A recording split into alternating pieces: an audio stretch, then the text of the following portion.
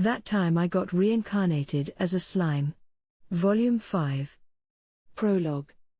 The Day of Ruin. The demon lord Carillion gazed up at the sky, a tense look on his face. Far beyond, he could feel a large, concentrated ball of magical energy flying his way, its aura so powerful that its owner didn't even bother to conceal it.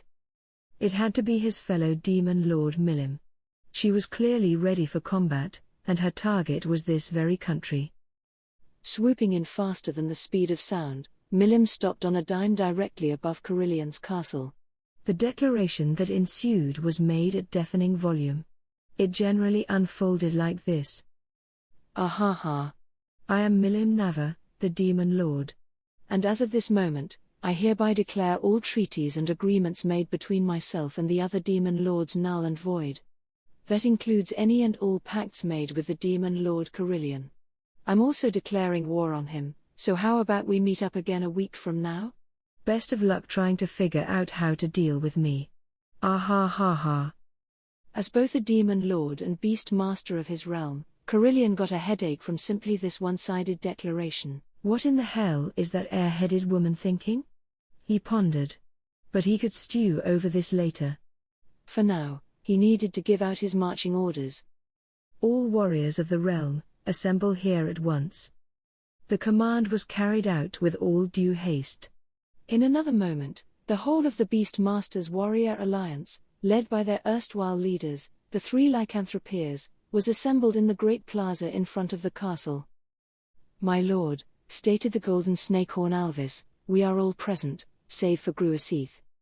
Right. Carillion sagely nodded. That single moment was enough, apparently, for him to compose his thoughts. In a week's time, he gravely began as his army eagerly awaited his speech, that Milim will come to attack us. The impertinent fool has abandoned all agreements made with other demon lords, not even bothering to convene a Walpurgis to make it official. This means she has made enemies out of all 10 of the other great demon lords who rule the lands. It is simply beyond comprehension. Milim always was one to work on impulse a little too quickly, but she can be both cunning and prudent in thought. I can only assume something has happened to drive her into action. No one in the audience doubted him. They could hear Milim well enough from back there. But it all seemed so unreal that many among them couldn't even guess how to respond. So, Alvis calmly said, how are the other demon lords reacting? Frey and Clayman aren't believing a word of it, Carillion spat back. Valentine's as unresponsive as always, and Ramirez is too busy bragging about her new guardian or whatnot to listen to a word I say. My compatriot guy couldn't care less, and I imagine the other 3 are similarly disinterested. Of course, if Milim and I really do engage in war, they'll certainly be forced to believe it then. It didn't sound like Carillion had many allies to rely on. Then war is the only option, General. Bellowed Sufia, the snowy tiger claw. And as for me, I've already got a ticket for the front row. Phobio, the black leopard fang and a man known to let his passion for battle get the best of him, rose. Sufia, he said, you can be so optimistic only because you know nothing about the demon lord Milim's strengths. I can't state this more clearly, she is on a different level from anyone else. The entire warrior alliance could take her on and be wiped out within seconds. His previous experience with Milim gave him due reason to be cautious, taking a more analytical approach to this threat. As far as he was concerned, any fight would mean a quick defeat for them. I am glad to see you act more maturely, Phobio. You know of Milim's power, I have no reason to doubt you. So who do you think is stronger, Milim or myself? Phobio winced at Carillion's fastball of a question. He took a moment to compose himself, then looked his master in the eye. It is impossible for me, Lord Carillion, to estimate the full strengths of 2 demon lords. However, as rude as it may be to say, I can tell you that the demon lord Milim lives up to every syllable of her alias, the Destroyer. He had avoided giving a direct answer, but Carillion could read between the lines well enough. Really, then? She is stronger than myself? He gave this a good belly laugh. Then perhaps this is the perfect opportunity to show all of you how powerful the Beastmaster can truly be. This, as far as Carillion was concerned, could be a golden opportunity. And he was not trusting too much upon his own powers, either. He knew, with reasonable certainty, that Milim was likely stronger than he was. But, you know, in the end, if I turn tail and flee from my foes simply because of their strength, would I honestly deserve to be called Demon Lord? Plus, you want me to give up the chance to fight one of the most legendary demon lords ever? I'd never turn my back on that much excitement. Now his blood was pumping, his heart dancing in his rib cage. Milim was a pillar of strength. One of the oldest demon lords and, despite her looks, someone who struck fear in the hearts of almost anyone with a pulse. And he'd get to fight her. It was impossible not to be enthusiastic. His parents had told him, as a child, a fairy tale about a dragon princess who ruled as a tyrant over her kingdom. Perhaps it was about Milim, perhaps it was about someone else. But back then, his parents' words to him were, "Inspire the wrath of the dragon princess, and your nation shall fall to ruin." Do not engage in conflict with the dragon princess, at all costs. Carillion always thought they were being silly. The beast kingdom of Eurasania was one of the continental superpowers, boasting a large expanse of bountiful land. They were a warlike people, and over half the population could credibly call themselves warriors.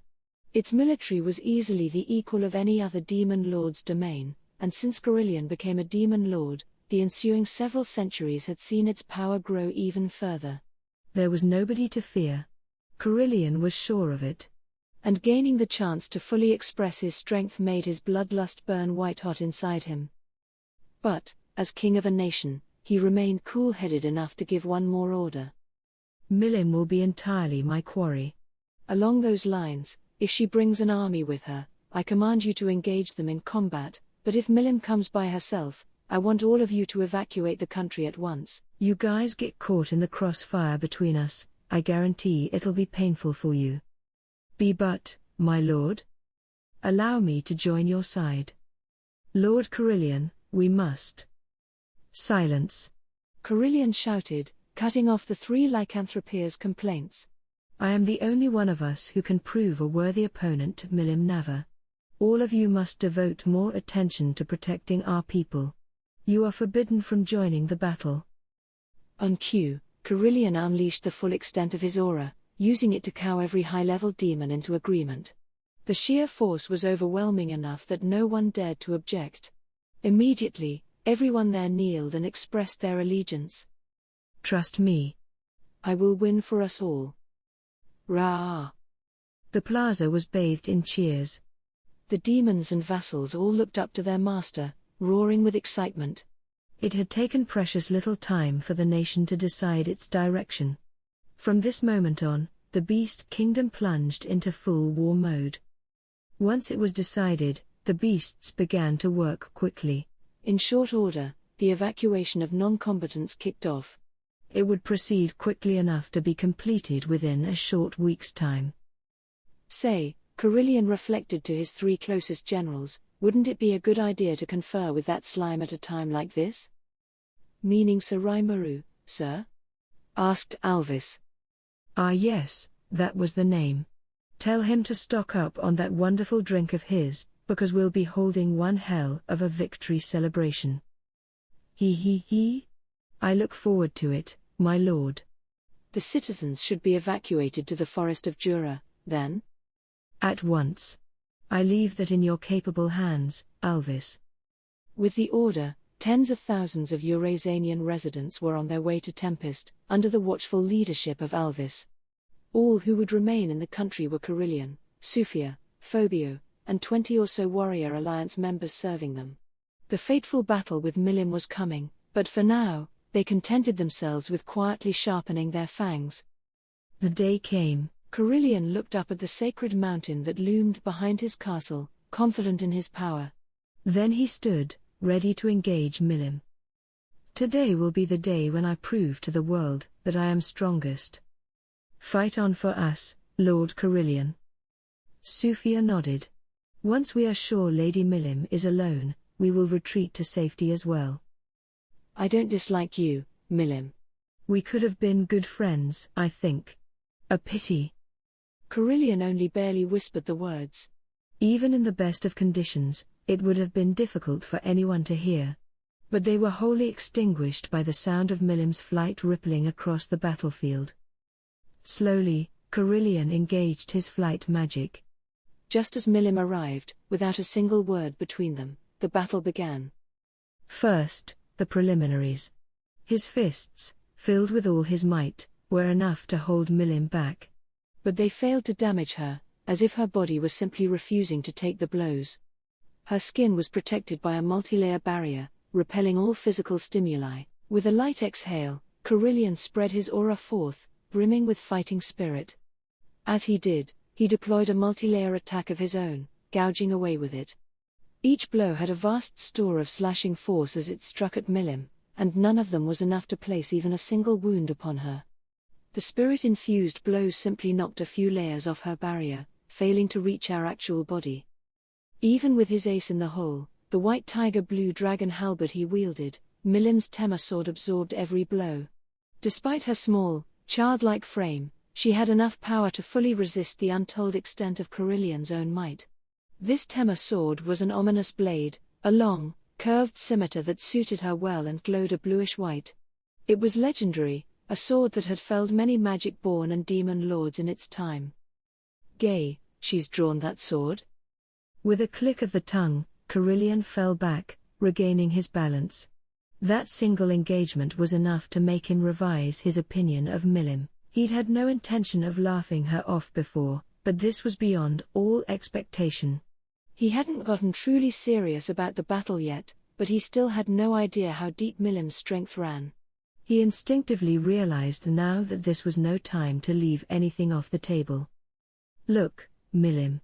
Why are you doing this?" The question was greeted with silence. Something was strange about this to him.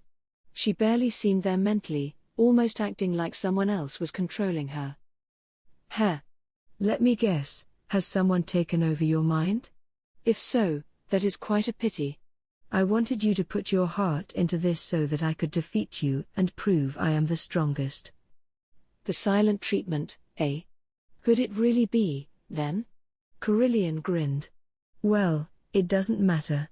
I'm going to win either way. The idea of the demon lord Milim having her brain taken over seemed like a sick joke to him. But she was acting weird enough that he couldn't dismiss the idea as sheer fantasy. If that was the case, then whatever the cause of this extremely odd turn of events, Carillion knew there would be no negotiating with her. This was a fight to the death, pure and simple. So, without hesitation, first as a magic-born, then as a demon lord, level by level, he unleashed his force. As befitting his name of Beastmaster, Carillion was a lion-type creature. The king of the beasts, leading all his own beasts. Beast transform, the intrinsic skill that all his subjects possessed, was now more powerful than ever, transformed within him into the unique skill Royal Beast. Such was the form that Carillion was in now, the king of all creatures both beastly and magical in nature. His head was the proud head of a lion, his body as hardy as an elephant's. His arms were as strong as a bear's but boasted simian dexterity. His legs were supple, as powerful as any in the feline family, and upon his back, he bore the wings of a great eagle. All these natural animal advantages melded with one another in the most beautiful of ways, covered in tough silvery fur. He was protected by legend-class equipment, the best there was, obtainable only by evolving one's own unique class weapons and armor over many years. On his head was a crown, a mighty bird decorating the edge. Around his waist, a jewel-encrusted belt bearing a black tortoise of basalt. In his hand, the white tiger blue dragon halberd. All of these were infused with the magical power flowing from Carillion's own body, letting them fully release their sheen and force. The power was overwhelming, incomparable to before the transformation. This, beyond all doubt, was the demon lord Carillion's true form. Milim's eyes twinkled momentarily at the sight, long enough that it caught Carillion's attention but short enough that he wondered if he'd imagined it. "Now, Milim," he intoned, dismissing the thought.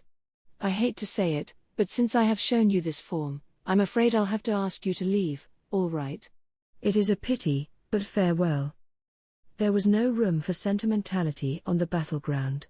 The moment he shouted it, Carillion focused all the power coursing through his body upon his blade. On the ground, the sheer weight of energy would be enough to rend the earth, pulverizing anything nearby. Even now, the remains of the aura filled the air like burned-out embers, hot enough to scorch the atmosphere itself. Prepare to disappear from this world forever. Beast roar. This was, in essence, a particle cannon that fired magical force. The tip of White Tiger Blue Dragon was now gone, reverted to its composite magical particles. It was the Beast Master's ultimate finisher move, one that could make everything in front of it vanish without a trace on the ground. Normally, its force did not begin to dissipate until around 300 feet from the launch point. From there, it would gradually disperse before it reached its final point, 1.25 miles away. It was a long-range move meant for handling hordes of foes, and now he was focusing its entire fury upon a single figure. It was the first time he had ever done anything of the sort with Beast Roar, but Carillion was absolutely positive nobody could possibly survive such a blast. He gave it everything, no letting up, no thinking about what came next. It contained his full power. He could feel the magicule count drain from his body.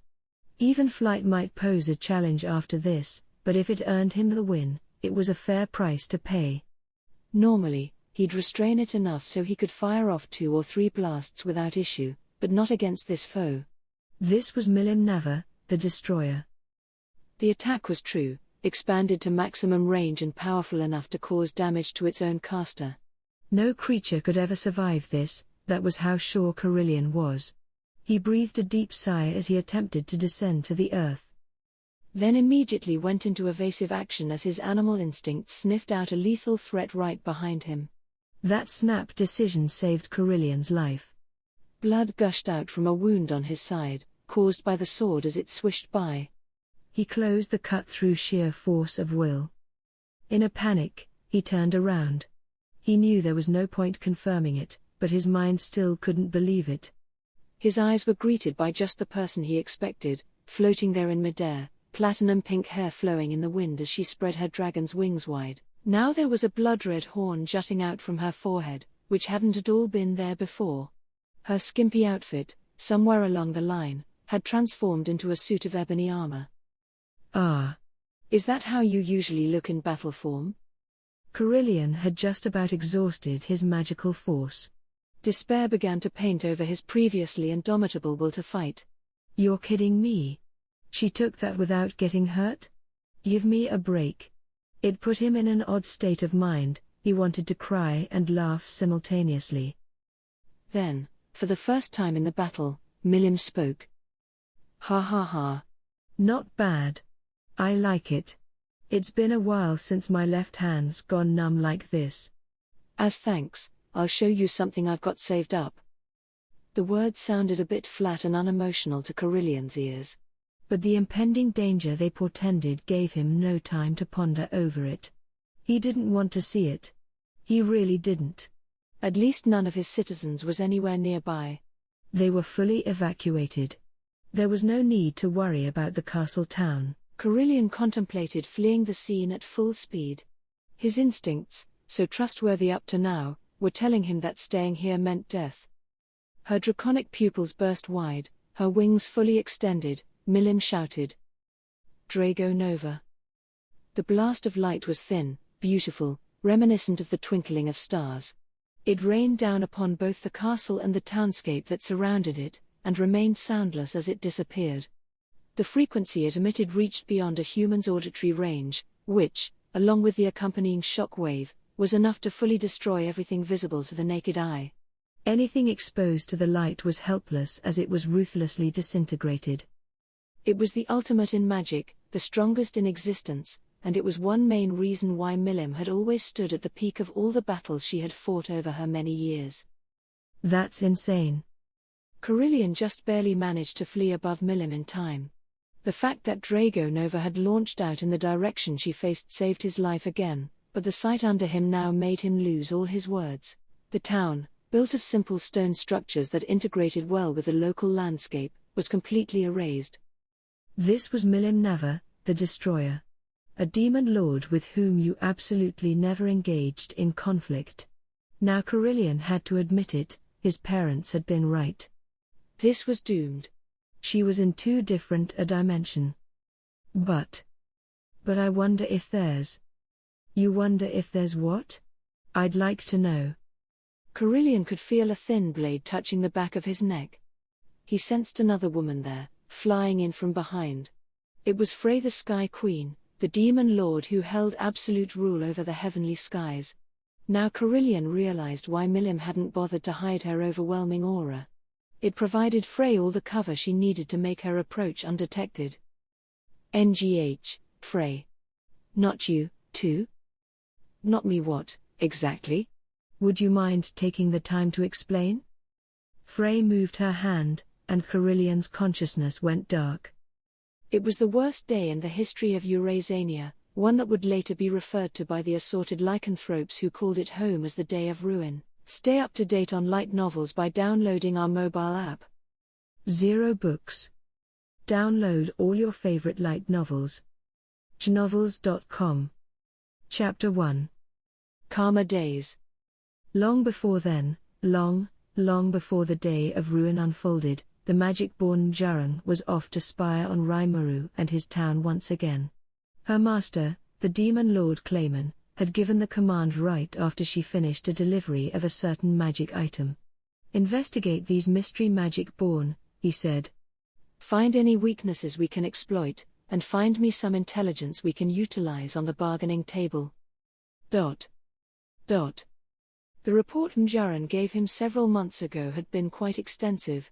It covered the monster town Clayman was curious about, their level of cultural advancement, and the fact that Milim had apparently become friends with the enigmatic Magic-born leading them.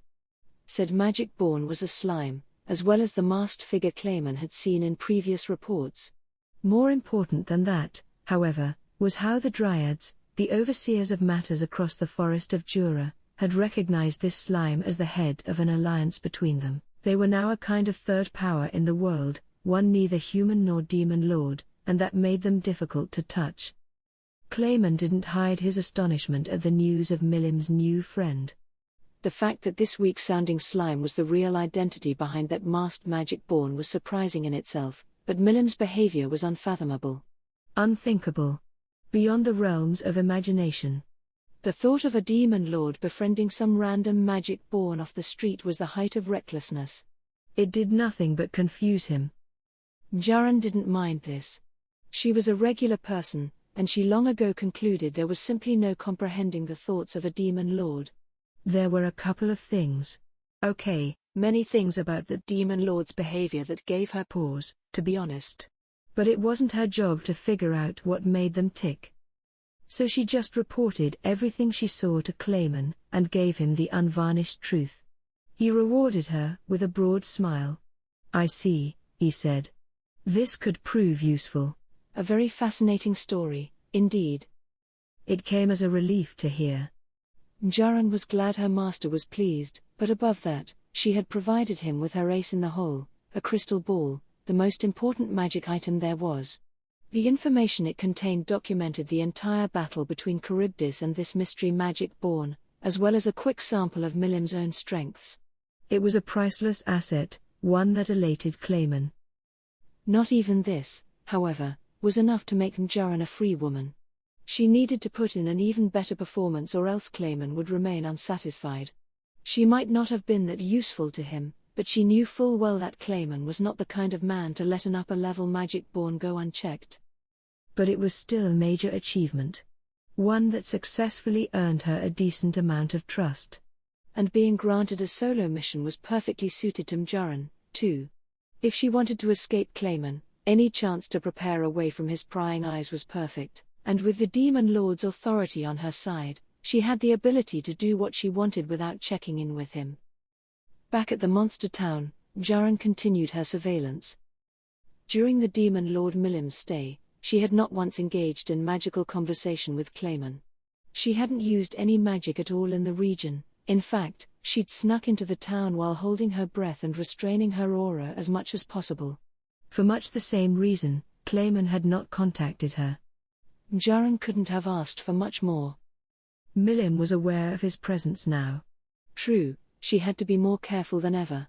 Fully realizing it might already be for naught, she made every effort to stay alert during her duties.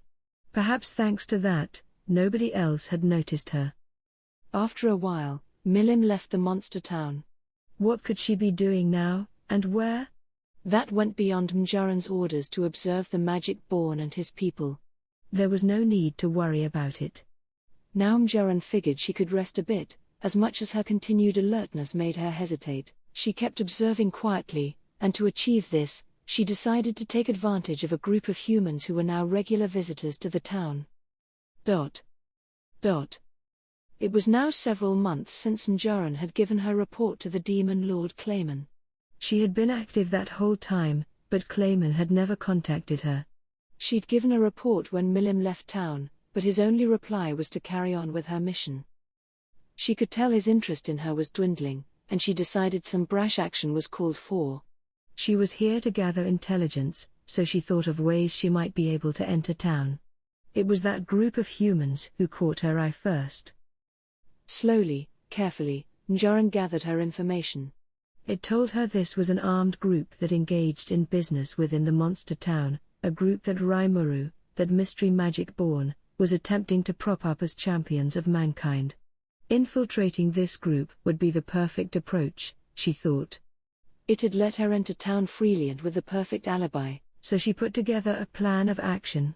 As a former human, pretending to be non-magical was child's play for her. Right now, she was beholden to Clayman for everything, but if it meant her freedom, she was ready to do virtually anything. If something could be exploited, exploit the hell out of it, such was her way of thinking. An approach that probably rubbed off on her from Clayman, as loath as she was to admit it. Before long, she was off to the kingdom of Farmus, the reported destination of the human party. My, she said with a sigh, human towns have certainly advanced as of late. Mjaran had last been a human being several centuries ago. The only towns to speak of at the time were the capitals of kingdoms, where all the royalty lived. Beyond that, you had a few villages larger than the norm, and that was it. There simply hadn't been a lot of humans around, not as many as now. She stayed out of sight by habit as she walked around town, in search of a certain location, the local Free Guild branch, in this territory ruled by Nidal Megum, Earl of Megum. She found it just as the sun was about to dip under the horizon. Opening the door, she saw it was crawling with ruffians of all shapes and sizes. Thickly accented voices attempting to negotiate with the front office brokers, voices yelling at one another in hopes of raising the sale price of their goods, happier voices bragging about the lofty achievements they scored today. The din almost made her feel dizzy, but she tried to tune it out, not wanting to use her magic for it. Then Mjaran heard someone whistling at her. One of the ruffians, no doubt, sniffing out the fragrance she typically wore to mask the smell of blood. Hey, look.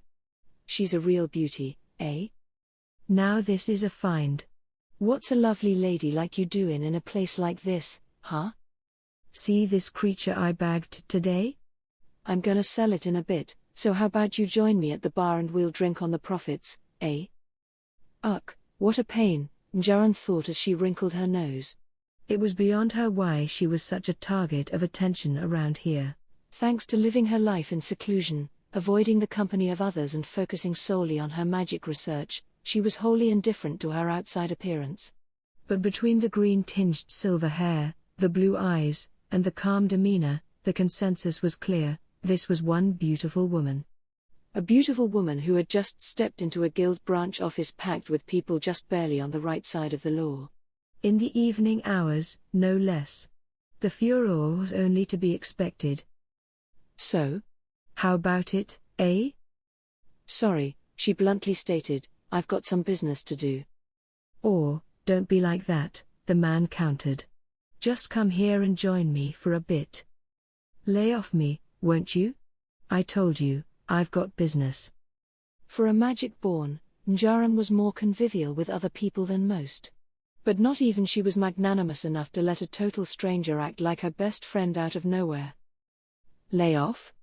Hell, you just walk right in here and think you're better than all of us? Ah, quit it, Isaac. You want the guild master to yell at you again? This ain't a tavern. Maybe she's got a job for the guild, huh? PFFT. Yeah. The man called Isaac took a step back, his eyes still squarely upon Mjaran. She nodded her thanks to the man who had stopped him, then made a beeline for the service window. I'd like to register, please. Registration? Will that be for a general-purpose member account, then? No. As an adventurer. Mjaran paused for a moment, thinking about which department to join, retrieval, exploration, or monster slaying.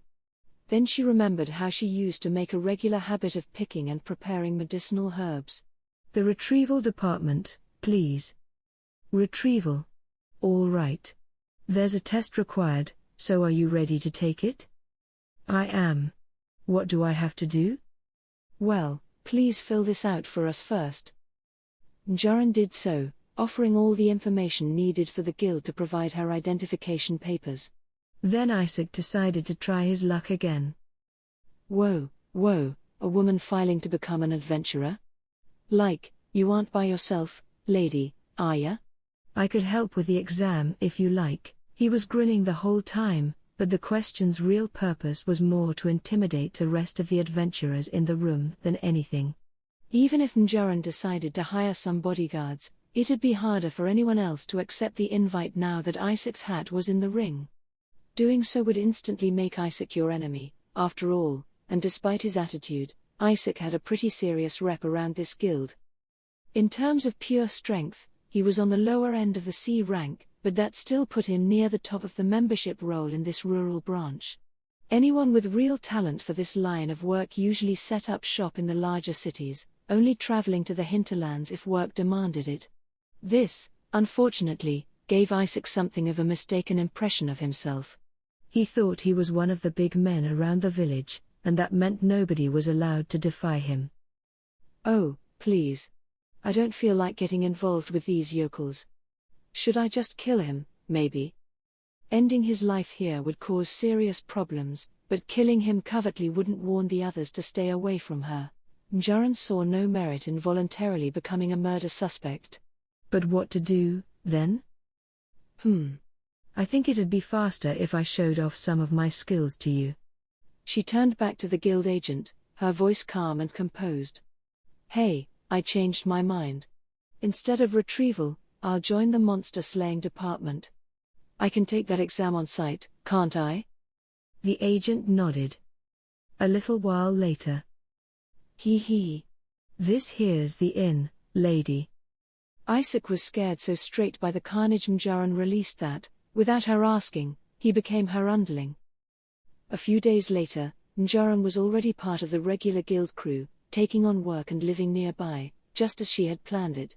Yom's team, the armed group she was targeting, would be here soon. She was waiting for them.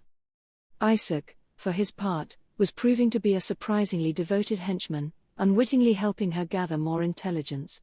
He was used to showing people around town, which helped Mjaran catch up on customers much more quickly than otherwise. He also happened to know a great deal about Yom and his team, which was an unexpected bonus.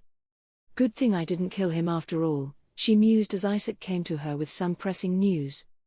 They're here, lady. Now it was time to proceed with her plan.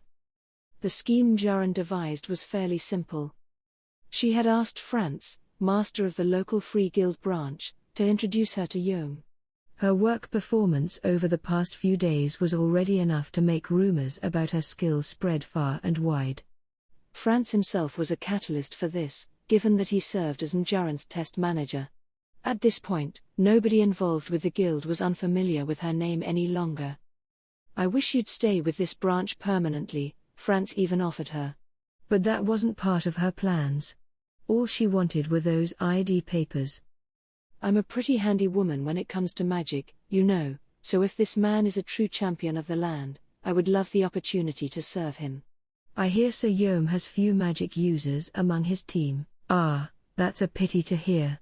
Still, you and Yom's party would help us out enormously, if indirectly. Very well. Rest assured that I will give you a glowing recommendation. Things seemed pretty well set in motion, then. Or so Mjaran thought. Now she was holding her head in her hands. Why did it turn out like this? The introduction had gone well enough, at least. Huh? I already got a sorcerer and mysticist in Rommel and Jaggy. What can some girl do for us beyond that? I'm fine, thanks. This out-of-hand denial riled Mjuran. In that case, let me show you what an angry wizard can do. And she did. She, in so many words, beat the crap out of Yom. This got her on the team, and for some reason, they were treating her as the number 2 of the crew, a military advisor with the power to guide their direction, second only to Yom himself. This put her up there with Yom's aide-de-camp, Kuzel, and staff officer, Rommel. I was hoping I could just pose as a shamaness and keep a lower profile in this group. Maybe, Mjuran ruefully admitted to herself, she had a much shorter temper than she thought. The day taught Yom a lesson he had almost forgotten: never judge a book by its cover. They were in a largely deserted wood outside town.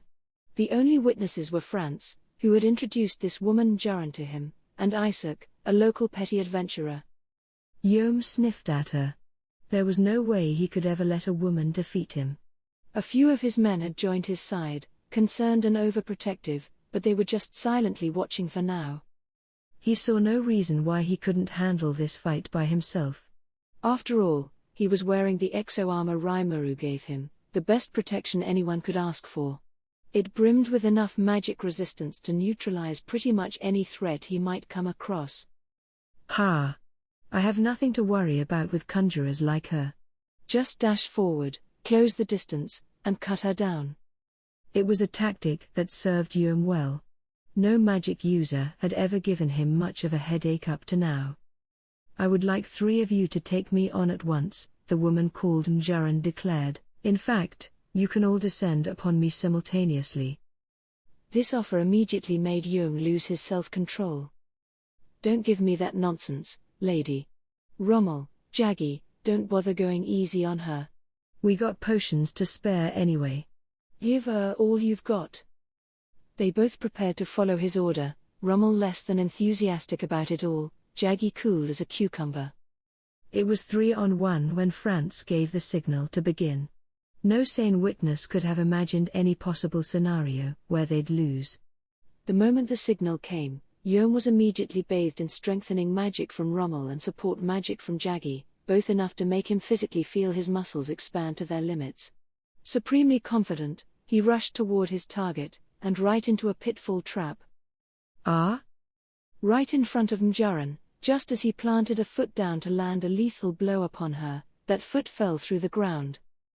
A spectral magic, earth lock, came the quiet voice as Yom floundered. Normally, this magic was used to help the caster gain surer footing, but when used on a target trapped in a pit, it made the walls literally close in. Just as the battle started, Yom was out of the contest. How on? I've never seen such simple magic used in such a devious way. Marveled Rommel. One couldn't blame him. Mjuran had used 2 magic spells, one to soften and muddy the ground enough to build a pitfall and a much simpler one to solidify it again.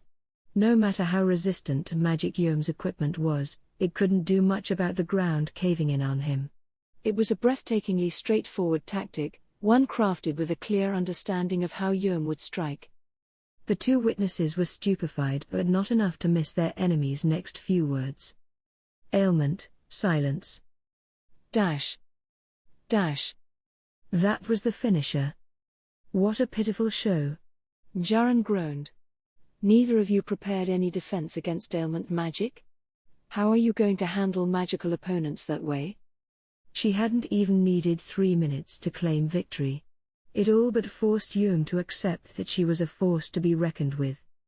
They were all at the local tavern that night, holding a small celebration to commemorate Mjuran's induction into the group. Yeah, ha ha ha ha. You're a strong woman, you are, Kuzel managed to work in between his laughter. Sure wasn't expecting the boss to get trounced like that. Shut it, Kuzel. I just didn't think it'd be so easy. Is that normally how magicians go at it, Jaggy? Oh, no, boss, that's just crazy. You'll never find a wizard who wouldn't flinch at the sight of a skillful warrior's sword thundering their way. You need to define a point to dig a hole at, too, so you gotta have enough courage to stand right by it to serve as the bait. I don't think either I or anyone else would try something like that. He's right, Yom. She must have planned out that whole bait job in advance. I guess Njaran was right, sooner or later, we would have met our doom in a clash of magic. The conclusion made Yom realize all over again how lacking their team was. PFFT. True enough. I can brag all day about how invincible I am, but it don't mean a thing without results. We took you on 3 against 1, and we still lost, I'll admit that to ya. So, I'm sorry to bother you about this, but I hope you can teach us how to fend for ourselves against magic-wielding foes. Indeed, Rommel added, they never taught us how to fight like that at the Magic Academy. We did learn about taking advantage of the terrain in my Legion magic classes, but... Well, I could help you a tad, perhaps? Oh, wonderful. I've just got to broaden my knowledge a little. Better learn how to use my skills more effectively. I'm in on this, too, yeah, said Jaggy. Certainly. But just a little, all right? Yeah, Yom interjected. Thanks a lot for putting up with us.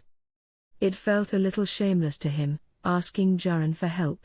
But it nonetheless meant that she was part of the team now, a trusted advisor, no less. Njaran was starting to suspect she was a bit of an easy mark. She had infiltrated Yom's team in order to more fully investigate the nation of monsters in the forest, which was fine, but now she was some kind of senior official among them. These people are so stupid. They don't suspect for a moment I'm magic-born. She looked down on them for that, but there was still a faint smile on her lips. Interacting with these kinds of people for the first time in quite a while was oddly exhilarating. She wanted this to continue, whether she consciously thought it or not. She wanted to enjoy this state of affairs for just a little while longer. Then, an innocent look on her face, she went back to her usual work. Once she'd joined Yom's team, Njaran's days suddenly became packed. She was responsible for giving tactical advice to the party, providing in-the-field guidance on working together to fend off monsters and magical attacks. She had inadvertently admitted to them that she was a wizard, but there was no point regretting that after the fact. She couldn't take back the words, so she resigned herself to their consequences, offering her teachings to Rommel, Jaggy, and everyone else in the party at least somewhat familiar with magic. Tactical advice was enough of a workload, magic only added to it. Simple curses were easy enough to teach others about. She was a witch, so talking about the kinds of magic available to humankind was child's play for her. Higher-level magic, on the other hand, was a far different story. Some of it could be conjured only by magic born. Blithely imparting everything she knew could cause serious problems for her later. So what were humans capable of? Where did the boundary lie between what they could and couldn't handle, magic-wise? She needed to know that before anything. This is such a pain. Why did it turn out like this? She could whine about it all she wanted, but she knew full well that she had done this to herself. As military advisor, she had one other important role, casting the deciding vote on the party's actions. This was its own barrel of monkeys, one that required far more work than she'd anticipated. Whenever regular reports came in via the communication crystals installed in each village, the team's main officers would congregate and work out their future direction. Njaran was among them, but something about these meetings, likely the lack of intelligence among the men, she guessed, made them drag on forever without any resolution. It sorely tried her patience. They passed out these incredibly valuable magic items to all these settlements, and now they were wasting time quibbling over the silliest things thanks to them. She spoke up about all this waste, and once again, she sealed her own fate with it. Now she was giving orders to each individual platoon, making arrangements for them and reporting directly to Yom about them. It was all her. She didn't understand why they were giving so much responsibility to someone brand new to the squad, but given the lack of other qualified candidates, it was like they had just been waiting to spring all this on someone like her. The only real decent-minded person among them was Rommel. Man, Njaran, I don't know what we could have done without you. Receiving such heartfelt thanks made it tough for Mjaran to disappoint him. Imagine, she thought, trusting a magic-born like me. I can't believe what a pushover I am. But she never said it. He had apparently been hired right from the Magic Academy by the local earl, who had tapped him to serve as his personal conjurer. He had essentially no battle experience, making it hard for him to be decisive on many matters. Until Mjaran came along, every day was a long trial and error process for him. Rommel did seem to have a good head on his shoulders, though. She could practically feel him maturing as she taught him. For now, her main mission was to get Rommel up to snuff as quickly as possible so he could take her place for a change. Once they decided on a plan of action, the team had to carry it out. They went around the villages in their territory, in order of priority, and dispatched the monsters that appeared. It was her job to juggle the adventurers stationed in each area and keep the whole operation purring. Why do I even have to do this? This is ridiculous. She thought she had a legitimate complaint, but as long as she had that mission to infiltrate the monsters' country, she couldn't quit in a huff yet. The whole plan was starting to seem like a failure, but she couldn't bail on it now. Through it all, days passed on as Mjaran firmed up her position on Yom's team. Defeating monsters, saving villages. This is wrong. It's got to stop somewhere. But even as she whined to herself about it, she also felt oddly fulfilled. Dealing with people for the first time in ages, recalling emotions she thought she'd forgotten about. And then, finally, mercifully, the group found the opportunity to head back to Tempest. The magic-born Odysee was joining them as a guest in their battle training. Arg. Boy, that old coot sure isn't letting up today, either. Gee gobter. Is that demon, is Sir Hakuro like this every time? It astonished Odysee, covered in welts and bruises from head to toe. Gobter, his hobgoblin companion, didn't look much better. Oh, you bet he is. No joking. Gobter wouldn't dare say that in front of the teacher himself. Odysee firmly agreed, but he bit his tongue so as not to sound ungrateful. It saved the day for him. Oh? By old coot, you wouldn't happen to be referring to me, would you? Gah. Master, why are you? Silence, you insolent oaf. It'll plainly be at least 100 years before I let you call yourself a disciple of mine. They'd both thought he was gone, but there he was, completely concealing his presence until the last minute. His wooden practice sword swung down, faster than Odysee could follow with his eyes, and smacked right against the crown of Gobter's head. He was out cold in an instant, eyeballs lolling around the backs of their sockets. Odysee watched piteously as Hakuro then dragged him off, no doubt for yet more instruction. All he could do was pray for his friend's safety. He was here in Tempest on orders from Phobio, one of the 3 lycanthropeers, to live in this nation and observe its people. Rimuru, its leader, was away from the land for the moment, but he had already given his full permission for Odysee to be there. It was hard for him to believe the leader of Tempest was traveling the world solo, but none of his subjects had any objection to it, so he did not press for an explanation. Right now, his priorities were pointed more toward using this opportunity to gain as much knowledge and experience as he possibly could. Along those lines, he was joining in every training session Hakuro offered him. This was per the invitation of Yom, the first human friend he'd ever had. Odysee hadn't expected it to be so grueling at the time, but this session was different. The training Hakuro gave when only native Tempestians were in attendance was like nothing he had seen from him before. This is incredible, he marveled. He was going easy up to now just so Yom and the humans wouldn't be ripped apart. Yom's training involved a rundown of the basics with a bit of skill training mixed in, but the session they just wrapped up was almost all core foundational stuff. Don't expect me to teach any arts to a bunch of weak-hearted sissies like you. Hakuro bellowed as he bashed his pupils to bits with his practice sword in battle, Odysee included. You'll have to seize them from me by force. Watch with your eyes, and stake your very lives upon learning them yourselves. Odysee was at least somewhat confident in his skills when he joined in. Now, he wasn't. The results were clear as day.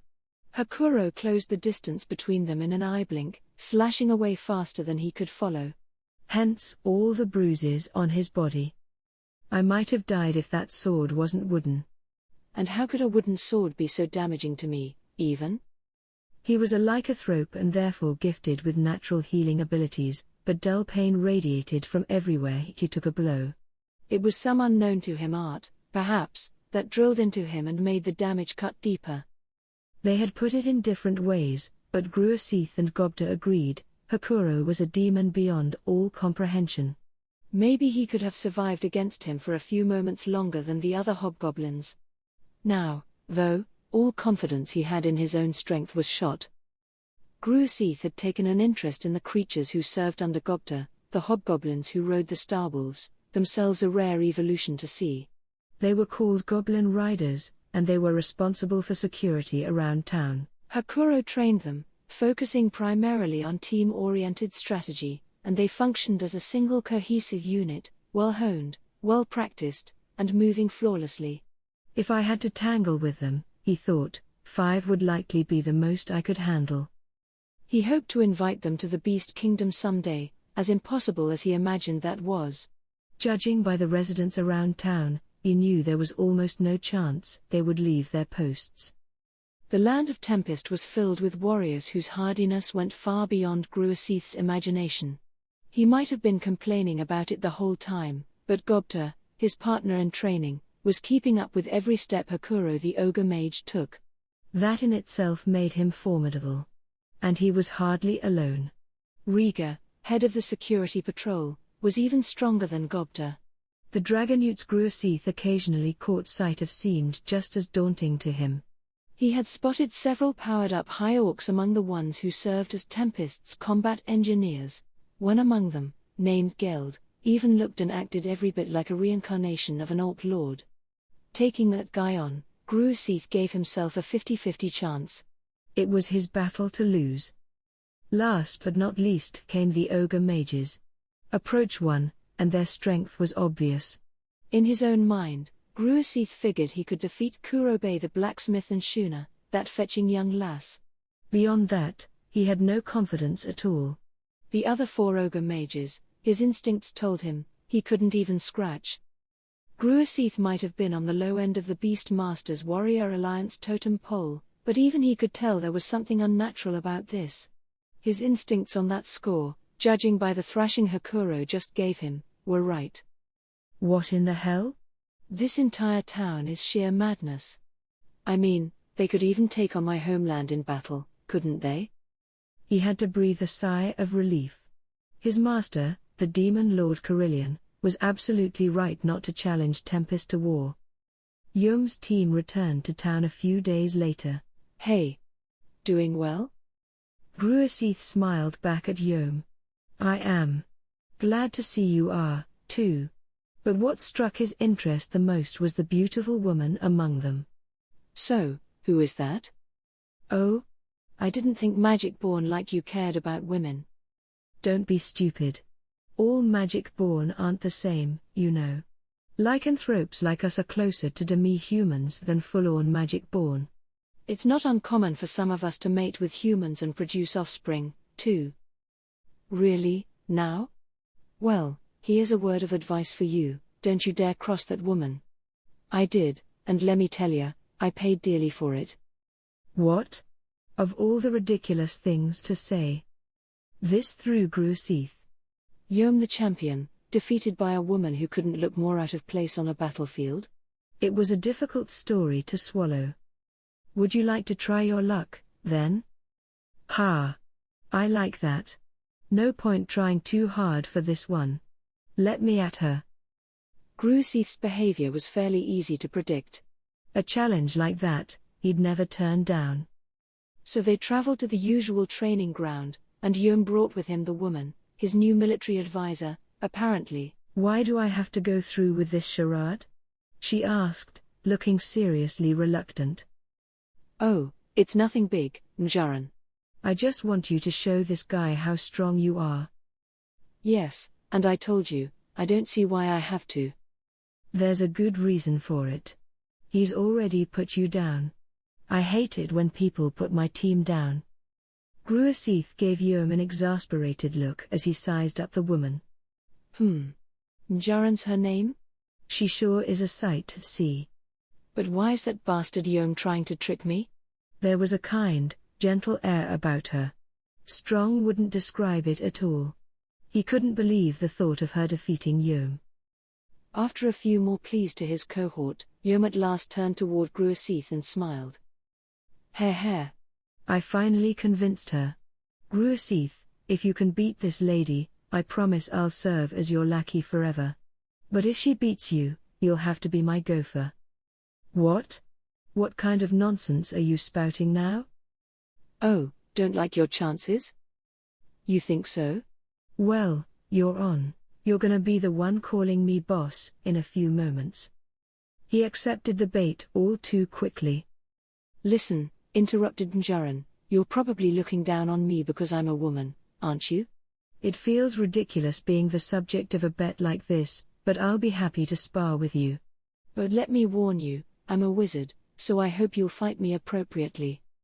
A wizard, eh? You sure you should be giving me so many details before combat even begins? Of course, with that get-up, it's pretty easy to picture you as a conjurer. The term wizard referred to those adept in at least 3 different systems of magic. It implied talent in these dark arts far greater than your run-of-the-mill sorcerer or mysticist. The magic they wielded was as diverse as it was powerful, several times more so, it was said, than the attack magic of a typical conjurer. What Njaran had just said, in effect, was that she was a well-seasoned, battle-tested magic expert. Gruasith got the hint, and it made him respect her more, but he still didn't take any special precautions. A higher-level magic born like him had intrinsic magic resistance, and as long as limbs weren't flying off him, his self-regeneration skill could heal most wounds. Anything short of lethal magic could be safely ignored. Plus, he thought, if she can cast magic powerful enough to kill me in one stroke, she'll need a vast amount of time to chant the spell. Conjurers like her leave themselves wide open, I can just finish her off then. It was the exact same thought process Yom had gone through back in the day. The results were similarly predictable. Bah ha. Wooja, look at that. Gruasith found himself bitterly looking upward as Yom held his stomach and laughed for a good long while. Damn it. How's this even happening? His cheeks were red with embarrassment, not half because he was buried up to chest level in the ground. It took a lot to keep from crying. I know I probably should have begun with this, he told Njaran a bit later, but my name is Gruasith. Perhaps it did not show very much earlier, but I am a lycanthrope and upper-level magic born. And by that, I don't intend to suggest I could have won if I transformed, let me assure you. They exchanged a few pleasantries with each other, pleasantries filled with sarcasm and excuses, although it would have sounded innocent enough to the impartial observer. Well, you two keep getting along, all right? So, Gruasith, about the promise earlier? Right. Yom, from now on, I promise I will call you boss. The Demon Lord Carillion is the only master I will ever truly devote myself to, but I see no reason not to show respect to someone I view as above me. You sure about that? 'Cause I really meant it more as a joke to motivate you than anything. It's fine. But if I may be honest, if Lord Carillion ordered me to kill you, I would not hesitate for a single moment. My apologies, but that is how the rules operate between us. Fair enough. I'll try to keep that in mind.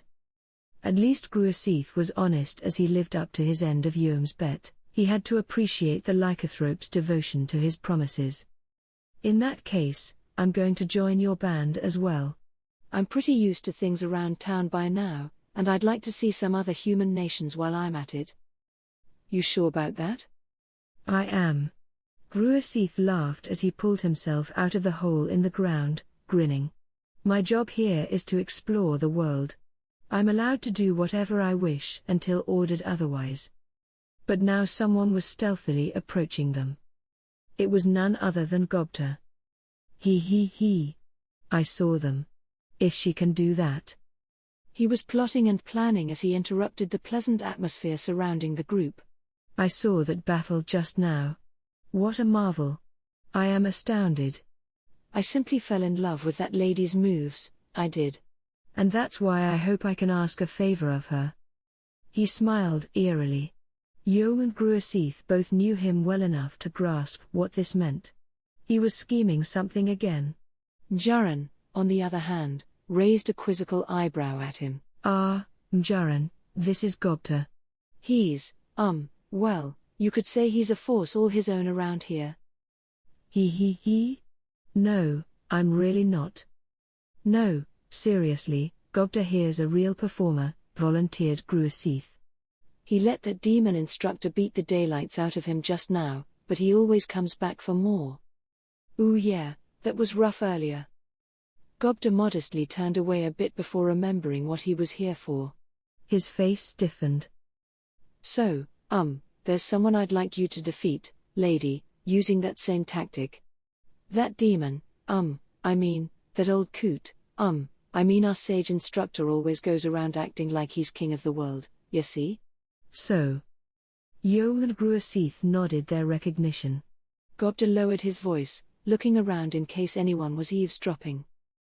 I'll help you with this, Mjaran. If we can beat him, that'll force him to treat us with some respect, at least. Besides, I'd love to see how the guide react to that.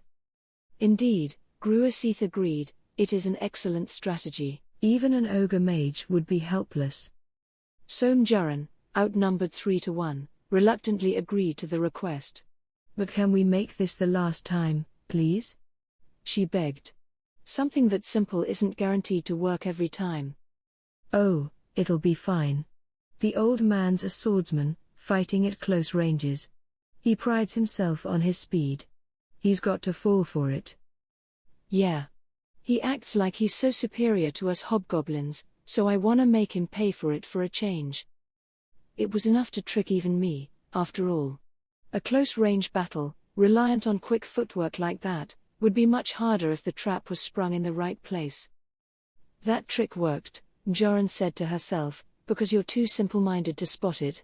It can't put up with that much heavy use. But, she pleaded, what pretext should I challenge him with? Any excuse should do, ventured Gobta. Just tell him you want more instruction on dealing with magic cast-in foes. So this should be a scrimmage, then, not a real battle? That's fine, isn't it? It'll just be one strike. Tell him whoever hits first wins, and I'm sure he'll be fine with it. Indeed, Yom. Magic resistance plays no part in those rules. Land a spell upon him, and you win. If he touches you first, he wins. A test of speed, you could say. Do you really think I'll be willing to accept those rules? That puts conjurers at an enormous disadvantage. How can someone like that compete in speed with a swordsman who's clearly faster than they are? Ooh yeah, Gobta admitted. Accepting restrictions on your own abilities when you don't know what your opponent's capable of is like signing your own death certificate.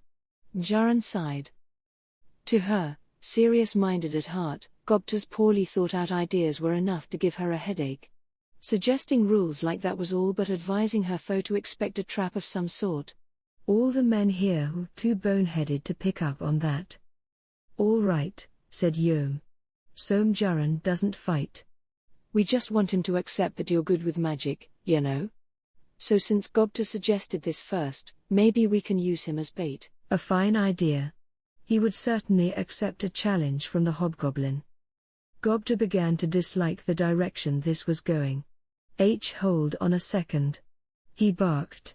Yom and Gruaseath were too busy working out the plan to listen. It'd be hard to bow out at this point. Having Mjaran fight for him seemed like it'd bear positive results, but if it was his neck on the line, that gave him pause. Oh no. If I mess this up, I'll be in big trouble, won't I?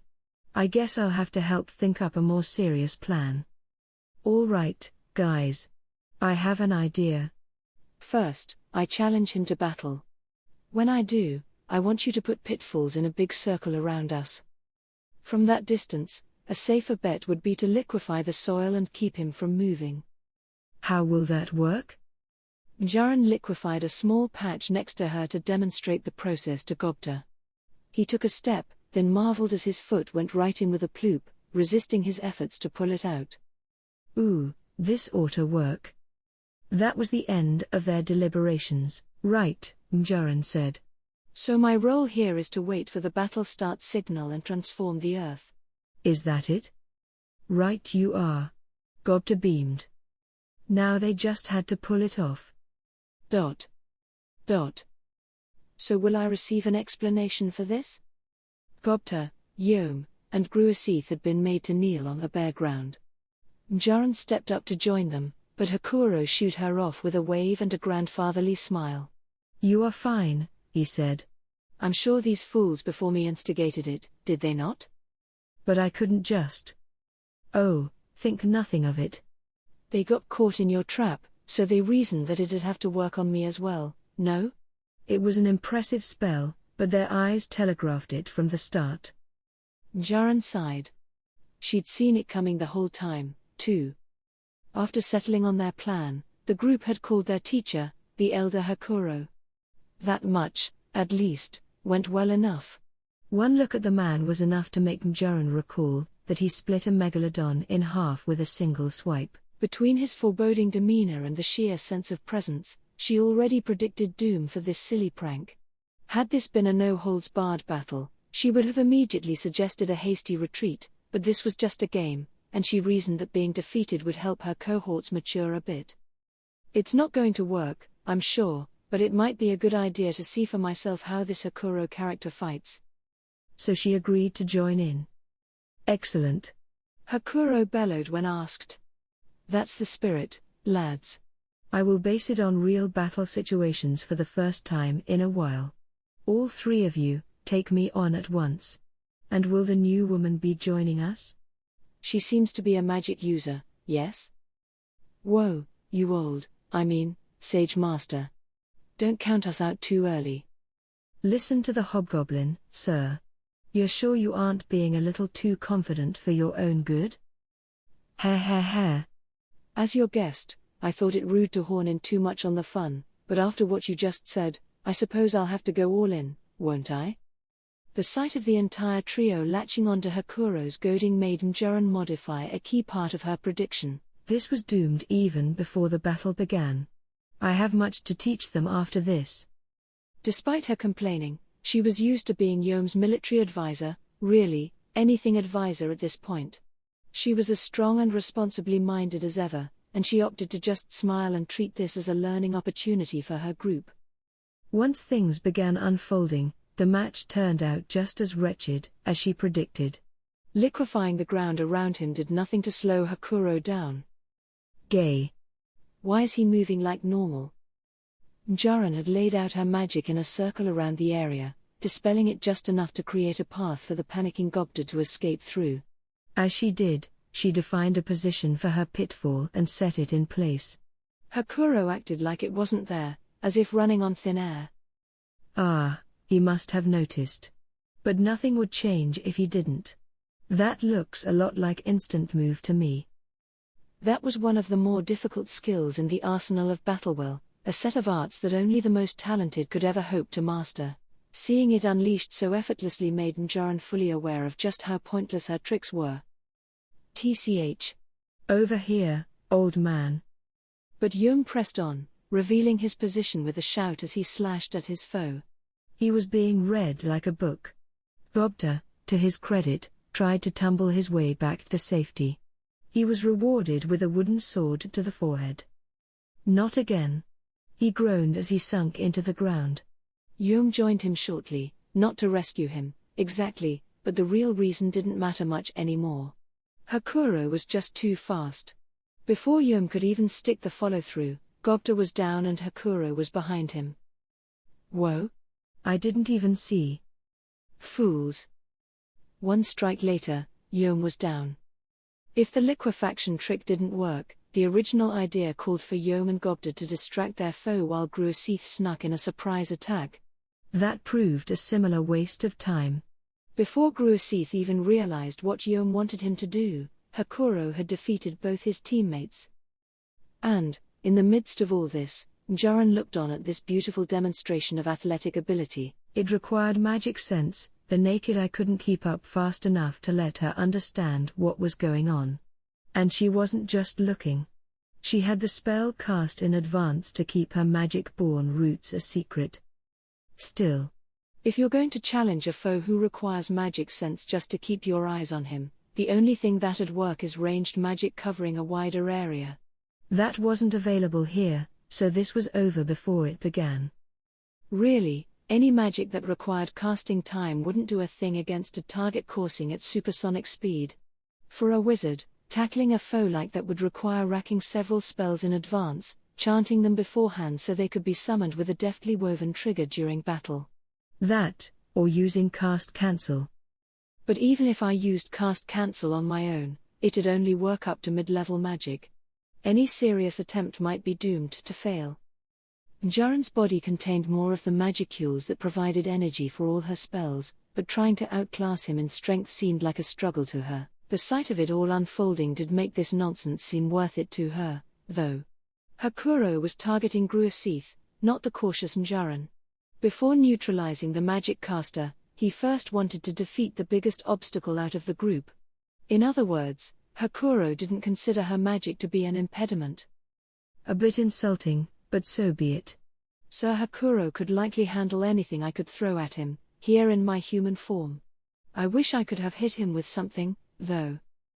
Following her pre-game analysis, Njaren had prepared 3 small explosive spells, meant to be triggered in a staggered arrangement. The first went off before Hakuro's eyes as he struck down Gruasith, not a lethal bomb but a blindness strike that plunged the two of them into darkness.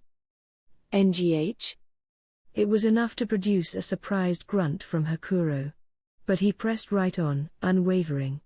Gruasith had a keen enough sense of smell that blindness wouldn't affect him in battle. That was the whole backbone behind this plan, but Hakuro didn't rely on that sense much, either, so much for that. Can he read people's presences, or? Of course, Njaren had guessed in advance that blindness wouldn't slow him. Without flinching, she launched her second magic. This was a flashbang, a spell that created a flash of light and a deafening noise to paralyze the target's sight and hearing. It was one of her anti-human spells, effective in or out of doors, and she expected the blindness bomb would only accentuate the effect. And again, she was right. Just before the magic took effect, she saw Hakuro edge backward for a brief moment in his darkness. He was within point-blank range of the light and noise, but he paid it no attention at all as he sprang back into action. I knew it. I suppose Hakuro knows magic sense as well. The reaction to that flashbang was something shown only by those who could read the flow of magic, the movements of magicules. The blast itself, too, had no impact on him whatsoever. Just like Njaren, he based his decisions in battle off magic sense. That meant he could read all magic before it happened, and that meant Njaren would have had to bust out the big guns immediately if she wanted to impact this fight at all. Ignoring her and tackling Gruasith first was an extremely sensible decision. She had focused on keeping him safe from status ailments rather than trying to cast magic directly herself, but magic sense made all that moot. The operation was upended at its very roots. If anything, it hurt Njaren's ego, seeing her magic be so dismissively tossed aside like that. That was no fun, she thought. I was never too enthusiastic about this, but if he thinks he can pick on a wizard, let me show him what that costs.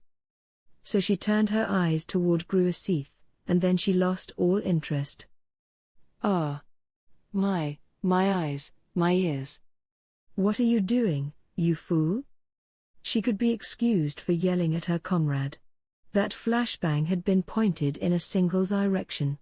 It shouldn't have affected Gruasith that badly. The idiot must have stared right at it. She told them all beforehand what magic she intended to use. She could conclude only that Gruasith was the kind of lycanthrope who, if you told him not to do something, would immediately try that out first.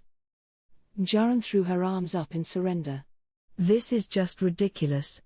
I thought the way lycanthropes are so stupidly straightforward with people would make them easy to use. But it's the exact opposite, isn't it? If that did nothing to you, then we have lost. I doubt Gruaseath will make any further contributions to our cause. Ho ho ho.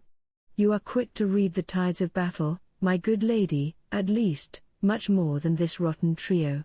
So you will not use your final spell? No.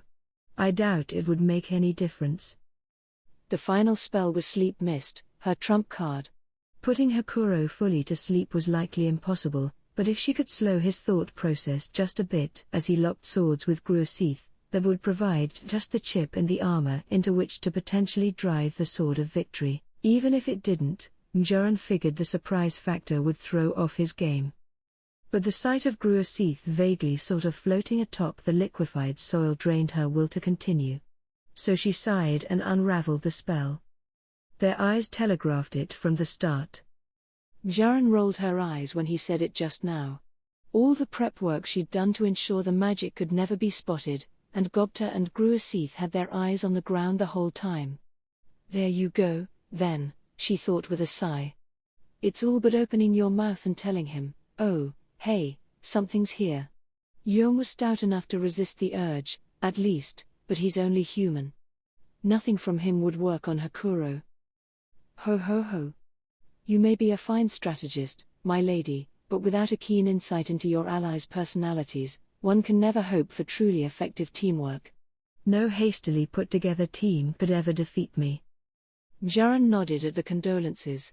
It's been a lesson for me, yes. I'd like to begin by examining them further in depth. Yes. A good idea. Hakuro nodded, then turned to his three kneeling opponents. So may I suggest you answer me now? Before I decide to switch blades from wood to metal? The avuncular smile he'd given Mjaran was a thing of the past. Now he was back in full demonic form. Pa. Whoa. Wait. 3 hours later, they were still there, legs numb from all the kneeling. Hakuro was making them stay until he was damn sure they wouldn't pull any more malarkey like that.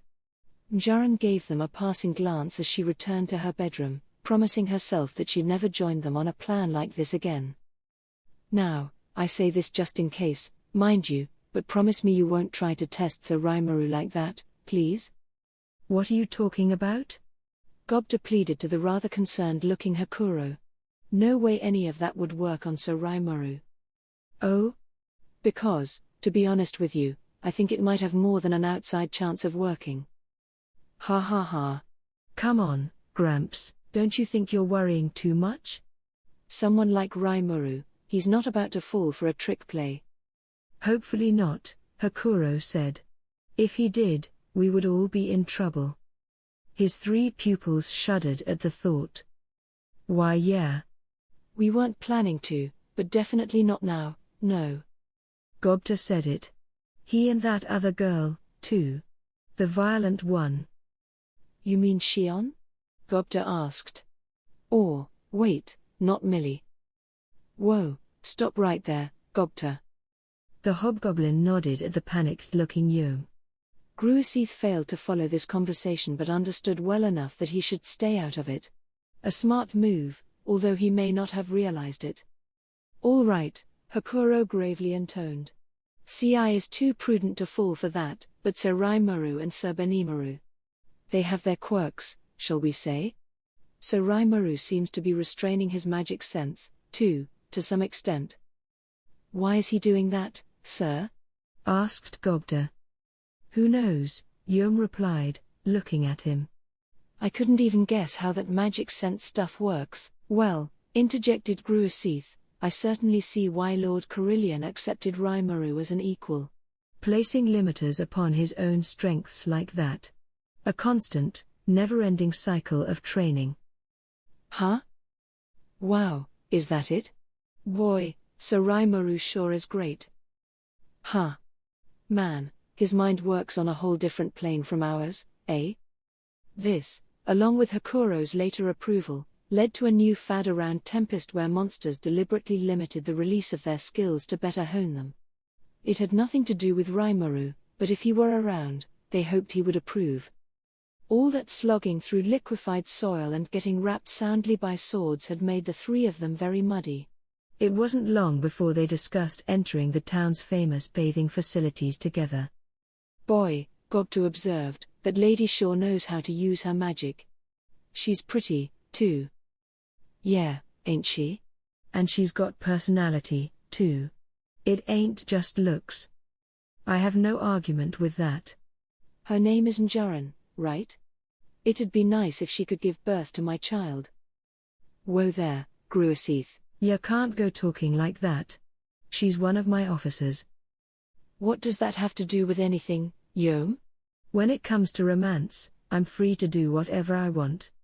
First come, first served. Wow, really? I'll keep that in mind. Don't you start, Gobta. Odysee snickered at the wailing Yom. Maybe I should talk to her myself, Damn it, Odysee, I go first. I'm your boss. Are you crazy? I just told you, romance is all about freedom. Yeah, Yom. It was turning into quite a heated argument by the time they reached the bathhouse. The moment they washed off and settled into the hot bath, Gobta's eyes began to emit a sinister twinkle once more. I just remembered Cabal said something to me when he was here last, he began. They say there are some baths in the world with a mixed gender rule. He said Sir Rimuru told him about it. And, you know, Sir Rimuru's word is law, isn't it? Hang on, Gobta.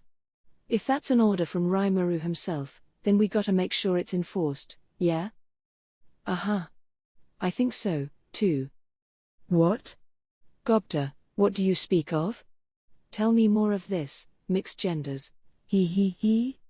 You like it, too, huh, Odysee? Well, it's like this.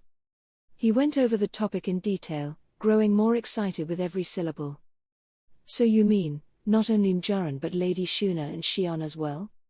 You gotta be kidding me, Gobta. I had no idea those were the rules around here. The pleasant sensation of the hot mountain spring soak was putting the trio's minds at great ease. It also raised their voices high, their schemes echoing around the chamber. Not all of it bounced back, however. Some of the sound waves wriggled their way right through the wall, and into the ears of Shuna and Shion, who had invited Njaran to enjoy the women's bath with them. I wonder if we should develop a potion to banish the stupid from their minds? Do not worry, Lady Shuna. I will beat it out of them until they cry for mercy and their willpower is retempered. I'll be glad to help, Njaran added. Records, sadly, did not exist to say what happened to the men afterward. Njaran, can we have a talk? Several weeks had passed, enough time for Njaran to get fully used to life with Yom and his crew, when her leader spoke to her. Certainly. What about? Not here, if you don't mind. Oh? That struck her as odd, but not queer enough to turn down his request. She followed Yom out of town and toward a deserted patch of forest. Oh. Did he find out who I am? I don't sense any traps or ambushes up ahead. The rest of Yom's team was still garrisoned in town. Njaran knew all their exact positions. She didn't much like the look Yom had exchanged with Odysee when he called her to him, but it still seemed like her cover was safe. So what is it, then? She remained baffled right up to the entrance into Forest of Jura land. Have we walked enough, then? What is? Njaran. The interruption made warning flags shoot up in her mind. No. Really? So had he found out after all? Had he told anyone else yet? Or was Yom the only one to ferret her out so far? Either way, she had to come up with urgent countermeasures before. I love you. I swear, I fell in love with you the first time my eyes met yours. Her mind stopped. What? What did he say? Huh? Assorted questions popped in and out of her mind, but that was the only response she could muster. Simply returning Yom's gaze took all her mental fortitude. Looking back, Njaran had always felt a pair of eyes upon her. It was true ever since she'd infiltrated his force. It belonged to Yom, and when their eyes met, she found herself averting hers out of awkwardness several times. It made her a tad nervous, perhaps wondering why he was so watchful of her. But maybe her misgivings were really about something else entirely. Are you serious? Yes. I promise I'll make you a happy woman. I promise. The sheer frankness of the confession made Njarin's cheeks flush. The last time she was, chronologically, a young woman, it was a good 7 centuries ago. Her memories of it were vague at best. No memories of anyone else back then. To her, romance was a completely novel experience. Unexplored land. Anxiety won out over happiness in her head. That, and he'll make me a happy woman? The demon Lord Clayman's used marionette heart to make me his personal puppet. If I can't get my real heart back, I can never be free, and there's no way to do that. And how could a human ever love me? They all die far too quickly. So she opted to delay her response. The logical part of her brain told her to say no and get on with life, but somehow, she didn't quite have the courage for that. 400 years of life as a magic born, and it was the first time she had ever felt so anxious about herself. Even after the confession, life went on as usual. Yom was usually fairly shallow personality-wise, but, perhaps out of respect for her feelings, he made no further advance upon Njarin. The feeling was no doubt mutual. Whether circulating around villages on monster hunts or relaxing back at town, Yom showed concern for her, but he never did anything to squeeze a reply out of her. What should I even do? As long as Clayman lives and breathes, there's no way his dream could ever come true. Somewhere along the line, Njarin began to have daydreams of herself more closely united with Yom. The logical part of her brain denied it could ever be a possibility, but she just couldn't bring herself to abandon the thought. Her mind gradually began to open itself to it, enthralling her so deeply that she didn't even notice Odysee staring at her, a troubled, lonely expression on his face. Life was good, and now, within a week's time, it would be destroyed. It has been a while, Njarin. Are you doing well? The magical communique from Clayman arrived out of the blue. It made her panic a bit. Lord Clayman. What motivates you to contact me? To her, Clayman was unworthy of her loyalty.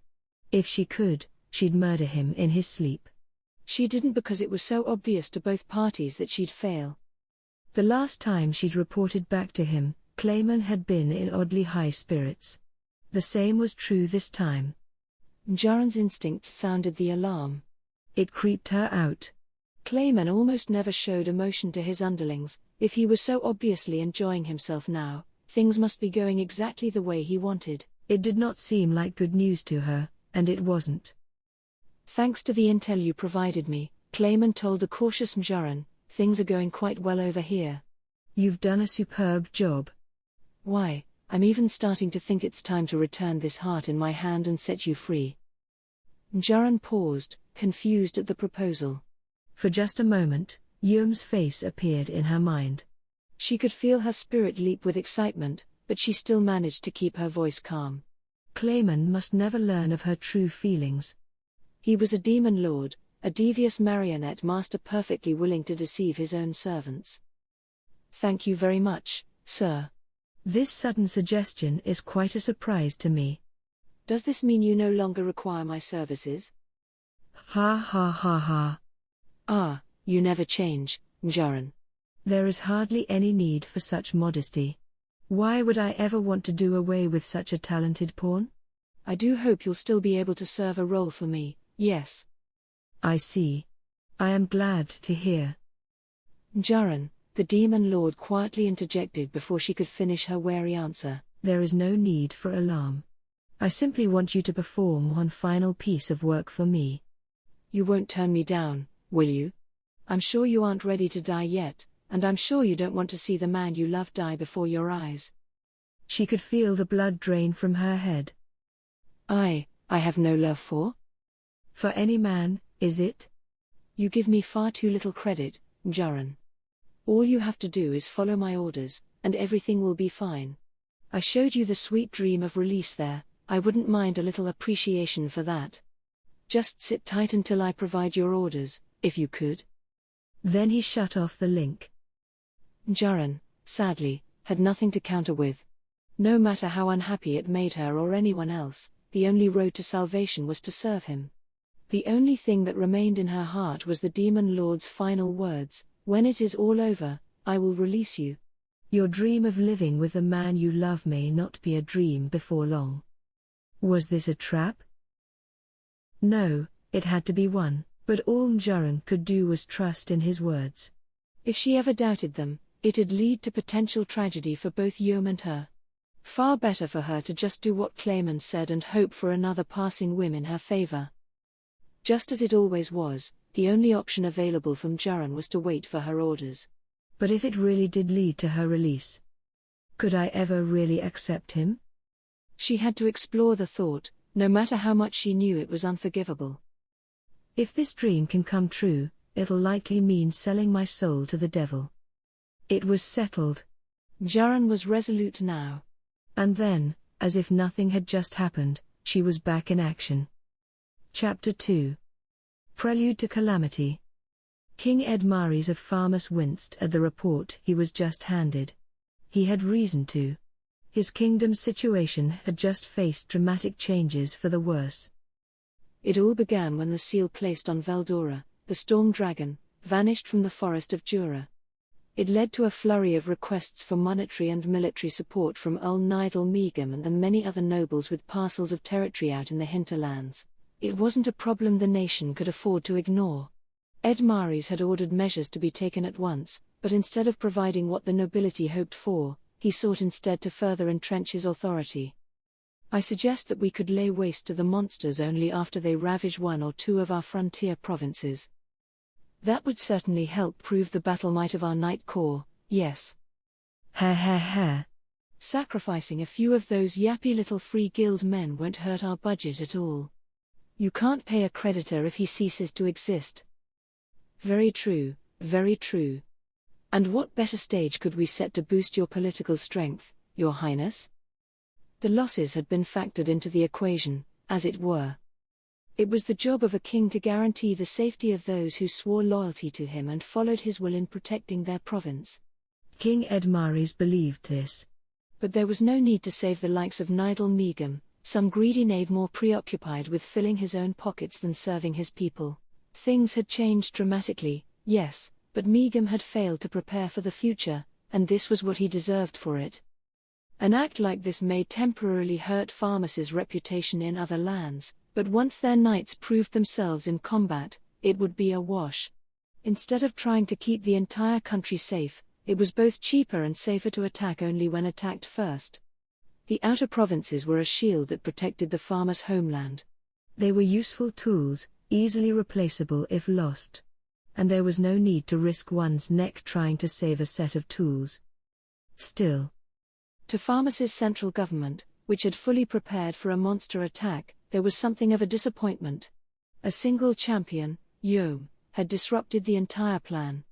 This man, rising up from the common people to form his own band, had gone so far as to defeat an orc lord and its entire force, so the rumors had it.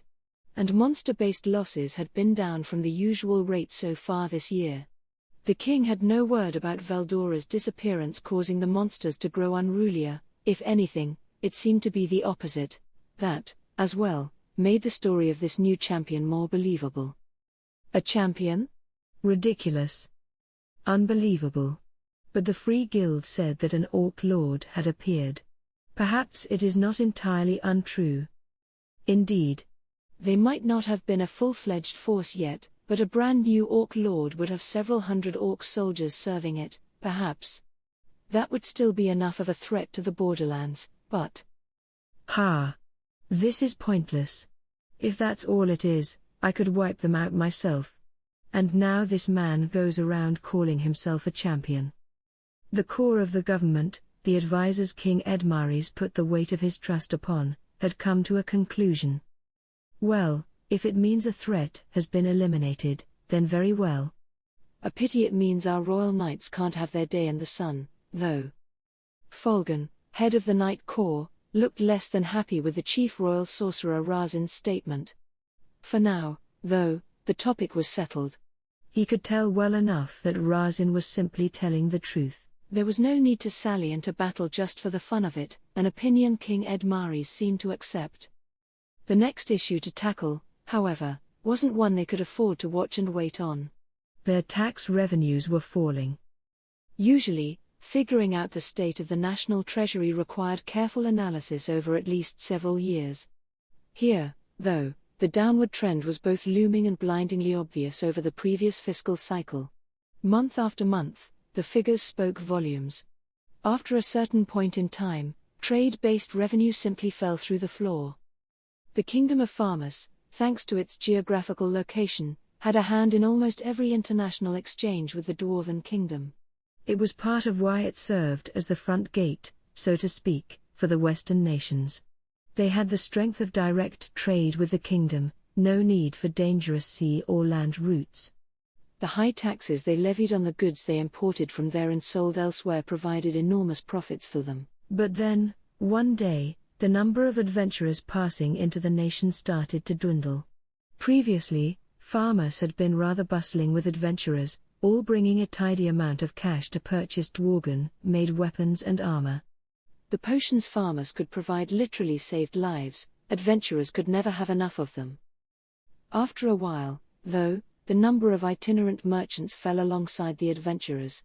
They were seeing similar crowds of them from the direction of Englesia still, but the flow from Bloomond and other nations neighboring Jura provided far more profit to them. With the lack of any other competition, Farmus was able to sell potions to these merchants at practically usurious prices. And now those people were gone. With all these foreign visitors suddenly disappearing, of course, it didn't take long for the inns and taverns that served them to suffer. The numbers were clear as day on paper within a month, so the economy minister hurriedly ordered his department to find the cause. The report that came back was enough to shock the entire cabinet. A new town has been established in the forest of Jura, a town inhabited by monsters. The news, provided by a spy sent into the forest, made King Edmaries whisper it can't be the moment he laid eyes upon it. But he remained composed. He was the ruler of a nation, and he needed to project his authority as king. I cannot believe it, but I must. The most important thing is, how will I connect this to our own profit? His outstanding intellect pointed itself toward the future. Before long, Edmaries ordered an emergency meeting among all the provincial lords of his kingdom.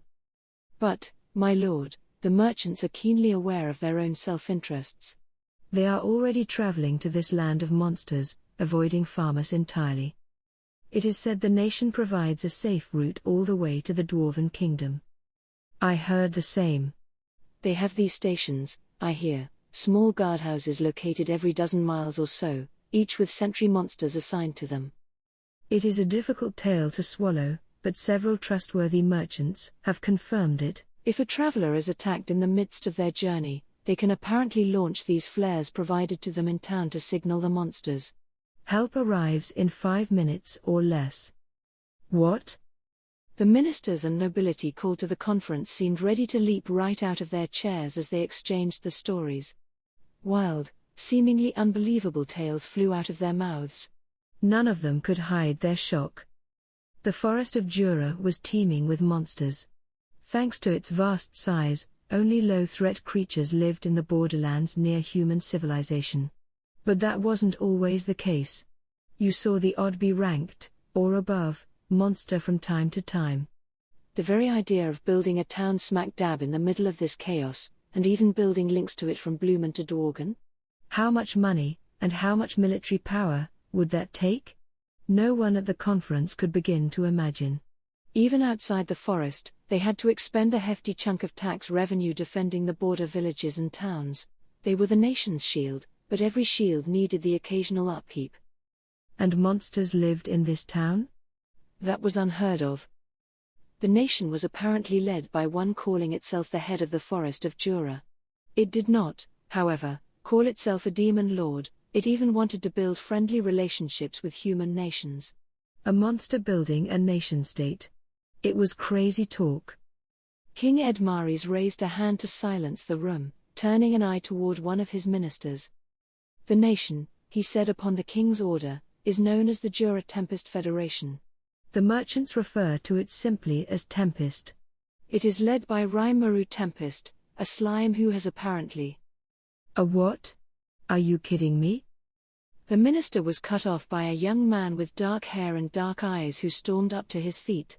Not a single minister or nobleman would dare to exhibit such rudeness before the king, but this man lived in a realm where politeness didn't pay the bills. If anything, he was in a position to be forgiven for such outbursts. He was, in other words, a champion of farmers. An otherworlder. Thus, nobody took offense at his outburst, or, to be more exact, they didn't voice any complaints if they did. Some of the more powerful nobles clearly looked down on him, but nobody needed the facts spelled out for them. Publicly revealing any enmity would put a dent in one's own profits. This was a human weapon, one of the people summoned by Pharmas's triennial summon ceremonies and a man gifted in battle skills. His name was Shogo Taguchi, a 20-year-old Japanese man. Enough, Shogo, chided Chief Sorcerer Razin. Hear out the report to the end. But a slime? That's the lowest of the low. How can some vermin like that become lord of the entire forest? Or, what, is the forest that full of wimps? Are you guys training me day in, day out just to swat a bunch of pathetic little monsters? As part of this training, Shogo had managed to seriously injure 10 or so of Pharmas's most elite knights just yesterday. Razin smiled bitterly as he recalled the events. This young man, Shogo, undoubtedly wielded tremendous power, but his heart, his mind were too raw and immature to bear it. It had been 3 years since he was summoned at the age of 17, and in Razin's eyes, his ferocity had risen by the day ever since. If he weren't being subdued by the controlling magic placed upon him during the summon, he'd be a bomb big enough to raise an entire nation. Lucky for Pharmas, then, that the controlling magic was absolute in its force. I said, silence. Yay. Shogo returned to his seat, humbly following Razin's trigger word. Anger still burned in his eyes, but Razin was too dignified in his role as head magician to pay it any heed. So Razin, a clear voice rang out, I feel Shogo does not mean any ill will. In our world, slimes are notorious for being about the easiest monster there is to kill. Well, it depends on the game, actually, but either way. Ah, Curia. If you are in attendance, please help us keep Shogo on his best behavior. We are sharing a room with His Highness. Do not place further shame upon me. The man called Curia was another otherworlder summoned from Japan. His full name was Curia Tachibana, and he had been brought here after being summoned into a small nation a ways from Pharmas. This made him the newest face among the kingdom's otherworlders, and now he shrugged in a show of allegiance and glanced at Shogo. The other young man nodded, fell silent, and turned to hear the conversation. Razin, seeing this, asked the minister to continue. This town called Tempest was apparently home to a large number of monsters evolved from goblins, orcs, and so on. In the self-declared neutral dwarven kingdom, it wasn't uncommon to see creatures like hobgoblins, orcs, and kobolds, but that was the exception that proved the rule. An entire settlement of evolved monsters was something far beyond the realm of common sense for them all. Occasionally, every few years, you'd see the leader of a pack or herd spontaneously evolve into a higher-level creature. Whenever one was found, they were largely hunted down at once before they grew any more powerful. In human eyes, the way Dworgen freely associated with such beasts was virtually heretical. Here, meanwhile, every townsperson was evolved. You likely wouldn't see anything similar in history, no matter how many centuries you turned back the clock. But there was no doubting their spy's report. With that in mind, suppressing this upstart federation would be everyone's likely first instinct, but it wouldn't be so easy this time. These were monsters with demi-human traits. They had access to knowledge and technology, clearing out the forests, building highways, and even using human language to conduct business.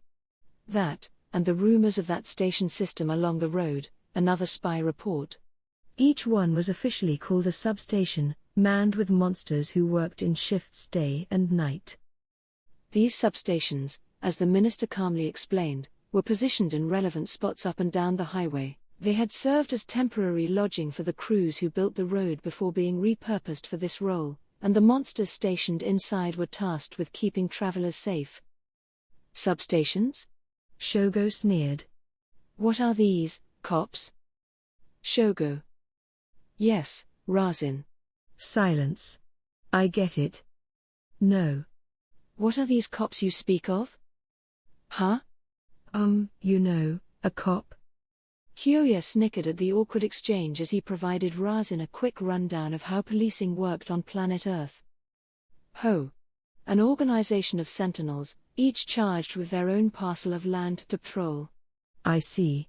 But how could a horde of monsters keep this going? Well, maybe there's another worlder like us with them. If he has the right abilities, maybe it's really easy for this guy to make nice with the monsters. Huh? Who would go through all that trouble, I ask? If this hypothetical otherworlder was that powerful, he would have no problem surviving in this world alone. Why would he go through all the trouble of drawing attention to himself like this? Yeah, that's a good point. Shogo and Kyoya quickly lost interest in the topic, but Razin was still intent upon it, face grave as he thought. An otherworlder? Could that be a possibility? Yes, that does sound rather more convincing now. He nodded back at King Edmaris, noticing the ruler's eyes upon him. Having a potential otherworlder lurking in the shadows behind this problem nation was a concern, but he wanted to signal his leader that he didn't see it as a major hindrance to their plan. Razin and his apprentices had summoned far more otherworlders than just Shogo and Kyoya. A possibility was just that, a possibility, one they could weave into their plan of action. No problems to speak of. Heh, thought Razin as the minister continued. Even if they do have an otherworlder as a leader, they are nothing compared to Shogo, the greatest weapon in our arsenal. Farmus was hosting fewer merchants, and that meant the country's finances were looking grim. Once the minister finished explaining that, he went to the main topic of this emergency meeting, the news that there was a new town in the forest of Jura, one that adventurers were using as a base to gather monster-derived ingredients. This town offered potions for sale that were just as good as, if not better than, those manufactured by the dwarves, plus a blacksmith at least capable of performing basic weapons and armor maintenance. Some merchants had even taken up permanent residence, no longer having to travel the world over to sell the items they'd harvested. No wonder the place had become a magnet for adventurers. As far from the forest as it was, there was no longer any reason for them to travel to Farmus's capital. And that wasn't the thorniest issue. The big one, the public reason why the king convened this meeting of nobility, was the stable road link now established between the Dwarven Kingdom and the land of Blumund. A brand new highway, one patrolled by demi-human monsters who guaranteed its safety as a trade route. It meant that most merchants could now travel directly to Dworgen without having to circle through Farmus. This they could not afford to ignore. If they let it slide, it could grow into a life-or-death issue for the kingdom. Farmus, after all, had no real manufacturing specialties to speak of. It had no resources under the ground to mine. Having the Dwarven Kingdom next door meant its own industry was still pretty low level. It grew enough crops to keep its own people from starving, but that wouldn't be enough. The whole economy was dependent on the twin supports of tourism and trade. Without those, what could possibly refill the state's tax coffers? The minister saluted King Edmaris as he wrapped up his report. The king nodded back, surveyed the nobility assembled before him, and asked a question. Well. What now, then? There was nobody to answer him. The same report the king had seen was distributed among the nobility and ministers in the room, outlining the details behind the just completed briefing. Everyone gathered was a high-level noble official, deeply involved with running the country and extremely well-heeled.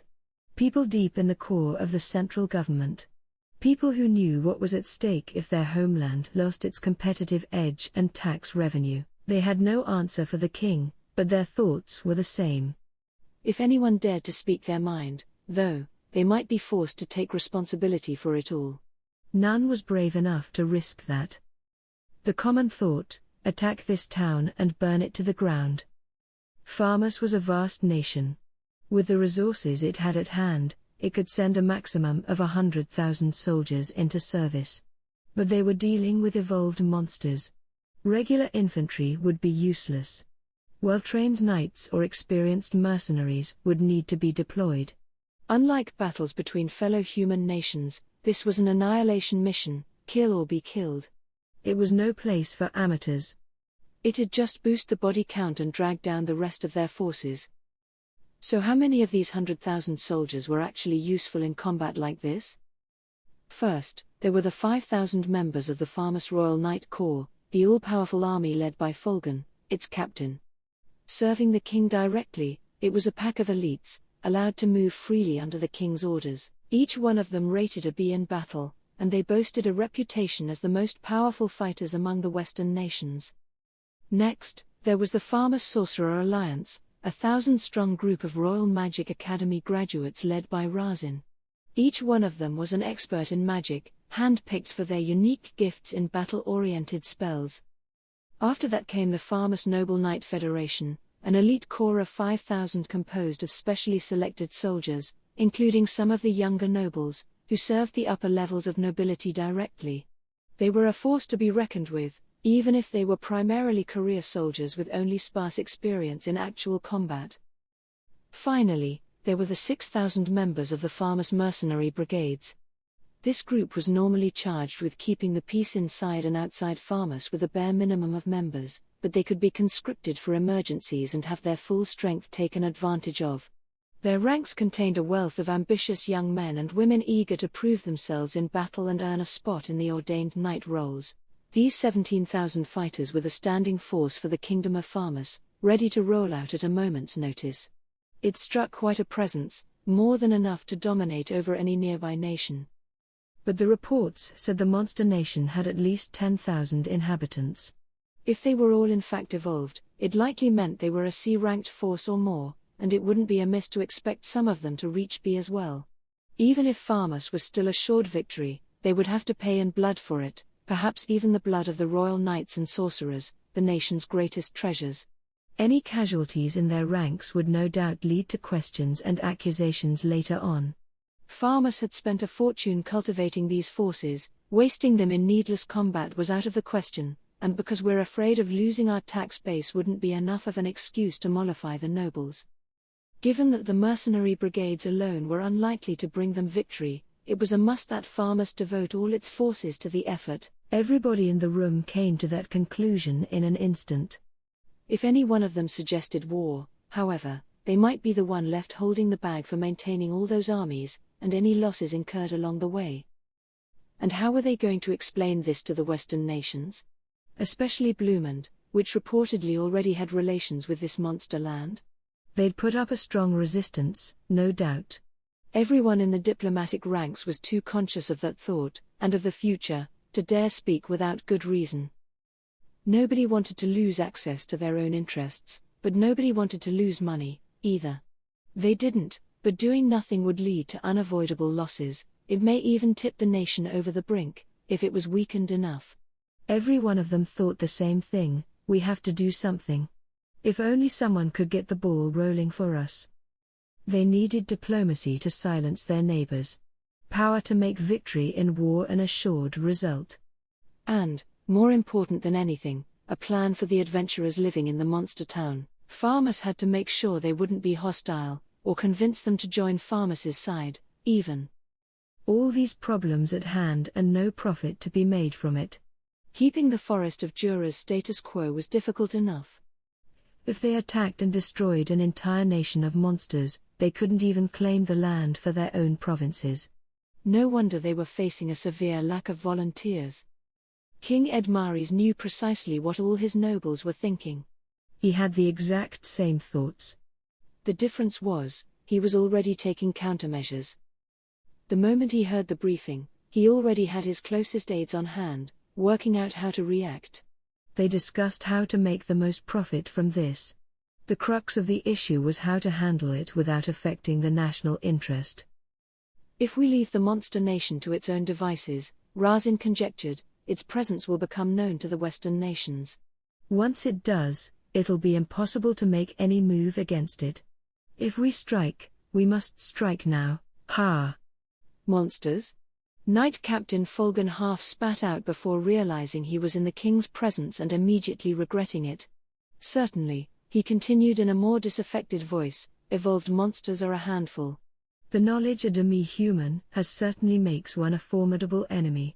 They are showing at least rudimentary levels of organization, and they number over 10,000. In terms of the threat, we could charitably call them calamity level and even boost them up to a disaster, depending. If the leader of such a monster group was hostile toward mankind, it could even mark the birth of a new demon lord. What? The king shouted. If it is really disaster level, the mere idea of handling this alone is ridiculous. Nobody could answer him. Razin merely nodded his apparent agreement with Fulgun. Do not worry, sire. This was Rahim speaking, the most powerful religious figure in Farmus.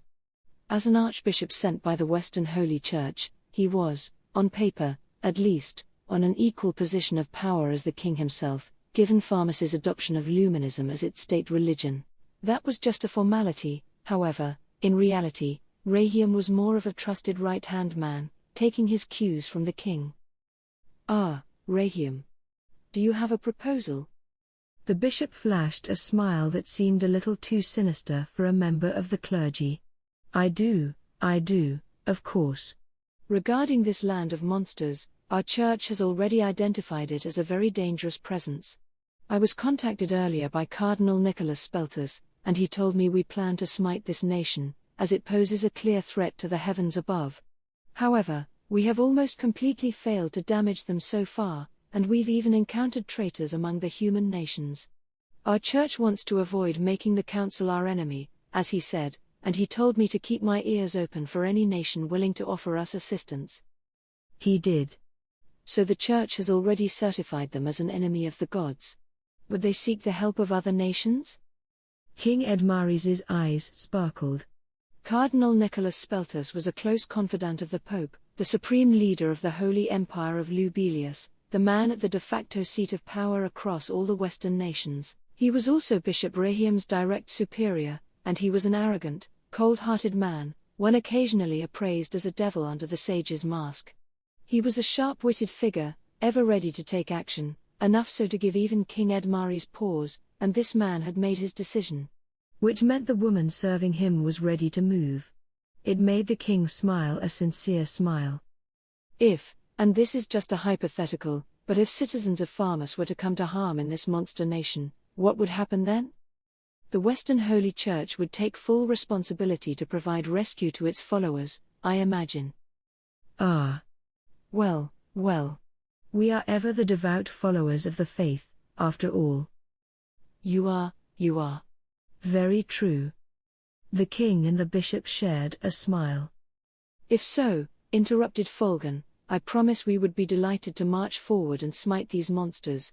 I believe the Royal Knight Corps would be enough to annihilate this nation, but I would like to be thoroughly careful. Archbishop, will the church be able to provide further resources to us? Rahim, apparently expecting this question, deepened his smile. We can, Sir Fulgun. I understand your concern.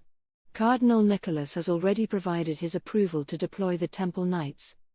The Temple Knights was a catch-all term for church-affiliated fighters sent off from its central temple to other nations.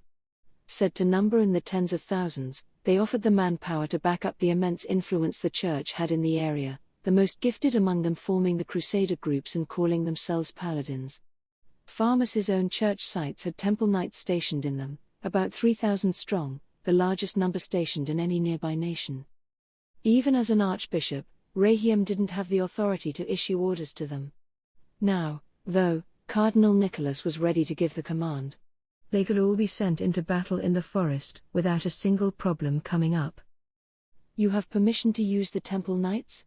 Fulgun nodded, satisfied. The Holy Church must be quite serious about this, indeed. The king joined him in smiling as he pondered this. Judging by how the Western Holy Church sees all monsters as the common enemy of mankind, there's no way they would ever allow this nation to exist. Still, without a just enough cause to stir men's minds with, they would have trouble filling their armies. And that's precisely why they want to use us, eh? Ha. Well, the same works vice versa, you know. If both sides were of the same mind, it would be easiest for them to simply join hands in battle. Such was King Edmaris's conclusion. I would suggest, Rahim said to sum up, that we take up the advance force at the same time as when the Western Holy Church declares the war to begin. You will enjoy the full glory of serving as the sword of mankind. The king was in agreement. Whether it was diplomacy or war power, there was nothing to fear with the Holy Church backing you up. That left just one problem. Now, what bait can we prepare for the nobles to pounce upon? They needed to make the noble ranks cough up their soldiers, and they needed something to reward the mercenaries with. A worthy cause and some lofty speeches wouldn't sway them. It could even antagonize them. I imagine glory alone won't move them, a scowling Razin intoned. If we put the Royal Knight Corps, the Sorcerer Alliance, and the Temple Knights within Farmers together, that's 9,000 troops. That should be enough to assure victory, but... With the exception of Rahim, everyone in this huddle wanted their approach to be foolproof. But it was Rahim who broke their silence once more. Oh yes, yes, he said with a smile. Cardinal Nicholas mentioned that in his message as well. As he put it, monsters are not people. Therefore, the Church has no interest in their lands. Do as you will with them. Monsters aren't people? Isn't that obvious? King Edmares had to keep himself from asking out loud. Once they destroyed the monster nation, it'd be a waste of effort if they couldn't manage their land afterward. An extremely unattractive proposal. But could they manage it? Perhaps if they blessed the land and then received the Church's permission to rule over it. The king had no qualms about ruling over monsters. Monster slaves and the like weren't rare sights. If they were willing to negotiate with and submit to them, he could guarantee them protection under the name of farmers, assuming they converted and became servants of Luminous. If not, they'd raze the land, enslave the surviving monsters, and annex the entire territory. There might be certain issues with this if Farmus was dealing with demi-humans like dwarves. Simple evolved monsters, though? Those weren't people. They could even use magic to enslave them without a second thought. I see. Cardinal Nicholas is a broad-minded man indeed, reading that far ahead in time. He is. And he wishes for nothing more than the continued prosperity of your kingdom, sir. King Edmares gave this a firm nod. Farmus would gain new territory, along with all the natural resources the Forest of Jura had to offer. No one would complain if he left the region's defense to them. The council had already recognized monster slaves as perfectly legal.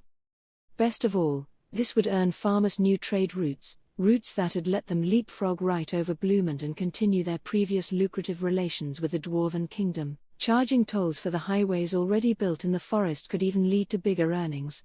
Giving the nobility flashes of such potential fortune should be enough to make all of them sign on for battle. And then, I'd love to procure and enslave that monster nation's engineers for us.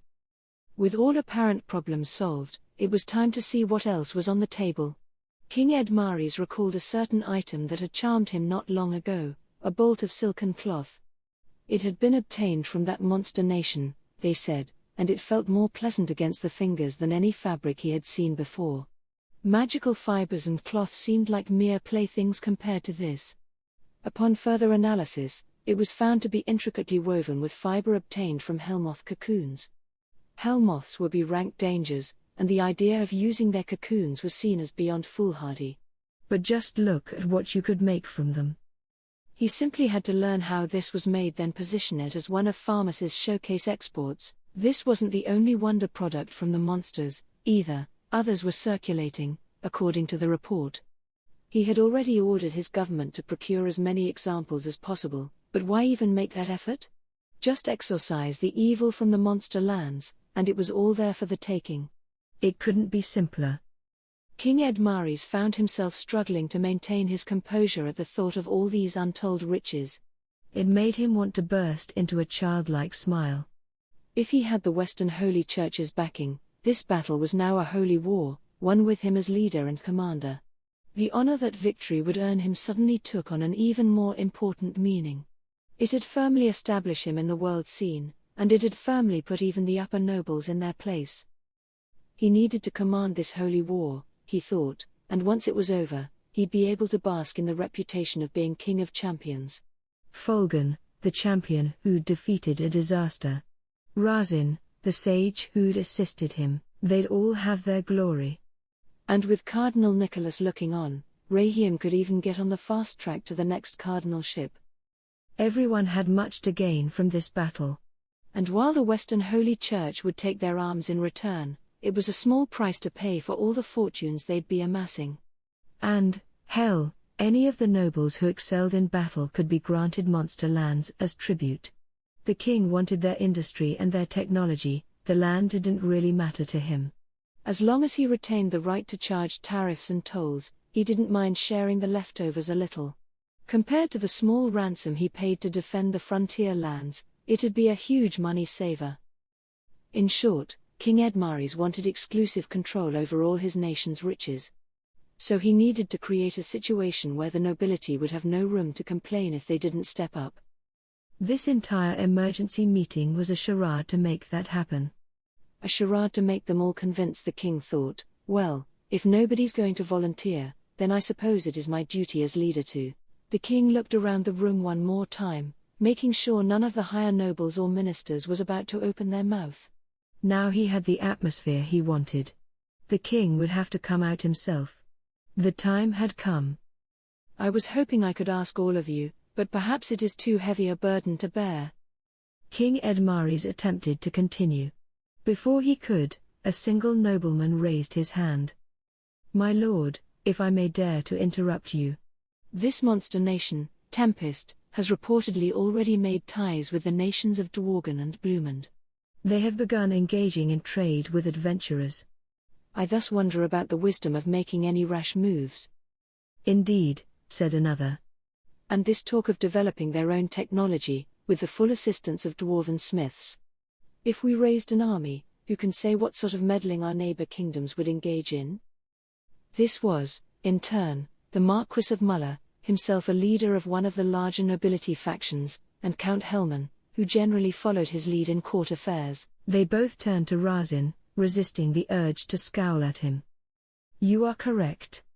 To be honest, I can certainly see the wisdom of letting sleeping dogs lie. I am in agreement with you, Razin, stated the king. But. Yes, I am aware, sire. If we leave that nation to their own devices, our authority in the region will plummet. Thus, we must strike them before that happens, regardless of the potential profit at stake. This is a competition for survival. King Edmares nodded, eyes clouded with greed. As were Razin's. They had practiced this exchange earlier. The king, ever thinking about his own nation, and the loyal retainer who served him. None of it was real, but the king's trap was already sprung upon the audience. I also have an announcement to make, Rahim stated. We have not submitted public notice yet, but we have already received divine guidance on the subject. Our gods tell us that the land of monsters must be destroyed. This unnerved the nobles. It was now a holy war they were talking about, a holy church-approved conflict. The will of the nation would be on their side now. I understand the concerns of our good Marquis and Count, the king said. But I could hardly find it in me to doubt the words of the Holy Church. And consider this. Fulgan shouted. Consider this a way of opening the eyes of the assorted nations who have been tricked and deceived by this country. No monster is worthy of trust, a lesson I feel we should teach them personally. But. That would mean we could potentially take the blame. King Edmares turned a gentle smile toward his two doubtful noblemen. Then what do you suggest we do? Any concerns from neighboring countries would no longer be an issue the moment the Holy Church backed them up. Farmus was a superpower, one with major clout in the council. If the cause was presented as just, both politically and religiously, it would be simple to spurn any outside interference. The two nobles turned to face each other for a moment. Could we perhaps send a messenger? Muller suggested for them. If we could negotiate with them, we'd be able to tell whether they are worthy of our trust or not. And if they seem ready to be allies, the monster threat would be a thing of the past. We would have nothing to fear. The Church has not made an official proclamation yet, I am sure, because it wants to discern their true motives first. Exactly. Count Helman nodded. He and Muller both owned domains that bordered the forest, making defense a constant worry. The Marquis's lands also shared a boundary with Blumund, which they had good relations with. That must be what drove his opposition. Well. Perhaps Blumund has been bribing you, but this is already settled business. King Edmaries laughed a bit internally, reveling at how late this resistance was as he placed both of them on his watch list. His mind was already full of the fortune and glory he would no doubt acquire soon. No, my good Marquis and Count, Rahim interjected. The divination has already been provided. Luminous refuses to abide the presence of any monster, especially monsters who dare to build a nation. Any such nation would mark the birth of a new demon lord. Allowing such a filthy thing to exist is an egregious and unforgivable sin. Muller and Helman both gasped, taken aback by this outburst. I understand your views, King Edmaries added solemnly. Let me ask you, can we trust these monsters? Who could guarantee that they will not attack people someday? Are you willing to take that responsibility? Are you willing to protect the lives and fortunes of my beloved people? We are dealing with monsters. Creatures we could never fathom. Creatures in eternal conflict with mankind. Don't you find the views you espouse to be rather imprudent? The overpowering performance caused both of them to turn white, unable to respond. How could they? The enemy wasn't even human. What could possibly bring anyone to trust in them? That unspoken implication was impossible to refute. As far as King Edmaries was concerned, the so-called leader of this horde was nothing more than a soft-hearted pushover. The speech he reportedly held at the armed nation of Dworgen made that patently clear. When he read that ridiculously idealistic quote in the report, as we attempt to build a nation in the forest of Jura that serves as a bridge between the human and monster races, he laughed. What a foolish, easily manipulated leader this was. Someone with no force of personality, a monster who found it impossible to tell a lie. That was the impression the king received. That little tidbit wasn't included in the reports handed out to the nobility. It was a small trick, crafted to ensure there would be no dissenting opinions, and it could be easily defended as not my fault if someone found out. If their leader is this soft-hearted, it might be easier to make them surrender than I thought. In Edmaries' mind, this leader might find war so distasteful that a bit of a sales pitch on the benefits of life under Farmus rule might bring him right to the bargaining table. And if so, we can resolve all of this in peace. If they provide their fortune, I could even allow them the right to self-govern. He tightened his expression, now in danger of becoming twisted in avaricious glee. Confirming that no further dissent was coming, he spoke. This is a holy war. We will begin by deploying a vanguard force to relay my will to our foes. If they acquiesce to us, then fine. If not, I will show them the will of divinity with our most loyal of forces. Ra. And with that out in the open, nobody would dare voice their disagreement now. The effort to cleanse the land of Tempest had begun. After the conference. But what if they don't surrender once our vanguard force causes an uproar in their territory? They might show their true colors and resist us. They could, Razin replied to Folgan. That's why I believe we should send the otherworlder Shogo along with them to prove our strength. Oh? I'm not sure if sending Shogo alone would be wise. He may spout a great deal of nonsense most of the time, but his strength is genuine. We can't allow him to go out of control and lose him for good. Indeed. Well, you know the number of monsters involved. We might be able to flee back home, but one bad decision and he might just be killed. With Kyoya along, I doubt we will run into any issues. Besides, we have the perfect person for a mission like this. Ah. Huh, you mean? I see. King Edmaries nodded his agreement. The mission of this military strike was to sap the enemy's will to fight. If they could subjugate Tempest without any bloodshed, they could hope for nothing more. They had the numbers to guarantee victory if push came to shove, but as the king theorized, the fewer casualties they could get away with, the better. Yes, he said. We may not need to target our full forces upon these creatures after all. But keep your guard up. Worry not, sire. We have taken every possibility under consideration. I ordered them to simply spread a little havoc and then return to us. As the king hoped, Razin was planning to take a wait-and-see approach. The three of them were then interrupted by Rahim and his near-inhuman smile. "My lord," he said, "if possible, would I be able to test out one of my secret spells?" "Secret? What sort of spell is this, Archbishop? What are you scheming now, Rahim?" Well. He gave them a full rundown, his smile growing ever more cheerful. It proved contagious, spreading to King Edmaris's face, then Razin's and Fulgun's as he continued to speak. Ha. I like it. Your answer? Very well. Go right ahead. I will allow it, Rahim. It gladdens me to hear that, sire. I promise it will bring you the utmost of glories. And so Rahim's pawns slowly, secretly began to move themselves. Following King Edmaris's missive from on high, a vanguard force was quickly formed.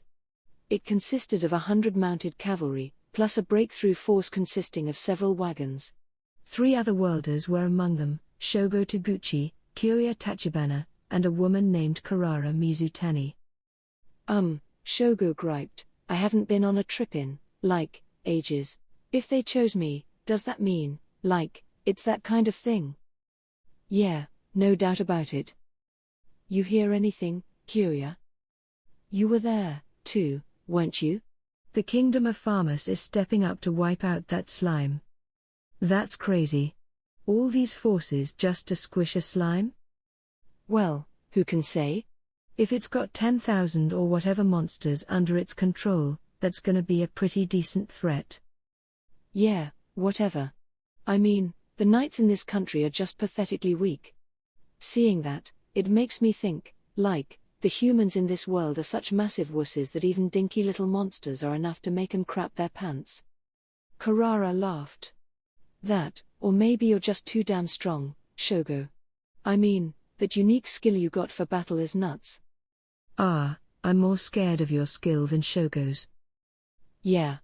Even I wouldn't like my chances against you. Karara was still young, aged 18. Just like Shogo, she had been summoned into Farmus-controlled land 3 years ago. Her skill, which involved influencing people's thoughts during negotiation, wasn't directly related to battle, which led to rough treatment and assumptions that she was just another failed summon. At first. Then it happened. It was too much for her to put up with, and that had made her use the power right. Stop screwing with me, you assholes. She'd screamed. I just wish anyone who messes with me would die. The nature of the resulting bewilder skill ensured that the effect was immediate. Anyone who'd failed to resist it immediately committed suicide. A negotiation skill? No way. All she had to do was bark out an order, and she could make anyone do her bidding.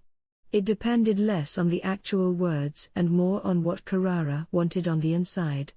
The results were nothing short of a massacre until Karara's summoner managed to place a locking curse upon her. All 3 of them had had their powers checked from the moment they were summoned. The first few months were devoted to magic-assisted language lessons, along with a wide array of testing. The locking curse could not be resisted. Any order made with it simply had to be followed, whether you wanted to or not, and as part of that, Karara was forced to reveal what her skill really was. She revealed it, but she was inaccurate on a few of the details, thanks to her unfamiliarity with the language. As a 15-year-old at the time, for Karara, learning a foreign tongue was a struggle. Even with the magical support, the mere act of studying was pure torture to her.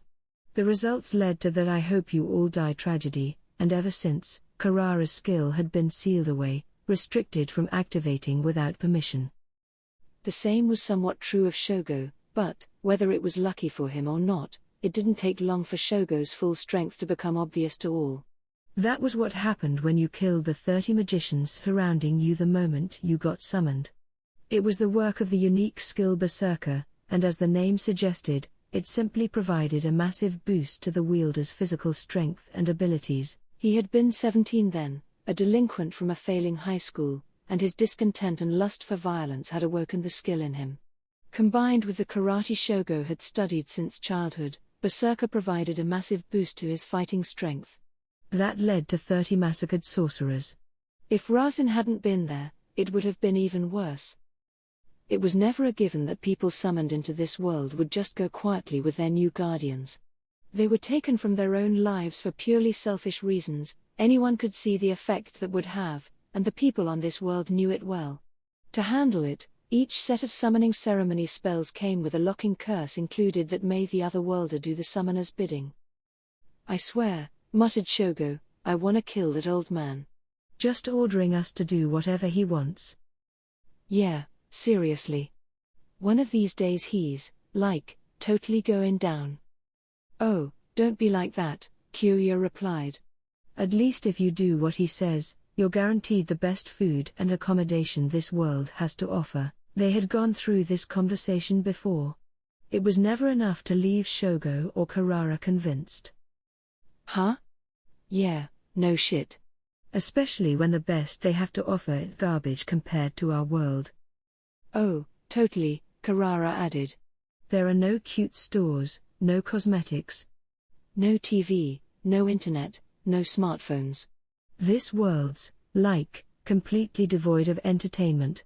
I'd be totally fine if this planet just exploded." The complaints had piled up to the point where all three could blow up at any time. Being forced to carry out orders with no free will, in particular, was proving unbearable. And Kyoya knew that much, but unlike the others, he was willing to take a more flexible approach to his plight. There was nothing he missed about his old world. He was far more interested in the powers obtained on this one, Shogo's, Karara's, and his. He had observed them, researched them, and thought about what could be done with them. And as he had, this current incident occurred, a monster-slaying quest, their chance to work in the open. Finally, after 2 years, Kyoya would get to see actual battle. Maybe Shogo and Karara don't like this, but I think this is our big chance. If it turns into a war, that'll keep the guys with the locking curses on us too busy to keep tabs. Maybe we could even kill them, or maybe they'll just go die themselves. He couldn't discuss this much with the other two. There was too much of a chance they were being magically eavesdropped on. Which wasn't a bad thing exactly. But their Kyoya was, seeing this as a chance, waiting patiently for the exact moment he could strike and reclaim his freedom. Soon, the wagon carrying all three of them, each with their own thoughts in mind, set off for Tempest. Mjaran had received an emergency contact from Clayman. He ordered her to deploy a special sort of high magic. This magic involved taking the entire area within a 3-mile radius and converting it into an anti-magic zone. Spells like these took time, so he ordered her to begin working on it at once. The purpose was to shut off communication with the outside world. There was more to it than that, no doubt, but the Demon Lord offered no further guidance. It was clear Clayman planned something big, something that he didn't want the people of Tempest to know about. It deeply concerned Mjaran, but she would never be allowed to ask questions. Orders were orders. What's more, this magic was meant as a defensive spell against other magic. It was being specially customized to fulfill Clayman's request, and as a result, it would have to be launched around a circle with her at the center. There was the rub. To keep high magic going, Mjaran would have to reveal the identity of the high-level magic-born who drove it, herself. There was no way doing so wouldn't draw the attention of the locals. In effect, Mjaran, a magic user, was being faced with a potential angry mob of Tempestians in a zone that she herself had blocked all the magic from. It was essentially being ordered to die.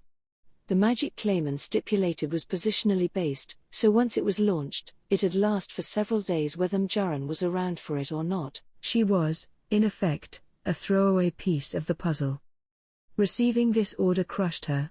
But there, yet again, the figure of a single man in her life crossed her mind. If she refused this order, it would bring that man an all too tragic fate. Mjaran knew this better than anyone else, and that was exactly why the only choice available to her was to accept it. I knew this would happen. A suitable end for me, I suppose, but I wish at least he could be spared. She recalled the face of Yom, the man who claimed to love a woman like her, and smiled. For someone who had lived with the coldest of frozen hearts for the past several centuries, those words were as gentle as a spring breeze. Those words are all I need. Steeling her resolve, she began to walk off by herself. Where are you going, Njaran? Oh, Gruaseath. Did you need something? Ha. Not exactly, no. But he was clearly trying to follow her. She tried to get away, recalling how Clayman had acted around her just a moment ago. He was always so calm and collected, but his orders just now hid a twinge of panic behind them. You will trigger the magic as soon as possible, he had said before shutting off their link. Something unexpected must have happened. Hey, speaking of which, did you see the new dessert they're offering at the dining hall? It's called a cream puff or something, and Yom said it was the best thing he ever had. Wanna try it out with me? Gruaseath couldn't have acted more carefree. It annoyed Njaran a bit. His smile was already starting to corrode her steely resolve. I appreciate the invite, but sorry. Yom brought one for me last night. He said it was a present. PFFT. That bastard. Trying to get a leg up on me again. A leg up? What are you talking about? I have a bit of an errand to do, so if we could talk later. An errand? I'll really get to see you later? Of course. Why wouldn't you? She did her best to brush him off, leaving Gruaseath behind on the path. Well, I got the weirdest news just now, you know? He pointed his eyes at Njaran.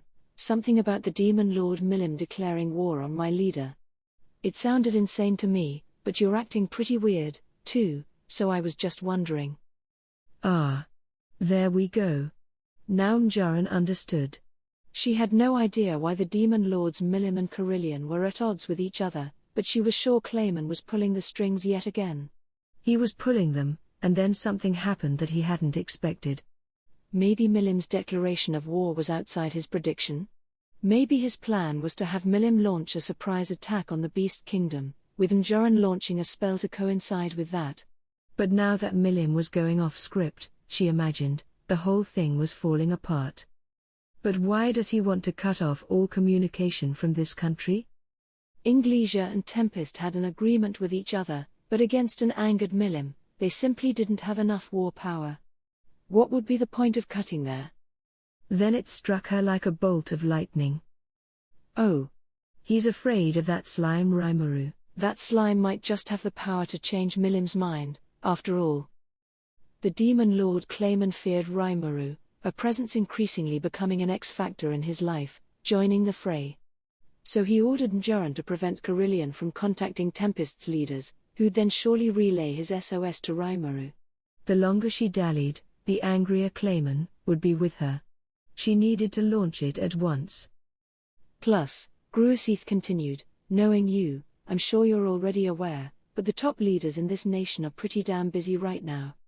Do anything funny at a time like this, and it'll be your life, you know? He was right. The top staff in Tempest were, to say the least, flustered. Some mysterious armed group had been approaching their territory for the past few days, requiring the full attention of CI and his agents. There were storm clouds ahead, it seemed, and everyone could practically feel the tension among the leaders. Oh? I didn't know. Something was happening. Something beyond Clayman's expectations. It unnerved her. There was no telling what it could be. She had to launch that magic at once, or else Clayman, crazed with fury, might just kill her and everybody else in this town. And Gruaseath just refused to let her go. I didn't know ain't gonna cut it, lady. I can't let you do anything weird right now, you got that? What kind of nonsense is that? If you're fighting against Milim, aren't you in much more danger than any of us? Oh? You talk like you know her. Don't worry about me. Lord Carillion is invincible. I don't care how strong Milim is, I couldn't even think of my lord tasting defeat. What I care about more right now is you, Njaran. Look, really, what are you? Let's stop playing games here. You're magic born, aren't you? Maybe she'd be able to talk her way out of this. But right up to the end, Njaran never considered the option of deceiving Gruaseath. Huh. Your mind's always the sharpest when it comes to things like that, isn't it? Well, no point hiding it. I think the ogre mage has spotted it, too. So why? Because I have to. Listen, Gruaseath, I like you a lot, too, as a friend. But if you're going to get in my way right now, I'm ready to kill you. With that, Mjoran did away with her magic-driven human disguise, revealing her original magic-born form. Ah? Gruaseath quivered under the pair of large eyeballs boring down into him, virtually roaring with flame. Why are you so ready to? Are you preparing to die? What for? What? You've got a master giving you orders, don't you? I don't see any need to answer that. For Gruaseath, that was as good as a yes. You know, they said Lord Clayman's notorious for using his minions like throwaway cannon fodder. You aren't? Enough from you. Say one more word, and I will kill you, Gruaseath. Seeing the normally immovable Mjoran descend into such a panic told him everything else he needed to know. Oh. I get it. If you're willing to follow him straight to your own death. He was interrupted before he could finish. Let me hear more about that. It was Yom, using all but perfect camouflage skills to trick them as he strolled out from underneath the trees. He usually took great pains to look out for Mjoran. There was no way he wouldn't notice her bizarre behavior. Yom. She had revealed her secret to the one person she least wanted to, but, oddly, it filled her with a sense of relief. A relief that turned into surprise at what he had to say next. Mjoran, you have to believe in me. I swear I'll protect you. What are you, crazy? You can see perfectly well by now, I'm a high-level magic-born. How is a human weaker than me supposed to keep me safe? Yom ignored the frantic plea, growing unusually passionate. Human? Magic-born? None of that stuff matters, man. I fell in love with you. I love your face, I love your scent, I love your warmth. The way you live, the way you hold yourself all proud like that. I love all of it. And that means everything to me. What are you saying? All that was just a fantasy created to trick you. Don't worry, Mjoran. I'm prepared to let you keep on tricking me, right up to the day I die. NH. What an idiot, she thought from the bottom of her heart. But it was such a bold, pleading declaration that it struck her completely dumb. Ha! I won, didn't I? You've fallen for me? He flashed her the biggest smile she had ever seen. I swear I'll believe in you until I die. If I do, then how's that any different from it being the truth, huh? Mjoran still lacked the words. You're so stupid. So stupid. But if that's how you are, then I. Ha. What a pitiful man you are. I approached you because I wanted to take advantage of you. You're so pathetic, it makes me laugh. This is ridiculous. Enough of this charade. And with that cold rejoinder, Mjoran began to cast. There was no more time left to waver. The tears she felt on her cheeks surely must have been her imagination. No. Stop, you fool. You're really? What's going on, Gruaseath? With a beautiful, lilting voice, the spell unfurled itself, and the laws of the world began to be rewritten. Yom and Gruaseath were already powerless to stop it. If they could, the only real way would be to kill her. And if that happened, she was okay with it. But she simply had to complete this spell. She continued to chant, as if in prayer, with her heart and soul, aching to protect the man she loved. The scene in Tempest was even more chaotic than Gruaseath thought, even before everything went to pieces, just as Mjoran neared the end of her work. Benimaru, drowning under a deluge of hurried reports, already looked sick of it all.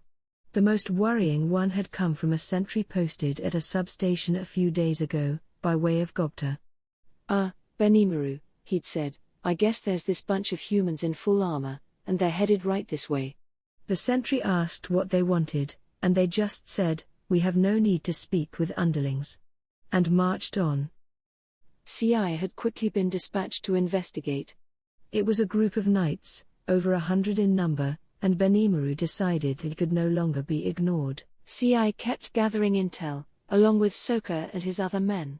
Soon, they'd pinpointed the group's origin, the kingdom of Farmus. As long as the Farmus platoon's goals were unclear, working with them had been difficult. Thus, Benimaru had CI's team keep a close eye on them as he discussed the increasingly worrisome issue with Rigid. Perhaps we should inform Sir Raimaru? Rigid had replied, after he left us to watch this town, is it really good to keep pestering him? Perhaps. He makes frequent return trips at night, so we could inform him then. That brought them to now.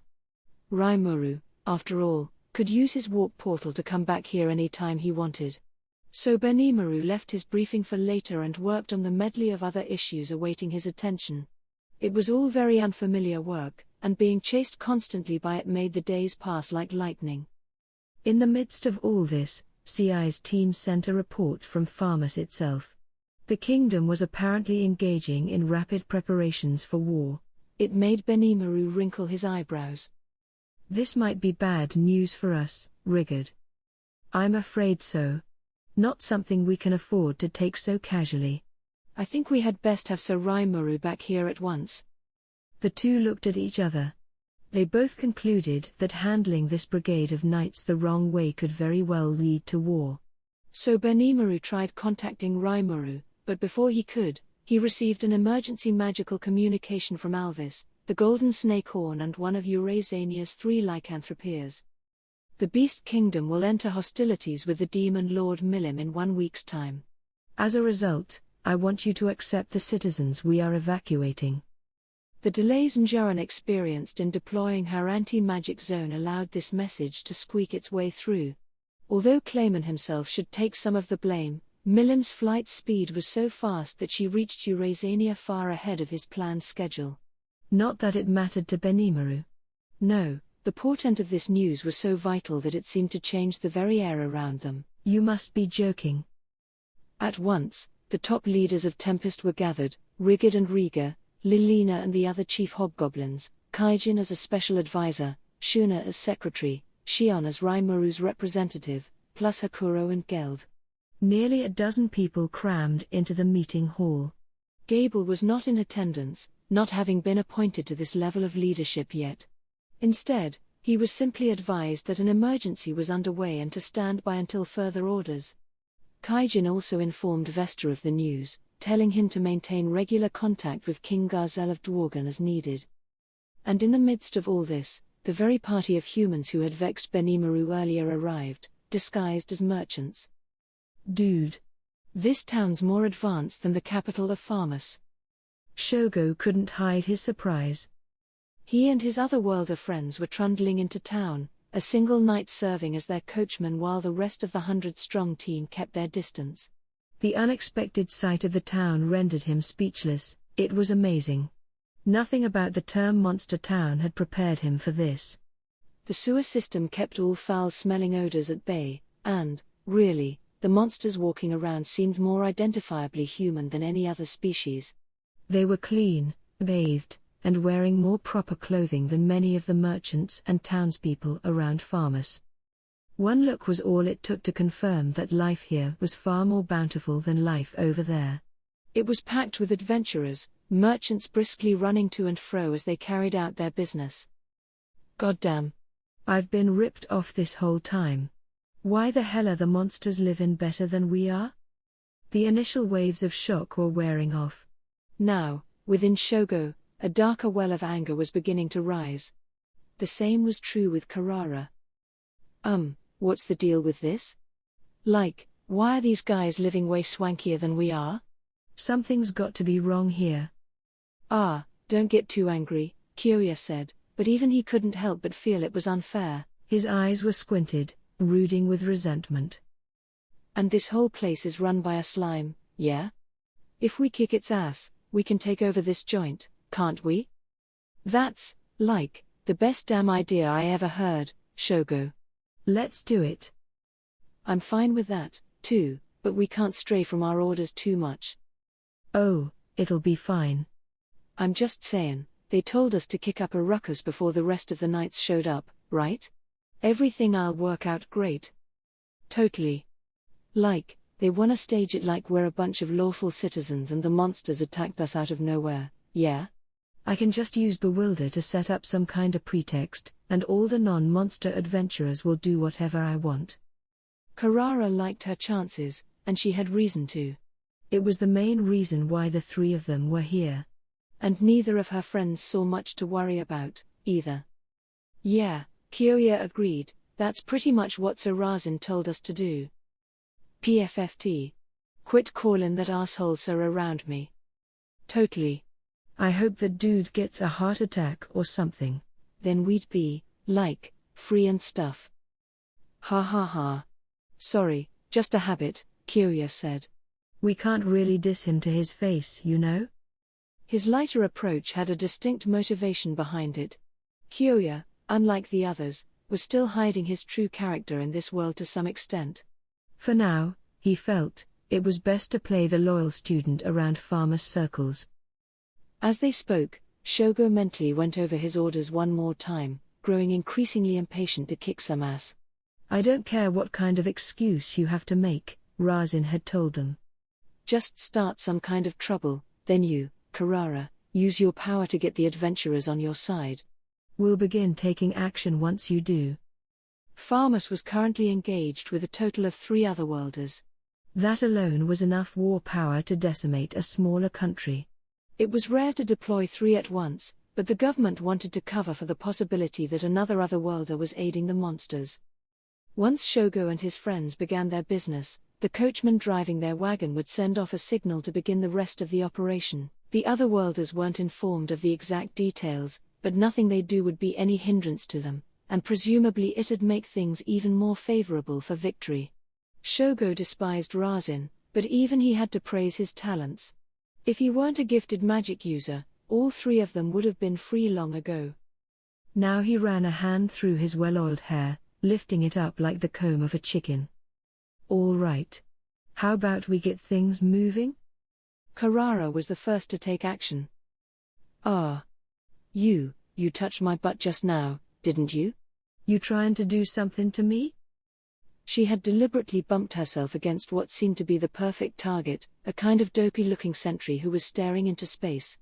This was Gobso, a guard under Gobta's command and a hobgoblin known even among his own species for being a bit special. I didn't do anything. He lifted up his arms, head swiveling around in search of some kind of support. Hey. Don't, play dumb with me. Just tell me what you slapped me there for. All right? Carrara drew closer to him as she spoke, then, suddenly, she jerked her body backward and tumbled to the ground. Ow. Help. Somebody call the guards. Wh? No. I didn't even do nothing. I am a guard. Gobso was already starting to tear up a bit. He was the victim here, but frankly, he didn't have a lot of allies nearby. The sheer dopiness of his act did little to turn the suspicion away from him, and Carrara was already deploying Bewilder, letting it sink into the minds of human passers-by. Whoa, the hobgoblin attacked that girl? That's a town sentry, isn't it? What kind of sentry would pull that crap? I can't believe it. But he just knocked her to the ground, man. Really? I thought the monsters here were supposed to be nice. They are. Usually. So what's the deal with this guy? The locals were still a bit incredulous, but few to none of the adventurers and merchant types nearby were willing to stick up for Gobso. Nobody had a full grasp of the events, and it wouldn't be long before Carrara's skill had their minds completely under her control. Shogo and Kyoya grinned at each other, then took a step forward to drive the dagger down. Whoa, dude, so this town just attacks its visitors without warning? That's their plan, huh? Invite merchants and people over and then strike when they least expect it? They shouted as loudly as they could as they walked over to protect the frightened-looking Carrara. Their trumped-up charges were lodged. The real show would begin only when this sentry's supervisor showed up. If he was apologetic, they could just ratchet their beef up the ranks, with the crowd on their side. If he got angry and started throwing his weight around, that'd be a godsend. Even if he didn't, it'd grow into a huge hullabaloo, the rest of the knights would storm in, and then they'd serve as judge and jury. Shogo was therefore hoping whoever showed up next was just as stupid as their first target. He was disappointed. So what's up? Gobta, apparent captain of the sentries, cheerfully strolled onto the scene, then did something Shogo wasn't expecting at all. "Oh man, Gobso, not you again. I swear, every single time something happens, you're in the middle of it." He gave him a bop on the forehead before turning back toward the other worlders. "Hey, sorry about that, guys," he said with a friendly nod. "I'll try to educate him better." "Gee Gobta, but I. You didn't do it? Doesn't matter. If you're under suspicion, you've already lost." He ominously raised an eyebrow. Remember what Sir Rimuru said about the horrors of being falsely accused of assault on the street?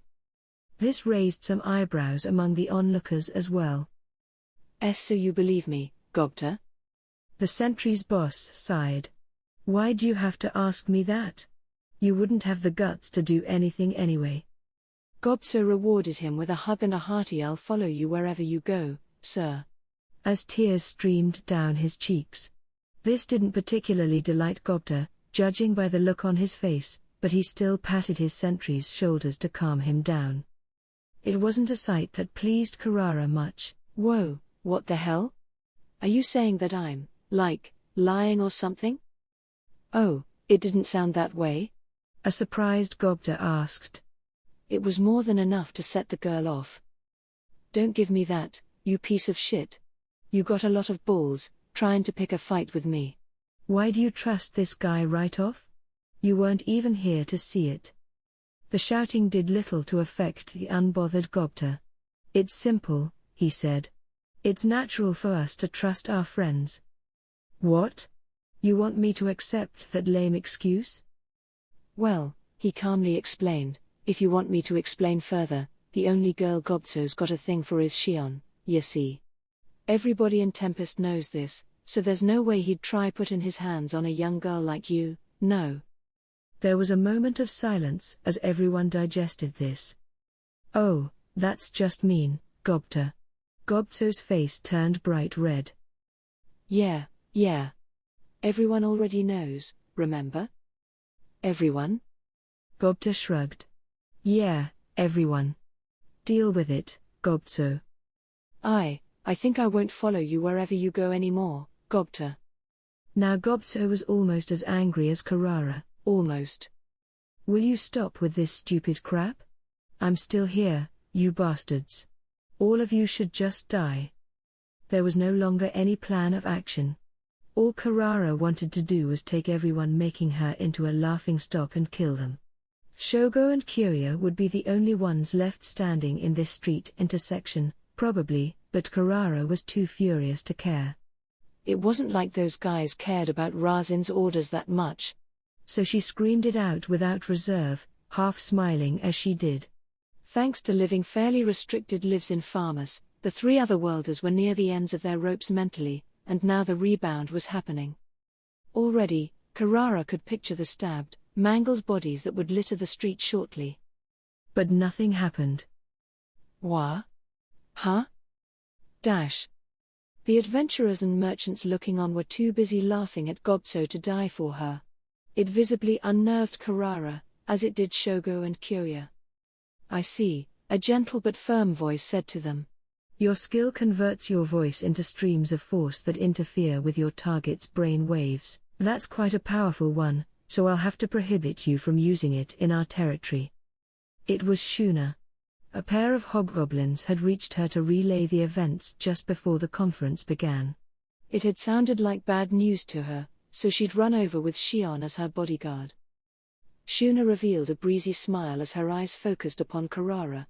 Her unique parser skill provided a complete analysis of the girl's ability, letting her unleash an aura that matched and neutralized the waves of force. One look from her discerning, fearsome eyes was all it took. "You do not appear to be suitable for this nation. Please take your leave at once." She smiled again, but her eyes were frigid. She could tell Carrara had meant to kill with that attack, and she wasn't about to take that lightly. "Like, No way. Carrara sat weakly upon the ground. Now she knew it. She was completely outside her element. This woman was different. Not just another face in the crowd. She was a real monster. Her two companions, however, had yet to pick up on this, or they did, perhaps, but didn't find it worthy of note. Carrara had lost, but the violence her friends could mete out wouldn't be suppressed by any weird mystic force. They had absolute confidence in their powers, and now they had the ideal opportunity to test them out. Besides, the plan was in full swing, and there was no cancelling it at this point. Shuna's beauty attracted Shogo's eye for a moment. Then he recalled why they were here. To enslave them. And if a woman as beautiful as this was a monster, there was no reason not to treat her as a slave. That's your attitude, huh? Well, all right. If you're up for it, I'm ready for you. His desirous eyes turned to Shuna, analyzing how best to tackle her. He looked forward to bellowing with laughter as she lay on the ground, bruised and crying, and continuing the torment until she begged for mercy. Then a quiet voice broke his concentration. Your licentious thoughts are written all over your face, lowlife. March straight out of this town, and we'll let you live. Refuse to obey, and your life will be forfeit. Shion's slim, well-proportioned body was attired in a business suit, the epitome of cool beauty as she stepped in front of Shuna. Her eyes were furious as she strode forward. Shogo flashed a ferocious smile.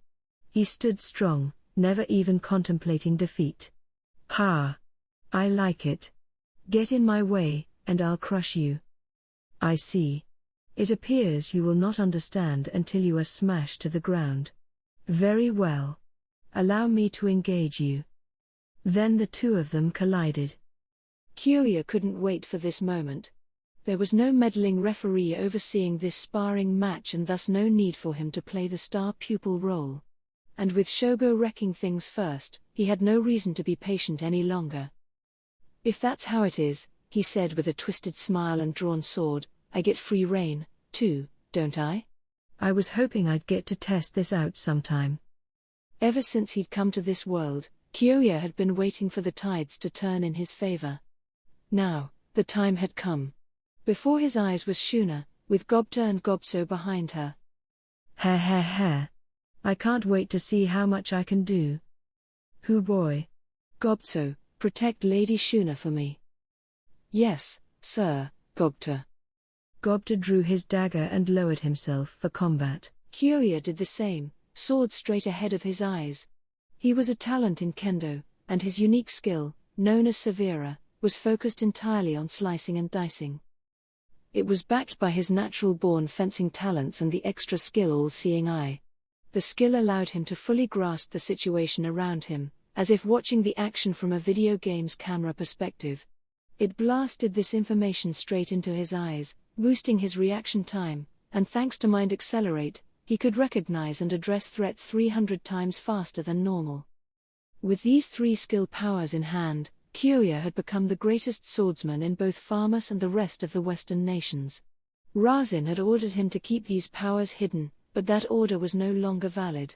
Kyoya finally had his chance to unleash them all, and it made the blood surge through his body.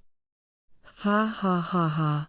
With these kinda skills, not even that old lady Hinata could challenge me, much less some wimp like you.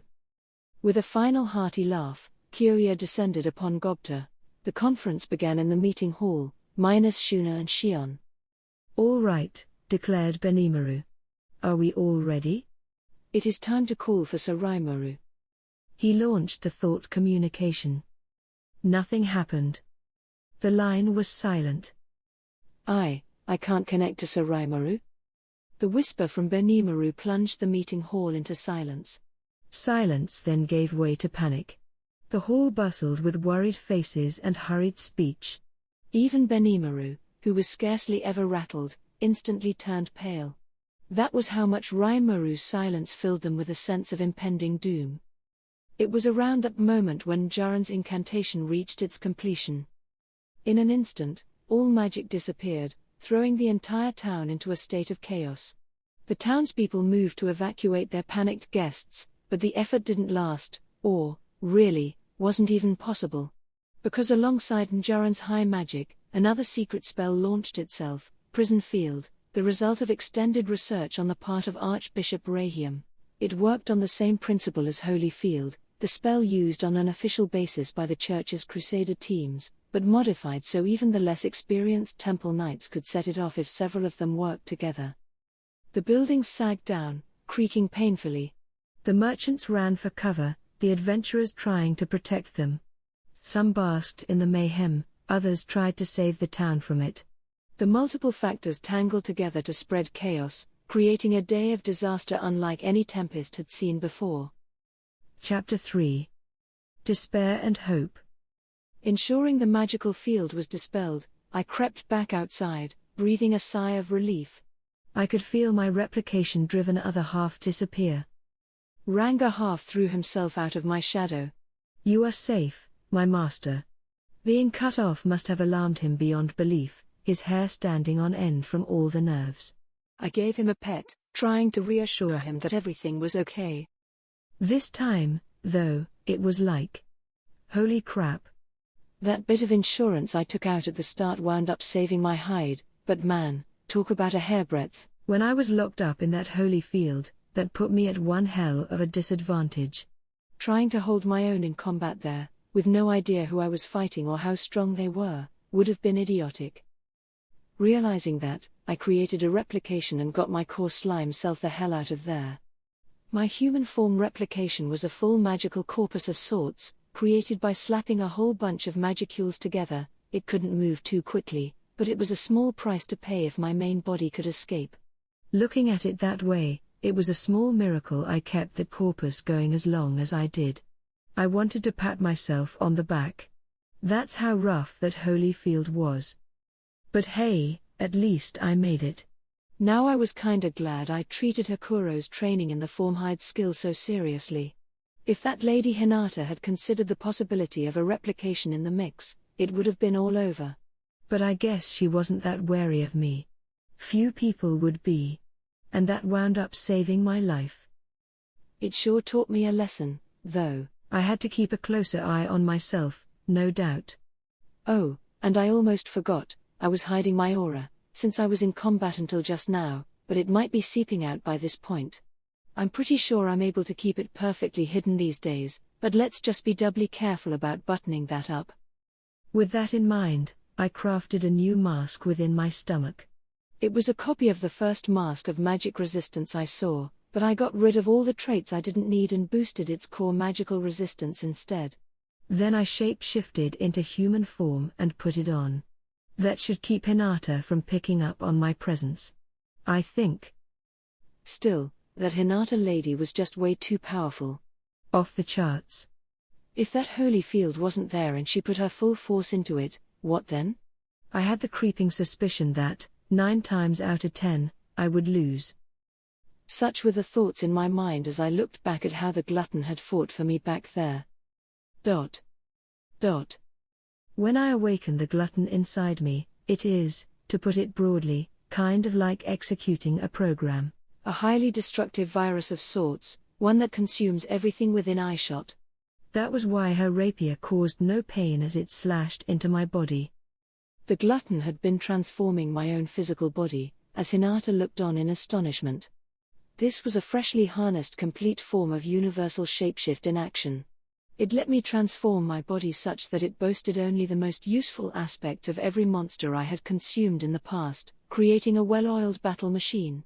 The glutton absorbed the grass, the earth, the air around me to rebuild myself into this new physical form. Inside the holy field, I hadn't even had the magicules to create a new magical corpus for myself. But the glutton pretty much forced it to happen, taking in regular physical objects and using them to power myself up. Hinata brought her rapier back a bit, no doubt sensing the danger. That wound up saving her life. As out of control as it had become, the glutton was lunging upon both the rapier and Hinata herself, using sound, heat, and scent to track down her position. If she reacted any later than she did, she would have been torn apart by that ravenous appetite, maybe. As Hinata looked on in fright, the glutton completed the transformation. Standing there now was a beast in the shape of a person. The only signs of my former self were the golden pupils and the slightly bluish silver hair. My body rippled with malice, looking every bit like a demon from hell. "I can't believe it," Hinata whispered. But the surprise was already gone from her face. She was peering intently at me, like an excited scientist making a new discovery. Her dead-end rainbow skill slashed right into people's spirits, but since it didn't kill me, she understood now that the glutton had no spirit, no will of its own. It was a soul in its purest form, the origin of the power that lies at the root of man and monster. A soul is a consciousness, by definition, but that alone didn't provide the consciousness any way to express itself. It still needed an astral body to operate upon and begin the thought process, but that wasn't enough, either, since any thoughts produced would just dissipate into the wind. That's where the spiritual body came in, to record and keep those thoughts captive. Even that was still a virtual memory, though, not any kind of permanent storage, and so we come to the material body. If one had enough mental fortitude, they could recover all their memories even if their brain was permanently damaged. The fact that you saw spiritual life forms among the monsters was proof enough of that. But if the spirit is damaged, that likely wounds the astral body deeply, even if the brain is left intact. If that wound reaches the soul, resurrection is no longer possible. That applied equally to every living thing in this world, from the weakest creatures all the way up to dragons and elemental monsters. By this point, Hinata fully understood what the glutton was capable of. A sweet smile crossed her face, her piercing eyes shining brightly as she considered her countermeasures. She had lost her rapier now, but not even that seemed to bother her much. And then she removed an amulet from her pocket and threw it at me. Astral bind. A skill that restricted the astral body, the vessel of the soul, instead of the material one. It still couldn't stop the glutton. Realizing this, Hinata gave me a scornful frown. Before the glutton, its limbs morphing and transforming in unpredictable ways as it lurched toward her, she showed not a single moment of agitation. If anything, she was still calmly observing me. Through all the glutton's twists and turns, she kept dodging every attack by mere millimeters. She predicted every move. "I see," she whispered. "So you're already dead." She shook her head. "You're going to be obstinate right up to the end, aren't you?" "Why are you pestering me like this?" "Continuing to have it attack your foe, even after death. If someone doesn't completely wipe this thing out, it's gonna threaten the whole world someday." Hinata's face remained taut as she summoned several non-elemental spirits from thin air. They followed her orders, mobbing the glutton. The effort did little apart from sacrificing the spirits to stop it in its tracks temporarily. The only magic that could be used within a holy field involves amulets, battle-will, spirits, and the like. Among them, Hinata now chose one of the greatest of holy magics, a powerful attack that she usually kept as one of her last resorts. Tracing complex shapes with her outstretched hands, she crafted a geometrical design in the air, stretching it out into a layered, physically present magic circle. In the middle of it was the berserk, spirit-consuming glutton, unconscious, unthinking, and pitiful. "Let me provide you a prayer to the divine. I hope and desire for the power of the Holy Spirits. Listen to my appeal and overcome all in your way." Disintegration. The request, delivered in Hinata's beautiful voice, was granted. The resulting show of force was literally divine, enough to crush all physical and spiritual presences within its defined space. It was the ultimate in targeted, destructive magic, emitting flashes of white light as it poured from Hinata's hands to the circle. It sped out at thousands of miles per hour, almost at light speed, as its holy power made cells and souls vanish without a trace. It was more than enough to make the glutton disappear, not affecting the space around it at all. Dot. Dot. That's what the battle record told me. I was watching from the side, as if it was on TV or something, and it was simply breathtaking. One thing I earned from this battle was Hinata's broken rapier. I was able to run it through the stomach to take it for myself. More important than that, though, was the info I gleaned about her magic and skills. I had deliberately set the glutton out of control, linking it to the great sage itself without going through my own spirit. I had no spiritual link to it myself, it was operating purely on its own volition. That was why, even when it took Hinata's final dead-end rainbow strike, it didn't affect me at all. I didn't think I could win with it. Not from the start. That's why I ordered it to gather data for me, so I could come up with a better solution, and that's what I was poring over now. That disintegration, though. Wow. It was enough of a threat to send a chill up my spine. If I had taken that strike first thing, I would have been defenseless. It would have gone right through my multi-layer barrier and made me vanish instantly. Its only weakness was the amount of time it required to cast, but with that kind of force, it was only a minor quibble. Hinata made excellent use of it. It was definitely no joke. I wondered why Hinata even bothered with that magical barrier at all if she was that strong. I hate dealing with a foe who's both powerful and careful. With my replication, I couldn't do more than slice a few hairs off her head. No wonder she was so confident, not even bothering with armor or anything. If that's what she brought to the table, I was correct to focus on escaping that barrier from the very beginning. Are all otherworlders and summoners that strong, the way Yuki said? If so, I'll have to assume that everyone I encounter has a unique skill and prepare appropriately for that. I was under the impression that I was pretty strong myself, but after that experience with Hinata, my confidence was completely shattered. Maybe the wound to my pride was exactly what I needed. Getting to experience disintegration for myself was a windfall, too. The moment she deployed that layered magic circle, it was all over. There was simply no way to deal with it, apart from fleeing or interfering with her before the circle was complete.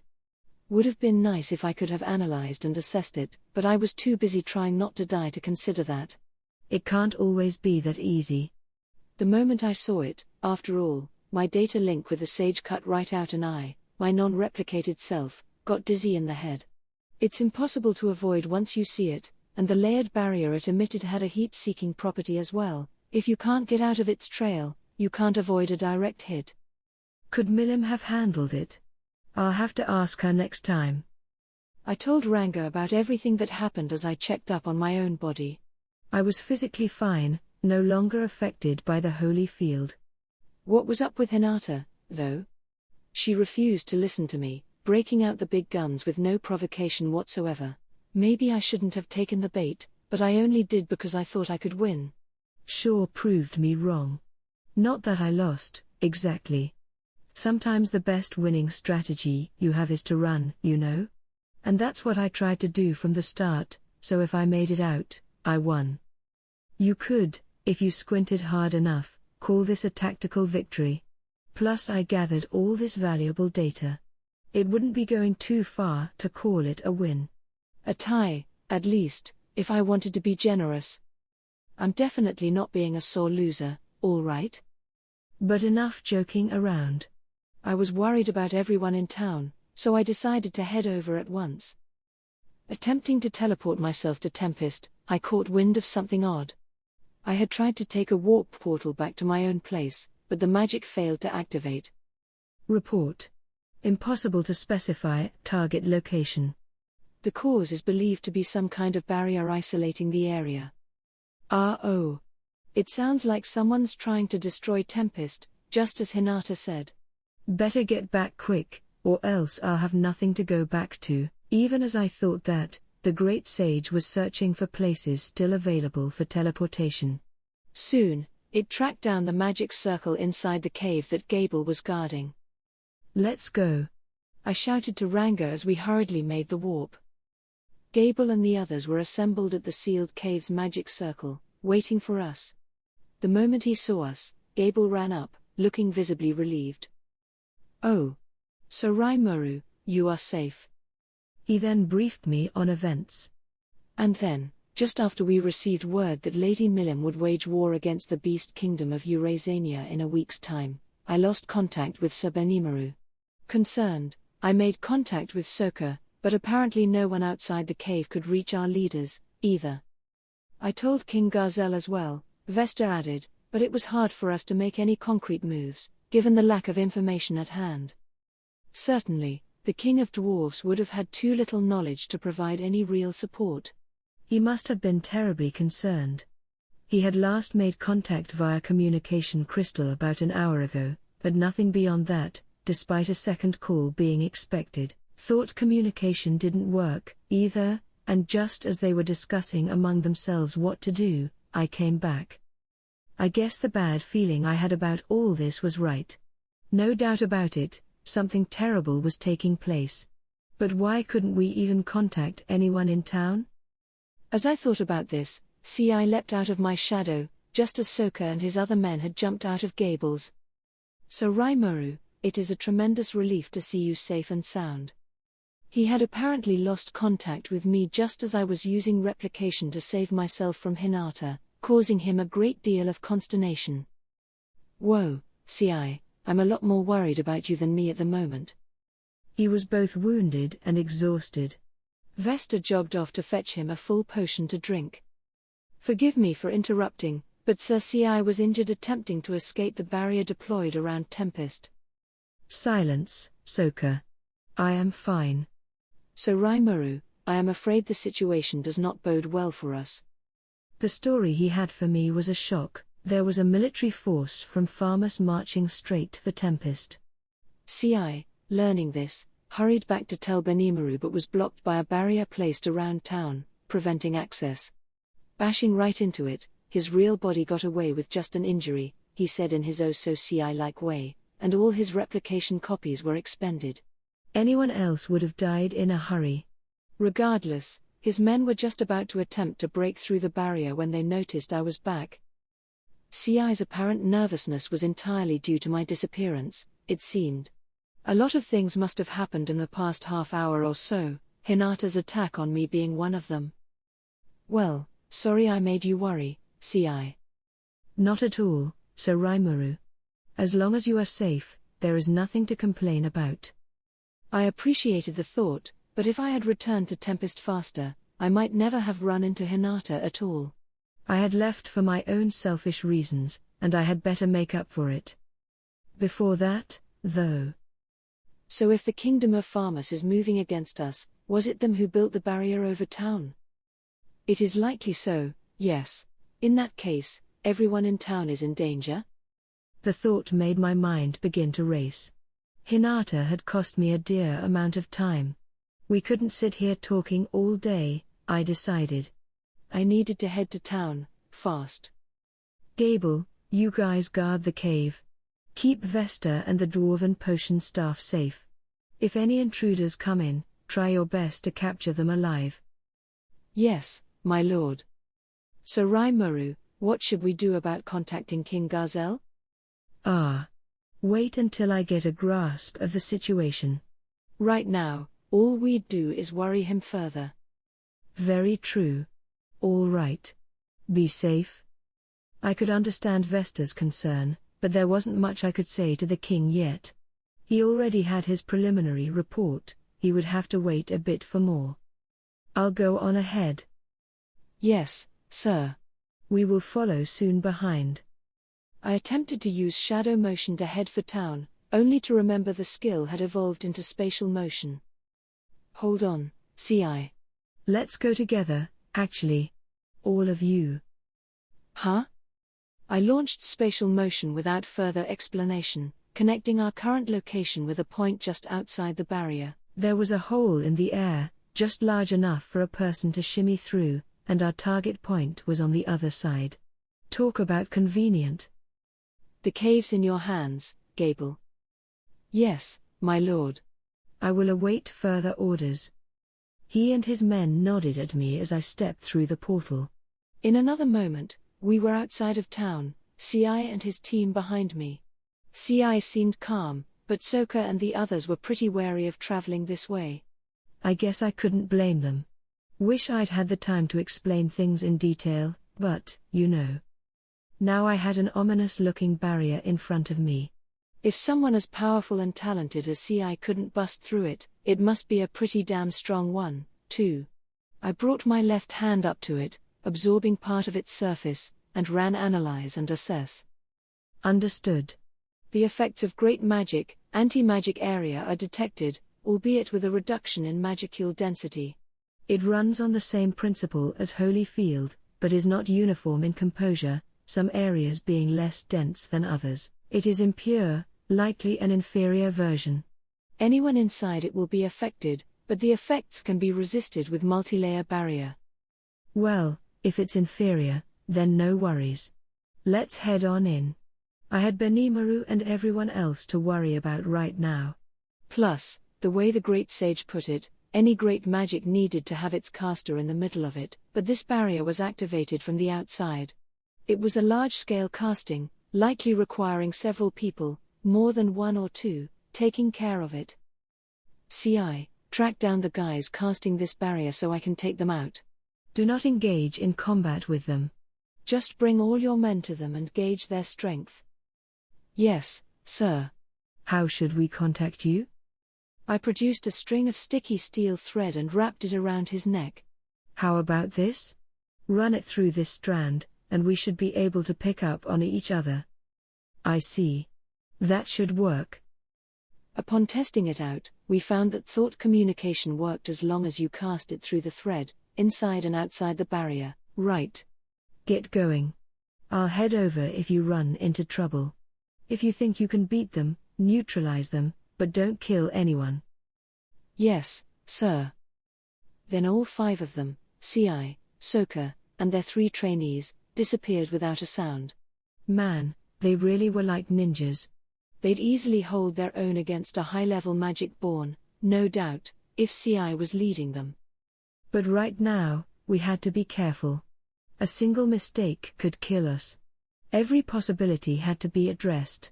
Along those lines, I had the sage continue its analysis, hoping it'd find a way to remove the barrier from the inside. CI had his orders, and I had mine. It was time to break in. There were magicules left in the air around town, although not as much as before. If it wasn't for the anti-magic area over it, you'd be able to cast magic to some extent. The sage was right, my multi-layer barrier made me feel no ill effects at all. This was far weaker than the Holy Field, which was a relief. Running through town, I headed toward our main office off the central plaza. The space was filled with people, the atmosphere tense and panicked. Something definitely did happen. It worried me. Realizing I was there, the crowd opened a path for me and fell to their knees. A few of them ran toward me. There was Rigard, sprinting at top speed, with Riga, Lilina, and the hobgoblin elders following behind. So Raimaru. It is wonderful to see you back. I am so glad you're safe. He kneeled, practically clinging to my legs, looking about ready to burst into tears. Yeah. Sorry I made you worry. Oh, not at all. He said in abject relief, before he did indeed burst into tears. The rest of them also knelt, keeping a polite distance away from Rigard and me as they celebrated my return. I guess losing contact with me worried people a lot more than I thought it would. Not everyone there was bawling over me, though. Nice to see you back, boss, Kaijin said, his voice taut. It sounded like he was painfully trying to keep the worry from showing. I could feel emotions a lot more instinctively from the monsters, but I had a feeling he was hiding his at the moment as well. Garm and his 2 dwarven brothers were there, too, blocking the way to the plaza as if trying to prevent me from going there. Follow me to our meeting room, if you could, Rigard said as he calmed down from his crying jag and stood up. There are things I wish to report and discuss with you. Now he was back to his usual bold self, no time for sobbing here, and his voice was firm and unyielding. He was ready to do what needed to be done. The building he led me to was away from the plaza. I guess he didn't want me in there, either. What was going on? It worried me a little. Here, Rigard, you and Kaijin get out of the way. What's going on? Oh, just a small hiccup. No talking your way out of it. Let me through. The coercion skill I interlaced with my words made them all give up, opening the way for me. Just as they did, an explosion rumbled a little distance from the plaza. Even with the lowered magicule density, I could recognize the aura as Benimaru's, and judging by the sounds of things, he was in battle. Is he fighting someone? Let's go. I ran for the area. Rigid and the others followed behind me, expressions of relief on their faces, not that they noticed. As I expected, Benimaru was in battle, well, not a battle so much as him heaping one-sided torment upon his opponent. There was a team of high orcs surrounding him, all clad in black armor, led by Geld and watching the proceedings instead of helping Benimaru out. Geld was usually cool as a cucumber, but just like Benimaru, he was fired up right now. His opponent was the beastman Gruasith. I wondered why someone serving Carillion was drawing Benimaru's ire like that, but then I noticed Yom behind him, lying limply on the ground, and a beautiful woman I had never seen before cradling him. It seemed like Gruasith was trying to protect them. Benimaru had yet to draw his sword, but his aura was practically gushing from his body, making it clear he was struggling to hold back his anger. "You seek to protect this woman, too?" he asked. "We don't have time for this right now. Get out of here at once." Heh. Can't do that. No way I'd hand her over when all of you are so worked up like this. Oh, worked up, you say? If I was worked up, I would have turned you into a pile of ash long ago, trust me. Just give it up and... Not gonna happen. I'm on her side, no matter what. Then Gruasith sprang into action, zooming toward the still unarmed Benimaru. He transformed in an instant, turning into what looked like a grey-furred werewolf. His speed was far beyond what he showed in the fight with Yom as he rushed ahead, confronting him with a dagger in each hand. "I told you to give it up." The daggers instantly vaporized the moment they made contact with the aura protecting Benimaru. It made Gruasith freeze in his tracks, just enough to let Benimaru catch him, pick him up with a single left hand, and hurl him against the ground. There was a dull thudding sound as cracks appeared in the earth. Blood flowed from his head. It was the first demonstration of Benimaru's force I had seen in a while, and it was on a completely different level from his opponent. Without even really trying, he had victory in hand from the start. But Gruasith refused to give up, springing right back to his feet. NGH. But I'm still. PFFT. Enough of this nonsense. If you continue to resist me, I will be forced to kill you, you understand? He tried lifting Gruasith again, a look of resignation on his face. Benimaru, stop. It was then that I finally shouted and put an end to this. Noticing me, Benimaru promptly let Gruasith go, and he fell to his knees, the aura flowing out of him coming to an instant stop, and the intensity in the air faded. Geld and the rest of the audience did the same, celebrating my return, but Yom and Gruasith needed attending to first. Benimaru, what is going on here? Well, my lord. He ran down the story for me as I had the two injured drink some potion. As he put it, a group of people disguised as merchants attempted to attack the town. They were quite a bit more powerful than expected, creating some serious chaos. Then, he said, we were no longer able to use magic, and we could feel the strength ebb from us. Thanks to that, the people in town were. Sir Benimaru. Rigid shouted down Benimaru before he could finish. They exchanged glances with each other as Benimaru awkwardly nodded. Let us discuss that later. Regardless, however, we were weakened thanks to whatever magic that woman over there cast. Geld nodded deeply at this, telling me about how he tracked down this caster and attempted to capture her. Yom got in his way, and they were forced to fight it out. The rest of Yom's force was not involved, they were still confined in their barracks for the time being. Things had definitely gotten a lot sourer than I thought. Just then, a rejuvenated Yom threw himself down at my feet. Rimuru, man, I'm sorry. I had no intention whatsoever of betraying you. All I wanted to do was protect Mjuran's life. Mjuran, the mystery woman who had simply looked on dejectedly so far, stepped forward. Enough, Yom, she said, looking a bit sad, somber and perhaps afraid of losing something dear to her. Just go ahead and abandon me. There's no need for you to be involved, too. Please, Sir Rimuru, Gruasith added, similarly prostrating himself before me. I fully understand that, as your guest, I have no right to speak about this. But still. Please, could you at least hear her out? Benimaru and the others looked disgusted at this, but my return had at least calmed them somewhat. Geld was normally cool-headed. As freaked out he was, it must have been something pretty deep. But I couldn't make any decisions on this until I heard the whole story. Best to get both sides of this, I thought as Mjaran quietly spoke once more. No, Yom. No, Gruasith. I have no right to be protected by you. Who can say how much this town has lost, thanks to me? I was the one who engineered this tragedy. Rigid winced at this. Benimaru averted his eyes. Kaijin just closed his and stood there awkwardly. This tragedy? It did seem like something was being hidden from me, yes. What do you mean by tragedy? The silence my question conjured hung heavy until Mjaran stepped forward. Geld warily sized her up, requiring me to stop him. Follow me, she said as she boldly walked off, apparently ready to accept all responsibility for the crime she committed. There was something beautiful about it, in a way. She was headed for the plaza in the middle of town, the place they'd tried to keep me from reaching earlier. There, before my eyes, was an untold number of monsters on the ground, men, women, even children. I approached them. Every single one of them laid down there was dead. How the hell did this happen? I felt my legs go weak. What's going on here? Damn, my mind's racing on me. There was about 100 of them on the ground. Huh? And they're all dead? You're kidding me. I heard one of the hobgoblin elders speak as I tried to take it all in.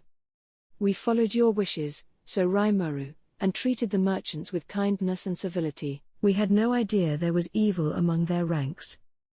Silence. Rigid shouted. You make it sound as if Sir Rimuru is at fault. It was too late. The words battered harshly against my mind. I apologize. I had no intention of that. I could hear the apology from afar, but my heart wasn't open to it. He was right. My orders, my words, were the cause. I may be a monster, but I used to be a human being. I just wanted to be nice to people. Now, realities sing in. So what the hell's the right thing to do, then? Who knows? That's what I'm supposed to figure out. My irresponsible mind attacked me incessantly, but I couldn't let it dictate my actions. This was my fault, and it was up to me to shoulder the consequences. It felt like a torrent of regret, a wellspring of anger with no place to go, was gushing out of me. It was hard to think. I felt like I was breathing more rapidly, even though I didn't need to breathe in the first place. I had no physical heart, but I could still sense it racing. It just didn't seem like reality. I almost splattered against the ground, unable to retain my human form. But that wasn't allowed. All I could do was grasp the situation and make sure I didn't pile mistake on top of mistake. What happened here? My voice was far away, cold and remote. It felt like all emotion in my mind had frozen. If I hadn't cast a great magic, Mjaran said as I attempted to stay on my feet, I'm not sure any of this would have happened. So this woman's the cause of it? And that's why Benimaru was so riled up? I've got to clear my head. Report. Great magic, anti-magic area does not weaken its targets in and of itself. In terms of a cause, it is believed the people who the individual CI was investigating are more relevant. My mind echoed with the voice of my partner, someone never swayed by emotion. No, but... Right. Calm down. This woman Mjaran was attempting to rile me up to the point that I'd kill her, and only her. She was diverting blame away from Yom and Gruasith. I knew that, as long as I could keep my head cool. Giving in to my rage and killing Mjaran wouldn't solve anything. It'd just be venting my anger. It was only thanks to the great sage that I didn't make another mistake. Thus we decided to get ourselves together and discuss matters somewhere else. On the way, I asked Rigid if there were any other victims. No, my lord, he said, we assembled all of them here. There are other injured, but Lady Shuna is taking care of them. I was wondering why Shuna wasn't around, actually. That explained it. Our potion storage was all concentrated in the cave, so she was probably using her own healing magic for the job. Should I give them some potion, then? No, I don't think that's necessary. I hate to put it like this, but our attackers were rather formidable. And surprisingly few people emerged only with injuries. In other words, they were all killed off in one shot. I could feel my anger coming back. Can't have that. I need to stay calm. All right. Let's talk this over first. ... Once we were all in the meeting hall, and a bit more relaxed, I received my briefing. I put my mind to work, even as the shock made the whole thing feel like an out-of-body experience. The first attackers were a trio who targeted Gobso and got him into a conflict.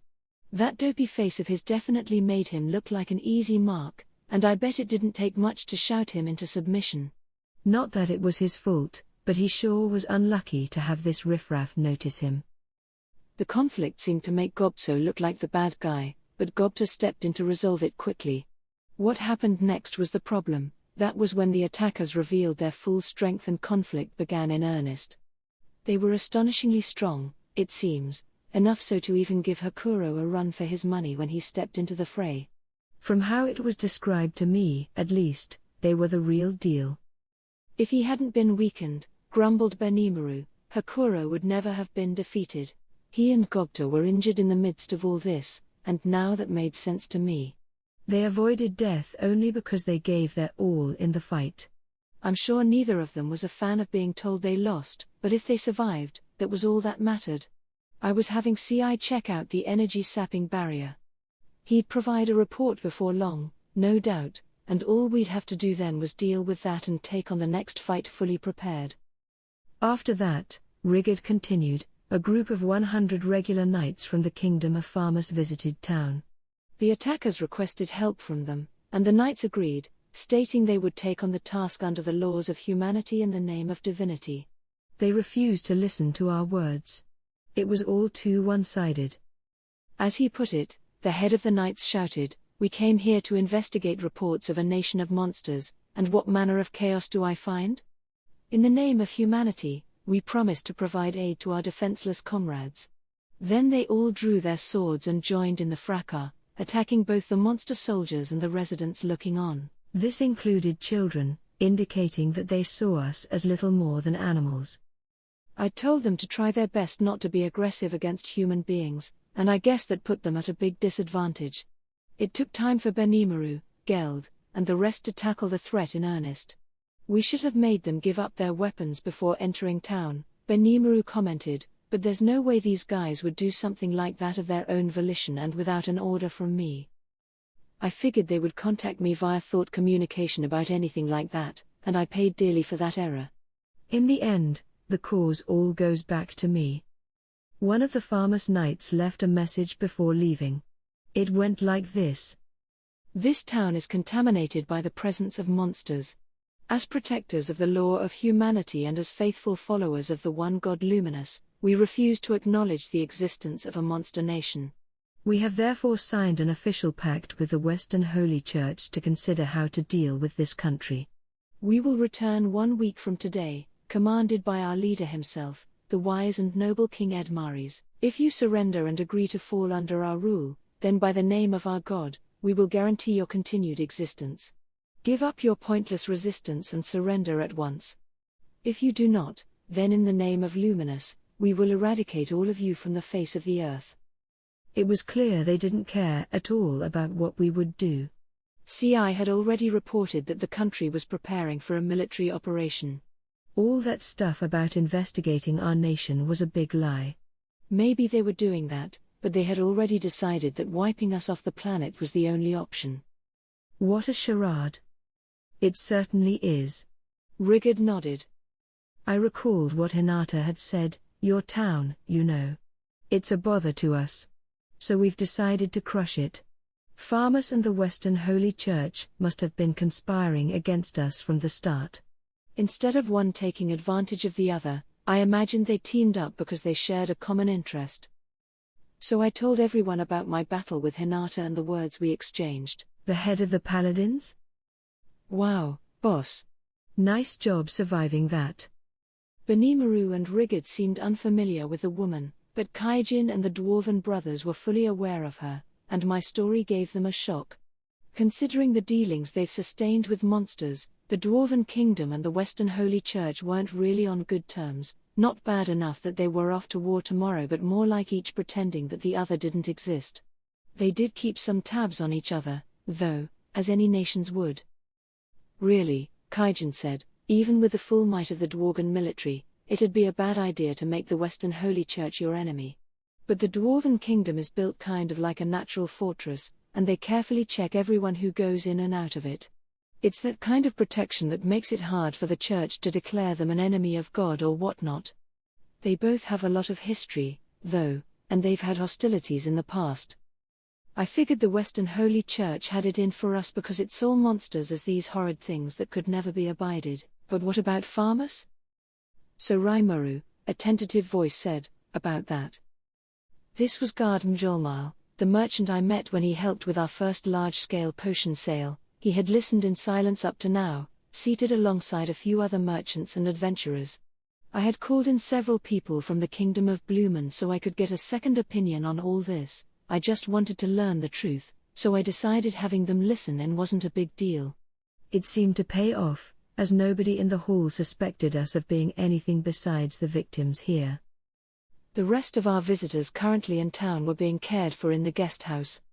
The fact that none of them was hurt was the only silver lining, really. Rigid suggested it, figuring that the ornateness of the place would calm their frayed nerves. I love how much I can count on him. It's a far cry from his goblin days, definitely. Ah, Mjolmal. Go ahead. I tried to address him as informally as possible. All of our other leaders, Benimaru, Rigid, Geld, were still seething with anger, so the atmosphere in the hall was rather taut. I was pretty emotionally spent myself, making it hard to be my usual open-minded self. I knew it was a bad thing, but I couldn't shake out of that cycle. It was no doubt rubbing off on Mjolmal, making him oddly silent. I know this is heartbreaking for all of you, but with the situation being what it is, I felt the need to speak up. I appreciated the thought. At this point, we have a brand new trade route that runs through Tempest. It has already begun to change the way merchants distribute their goods. It is still not broadly known about outside of Bloomond and its neighboring nations, but once word begins to spread, it will become known across the Western nations in the blink of an eye. As a result? Well, I imagine it wouldn't be out of the question for someone to think about conquering this nation before word gets out.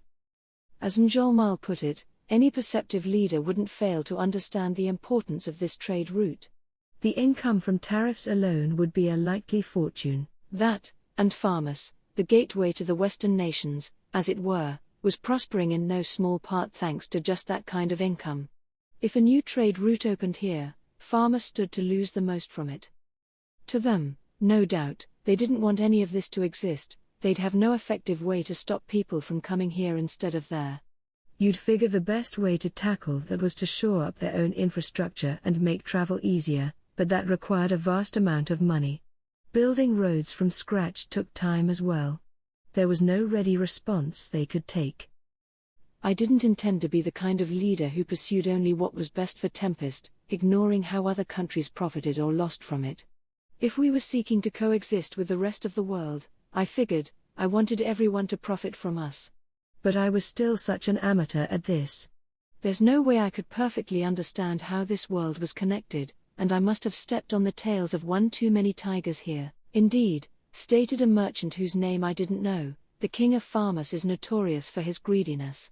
Even if he didn't take a military solution, I could see him looking at the profits being made here and reaching out for a slice.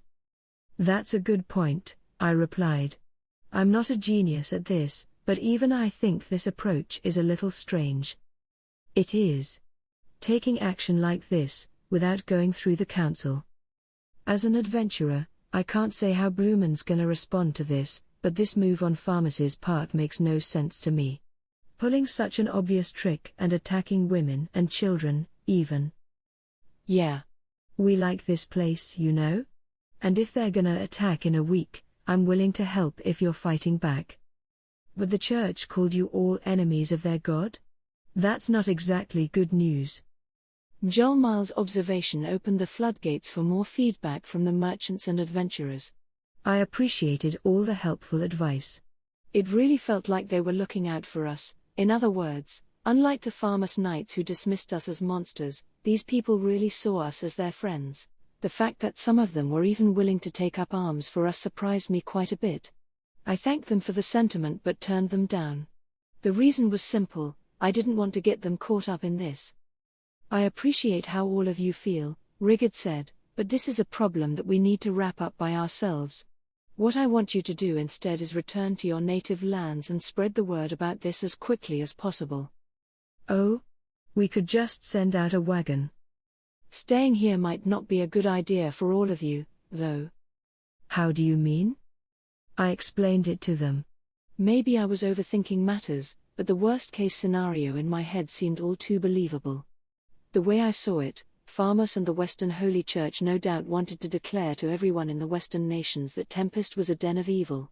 If and when they did, having our local residents advocating for us would be a hindrance to the propaganda effort. If Bloomond wasn't siding with them, would farmers consider residents like these just a hindrance?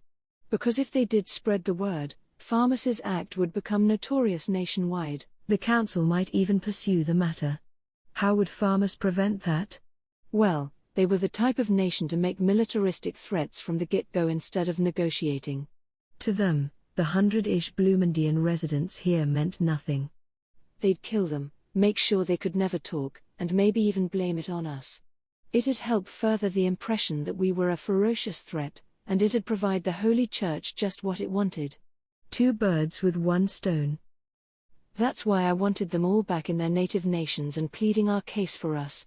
They were the best character witnesses we could ask for. I see. So we're lower than dogs in their eyes, eh? Killing us and pinning the blame on Tempest. It does sound possible, yes.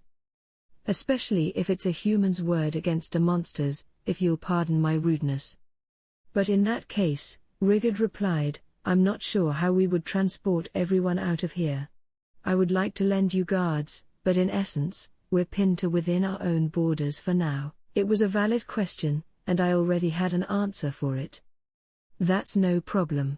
I'd like all of you to go back to your quarters and prepare to leave for now.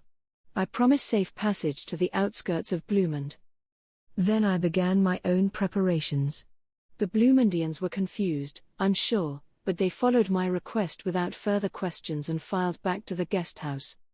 So, time to switch gears. Rigid and Benimaru briefed me on the attack. Our Bloomondian guests explained their position and opinions. Now it was time to speak to the woman herself, Mjaran, who had sat silently and watched up to now. All right, I began. Can you explain in detail, please, about the events that led to your meddling with our nation? She explained in a calm voice. I am one of the 5 Fingers, the closest servants of the Demon Lord Clayman. As his nickname Marionette Master hints, he uses his subordinates like puppets, making them do exactly what he wants. I am one of those puppets. He assigned me to spy on this nation, and I used Yom to gain entry into it, she went on in detail. It sounded like the cold, hard truth to me, no lying or excuses mixed in. Clayman, it seemed, was the kind of boss who used and abused the crap out of those under him. Mjaran was the so-called ring finger of the group. She used to enjoy a position of favor, providing essential information to Clayman on a variety of subjects, but now he saw her as used up and not particularly worthy of attention, although he claimed he would free her upon completing this mission. Milim told me that Clayman loved scheming behind the scenes, attempting to outwit his opponents. It sounded about right. I was sure nothing Clayman did would ever bother Milim very much, but to the Magic-born who served him, every day must have been a life and death tightrope walk. Magic-born like Mjaran served Clayman for a number of reasons, but most of them were either threatened by or magically bound to him. Her own mission in life was to complete her research and peer into the deepest depths of magic, and she had taken Clayman's offer for immortality and an eternally young body. In exchange, she had lost herself, living purely to follow Clayman's orders. I know it was stupid of me, she added with a regretful look on her face, but my heart was taken from me with a secret skill known as marionette heart. I no longer have control over my own destiny, and carrying out his bidding is the only thing I can do. So she was just following orders. Apparently, she learned from Odysee that Milim had declared war on the beast kingdom of Eurasania, and she surmised that Clayman sent her here to keep us from interfering. Now, though, she realized that a mission like that could be carried out simply by blocking magical communication. There wasn't any need for this massive, and non-hideable, magic barrier. He had said that doing this would guarantee her freedom, but she knew the chances of pulling the job off successfully were slim. She had to do it anyway, though, or else Clayman threatened to strike at Yom and his team. So she decided to take him at his word, that this was his last command. She didn't really have any intention of surviving. As she put it, her death would ensure that Yom and friends wouldn't have to face any consequences. Things are starting to grow interesting, Clayman reportedly said to her in his last message. There's going to be an enormous war. Certain unexpected events have led to developments I did not anticipate, but who can say how it will turn out? Mjaran had thought, erroneously, as it happened, that he meant a war between the demon lords Milim and Carillion. Now it looked like he was talking about this conflict, the one between Tempest and Farmus. Which sounded right to me. Clayman's part in this was to work alongside Farmus's moves and block any outside contact from Tempest. It certainly would be difficult to avoid war that way, and Mjaran's great magic pulled one hell of a job on us. This wasn't just plain old jamming magic. It was position-based, and since it was meant to block all contact, it couldn't be easily undone. Killing Mjaran at this point wouldn't release the magic. It took time to disappear, nearly a week. Even if we wanted help from other countries, magical communication didn't work. It would take time to make contact with Bloomond or the Dwarven Kingdom without magic.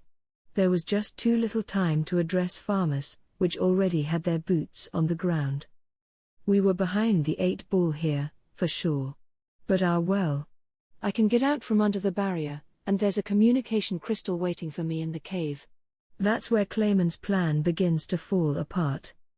All the same, I didn't want to get Dworgen or Bloomond involved in this. I just wanted people there to be on our side, so to speak. Really, if it wasn't for the Western Holy Church's involvement, I would have had both countries conduct some large-scale battle exercises or something to keep Farmus in check. With the Church backing them up now, I couldn't get those nations involved for no reason. In a war, each side has certain advantages and disadvantages, but each battle is also a test to see how long each side can hold out. If Farmus didn't fall back under threat and continued with their military activity, it had involved Dworgen, Bloomond, and the Western Holy Church, turning the whole thing irreversibly into a major war. If the Church declared our allies and us to be their enemies and spread the word across the entire world, I couldn't deny that it'd be a world war for all of us. That's exactly what Clayman would want. He'd naturally use the chaos to carry out some nefarious secret plan of his. Even if it was Milim against Carillion, I had no way of stopping it.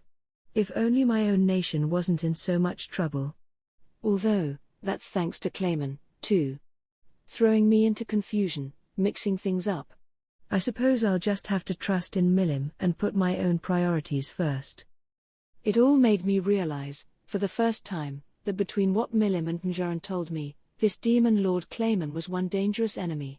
It was a hunch, but it seemed to be a correct one.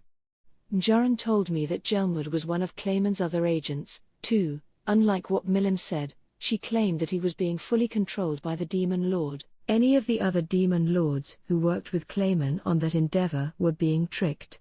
He had a knack for moving his pawns to the right place at the right time and never leaving any evidence behind.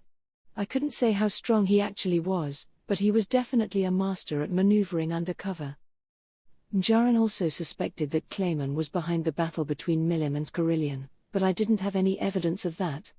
Someone as straightforward thinking as Milim could be easily goaded into something like that, it's true, but between his misleading words, the careful way he never revealed his true intentions, and the slyness it took to break promises without a second thought, all signs showed that Clayman was a demon lord who could never be trusted.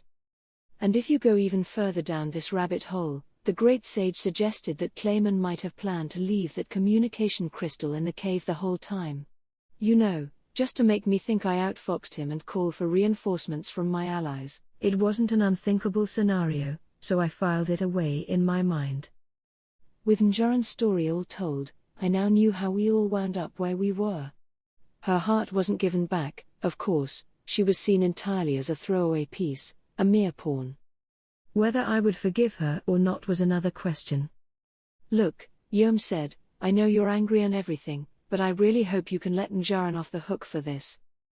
I have the same request, Gruisith added, eyes pleading with me. There's just no way she could defy Clayman, that's all. Turning them down would make me look a bit like a villain, wouldn't it? Now what do I do? I'll think about your fate once all this is over. For now, I just want you to stay in your room. Don't think about escaping. All right. Rimuru. Sorry, Yom. My mind's all mixed up right now, too. If you're worried, you can always stay with your men in their rooms.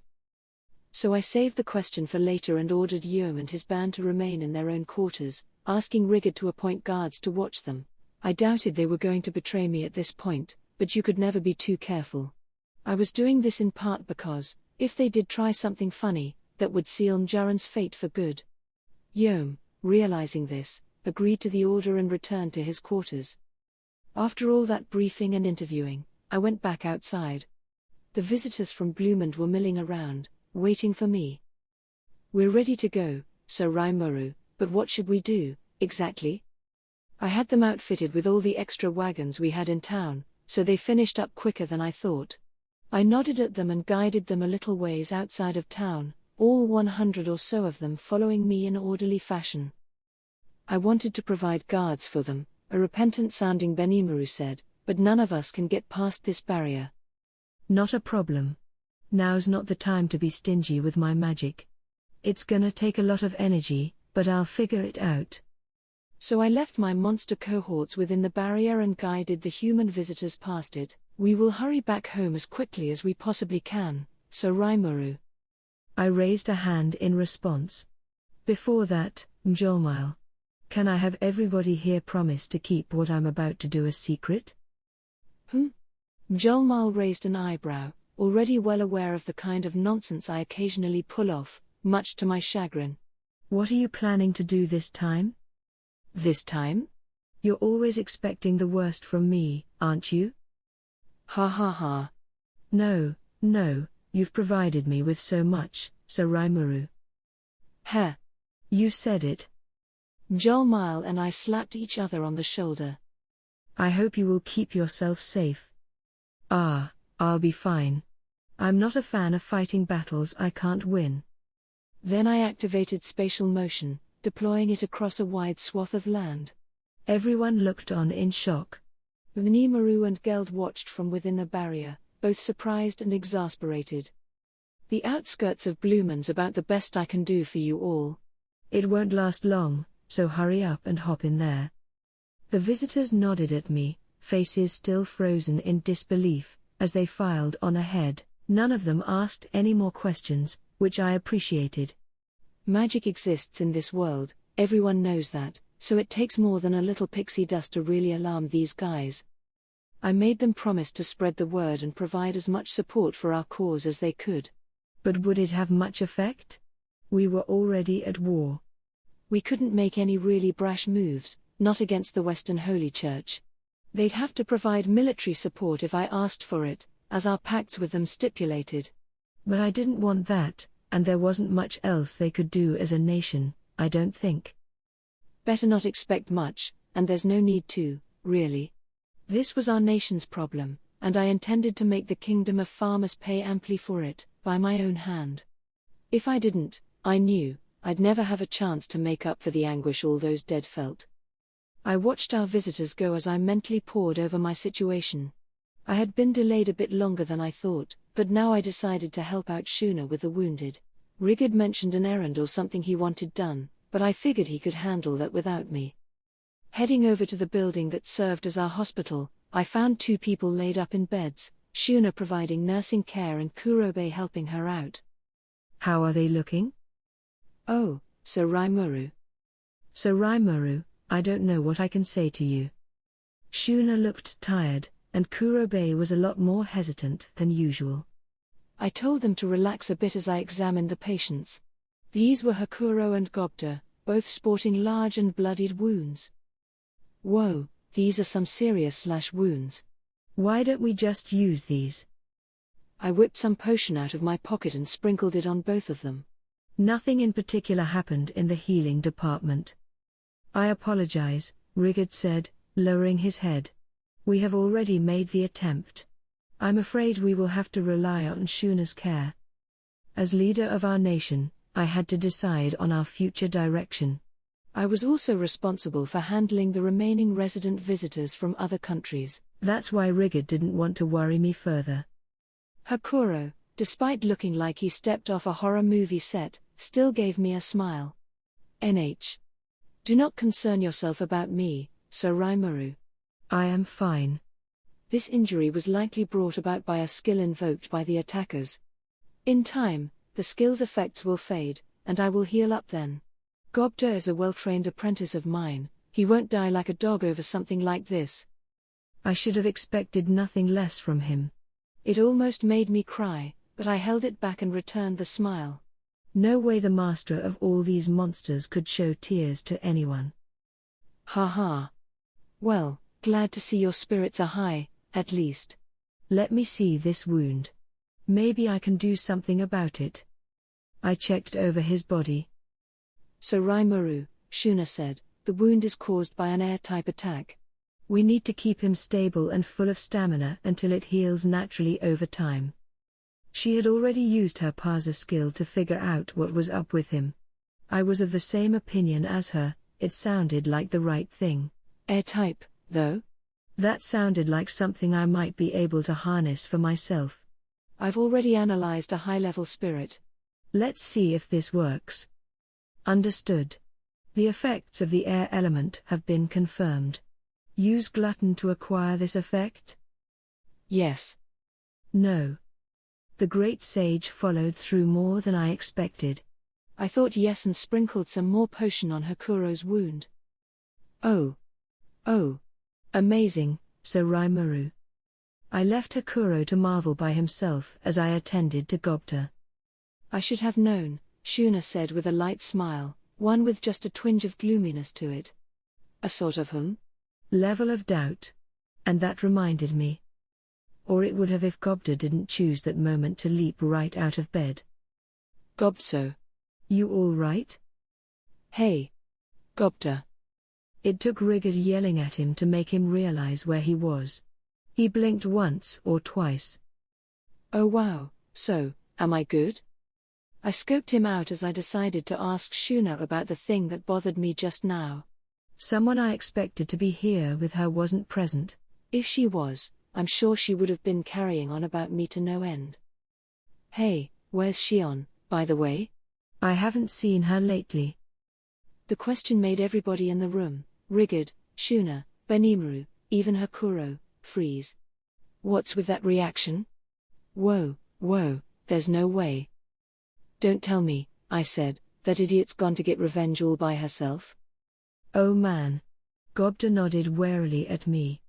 And maybe Gobso, too? He's so absent-minded, he's probably running full speed without realizing how badly outmatched he is. No, it's not that. Huh? This was getting weird. Nobody was looking me in the eye. Okay, so where'd she go? No answer. I looked up to find Shuna turning her face away from me, eyes growing watery. I had a bad feeling. Gobta looked just as concerned. No way, I said to myself. That could never happen. All right. I'm not going to be angry, so can you tell me where she is? Very well, Benimaru finally replied. Over here. Follow me. I nodded, and we began to move. Our destination was the central plaza, and there she was, lying right in the middle of the neatly made rows. There was a white cloth covering her, ensuring she wouldn't be easily spotted by me or anyone else. Ha ha.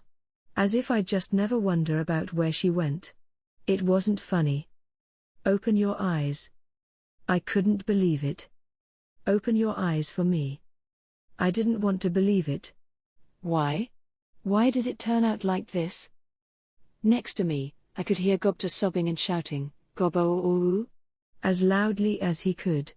I paid him no mind as my ears turned toward the voice providing what sounded like a faraway explanation. Shion had been protecting a child targeted by one of the attackers. With her own body, weakened by the plummeting magicule level. She couldn't move, and then an attacker came. Gobso had been trying to protect Lady Shuna. He didn't have anywhere near the strength for the job. The attacker just laughed at him as he swung. The words were meant for me, but I didn't want to hear them. Each syllable gouged its way into my brain. Open your eyes, Shion. I wanted to cry, but I couldn't. My heart felt like it was going to burst, but this body didn't feel any need to shed tears. Yeah, I thought. I guess I really am a monster. Somehow, it seemed so incredibly convincing now. I'm sorry. Leave me alone for a little while. Silence enveloped the plaza. I could feel everyone edging away from me. Shuna was the only one to give me a tearful hug before she joined them alongside Gobta, Hakuro placing a hand around his shoulders. Sorry, Gobta. I know you just want to say goodbye to Gobso, but... Yeah. I wanted to be alone. I no longer had a grip on myself. I felt like I was going insane, but my mind was sharp as a tack. There were tempestuous levels of sadness, regret, and anger, all crashing against one another in a mad contest to find an exit. Why did all of this happen? Report. Cannot calculate, comprehend, or reply. What would have been the right thing to do? Report. Cannot calculate, comprehend, or reply. Was getting involved with human beings a mistake? Report. Cannot calculate, comprehend, or reply. Come on. Was I wrong? Report. Cannot calculate, comprehend, or reply. That's right. Even with the untold powers of the great sage, there were some problems that just didn't have an answer. God damn it. If this wasn't our town. If it wasn't our town, I could have just flown into a rage, mowing down everything in my path. God damn it all. Taking so many people dear to me. Looking back, this was the first time I was there to see someone close to me die. I had never gone through a loss like that, and now I understood the sadness involved. I felt it vividly, with a pain more intense than being slashed ear to ear. Cancel pain wasn't cutting it for this one, not against the all-too-strong currents of magic and emotion within me. It was maybe too much for my new mask. A crack appeared on it, almost looking like a tear of sadness. I couldn't cry, so it seemed like the mask was weeping for me. Somewhere down the line, night fell. I gazed at the moon. What should I do? There was no answer. My mind was clear, but I couldn't come up with a single thought. I looked up at the moon and kept asking myself, over and over, for an eternity. Even though I knew there was no way to find an answer. But I couldn't stop. It was so foolish, but I couldn't stop. And I never noticed the small light, the reflection from the moon, that was upon me. 3 days passed. Shion didn't wake up. She's sleeping in way too late. I wish she'd knock that off. No, I know. I understood that she'd never open those eyes again. But I didn't want to admit it.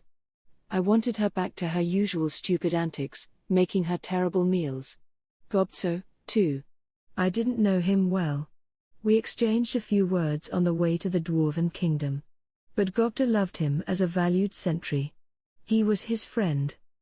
All the monsters who lay here had valuable relationships in their lives. No, it wasn't like these monsters lacked any kinds of feelings. They were my most cherished companions. My family. I wanted to enjoy life with them again, but it just wasn't going to happen. There's no way to resurrect the dead. What do we do? Do monsters not count as people?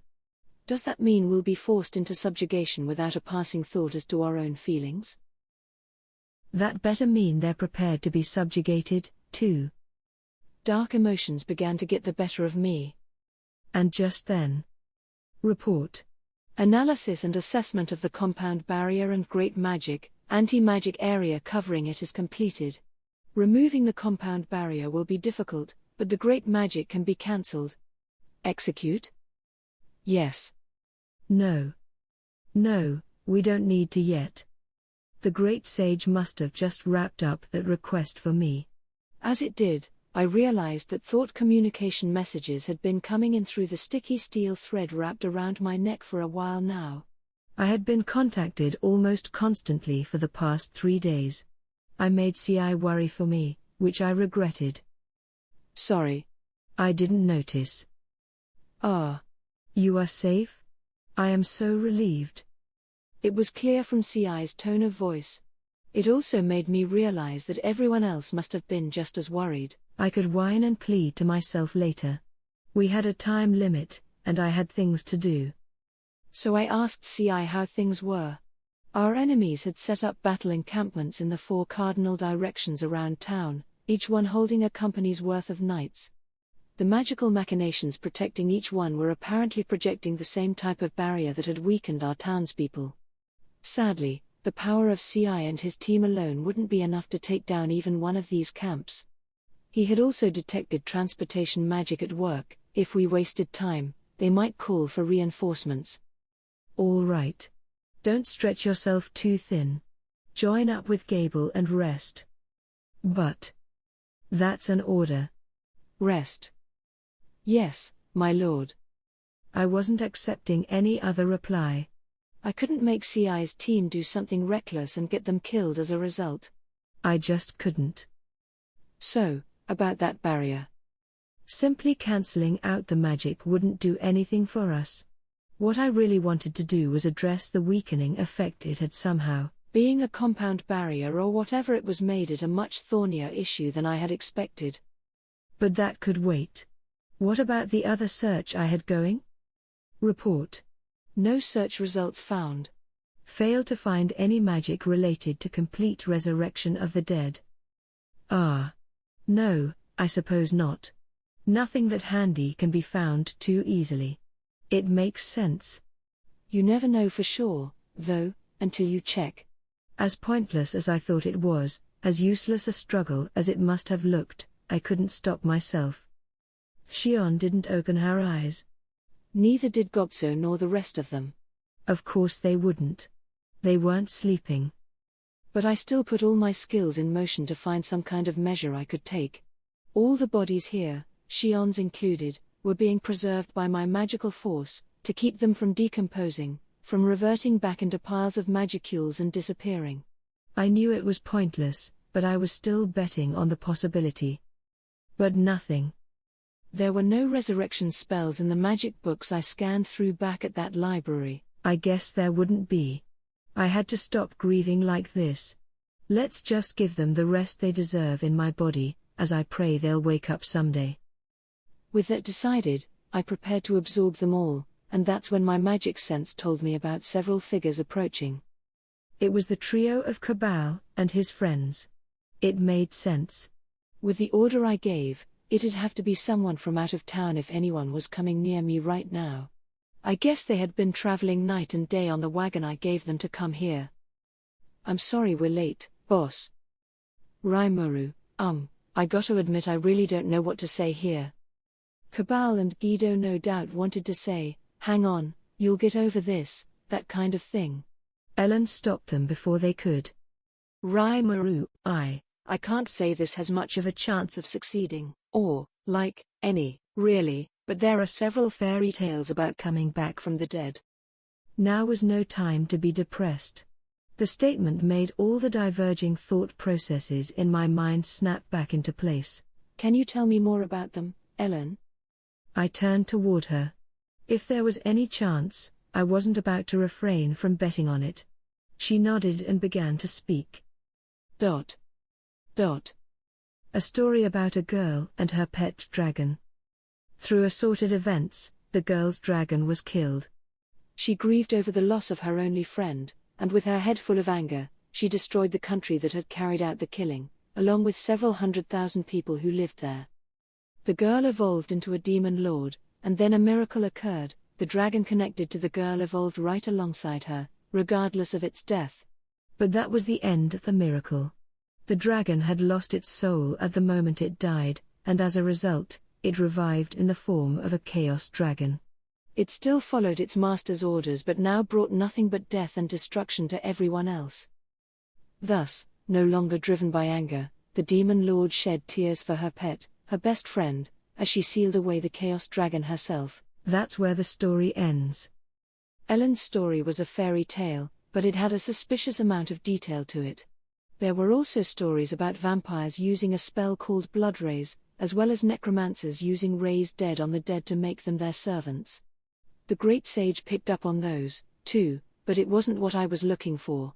It changed the target too much, making them into a different person from when they were alive.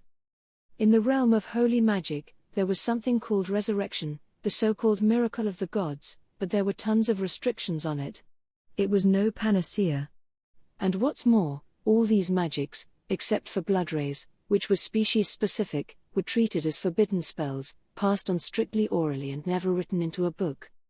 But that didn't matter. The issue was that evolve thing. Monsters evolved all the time here, for reasons that were beyond me. Just giving them a name was a huge deal to them. Maybe there was some potential there?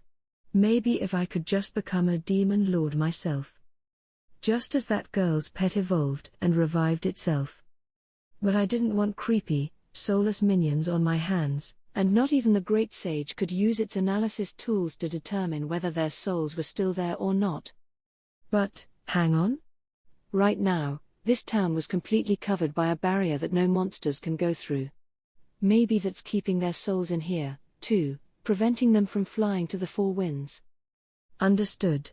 The chances of the souls of the individual Shion and the rest of the monsters being preserved within this space is 3.14%. Whoa. It's pi. Well, okay, maybe not quite. It felt like a low number to me, but I had to think about it the other way around. It needed to feel like a big one. I mean, over a 3% chance of literally being able to resurrect someone. Plus, there's no way someone as tenacious as Shion or as dopey as Gobtso could die. I couldn't let it happen. They had to be doggedly clinging to this world, waiting for my help. Now I had some hope. Next, I just had to carry it out. Of course, that assumed I could even become a demon lord, of course. Understood. You currently satisfy the requirements for evolving into the demon lord type. In order to carry out evolution into a true demon lord, the process must be nourished with the sacrifices of at least 10,000 humans. Oh, that's it? Well, easy, then.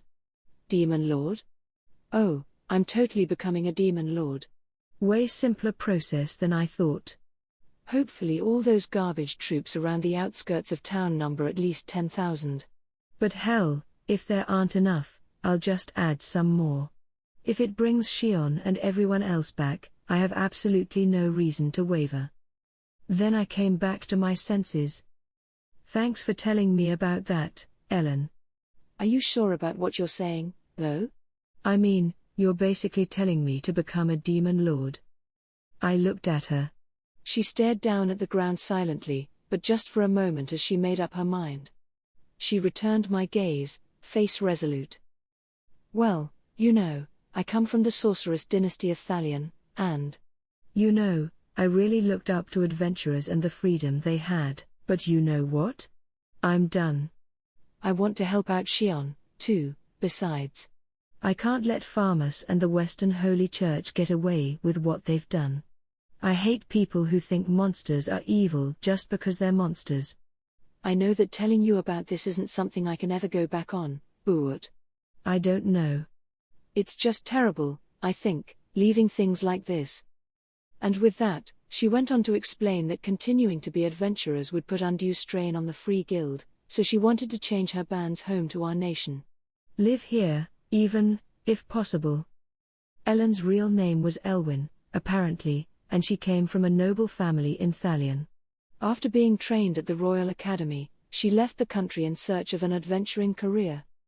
The confession made Cabal shake his head silently and Guido turn upward toward the sky, eyes closed. "Ah well," Cabal said. "If that's what the lady wants, you'll see no complaints from me as her bodyguard." "Me neither." "Guess it'll be Lady Ellen from now on, huh?" The other two, it turned out, weren't exactly standard adventurers, either. Upon further questioning, Cabal and Guido revealed that they had followed Ellen out of Thalion to serve as her personal guards. They were also good friends, obviously, given how they trusted her without question just now. Talk about a great trio. I was a little jealous of them. "So, probably, when you become a demon lord, Rimuru, it's gonna be totally obvious pretty quickly that I tipped you off. Thalion spy agency already knows that I'm involved with you, so it won't take long for them to connect the dots. So, you know. Until then, I want to help you out as much as I can here. I want to see how it all works out in the end." She knew she wouldn't be living a life of adventuring freedom for much longer. And she wanted to spend that last bit of freedom here. All three of them looked at me, faces stern. If I allowed them to live here, it might force me to tangle with Thalion in the future. I didn't know what kind of impact their reaction would have on us, but they couldn't just ignore one of their nobility in the custody of a foreign nation.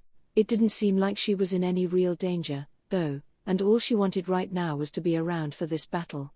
I wasn't exactly sure what I thought about it, but it was a question we could safely save for later.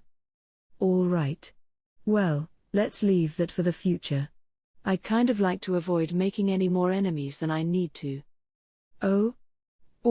But it's all right if I stick around long enough to see if you can save Shion, isn't it? All right. You're the one who tipped me off. You can stick around until it's over. But you realize that my becoming a demon lord might change me. I may even wind up attacking you guys. I can't take responsibility for it if I do, But are you okay with that? I wouldn't like that too much, no, but a little too late to worry about that now. I'll just have to believe in you, Rimuru. Whoa. Is that how much we're involved now? Hoo boy. A little too late, indeed. That's right, Guido. A little too late for that. That's Lady Ellen for you, isn't it? It's always like this with her, the two bodyguards sighed. It didn't seem to harm their loyalty at all, though. Thanks to all this, I finally had a plan. I could save Shion, and Gobso, and all the rest. And if it meant becoming a demon lord, then I was all in. The enemy forces were attacking in 4 days. I had a firm grasp of the situation. Now it was time to take action. With the decision made, things could proceed faster now. Step 1 was keeping all these monsters' souls from dissipating. For that, I adjusted the great magic I'd acquired with Analyze and Assess and used it to strengthen the barrier around town. It wasn't clear exactly how much longer Mjaran's magic would last, and I was afraid it'd flip off like a light switch and send their souls flying. It cost me a surprisingly vast amount of magicules, but it was nothing I couldn't deal with now. If anything, compared to the utter despair up until yesterday, I was practically elated. Good thing I thought to analyze that barrier, even though I didn't see much of a point. That connected everything together really well, opening up our big chance to get Shion and the rest back. My casting that great magic sent Benimaru and the others running toward me in shock, of course. So Rimuru, what have you? Benimaru, get everybody together here. I'm gonna hold a conference to outline our future plans. What? Yes, my lord. They ran right back off, my orders putting a spring in their step. Ellen, Cabal, Guido. I'm sorry I made you guys worry. I'm a lot better now. Rimuru. I smiled at Ellen as I placed my cracked mask back in my pocket. The show seemed to relieve them a little, too. If there's anything we can do to help, Ellen said, just say it. Heh. Yeah, you've been a big help to us. Now it's our turn to step up. You said it, Cabal. It made me happy, hearing that. I appreciated it, but I didn't want the trio actively participating in the war for me. I'd have them explain the situation one more time at the conference, though. I wanted all of us, not just me, working together. All right, I said before leaving them. Would you guys mind joining me in the conference, then? I've got something to handle in the meantime. I then walked directly toward the quarters being used by Yom and his team. Yom looked flustered to see me as I walked in the door. Araimaru? I've decided upon Jaren's punishment, Yom. Where is she? Resting upstairs, but... The word punishment disquieted him even further. I felt bad about it, but what I had in mind just wasn't something I could tell him. Not yet. The moment I was up the stairs, I faced Jaren and spoke. Jaren, you're going to die for me. Hey? I heard Yom yelp. I ignored him. Jaren looked at me, eyes full of surprise, but gave me a resigned nod. She was prepared for this eventuality. So Raimaru, that. Odysee tried to cut me off, but I wasn't about to let him. Then Yom stood between her and me. Well, I'm sorry, pal, but I'm here to protect her. He knew he had no chance at all, but he still tried to resist me. He's such a nice guy that way. I mean it. So I bound both him and Odysee in sticky steel thread. Raimaru, please. Jaren gave them a light smile. I loved you, Yom. You're the first person I've fallen for in all my life. If there's such a thing as reincarnation, I hope I can live together with you in my next life, so. Goodbye, then. Try not to fall for a bad woman next time, all right? Another smile, and then she closed her eyes. I love that resolve. You don't see women as good as her too often. To be honest, this act was making me feel tremendously guilty. But hey. So, without hesitation, I plunged my hand right through Jaren's chest in a chopping motion. Her head lurched forward, powerless, as Yom and Odysee screamed their heads off. Then, with a look of utter confusion and puzzlement on her face, she opened her eyes again. I'm not dying. That didn't even hurt. Well, yeah. I know I said she'd die for me, but I wasn't planning on killing her. You hear stories about people dying and coming back to life all the time, don't you? I had a bunch of people I needed alive again, Shion included, and I figured I'd try my luck at padding the probabilities a little here. Oh, yeah. You were dead, for maybe, 3 seconds? Huh? What does that mean? Report. The individual Jaren's pseudo-heart has begun regular operation. Nice. Came off without a hitch. With the sage's confirmation, I removed my hand from Jaren's chest. Well, the operation's a success, I guess, so let me explain what I did.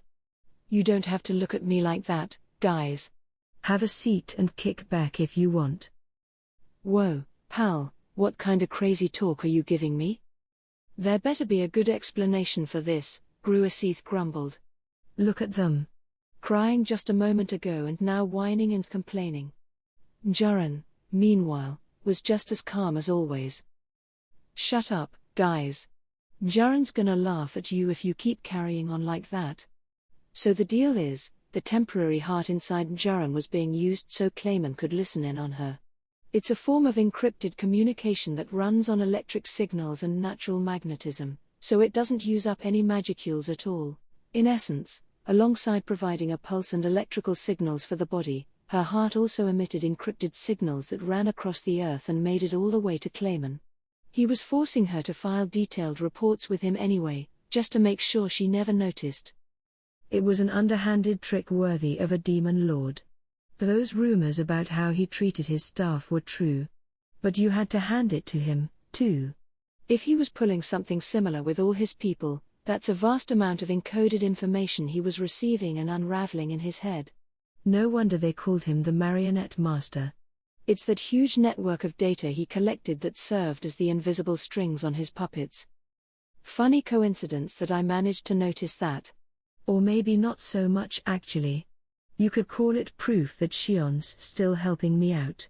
When I cast that great magic to prevent all those souls from fading out, The great sage discovered an all-electronic signal that the barrier reacted to. It was easy for it to decipher the coded message, so I figured I could just use that device to fool Clayman into thinking I killed Njaran. And so it was all just a prank on my part. Sorry. Just a prank? Goddamn, pal. Whoa, Yom. It wasn't something he could deal with that easily. I mean, that's the whole secret behind the Demon Lord Clayman's power. Something nobody else knows about. And now they're carrying on again. What a pain. But let's not sweat the details, all right, guys? So, Njaran. Guess there is such a thing as reincarnation, huh? What? It was at that moment that Njaran finally realized the curse upon her life had been lifted. You're a free woman now, Njaran. Well, sort of. Before that, I have one favor to ask. She turned toward me, still not fully cognizant of what was going on. Say anything. If you wish me to swear my loyalty, I will, gladly. Nah, that's fine. Actually, it turns out there's a possibility that we can resurrect Shion and all the others, just like how you died and came back, you see? And I want you to help me pull that off. Huh? Resurrect? How? Odysee asked. Raising the dead isn't even possible for high-level magic born like me. It's just a hypothetical for now. But I'm gonna make it happen. Yep. Just a chance. But I couldn't ever allow myself to mess it up. I'd do everything I could to boost my chances, and to do that, I needed Njaran. But, I said, if I do pull that off, what'll you do after that? Well, I may be free, but if I'm limited to an all-too-short human life from now on, maybe I don't mind being a little confined after all. She gave Yom a look that made him blush in the most darling fashion. Her own cheeks reddened a bit. I had to feel bad for Odysee, though. He had been turned down, pure and simple. Come on, cheer up. Don't give me that smile of yours. He protested. Besides, Yom's human, so he'll live maybe 100 years. After that, it's my turn. What the hell are you talking about?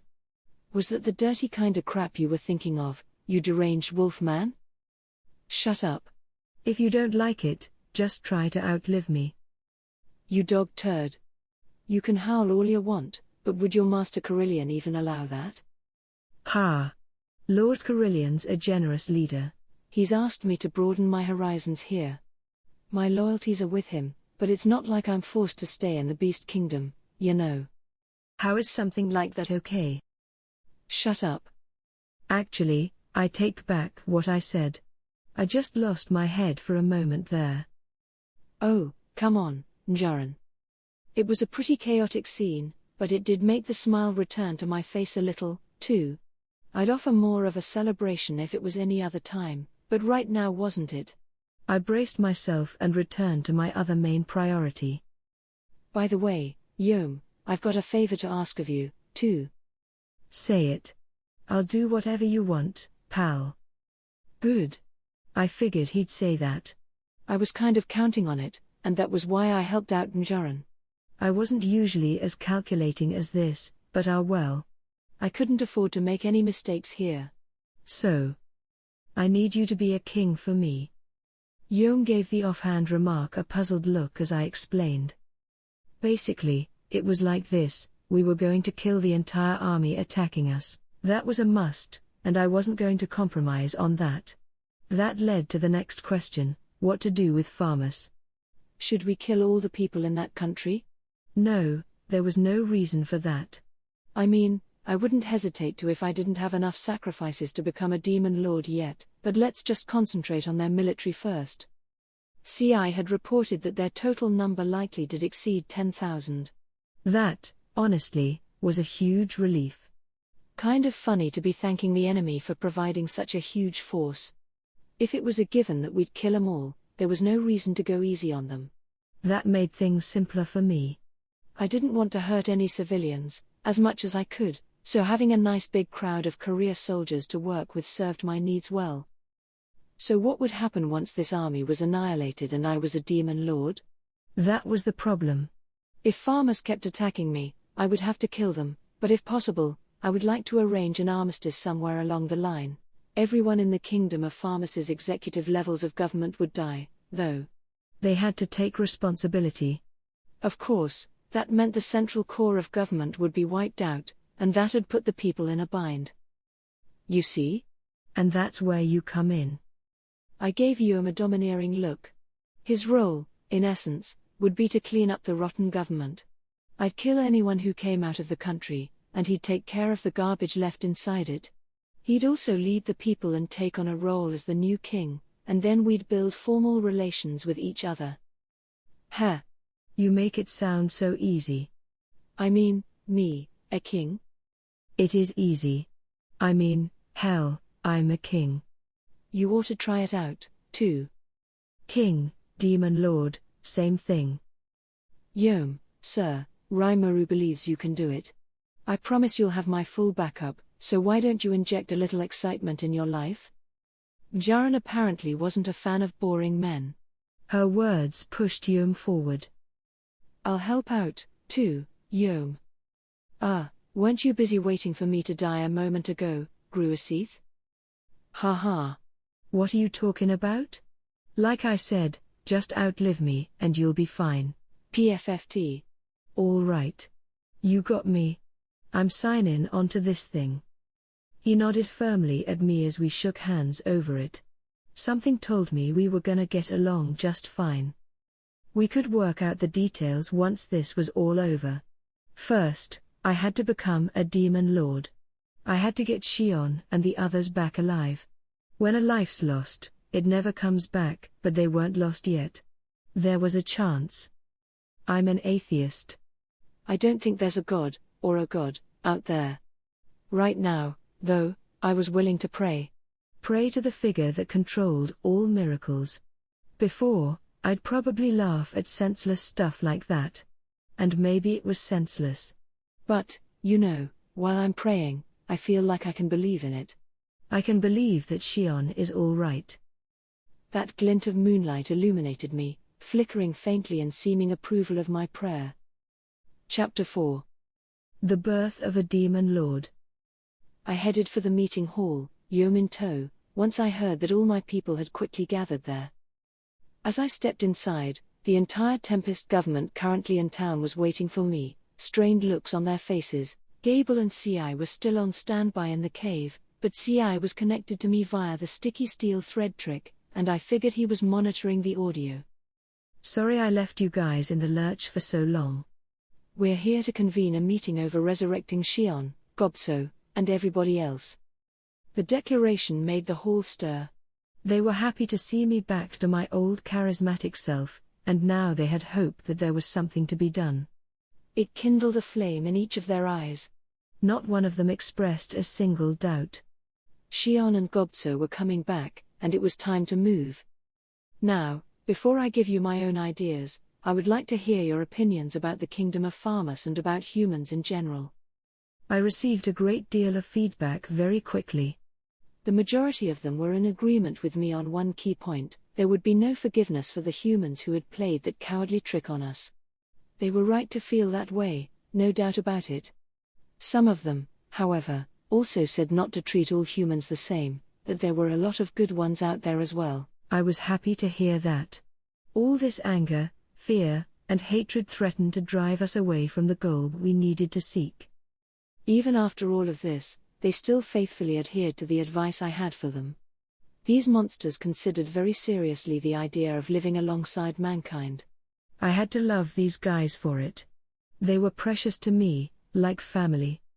I never really loved anyone before, so putting it that way sounds kind of fakey to me still, but I waited for everyone to settle back down before I continued. Right. Listen to me, all of you. I felt all eyes upon me as I began. I myself am a former human being. I was reincarnated, as it were. This caused a little commotion, but nobody spoke up. Shuna, Ranga, and probably Shion already knew, I believed.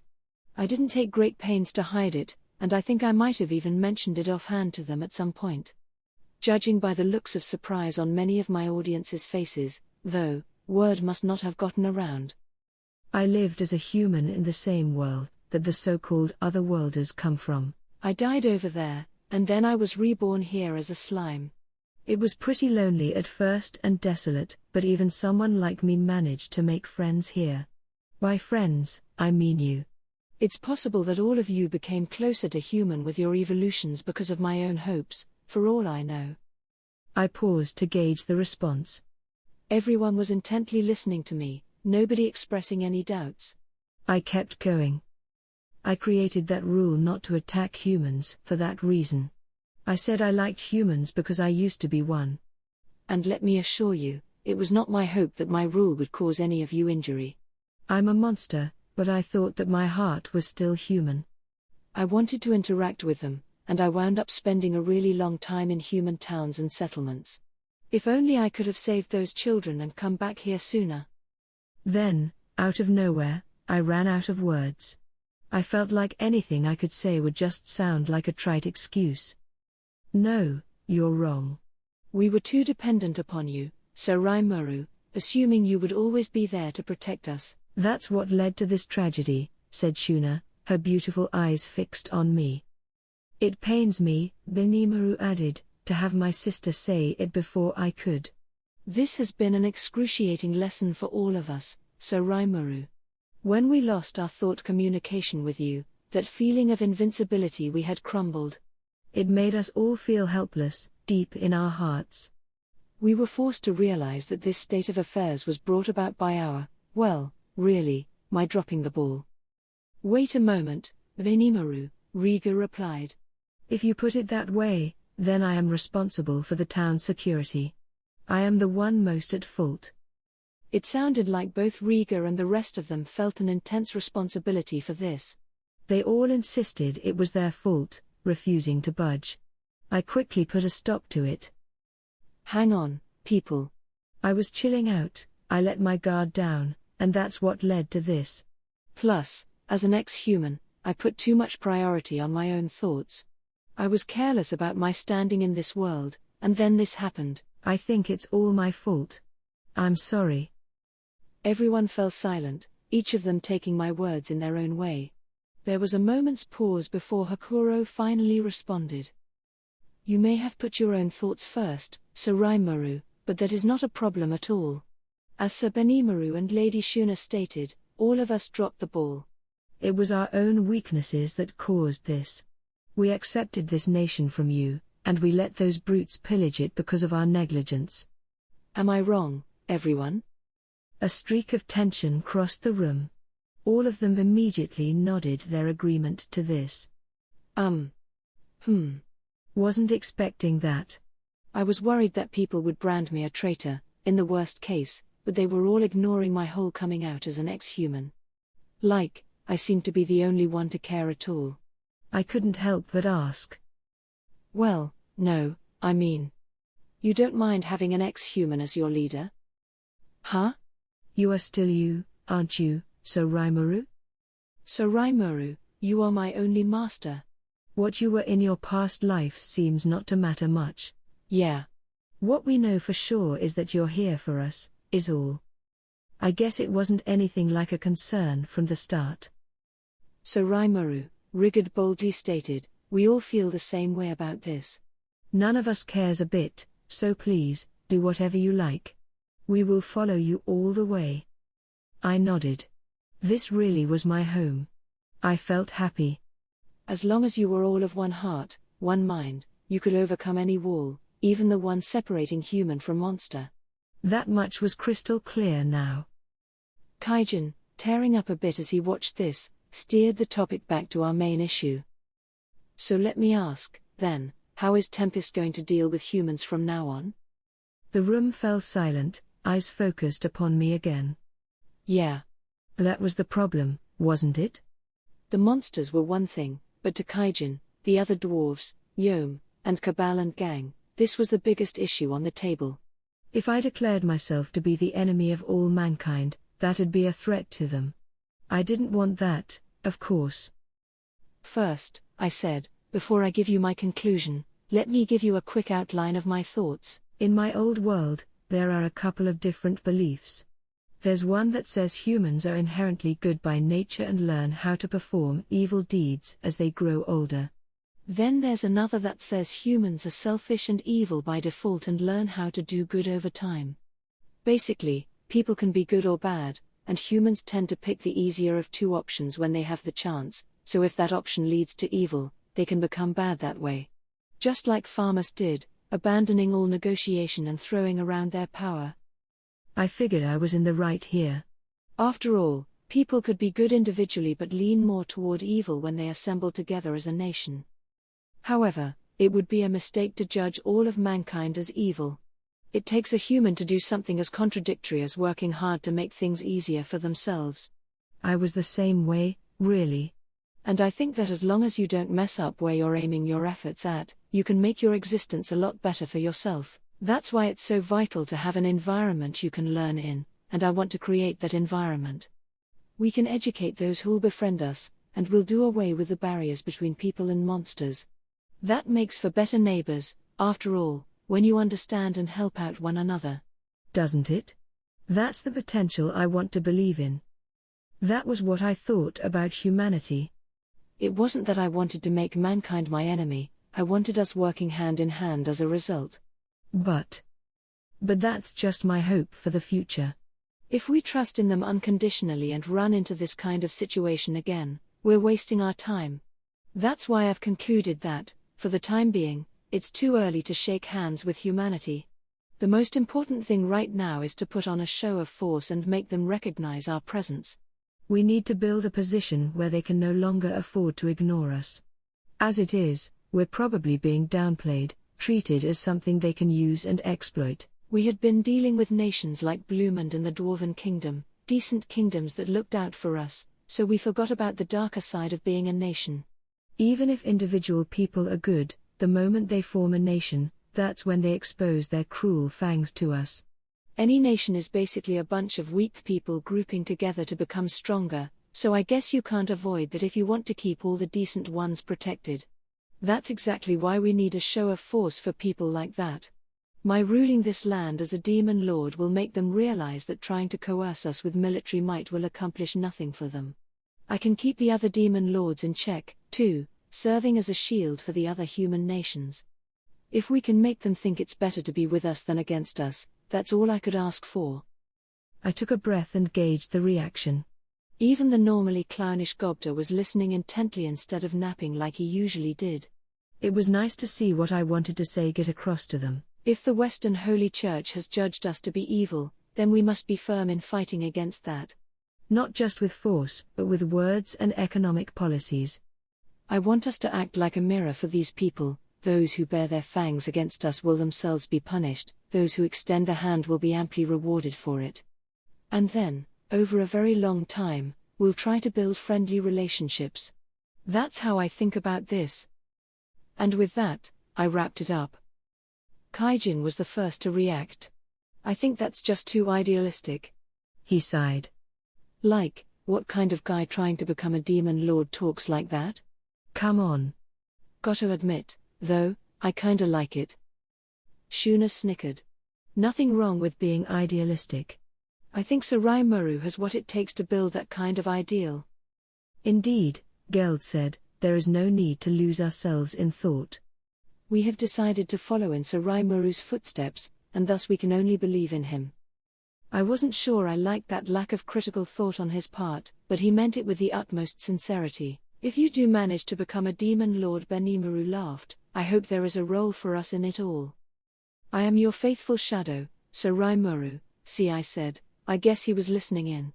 There is no need to confirm our relationship. I will move according to your orders. And I, my master, Ranga added from my shadow, am your faithful fangs. The one who will tear apart any foe who stands in your path. They all voiced their agreement in their own ways, Rigid, Riga, Gobta, Hakuro, and everyone else. Yom, too. Damn, pal, he said, scratching his head. And you want my crew to build a new nation and turn everyone there to your side? Well, you don't need to lay it out for us. I know how your mind ticks. You're a real slave driver to all of us, you know that? I'm so glad we have an understanding, Yom. Ah, shove it, he pouted, his lips smiling. Mjaran was on his right, Gruseeth on his left, and the rest of his followers behind him. I saw Kuzul, his aide, and Rommel, his main staff officer, among them. They were all humans, and they, too, voiced their agreement in a variety of ways. He. So let's keep things friendly between us, okay, Rimuru? Everyone nodded at Ellen. Her words had weight in my mind. I was pushing a lot of stupid ideals upon them. I didn't have any excuse for that. I lived life the way I wanted to, and I had to take responsibility for my actions. Thanks, guys. Hope you'll still put up with my selfishness in the future. They all shouted their agreement, harmonizing like a choir. With that out of the way, it was time to switch gears and figure out a strategy against this invasion. Do we have any details on the enemy force? CI quoted a figure of at least 10,000 men, but I didn't hear about what types they were yet. We needed to let the rest of this meeting's attendees know, too. Yes, Benimaru stepped up to state. According to CI's investigations, we were being invaded by a tandem force, with soldiers from both Farmus and the Western Holy Church. The church force were the Temple Knights, the minor leaguers, about 3,000 of them, which consisted of the garrison that was already stationed in Farmus. In addition to that, essentially there were 10,000 Farmus Knights, 6,000 mercenary troops, and around 1,000 magic users. So, around 20,000 in all. Pretty big force. Larger than our country's entire population. But if the church's crusader groups and their legendary strength in battle weren't part of the equation, I didn't see any major problem. The sheer numbers were more than expected, but the only implication this had was that I'd have a larger sacrifice to snack on. I had no intention of offering any of them mercy, after all. The real question on my mind was how many other worlders were among them. How should we allot our own forces? Geld gingerly asked. I think, Benimaru replied, my force should address the main enemy presence. He was ready to go, definitely, apparently. He had formed a group of hobgoblin warriors on the sly, trained by Hakuro and pretty well honed. Riga and Gobta were commanding the goblin rider teams, too, and ready to kick up one hell of a lot of dust. I wasn't the only one to be enraged by what happened. But I'm sorry, guys, but I'm gonna be the one to take down these forces. Or, I hope you'll let me. How do you mean? Benimaru asked for the crowd. My explanation was simple. It turns out 10,000 sacrifices are all I really need to become a demon lord. Presumably, I'll be evolving into a so-called true demon lord, and that's how the process works. Luckily, we have double that on our doorstep, so I got more than enough. After that, I just need to show off my force a bit. It's part of the whole ceremony, or process, toward reaching demon lordhood. I need to annihilate all the invaders by myself. I wasn't being entirely honest here. There wasn't any need to go it alone, according to the great sage, as long as the souls were connected to me, no worries. My own will needed to align with theirs, and that's all it took. The exact conditions, however, were allegedly a little hard to engineer. It wasn't just a matter of killing 10,000 and Bob's your uncle. But I didn't care. A passing thought struck me that maybe Clayman had been aiming for this all along, to start a war for the express purpose of collecting 10,000 human beings together for reaping. Attacking villages singly only got you so far. Maybe he aimed for a war that'd let him efficiently harvest those souls and become a true demon lord himself. He just didn't know the exact conditions needed, so he had to satisfy himself with spreading evil around his domain instead. It almost seemed to me that he was taking advantage of the other demon lords so he could become a true one, even. He would have been eliminated from the fray sooner or later, I suppose. But right now, the demon lord Clayman was my clear enemy. Once I took care of things with Farmus, he was coming up next. So really, I had just one reason for handling this solo. It was because I had this well of intense anger deep in my chest, and I wanted to release all of it. I didn't want to give people the impression that I'd kill at the drop of a hat. I wanted them to know I was pissed. And if it meant I'd make a mistake and get killed, then that's just all I was capable of, really. Plus, I felt like I had to take responsibility for all this. I couldn't allow myself to take it easy any longer.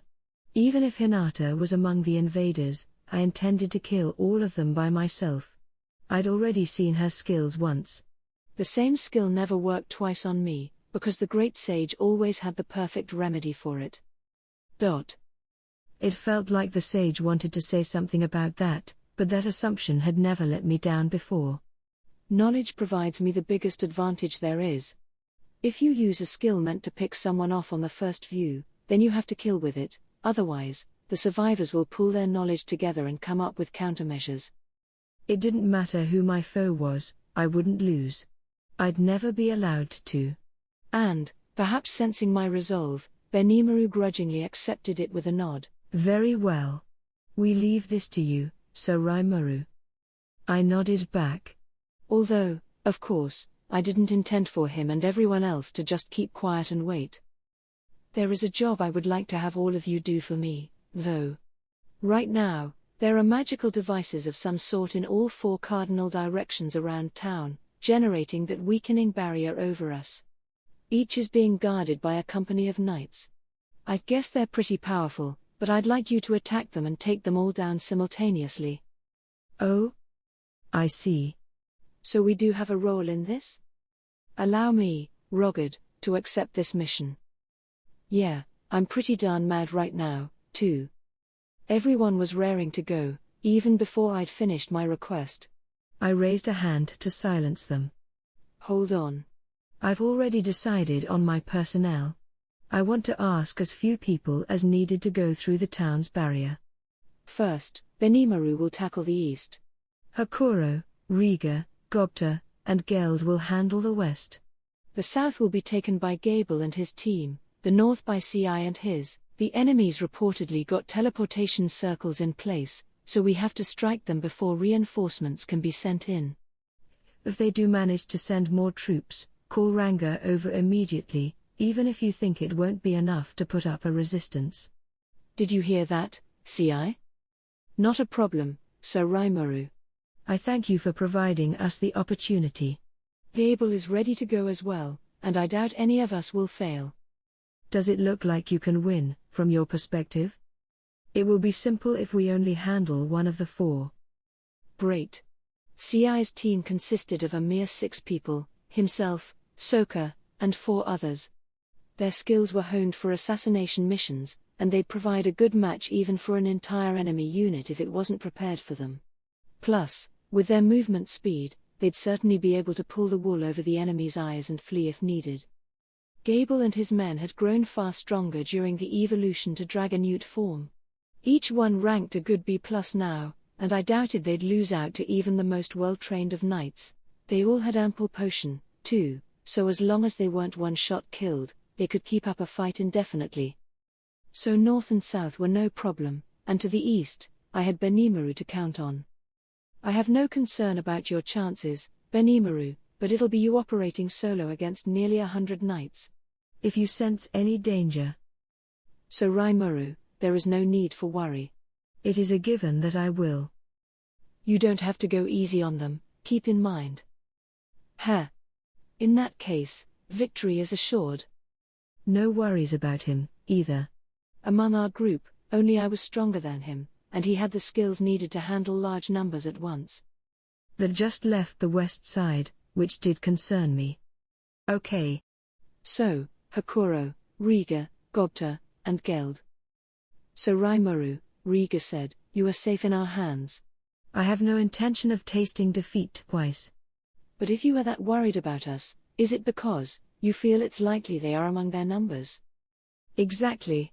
The west side connects to the shortest highway route to the Kingdom of Bloomond. If the enemy anticipated that our merchants would flee down that road, then the knights who attacked us earlier were probably stationed to the west so they could strike at our visitors. Can you win against them? There's a very good chance those other worlders are among them. So Raimaru, we are not as weak as we used to be. We have the power to fight, not just to be protected by Sir Hakuro. Yeah. Plus, I gotta get me some revenge for Gobtso. I know we number just 4, Geld said, but I want you to trust us. I promise you, So Rimuru, I will wield the powers you granted me as an orc king as much as I possibly can. Hakuro's reputation preceded him. Geld was powerful, if not quite as much as Benimaru. Riga, in his role as leader of our security forces, was just as capable in battle as Rigard. Gobta.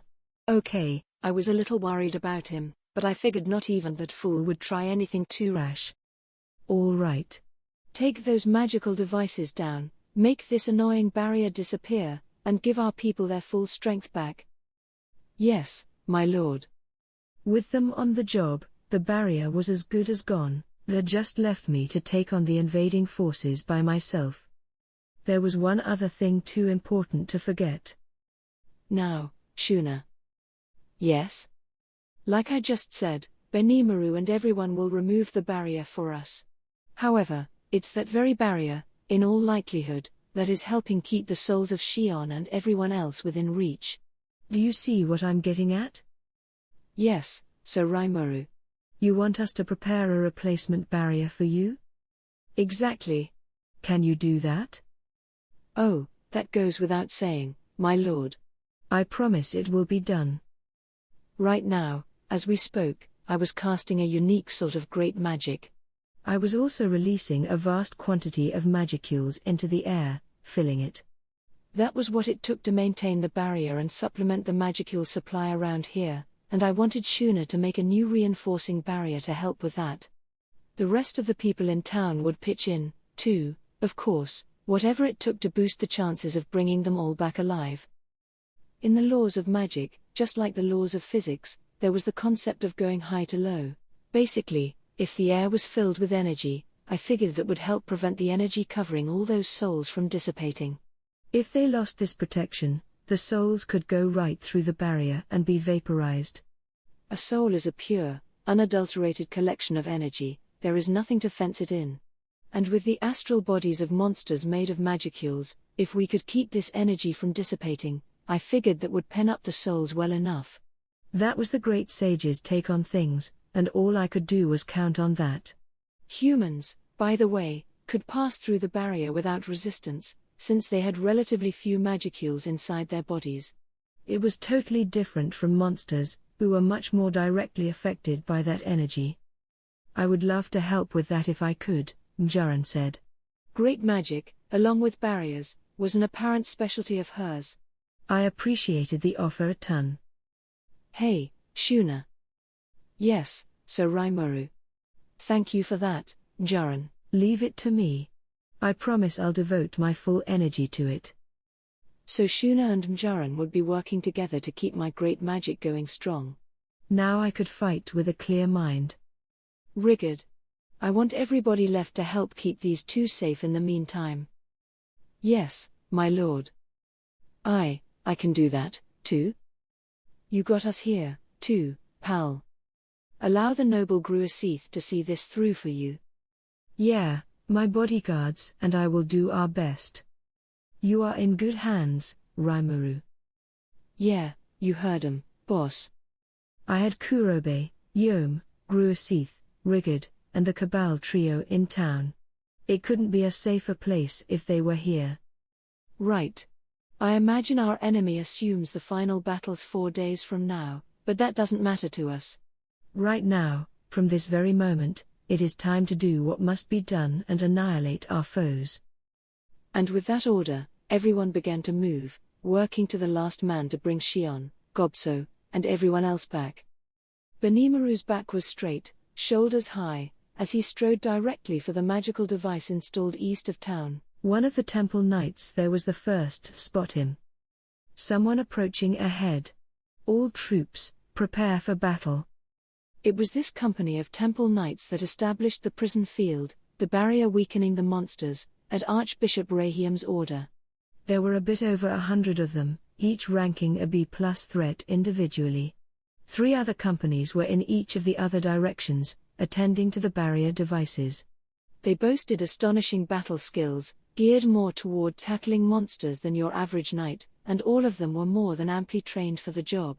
And like any devout member of the Western Holy Church, none of them was complacent. They had guards on duty, tense and focused, and Benimaru was discovered in short order. And yet. Sorry, man, but you're gonna help me vent my anger a bit. It sounded almost haughty, the way he put it, but nobody was there to complain. In an instant, they were all dead. With his sword, encased in jet-black flame, he cut the knights neatly in half, armor and all, as easily as ripping a sheet of paper. Their fresh blood stained the ground red, like crimson fields of flowers blooming amid the black fire. One of them held out just long enough to voice his final resentments. And nobody said anything about this monster. It was the captain of the night company, and it was his last act on this world before the black flame consumed him. That single dance-like motion from Benimaru didn't even need half a minute to knock them all out, and another offhand swipe of his sword slashed right through the magical device. Mission complete, he whispered. Now, are any of my allies pathetic enough to be having trouble with this? He sincerely doubted it, but he still set off to check out the scene in the other directions. Over to the south, Gable was busy rousing his men. Bah ha ha ha. I've finally been given a place in the sun. I was hoping my successes in putting our potions on the market would have merited my appointment to higher government by now. But then we had this distraction happen to us. It is simply outrageous that these minions should get in my way. Isn't it? It is exactly as you say, Sir Gable. Well put. I was hoping that our efforts would be rewarded by now and that Sir Gable would be basking in the fruits of his success. But now. Yes, precisely. What? If this battle can prove to Sir Rimuru that I can be of aid to him, I am all but guaranteed a lofty role in his hierarchy. I want to see the full extent of your force in action right now, people. Show them what a Dragonute Riled is capable of. Rah. Spirits were high, no doubt, although some of Gable's men might have questioned the way he phrased that speech. They knew Gable didn't need some fancy title in the Tempest government, he had already proven himself a capable leader in their eyes. That was why they had followed him when he was banished from his homeland, after all, and as petty as he could be about it sometimes, they knew he was seriously trying to boost their good name. Such words, one of them whispered, are exactly why Sokka and the others make fun of him, you realize. Shh. You want him to hear you? Yeah, well, that's one of the good things about our general, after all, isn't it? No doubt. You said it. Enough idle chit-chat, barked Gable. Put yourselves into this. Ah, you make life so difficult for me. Oh, we do not, General. A quick laugh. Right. Forward. They were roused and ready to fight as they took flight from the cave, cutting through the clouds as they went southward and attacking in tandem with the others. The temple knights protecting the south were thrown into chaos upon witnessing the surprise attack from the skies. The ever-changing breath attacks, fire, ice, air, took out nearly a third of them in short order. Retain your positions. A senior knight half-ordered, half-shouted as his men flew into a panic. Go into our air defense formation and prepare for magical impact. But he was already too late to avoid Gable's second wave of offense. Damn it. These aren't lizardmen at all, are they? They don't have anywhere near this level of force, much less wings to fly with. Don't panic. These are Dragonutes. They're not as common, but they're nothing we can't handle. Dragonutes? I can't believe it. Such great numbers, and working as a team. Their confusion subsided before the third attack arrived, as they finally began to grasp the situation. But half of them were already down, and none of the survivors was free of injury. Curse them. Contact our headquarters and call for reinforcements. One of the knights prepared to follow his captain's order. Then Gable himself alighted next to him. HNGH. His spear plunged straight through the knight's heart. May God damn you now. The captain shouted as he engaged Gable. Bah ha ha ha. You captain this force? My name is Gable, but there is no need to remember it. Consider my telling you a final gift before your death. What? A named monster? Very well. You should prove a worthy opponent for me. Gable was occupying the full attention of the company's leader and commander, and it threw the rest of the knights into disarray. This was the moment the other Dragonute warriors were waiting for. They were an even match, pound for pound, but thanks to the gift of flight, Gable's fighters had the advantage. Even the injured among them had high potions at the ready, rapidly returning them to the front line. God smite them all. We hit them, and the bastards keep coming back. Stay strong. We have the protection of Luminous upon, Gur. Their numbers were few now, and the shock of these monsters working in precise tandem had hardly worn off.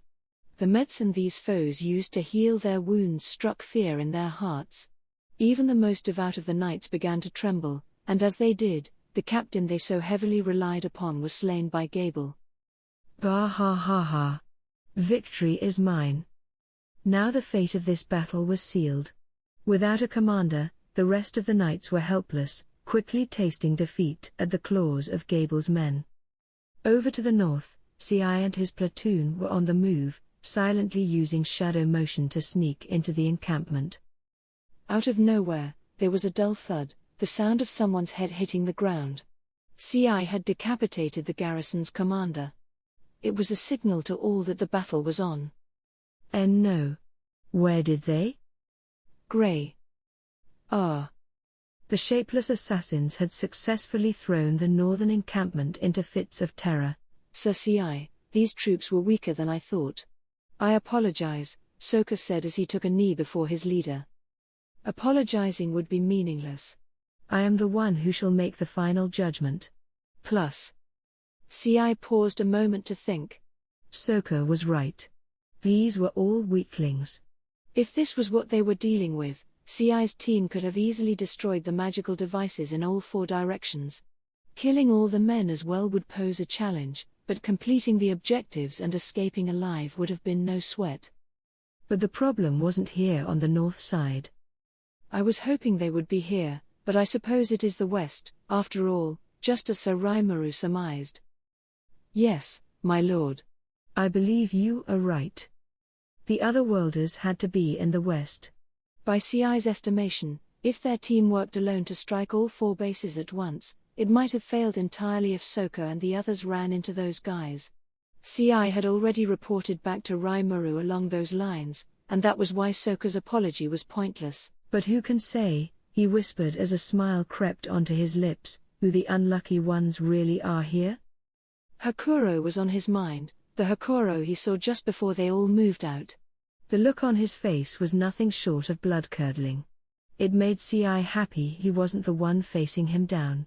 The other worlders who struck in town conducted their killing like a pleasure hunt. Now things were quite different. They'd be taking on the sword ogre himself. It appears to be over, Sokka coldly stated. There were no survivors left among the temple knights of the north. Ci and his team were unhurt. It was a victory as total and complete as he had predicted. The magic-producing device installed west of town had been placed atop a hill with a good view of the highway leading out. Unlike the other positions, the temple knights guarding it felt rather relaxed. Their encampment was the safest of all four, and it was loaded with forces, over 200 troops in all. There was, of course, a reason for this. Hey! Hasn't anyone fled yet? Oh, Shogo. No enemies sighted today, either, sir. The soldier who answered Shogo Taguchi's question seemed terribly ill at ease around him.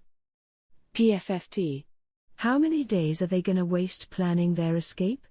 Or did the merchants and adventurer bodyguards decide to share their fates with the town?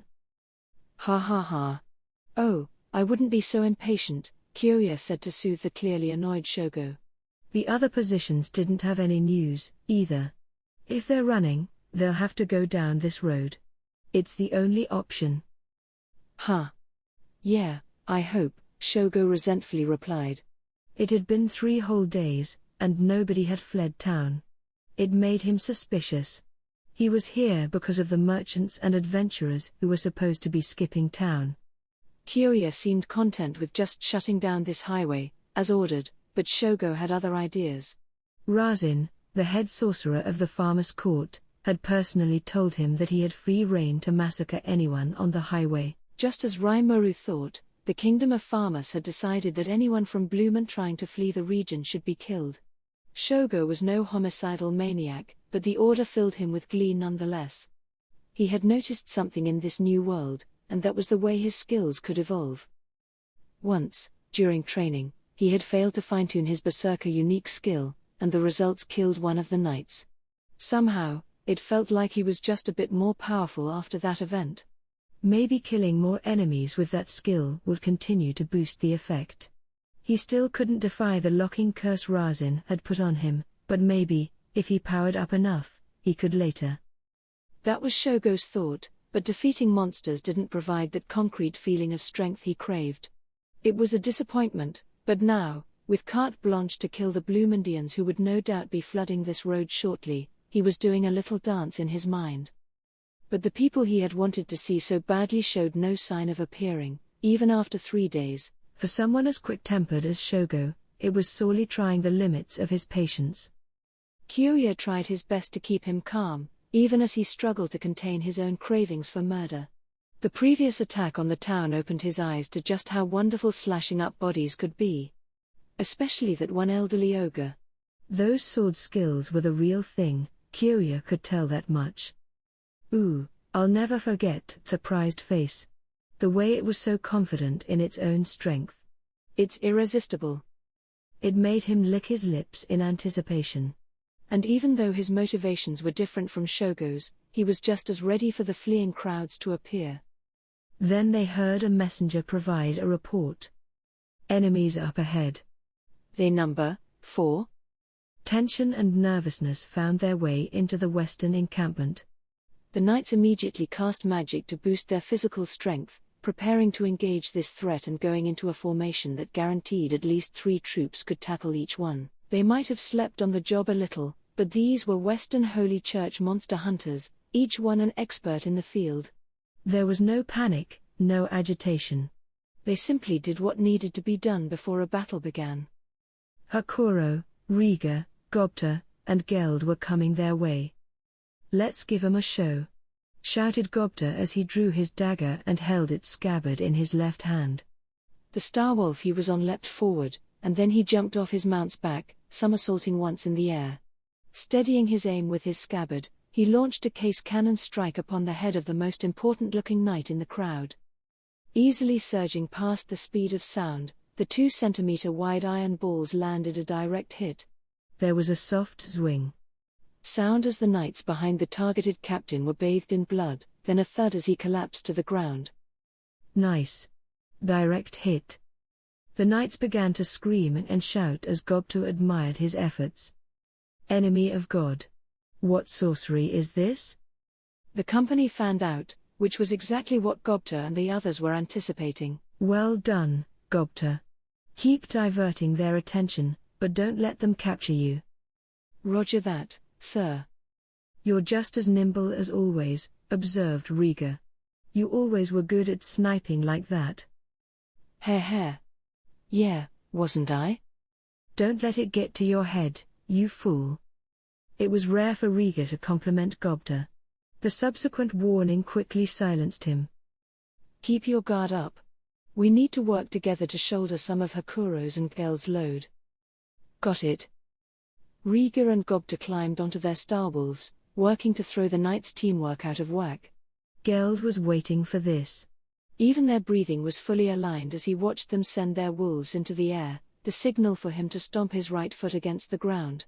The impact shook the earth under the knight's legs like an earth tremor. It was called Earth Shatter Kick, one of the arts Geld had learned, and it sent a shock wave of aura force below him to further extend its power and range. Whoa. NGH. The quake lasted for just a moment, but that was enough. By the time Riga and Gobta reached ground again, they were right in front of several unbalanced, teetering knights. They were left lethally wide open in the midst of battle, fated with nothing but broken windpipes at the fangs of the starwolves. Boy, that sure was something. I can hardly believe it. We didn't even practice that in training, but your timing was perfect, Geld. Riga and Gobta looked at each other and grinned. Then the three of them sprang into action anew, maintaining their impeccable teamwork as they beat the knights at their own game. Before their overwhelming numbers, the trio couldn't have looked less concerned. But now there was a dark-haired young man standing before them. Ha ha ha ha. Nice. I like it. But now you gotta take me on. So Shogo. Please do something about these monsters. The smell of death surrounding Shogo intoxicated him, making his face twist villainously. He could feel force flowing through him like never before. Yes. This is it. Just as I thought, my power grows as people die around me. His spirit soared as he began running toward the trio. Oh, there he is, Gobta noted, eyes showing an uncommon, for him, anger as he sized Shogo up. But he ain't fightin' me. It was Shogo who had kicked Gobso to death back in town as he tried to cover for Shuna. The memory of the moment he heard the news made Gobta boil with fury at the figure running for him. But he was fully aware of the difference in strength between them both. No, Shogo would have to fight Geld, just as they planned originally. Do not worry, Sir Gobta, the Orc King declared. It's time to deliver the Iron Hammer of Justice. He. Just Gobta is fine, Geld. Understood. Allow me to handle the rest, Gobta. I hope you do, Sir Geld, Riga said as he nodded. Gobso had his faults, but he was a good man to all of us. And in another moment, Geld and Shogo were locked in battle. Amid this fury, there was another confrontation taking place, between Hakuro and Kyoya. Wow, old man, you survived? If you were lucky enough to live, you should have tucked your tail and fled when you could. It would have been easy for someone as strong as you to make it out. Ho ho ho. I may not look it, but I happen to be a very sore loser. Besides, something about some youngster getting a swollen head with me when I haven't even revealed my full strength just doesn't seem right. Oh? You aren't talking about me, are you? Does it not seem that way to you? Well, my apologies. I suppose your brain's just as empty as your morals. Ha ha. So getting slashed once didn't bring the message across, huh? Or are you growing feeble in the head? Just then, a sharp ting echoed across the field. It was the sound of Hakuro's hidden sword deflecting the blow Kyoya unleashed in the blink of an eye. The otherworlder had lunged upon Hakuro in the middle of their chat. Anticipating the strike, he drew his sword against it as if he had all the time in the world. Impatient, I see. But I suppose we both are. I can hardly contain my anger any longer. Kyoya suddenly felt a chill down his spine. He took a step back. Hakuro's ghastly visage mentally overwhelmed him, as much as he didn't want to admit it. Don't make me laugh, he spat back, eyes squinted and blurred with the desire to kill. Quit acting like my boss, old man. You couldn't do a damn thing against my sword. Not your sword. Your power, yes. As Rimuru put it, your force is based on the spatial element. Not even I had an answer for it, but now that I know the trick, I can avoid it. Yeah?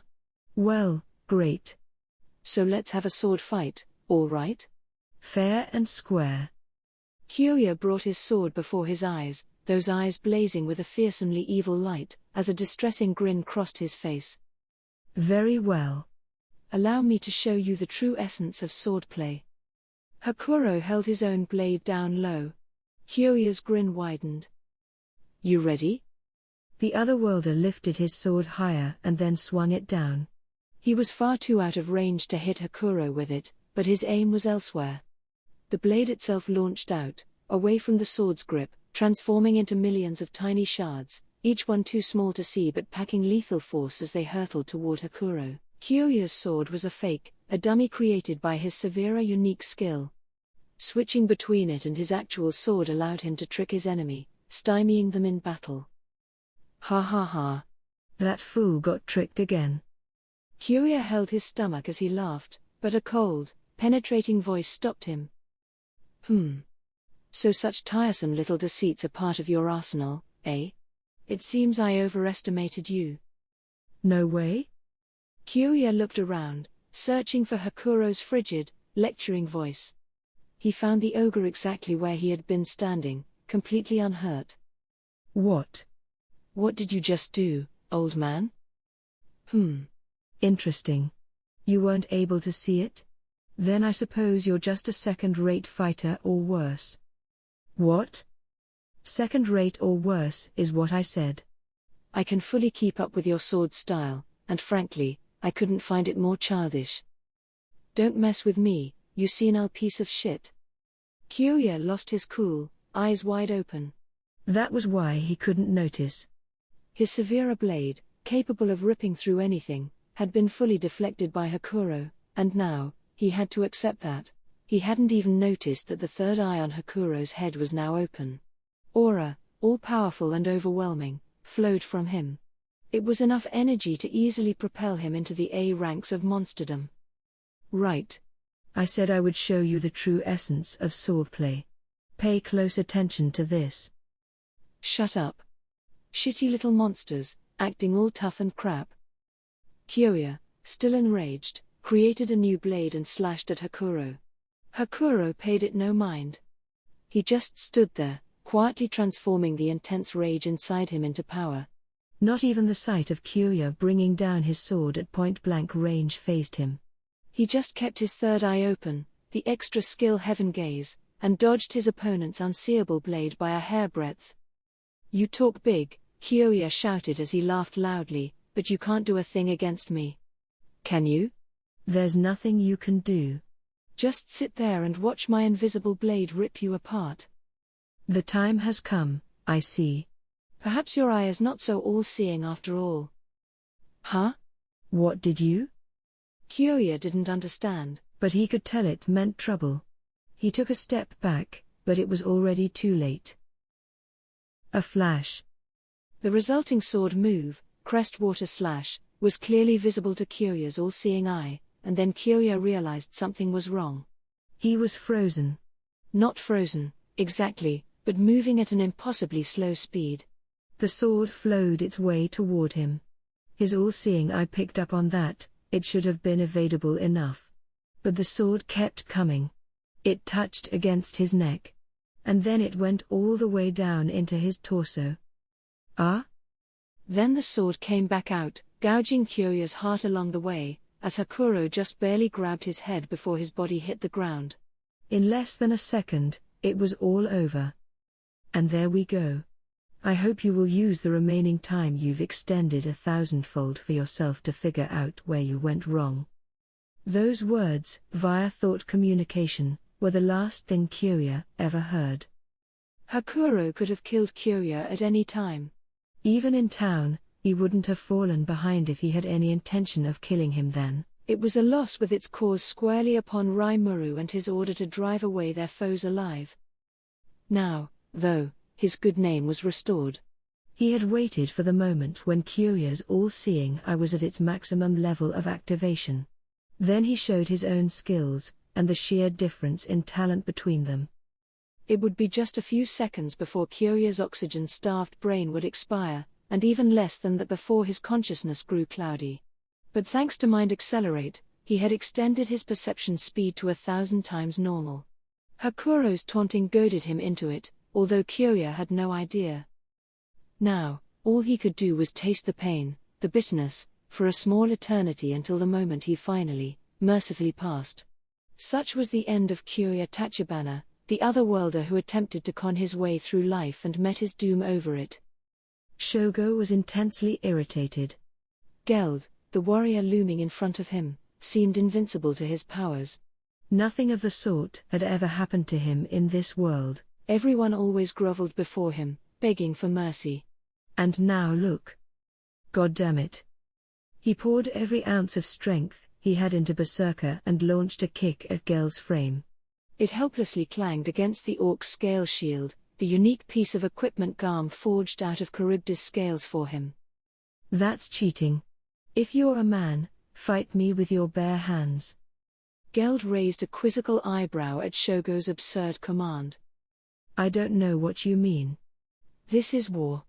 Cheating or not, it is only polite to bring out everything you have against your foe. Don't give me that shit. I don't have any weapons, and you're fully outfitted. You should be ashamed of yourself. This bewildered Geld. His opponent was making less and less sense. The word patience wasn't in Shogo's dictionary. It seemed like he expected his selfish, childlike whining to work against grown men. That was why failing to even put a dent in Geld was filling him with a passionate rage. But that wasn't Geld's problem. All he could do with Shogo's nonsensical ramblings was ignore them. All right. I'm sorry, Shogo backpedaled. I thought I'd just ask, if you could put down that annoying shield for me. I'm all warmed up now, so I guess it's about time I put everything I got into this. To Geld, someone whose mind was configured to follow his warrior code, it was impossible for him to follow the thoughts of the oblivious Shogo. But this was a battlefield. Just because his foe threw him for a loop didn't mean he'd abandon the fight. Everything you've got? Very well. I will do the same as. Ha! Not listening to Geld's words, Shogo focused his spirit just below his navel, and shouted out loud. Then, like a tiger, he planted a foot on the ground and sped off, unleashing a flying kick in Geld's direction. Ear! With a scream, the kick unleashed itself. It put a crack in Geld's shield. One more. Rah! He landed on the ground, away from the shield, and used his momentum to launch another back kick. That was enough to shatter Geld's shield for good. His berserker unique skill had the special effect of breaking the weapons of his opponents. Of course, a unique piece of equipment was hard to break with 1 or 2 strikes. That was why Shogo was acting like he had no strategy but was actually attacking the same spot over and over again. He might have looked like a simpleton, but Shogo had a uniquely honed talent for battle, and that skill was perfectly suited for his martial arts approach. Ha. Look at that. You ain't gonna block the next one without that shield. Shogo was proud of his victory. But it didn't move Geld at all. I see. So you acted short-tempered and mindless for that reason? He was impressed. But ever so casually, he took out a brand new shield from his stomach. Huh? What the? That's dirty. What is dirty about this? I told you, this is war. It is only common courtesy to use every weapon at my disposal. No matter what kind of cowardly move you may attempt, I am willing to forgive it. Right from the start, Geld had been consistently and doggedly sticking to his own principles as he tackled Shogo. He had only one motivation. Shogo was the man behind Gobso's death, and the iron hammer had to fall upon him. Cowardly? You calling me cowardly? Don't give me that shit, you pig. I am not a pig, but fine. Shut up. Shogo let out a deep breath as Geld readied his shield. Composing himself, he observed his enemy, finally recognizing him as a worthy challenger. With that shield, Geld had no opening to exploit, but Shogo decided to force him to the ground anyway. Taking the Sanchin stance, a standard position unique to karate, he breathed in and let out all his tension with a ka. Muscles tightened up and down his body, boosting his focus. It was a basic breathing move, but it was also a harrowing finisher, and, repeating it 3 times as he took in the air and its magicules, it transformed his flesh and blood, adding the adamantine body effect of Berserker to his already well-built frame to make it hard as rock. His body was remade into a living weapon of battle. Now I'm ready. This is how I really fight, and I'm ready for you. Try to make this fun for me, all right? That goes without saying. Come at me. With a light exhale, Shogo lunged at Geld. With his bodily strength much enhanced, all limiters restricting his powers were gone. The difference was like night and day, and he even moved faster than before. Shire. Quickly closing the distance, Shogo launched a frontal punch. The power from his toes upward ran through his navel and focused itself upon a single point in his fist. He called it the tornado punch, and it mixed Berserker's weapon-breaking and adamantine body properties to unleash a torrent of force, and as it smashed through Geld's shield, Shogo felt assured of victory. Ha! The moment I get serious, wait, what? The next moment, he realized something felt off. Pain erupted from his limbs, forming together in intense agony in an instant. Whoa, what's? God damn it. It was Chaos Eater, a yellow aura that snaked its way around him. Now Geld was on the attack. Your physical strength is commendable. I can certainly tell that much from what I have seen in this short battle. But it seems rather weak against Rot. Rot? Shit. Get this off me. The intense pain made Shogo writhe on the ground. Looking on from above, pity in his eyes, Geld prepared his meat cleaver blade. Let me end the pain. Wait. Wait a second. Geld's slow approach made the orc look like a man-eating demon in Shogo's eyes. He was strong of will when attacking, but now that it was his turn to take a shot, he was defenseless. It was always a sad sight to see, someone experiencing this helplessness for the first time, but that was Shogo now, edging away as best as he could. But that only added to the pain. Shogo had nothing to undo the Chaos Eater around him. The yellow aura drilled further into his body, making the flesh on his hands and legs rot into nothing, but still he tried to get away from his foe. Geld didn't care. He had other things on his mind, such as Hakuro, whom he could see casually walking up to him. You still aren't done, Geld? Sir Hakuro. You are finished? I was just about to strike the final blow. Now, even Shogo could see that the knights around them were strewn across the battlefield. You assholes. What the hell did you do to Kyoya? Him. He's dead, came the matter-of-fact reply as Hakuro tossed something at him. It was Kyoya's head, rolling along the ground there, and it provided all the evidence necessary. Shogo attempted to flee at full speed, no longer caring about the pain in his limbs. Deep down, he knew he'd be meeting the same fate, and it terrorized him. God damn it. God. Why did this happen to me? The pain was as intense as the terror and confusion. Shit. If this keeps up, I'm dead. His mind raced, trying to figure out a way to survive this. Then, out of nowhere, he had a brilliant idea. He recalled that there, in the tent in front of him, was another otherworlder. So he ran, placing all hopes upon this new plan. Raising the tent flap, he found Karara relaxing inside. Hey, you done? 'Cause you sure took your sweet time with. Shut up. Karara, Shogo said as he ran up to her, I'm sorry, but you're gonna have to die for me. Huh? What are you talking about, you dumbass? Why are you picking a fight with me? Karara took it as a joke. It had the effect of greatly shortening her lifespan. Clench. Wah? You're choking me. She had left herself wide open, and now Shogo's hands were fully engaged with her. She struggled mightily, even as Shogo's tremendous power shattered her neck, but in another moment, her resistance grew weaker. Memories of her life in Japan flashed before her eyes. The boyfriend she liked. The friends she got along with. The parents who put up with her selfishness. All Karara wanted to do was go home. Razin had told her himself, do what I say, and I'll develop a spell to whisk you back someday. To her, this world wasn't reality, and that meant she could do whatever she wanted, otherwise, she'd have to seriously contemplate all the crimes she'd committed, all the murders. She just wasn't mentally mature enough to deal with that. She had run from her crimes, from the killings she did after a moment of emotion, and now time was running out for her. The world went white. The pain was already gone as a cavalcade of familiar faces greeted her. Mom. And this was the end of Karara Mizutani, the otherworlder who turned her back on her weaknesses and blamed everyone else for them but herself.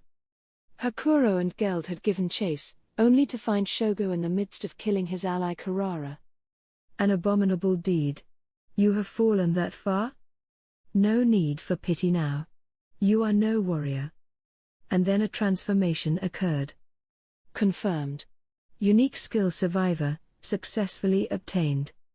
Shogo's desire to live was the trigger for a new power within him, snagged at the expense of Karara's soul. The yellow aura eating into Shogo's body dissipated as he rapidly healed himself. This was ultra-speed regeneration in action, one of Survivor's sub-skills. The world language. So that's what he was after. So Rimuru described killing your allies as the greatest crime there is. Your deeds are the work of a soulless minion, lower than a monster himself. Shut up, you worthless maggots. Winning's what matters, isn't it? It's easy. I got the power for it. Shogo screamed as he unleashed both his unique skills, Berserker for the attack and Survivor for the defense. It fooled him into believing he was invincible. The sheer force, and the ultra-speed regeneration and the resistance to all types of elements. As long as a blow didn't kill him instantly, he had invincible force and the ability to regenerate himself at any time. Yes. Even if Hakuro used one of his sword strikes to lop his head off, he'd be right back to normal in an instant. Even if Geld used his superhuman strength to smash both his arms, they'd grow right back and be even stronger. How'd you like that, you piece of shit monsters? This is it. This is my full power. And he couldn't be blamed for bragging to the skies about it. As a combination, his powers were like none seen before. But there was one thing Shogo didn't realize: no matter how lofty the heights you achieved in the world, there was always someone above you. Shall I lend a hand? No need, Sir Hakuro. Please go and support Sir Riga and the others. Assuming such support is necessary, Hakuro said as he stepped back and gave Geld the right of way. The orc strode forward and prepared to strike. Huh? You're gonna take me on by yourself? 'Cause right now, I'd be more than happy to whip both your asses at once. You seem to have confidence in your martial arts. So be it. I will fight you with my bare hands as well. Oh, quit acting like you're so much better than me. You're just looking for an excuse for when you lose. Such was the way Shogo's mind worked. It made him go immediately on the offensive. His face was brimming with confidence, testing out his new powers, but that ease of mind didn't last long. It was a bit harder for him to die now, and he was ever so slightly powered up, but that still didn't make him a foe for Geld to concern himself with. Orge. Geld had more than ample strength to tear off one of Shogo's arms and use his free hand to drive a fist into his stomach. Ah. Yes, you can heal yourself faster than I can. Now let's see how much you can stand at once. As he said it, he wrapped twin curls of Chaos Eater around his fists and beat them into Shogo. Over and over again, before he could recover, Geld pummeled him into oblivion. Thanks to the Survivor skill, Shogo was enjoying cancel pain privileges, preventing him from feeling any of the anguish these injuries provided him. But Geld just kept on punching, doing away with all weapons. By its very nature, Chaos Eater bit its way through everything, damaging not only Shogo's material body but his spiritual one as well. The unique skill Survivor was capable of regenerating all bodily systems, but a life form's spiritual needs were beyond its feature set. Indeed, before Geld's unrelenting attack, it was only a matter of time before Shogo's frail spirit was against the ropes. Stop, stop. Please, stop. It hadn't even been 10 minutes, but to Shogo, it felt like an hours-long torture session. Selfish words fell out of his mouth, seeking salvation for him and him alone. Geld and Hakuro were almost too disgusted to watch. And that was the exact moment Shogo's heart and soul broke. I suppose it is over. It is. Now to finally ease his pain for. And no. Wait a second. I was just kidding. I didn't really want to. I just got carried away. Help me. Shogo, faced with this cruel reality, fell into confused terror. In this world, simply being an otherworlder gave you overwhelmingly preferential treatment. That only fed his arrogance, twisting his personality beyond repair. And even more importantly, he and the others summoned into the kingdom of Farmus all suffered from the same affliction, a terminal case of egotism. And it had led to this. I came over to see what all this commotion was about, and Shogo is the last man standing, is he? My, look at that.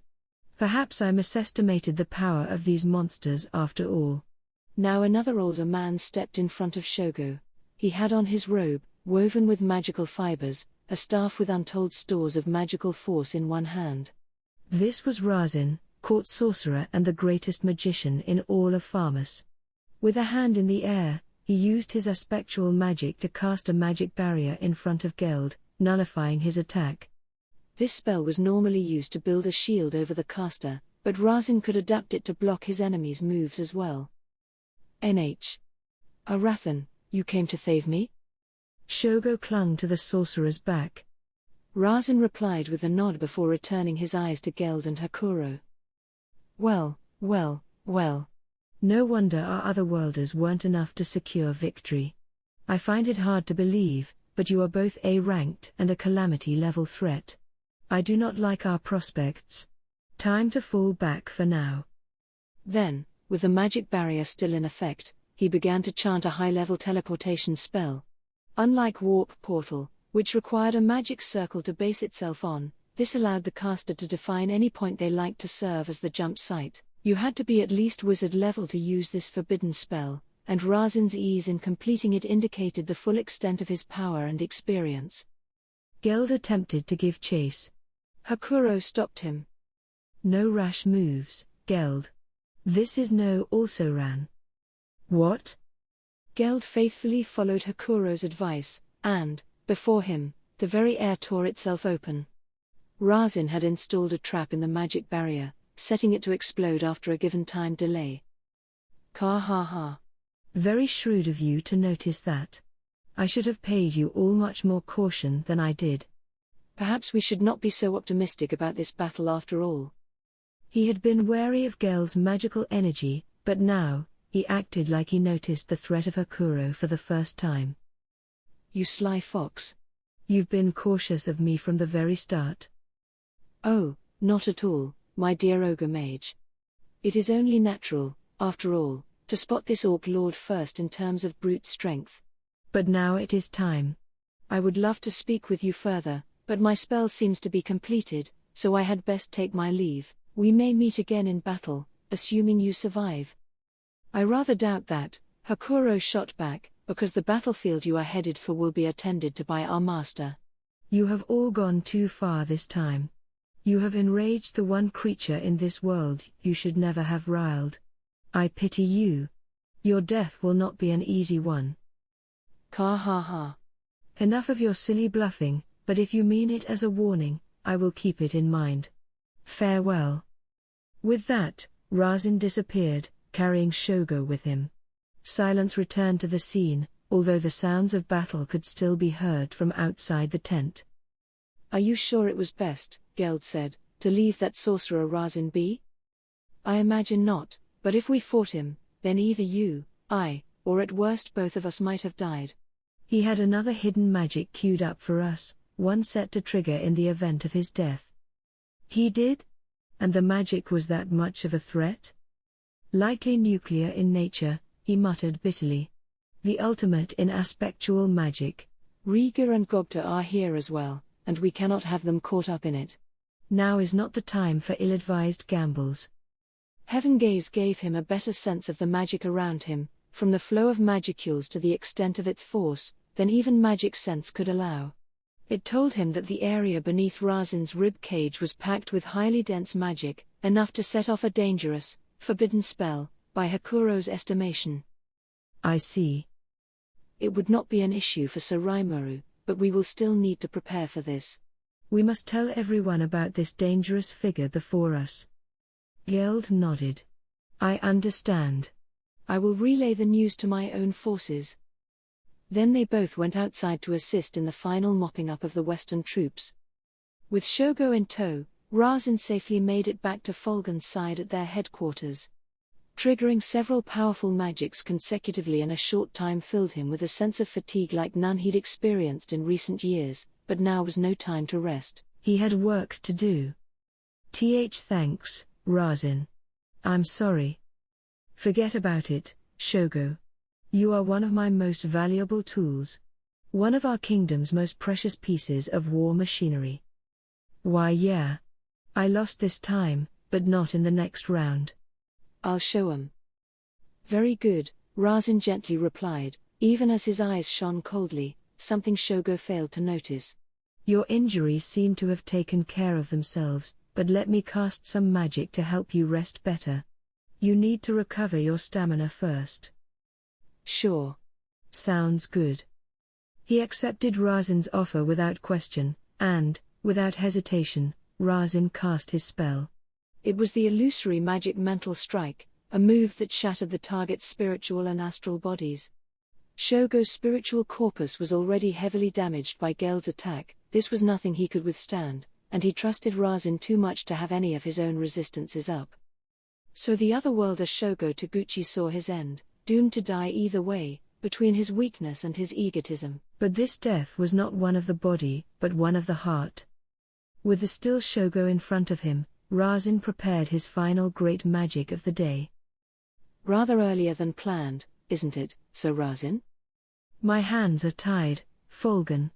The monsters unnerved him so much that he'd hardly be useful to us any longer. The time had come. Ha. Still a pitiful sight, though.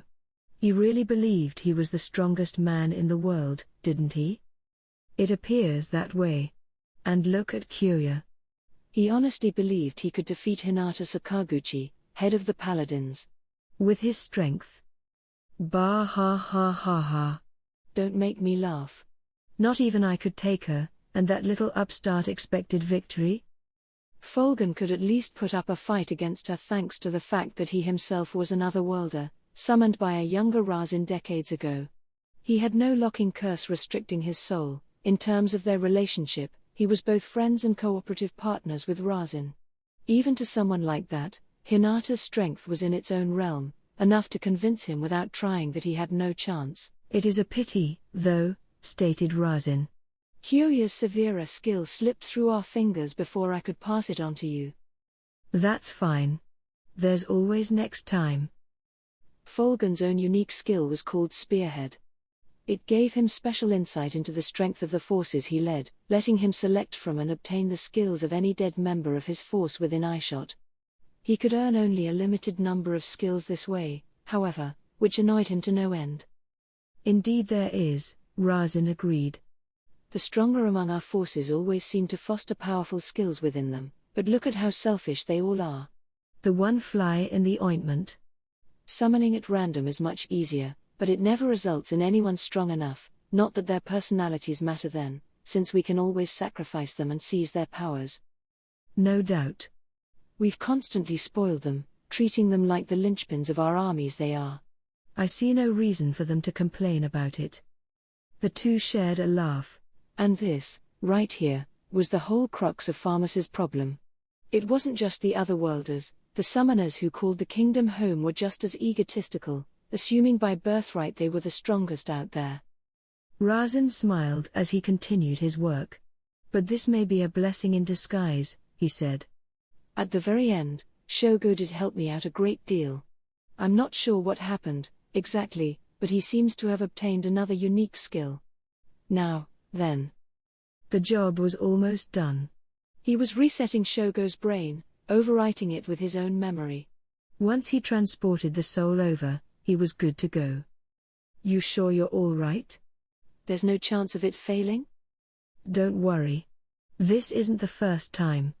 My teacher, Lord Ghidorah, reincarnated himself by literally birthing his soul all over again. No greater secret magic out there. Compared to that, casting possession couldn't be simpler. Razin had completely destroyed Shogo's astral body in order to take over his physical one. He then destroyed his brain and rebuilt it again with Survivor. It was a total blank, with none of its soul's memories restored, and now Razin's own memories were burned into it. All he had to do now was implant his soul into Shogo's body. The possession spell was a simplified version of reincarnation, the mysterious, esoteric skill first woven by Razin's master, the great sorcerer Ghidorah. It was an original skill of Razin's, and now it was activated. This was how the head sorcerer of Pharmas managed to serve his nation over all these many years, transferring himself from powerful body to powerful body.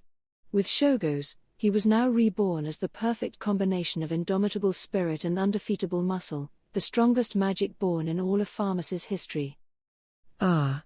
It does feel so nice to be in a younger body again. Hair. You're sounding much older than you look right now. Enough of that.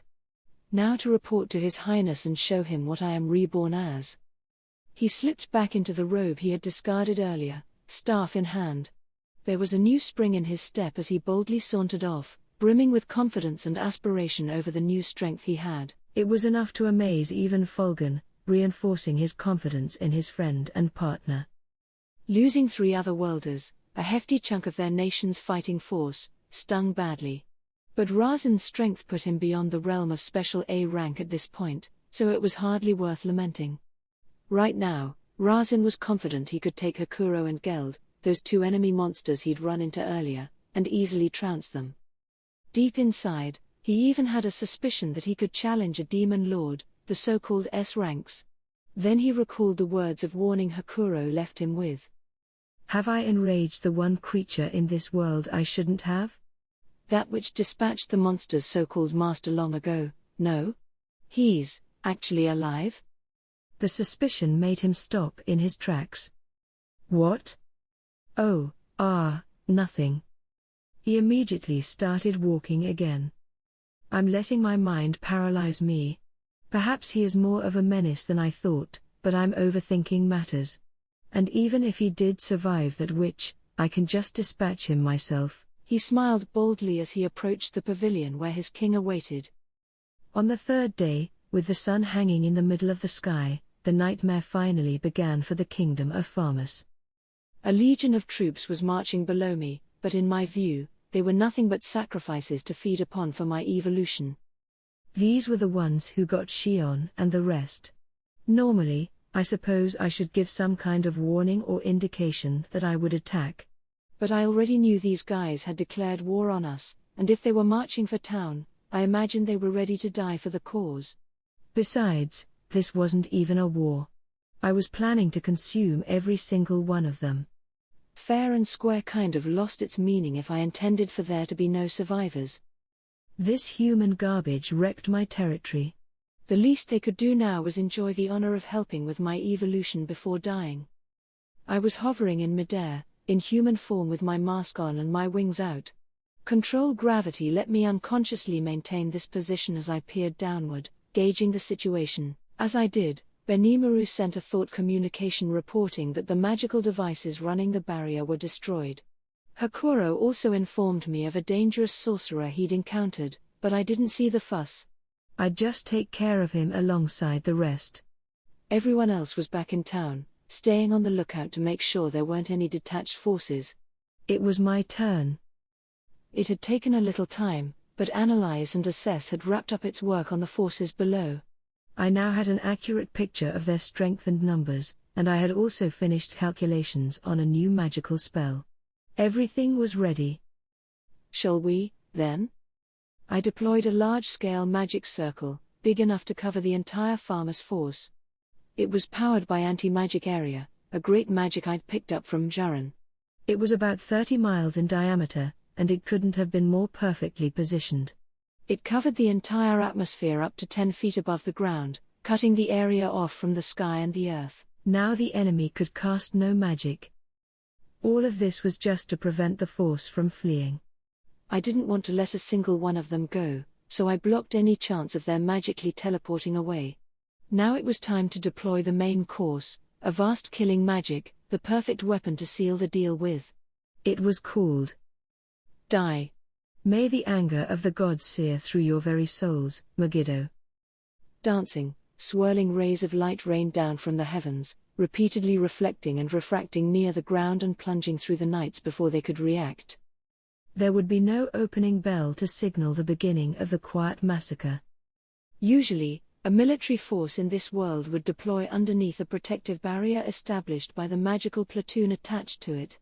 This was known as Legion magic, and it put the force on notice against any type of magical element. The right kind of so-called nuclear magic from long range could change the tide of battle even if there was a lopsided difference in force involved, so most military marches in this world were done while keeping a close eye on magic from any number of distances. Farmus, of course, had made thorough preparations along those lines, keeping up a stiff guard against all magic it could think of. Considering they were marching for a nation of monsters, including some that ranked even beyond A, they'd be deranged not to. But none of that prep work had any meaning against my new magic. Barriers in this world primarily worked on the principle of blocking the flow of magicules. It required a different approach from resisting the laws of physics, something I discovered when I analyzed the barrier. It was simple, if you thought about it. If a barrier could block a heat blast of thousands of degrees, then what exactly was the barrier doing to resist it? The aspectual magic of this world worked by intervening into the laws of physics, through the careful control of magicules. If you wanted to block such magic, you could just erect a barrier to keep those magicules from streaming in. Any offense against that barrier would have to outclass it in strength, or else it couldn't apply any of its effects beyond the barrier. The magic would simply fail to set off. Things like Charybdis's magic interference were applications of this principle. Elemental magic, on the other hand, rewrote the laws of physics with the powers of spiritual intervention. It didn't work on such large scales of force and distance, and the barrier had been built to block that type of magic as well. It was a pure test of strength between elementals, which made it easy to block your opponent if need be. As long as you were prepared for ambushes, it'd just evolve into an arm wrestling match. Really, with any type of magic, it all came down to figuring out the principle and going beyond it to neutralize the threat. That was why barriers like these were prepared to deal with just about anything, usually stacking at least two types of protective layers above each other. To deal with this, I thought outside the box a little and used magic to create a pure form of physical energy. Between my experience with Charybdis and my analysis of control magic, I had a general understanding of how the triggering of magic worked. Getting to see Hinata's disintegration in action was also an inspiration for the final concept. It all allowed me to have the great sage develop a magic effective enough to poke a hole through every type of defensive magic. I had just finished the final adjustments on it, and now it was deployed. Over 1,000 or so droplets of water were floating around me. I had deployed a dozen-ish large ones up above, shaped like convex lenses. These droplets gathered the sunlight overhead, honing it into thin rays of light and refracting it against the mirror-like droplets below. This focused all the light upon a single point, where it was then further condensed by the convex lens droplets down below me before being channeled toward its target. The temperature of these thin rays, no more than a pencil's width in diameter, was several thousand degrees, more than enough heat to take a person's life. The droplets were water elementals I summoned and transformed for my needs. With my magic, each one of them took in the sun's energy, refracted it, and collected it, and that was how Megiddo, my new physically driven magic spell, worked. The first wild blast of light led to a helpless death for over 1,000 knights. Their ranks began to fall apart below me. Megiddo was terrorizing them, or so I hoped. But that wasn't the end. Optimizing my calculations, I automatically adjusted the positions of the relevant droplets and set off the second blast. Another 1,000 or so fell, unable to resist the searing heat. That was the really scary thing about this magic, actually, how little energy it cost me to orchestrate. The convex lens that served as the final launching point was vaporized every time by the heat, but I could instantly provide another one. That was what the water elementals were for. And gathering water vapor from the air didn't take much work. Rebuilding a lens took less than half a minute, so it was even possible to launch a volley of air strikes. All I had to do was gather more water and adjust my aim. It cost me nothing more than whatever it took to summon elementals and keep the machine purring. This spell, for the most part, ran on sunlight, the purest symbol of natural energy. It meant I could use it only during the daytime, but these forces were kind enough to march upon tempest close to high noon. All potential issues had been addressed. Now I just had to clean up the garbage below me.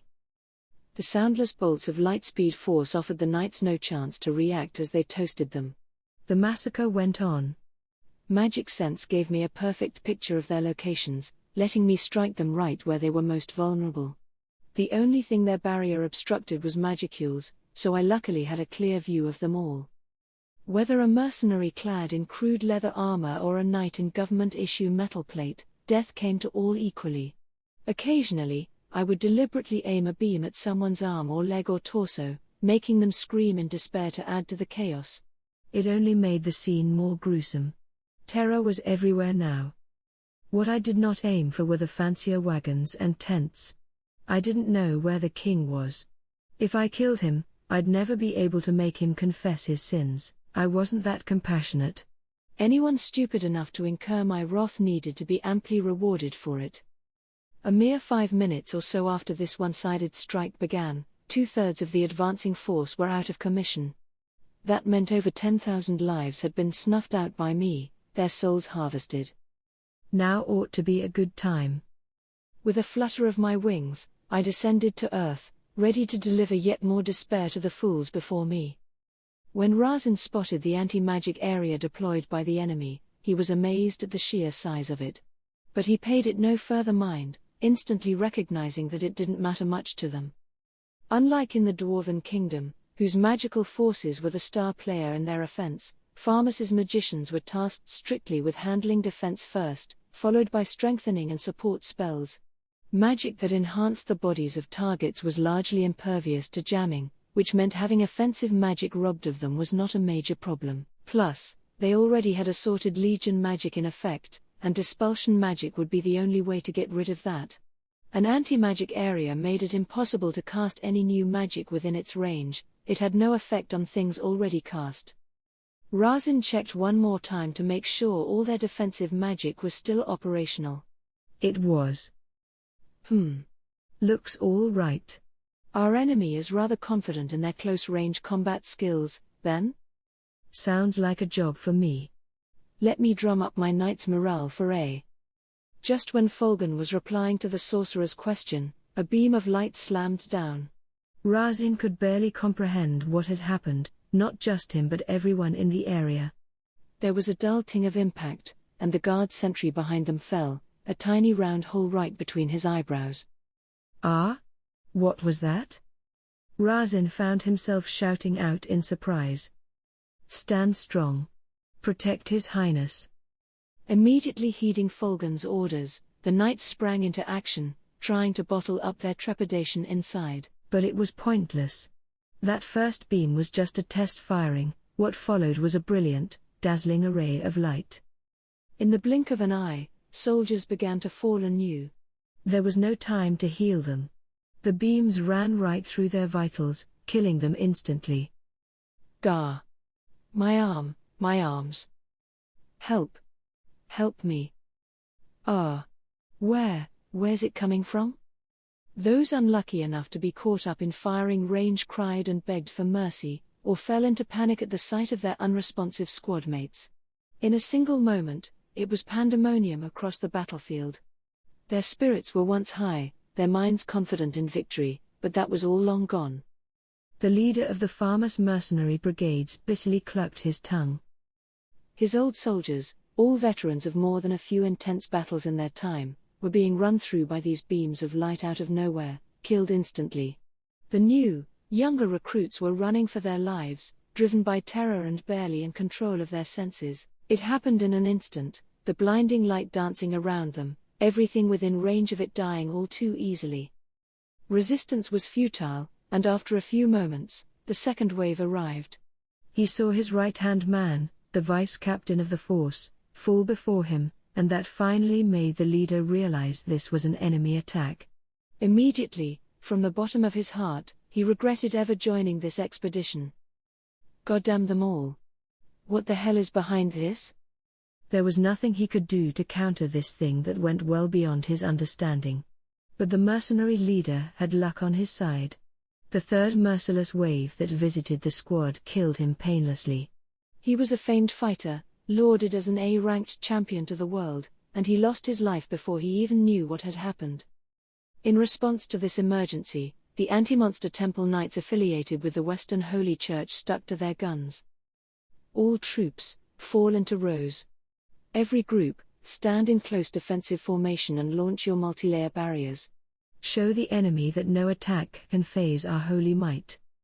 They were trained to move like this, instantly reacting despite all the friends they'd lost. It was a kind of dedication that amazed anyone who saw it. But just as they built their barriers, Firm and confident, they all had their heads shot through and died.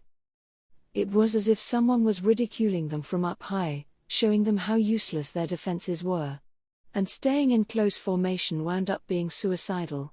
Having so many troops in a tight space allowed one beam to kill several knights at once. No faith in the gods above would be strong enough to have any meaning in the face of Megiddo.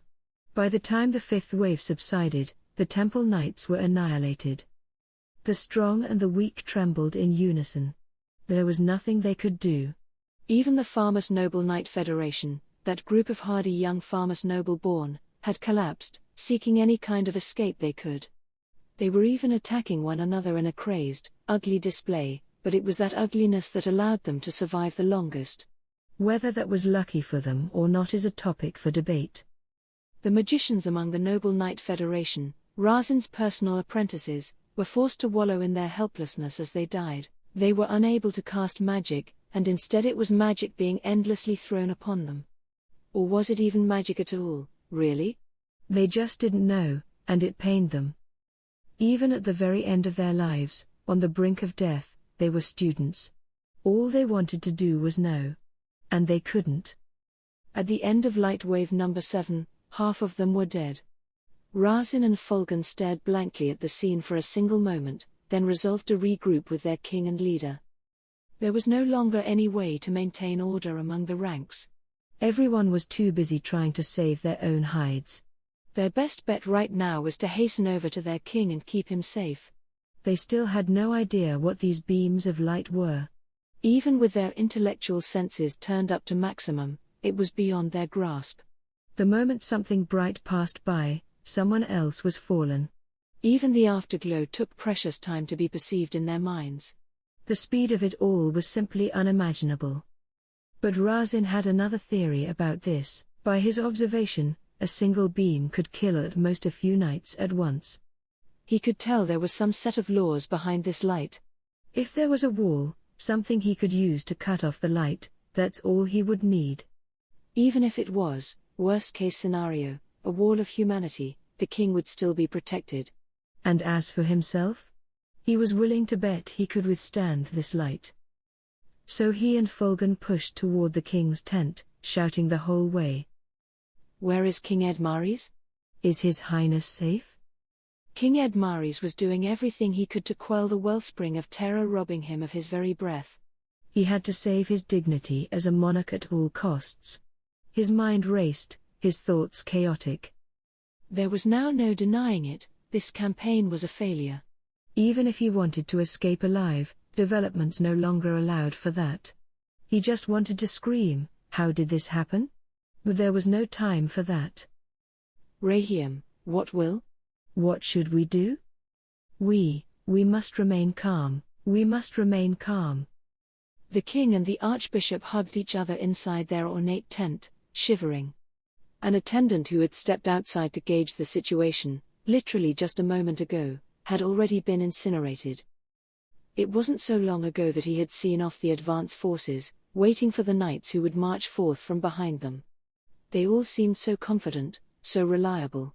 He was sure this campaign would end in victory, part of the path to glorious honor for him. But a few minutes were all it took to turn the tables. All it took to fill the fields with the dead. The sight was so detached from reality that King Edmaris couldn't even comprehend how it had happened. All he could do was sit in his tent and quiver. And Archbishop Rahim was exactly the same. He had no interest in protecting the king, he stayed here simply because he imagined it was safest for him. He had no proof of that, but he wound up being correct. None of that merciless light had shone upon them yet. "Your Highness, are you all right?" "Knight Captain Fulgun is here for you, my lord." "Ah, Fulgun.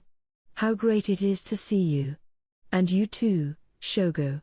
Please let us get out of here at once. We must return home and regroup our forces." "Indeed. I have no idea what has occurred. We must leave at once, or we may be caught up in the carnage as well." With two of Pharmas's greatest fighters on hand, King Edmaris could breathe at least a slight sigh of relief. He ran up to Fulgun, practically clinging to him. "Now, please, Hurry. Where is Razin? We need his teleportation magic if we want to. The ninth wave of light struck. Ah. The king squatted down, arms covering his head, as his good archbishop sank to the floor. Please, your highness, stay calm. Your sorcerer stands right before you. Shogo? No, is that Razin? That is correct, sire. Ah. Ah. Oh, Razin, thank you for coming. Now, please, we must go home at once. One moment, sire. There are a number of things I wish to report to you, but for now, I will keep it brief. To put it succinctly, right now, we are unable to cast magic within this area. We will need to somehow assemble our knights and use them as shields as we fight our way back to safety. What? Are you sure about this? Rahim ventured. We have, our current force numbers. Do not worry, Archbishop, chimed Fulgon. Thanks to my spearhead unique skill, I can force our surviving troops to group together. They will form a wall of humanity to keep yourself and His Highness safe. I knew I could count on you, Fulgon. Indeed, I would rather rely on no one else right now, Sir Fulgon. Very good. I will relay our status to my men. Prepare to retreat. It shall be done. Yes. Godspeed to you, Sir Fulgon. Fulgon nodded back and ran outside, King Edmaris looking expectantly on. So how should we prepare? He asked the man who looked for all the world like Shogo next to him. Razin nodded and provided the king and Rahim 2 pairs of shoes, winged shoes, magical in nature, which boosted the wearer's running speed and reduced their fatigue. Someone well trained in their usage could almost look like they were flying through the air, but the not-so-battle-hardened king could not expect that. He would need to run during this retreat, though, so anything that could make his flight more efficient was a godsend. Even within the anti-magic area, magic that had already been activated would continue undisturbed. Razin had confirmed long ago that magic items weren't affected at all in one. Now, sire, the next time a wave of light strikes, we will make a break for the exit outside. Are you all right with this, Sir Rahim? Yes. I am ready. Understood, Sir Razin. They packed only what they needed with them and waited. Soon, the 10th, and final, bout of dancing light dazzled the battlefield anew. Now. Under Razin's signal, the 3 of them ran off. Outside, the first thing they saw was Fulgon's broad, burly back. When King Edmaris caught sight of it, he shouted at his knight captain. How is it going? He was ranked beyond A as an otherworlder, a battle-hardened veteran and the pride of all farmers. As strongest in the nation, the proud Fulgon was one of King Edmaris's closest confidants and a man he knew he could always trust. But Fulgon offered him no answer. Fulgon? Fulgon, what is wrong? Answer me. Fear, confusion, and anger intermixed in his voice as the king slapped the knight captain on the shoulder. Then, in a single motion, the large, monolithic frame tilted and fell to the ground. A closer look revealed a hole in both his temples, running in a straight line from right to left. It was burned through, instantly cauterizing the wound and preventing much in the way of blood loss. The king let out a loud yelp of terror, lost his footing, and practically crawled back into the tent. His choice of stance meant his winged shoes went to waste, as he demonstrated not even a shade of regal dignity. A warm liquid dripped out from his crotch as he sobbed, eyes and nose dripping like a faucet. And as they did, he knew, he was going to die. If he stayed here, he was dead. Even as he tried to flee in terror, he kept falling down, his legs failing him. But there was no one there to notice. The knights who Fulgon had called together had been wiped out with the 10th wave.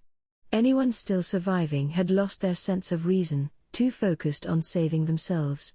Order and discipline were a thing of the past. The knights could easily boast of being the mightiest military power of the Western nations, but now they were powerless, lowlier than a disorderly mob. All of them now tasted their powerlessness in equal measure. The terror should only have been expected. In a single instant, The absolute superiority over monsters they enjoyed had collapsed into a heap. The feel of the battle had now changed. The soldiers, running amok in all directions, stopped moving, their eyes turning toward a single point in the sky. King Edmares was among them. The cause of this scourge was there, a human figure flying down from above with its bat-like black wings. It was not that tall, and the mask it wore had a clear crack that made it almost look like it was crying. It had on a kimono of pure black, giving it a beautiful, almost divine look. The only obvious weapon was a straight blade slung at its waist, shockingly light gear for a battle like this, but the drive and ambition that oozed from its every pore provided all the explanation needed to overturn common sense. It proved that even the most elite of Pharmas's forces were worthy of a fate no better than a bug's, crushed under the heel of this figure as if it took a leisurely stroll across the park. The instincts of every witness on the scene told them all the same thing. Is that a demon? No, it's a demon lord. Now, finally, King Edmares realized the greatest mistake he had made. He should never have prodded this wasp's nest. He should have forged formal relations with them, the way the kingdom of Bloomond had. That outfit, and that beautiful, fetching cloth it was made from. And that appearance, that presence. This was surely the leader of the nation. So Hinata, that witch from the Holy Church, failed after all? The conclusion made King Edmares's face turn pale. But perhaps, the terror had gone so far past its limits that he had cycled back into calmness. He had the capacity to think now. That which was lauded as the most powerful in the Western nations. She was tasked with defeating the master of the monster kingdom, and that master was now flitting in the air above him. He had never heard of that cold, calculating witch ever failing to execute her orders before. The voice of a dumbfounded Razin echoed in his ears. The master, of the monster nation? You were truly alive all this time? Realizing that his chief sorcerer was of the same mind convinced the king once and for all. The witch had failed. And, he saw now, the monster before them had more than enough strength to make that happen. But that could wait. This monster bore the appearance, the air of a demon lord. Which meant, perhaps. What do I do? How can I survive this? King Edmares racked his brain. Then, like a flash of light, an idea appeared. This might be our best chance. I am a king, a monarch. If I can phrase this to sound like I've come to negotiate, I'm sure he will listen to me. The report said he was soft, an easy mark. It seemed like a brilliant idea. It was not. It was the opposite of that, and it made his thoughts veer in ever more terrifying directions. If he's willing to happily negotiate with a tiny little speck like Bloomond, why, he'll prostrate himself before me when he hears the king of the great land of Pharma speaking to him. He was failing to read the situation, reasoning with himself strictly based on what he hoped would happen, but that didn't matter to him. He simply clung to the shallow desire to return home and prepare a counterattack. And it made him take action, instead of realizing how full of wishful thinking his head was. Once I was 10 feet above the ground, I realized how utterly raised the whole area was. It was exactly what I had pictured and calculated out with the great sage, mind you, but even I wondered a bit if I'd gone too far. Wait, no. Can't let my mind waver over something like this. The survivors who spotted me sank to the ground in fear. Ah, help me. I could hear what sounded like people pleading for their lives. I gave each of them a shot between their eyes for their trouble. It did take some time to get used to things, but now I could control the beams of light like second nature. The key was in the angle of refraction. You could fire all you wanted for the barest minimum of energy. Focusing your heat source on a single point cooked it up to several thousand degrees, and that was more than enough to take down a man or two. Once I grasped the concept, I could always strike from the most optimal angle whenever I wanted. There's a slight time lag to deal with, but we're essentially talking the speed of light, so you can't dodge it once you see it. I could fire it from 6,000 miles away, and it'd still take about 0.034 seconds to find its target. Far faster than a human being could obtain the visual information and transmit it via the nervous system to their brain. I couldn't control or name it with any accuracy without the computations of the great sage. Gotta give the guy a hand.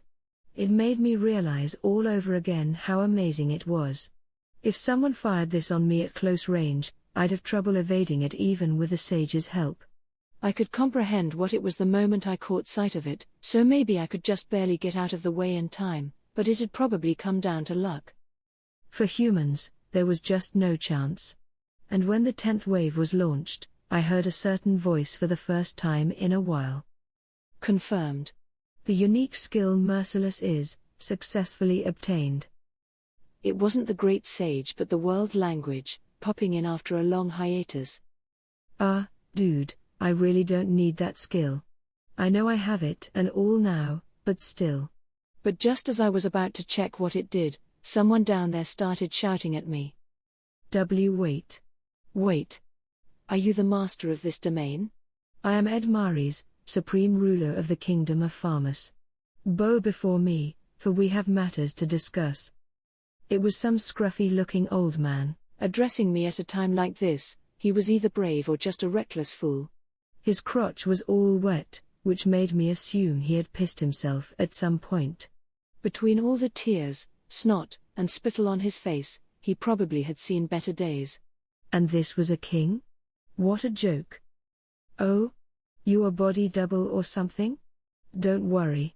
I won't lay a hand on the real thing. I was just about to open fire on him, not wanting to waste my time on idiots like this, but something stopped me. What if he is the real thing? That is no body double. Huh? Someone else now, just as old and even seedier looking. It is not. I swear it by my name as Rahim, Archbishop of the Western Holy Church. Taking a closer look, neither of this pair appeared to be knights. Their clothing was too ornate for that. Phew. That was close. They were more real than I thought, but let's check, just in case. All right. Well, I'm gonna kill everybody except for you. You're definitely sure there's not some other real king around here? I am the one and true ruler of my realm. But everyone? Eep. Wait. At least spare my life as well, please. I wield great power within the Holy Church bureaucracy. I will gladly testify before all of them that not one of you is an enemy to mankind. The seedy-looking guy who called himself Archbishop Rahim was practically praying to me. It's not like sparing him would change matters much, but maybe I could use him somehow. And he definitely seemed important, for sure. Let's keep him alive for now. Which left the other one. I gave him a quick glance. The man who called himself the king instantly noticed. Wait. He prattled. I told you, we have matters to discuss. Well, all right. I have a positive ID now. Let's hear him out. What matters are those, old man? I'll listen to what you got. It was a nice show of generosity on my part, I thought. But the guy took it as an invitation to shout his head off at me. How dare you? Such rudeness. I am the leader of the great kingdom of Farmus. Normally, I would never even deign to speak to the likes of you. Now I've granted you that right, and that is how you treat me? But very well. This time, I shall. Then I shot his arm off. I dunno, I guess the scope of his utter delusion grated on my nerves. I really had no reason to be courteous to him. I save the politeness only for people who sincerely return the favor to me. That much applied whether this guy was a king or not. Plus, was now really the time for him to act all high and mighty? I guess he didn't get the situation he was in, so I just wanted to open his eyes without killing him in the process. I took pains to avoid that, really. I even used dark flame to sear the wound and prevent excessive blood loss. He was probably gonna die a painful death anyway, but that wasn't my job. I was kind of hoping Shion could handle that for me. She'd be the one with the real grudge. Now, will you look at me when you're talking? Don't get all carried away just because I'm being nice. You are allowed to speak. Get to it. All he did at first was blankly stare at the stump where his right forearm used to be. He realized what it meant at the same time the pain struck home. Gah! He started rolling around on the ground, screaming. What did they call him again? A national hero, the ever-proud something or other. I was finding it hard to equate that great-sounding guy with the old dude in front of me. I still wasn't sure he was truly a king, but nobody else in the area looked like they'd fit the bill. I told him I was going to kill everybody besides the king, and there were no other claimants to the title stepping up, so guess I'll just go with this guy as the king for now. As I settled on this, it began to seem like the man's pain screaming was starting to make the anger within me subside. But if this dude died on me, the potential rebound in my anger level honestly scared me a bit. I had to be very careful not to kill him. Look, did you have something to say or not? If you just wanted to show me your interpretive dance, that's great, but I've had enough. The statement made him open and close his mouth like a fish, desperately struggling to say something. I guess the terror and pain made it impossible to find his voice. This was getting really troublesome. Well. Just for a bit, let's make him forget the pain. I grabbed the man by the hair, lifted his head upward, and peered into his eyes. You get one chance, I threatened through the mask. There's no next time, got it? That was enough to make the guy freeze in place, nodding furiously. Enough to make him regain his wits, I guess. Or maybe I just scared him so badly that it paralyzed all his senses. He was still having trouble with articulation, but now the words were coming out freely. This is all a misunderstanding. It all began with a misunderstanding. I only came here to form friendly relations with this land. Did you find the force I brought along with me and not to your tastes? They were here to guarantee my safety, and I merely brought them along out of hopes that I may gain an audience with you. Huh? You declare war on us out of nowhere, I coldly spat out at this pile of bullshit, and that's the nonsense you conjure up for me. The moment I lost friends in that battle, you all became my enemy, but the guy didn't give up. Wait. He shouted, talking even faster than before.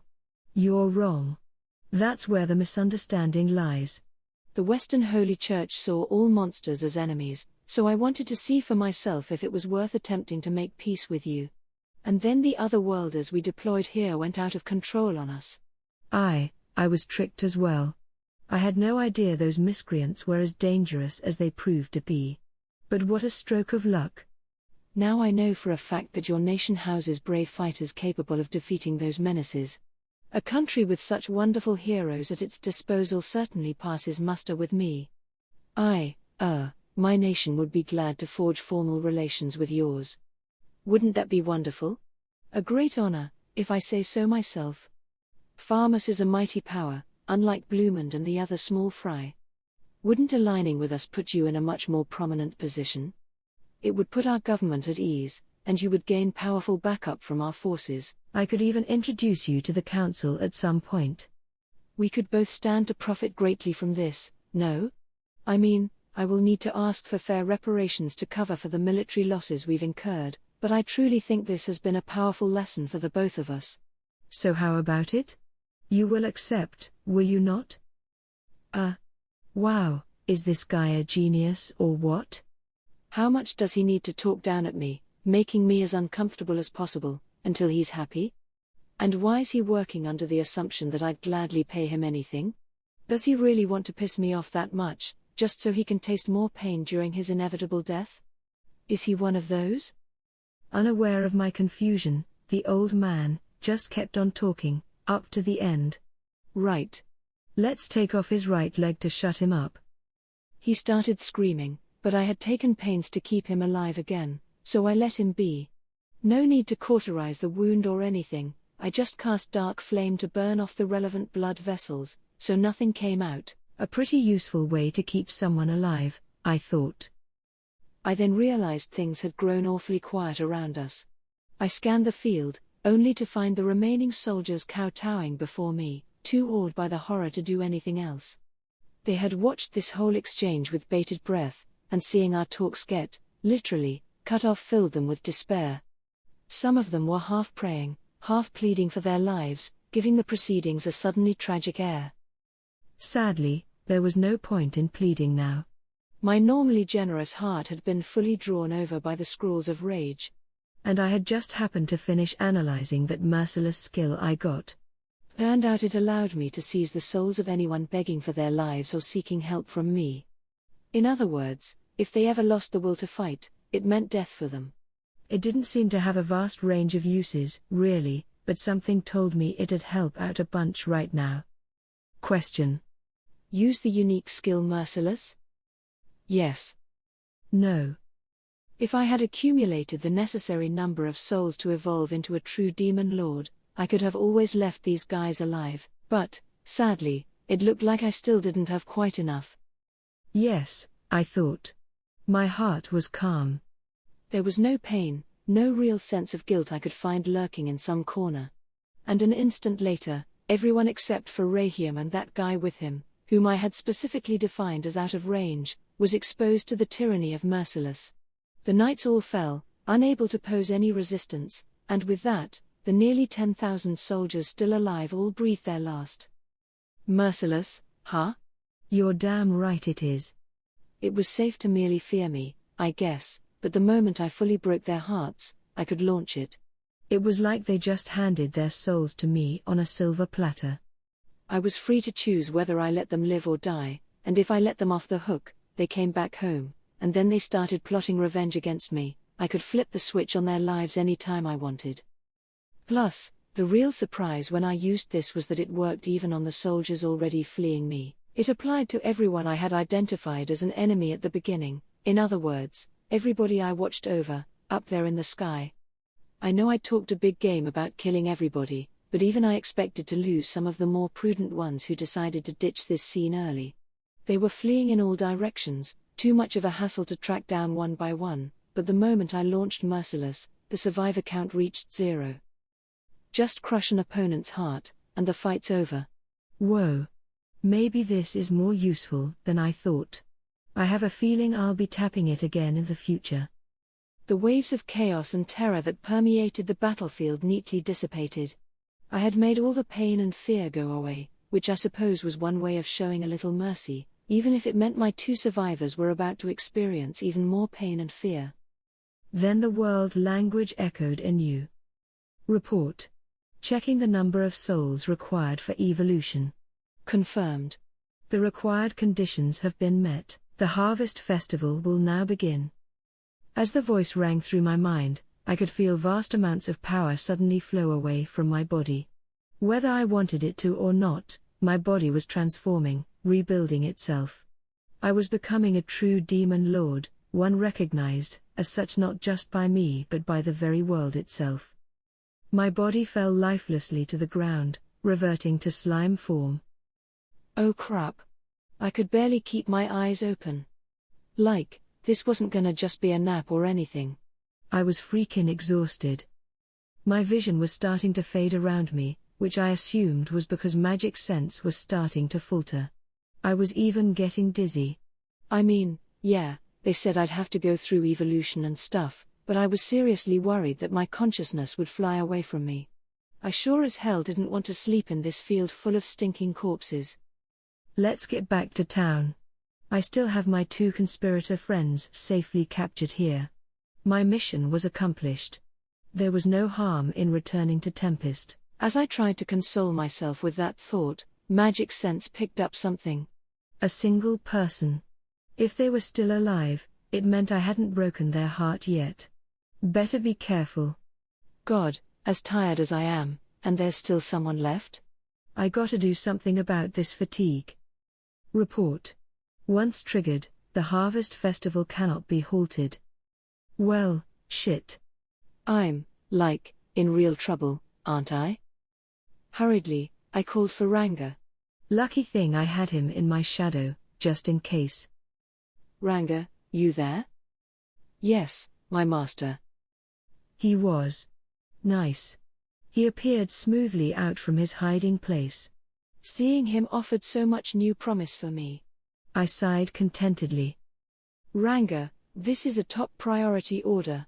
Keep me safe and carry me back to town. And bring these 2 people along, too. Tell everyone there they are not to be touched, and definitely make sure nobody tries to kill them. You can ask Baal's crew or whoever to take care of them until I wake up. Oop. Here we go. I was now having serious trouble keeping my mind together. Spatial motion would have gotten me there faster, but I was afraid I'd blow myself up if I tried it now. Yes, Master. What should I do with the surviving enemy? Oh. He must have noticed, too. I had to think about it. There was someone there, pretending to be dead. Merciless told me after I used it that there were no survivors. So did this guy die then come back to life? It meant his soul was still safe in there. I couldn't treat this lightly. Ranga would probably win, I imagined, but I opted for a more careful approach. Safety first and all that. But just turning tail and fleeing didn't seem right, and it'd be a pain if this foe decided to give chase. So I chose to summon some demons, who'd hopefully at least delay my foe for a while. It'd really suck if word about Megiddo got out. It worked best only if the adversary wasn't aware of it, but my safety had to take priority. I will leave that to the others. They will bring the foe to you if they can capture them. Meet up with them for me. I shall, Master. I pooled together what little mental power I had left. Dispelling the anti-magic area, I worked to summon a demon, offering the piles of corpses spread before me. I thought about using Glutton to eat them, but it wasn't like they'd have any useful skills or anything. There was no telling what kind of demon would result, but hopefully it wouldn't be a waste of 20,000 bodies. It was exactly the kind of thing a selfish demon lord would do, I suppose, but it was the thought that counted. I hope. Come to me, demon. I have something for you to eat, so, come on up and serve me now. I sounded like I was trying to call my dog back from the yard. It was such a hassle to stay conscious that I could barely even pull off the summon correctly. Any demon willing to get summoned with something like that must be one damn curious idiot. But maybe I shouldn't have let such passing thoughts bother me. In a moment, 3 demons were there on the field. Just 3? And here I thought 30 or so bodies were enough to summon a greater demon. Thousands of times that, and 3 is all I get. Ugh. Well, at least they're greater demons, ranked A-. Certainly no trio of monsters to sniff at. Plus, I did kind of pluck the souls out of all these corpses. Ugh. Damn. I had never felt so wasted since I came to this world. My head barely even worked now. I wasn't so sure these guys could find this enemy, this needle in a haystack. But whatever. Hey. Guys. There's someone hiding here, pretending to be dead. Capture them alive and bring them to Ranga here. 3 greater demons, bossed around by a slime. To an outsider, it must have been a surreal sight. I couldn't help but marvel at it. I was getting deliriously loopy as the dizziness grew. Simply keeping my body together was getting tough. I needed to get somewhere safe. He. The birth of a new demon lord. Quite an old sensation but a familiar one. What a truly wonderful day. Such an offering, and the very first order from our Lord, no less. This is such an honor, I couldn't possibly be more enthusiastic about this. Would it be all right to continue serving you in the future? I suppose one of the demons was greeting me, but I was so out of it that I didn't even recognize half of it. We'll talk later. Just prove you can be helpful to me first. Go. That was all I could sputter out. It shall surely be done. Do not worry for a moment, O great master. I ignored the trio as they kindly saluted me, my mind being enfolded in the darkness. This was my first bout of full unconsciousness in this world, the initiation, if you will, the sleep that predated the evolution. And the birth of a new demon lord. Chapter 5. The Unleashed. After Rimuru set off for battle, the residents of the town assembled in the central plaza and began to pray. It wasn't out of sentiment, but for real work reasons. Shuna was commanding them, as part of her efforts to keep the barrier up. The stronger ones were set in place, so they could better protect the fringes of town, out of concern for intruders. At the same time, Shuna released a stream of magical force within the barrier, boosting the number of magicules in the air. All of them had a firm grasp of their role, and all were deadly serious about carrying it out. In the middle of the plaza, the bodies of Shion and the other victims were laid to rest, kept in good condition by Shuna's magic. There was a throne in the middle for Rimuru, an enshrinement site for his demon lord evolution ceremony. The hope was that performing the evolution as close to the victims as possible would make it that much more likely they'd be resurrected. The townspeople surrounded the whole site, Shuna among them, standing next to Mjuran. And as she stood there, Shuna couldn't help but think, Rimuru seemed to care a great deal about being a former human, but that's such a trivial issue. To Shuna and everyone else, soul-to-soul connections mattered the most, and the connection she shared with him gave her an absolute sense of security. She wished Rimuru would realize that as well. The eternal euphoria he provided filled her soul, nourishing it. If that went away and Rimuru disappeared, she thought it might drive her crazy. Just imagining it produced such a profound sense of loss that she shivered. "So Rimuru," she whispered. "As long as we have him, that's all that matters. But even missing one of us could upset his mental balance greatly." Benimaru, just back to the plaza, nodded at this. It made sense to him. The transformation that the usually gregarious Rimuru made, he was convinced, might impact that balance heavily. To him, he wanted to believe that life would go back to what it was someday. "I just hope he doesn't turn into a different person as a demon lord. Going berserk on us." With the barrier destruction work done, all of them, Benimaru, Ci, Hakuro, Geld, Riga, Gobso, even Gable, were now surrounding the throne. That was on Rimuru's orders. He'd asked them to kill him at once, should he lose all sense of reason and turn into an uncontrollable beast up there. No matter what, they wanted to keep that from happening, all of them. "It's because you keep on sleeping there, Shion," Benimaru whispered before returning to his prayers. "Just wake up already." His faith wasn't in some god up above. It was in a single slime. That faith had never betrayed him before, and it shouldn't this time. Everyone believed that, no one doubted it. Just then. Report. The individual Rimuru Tempest's Harvest Festival is about to begin. Upon its completion, all monsters in his genealogy will receive their due gifts. The world language echoing in the hearts of every monster gathered in town sent a shock wave of tension across the land.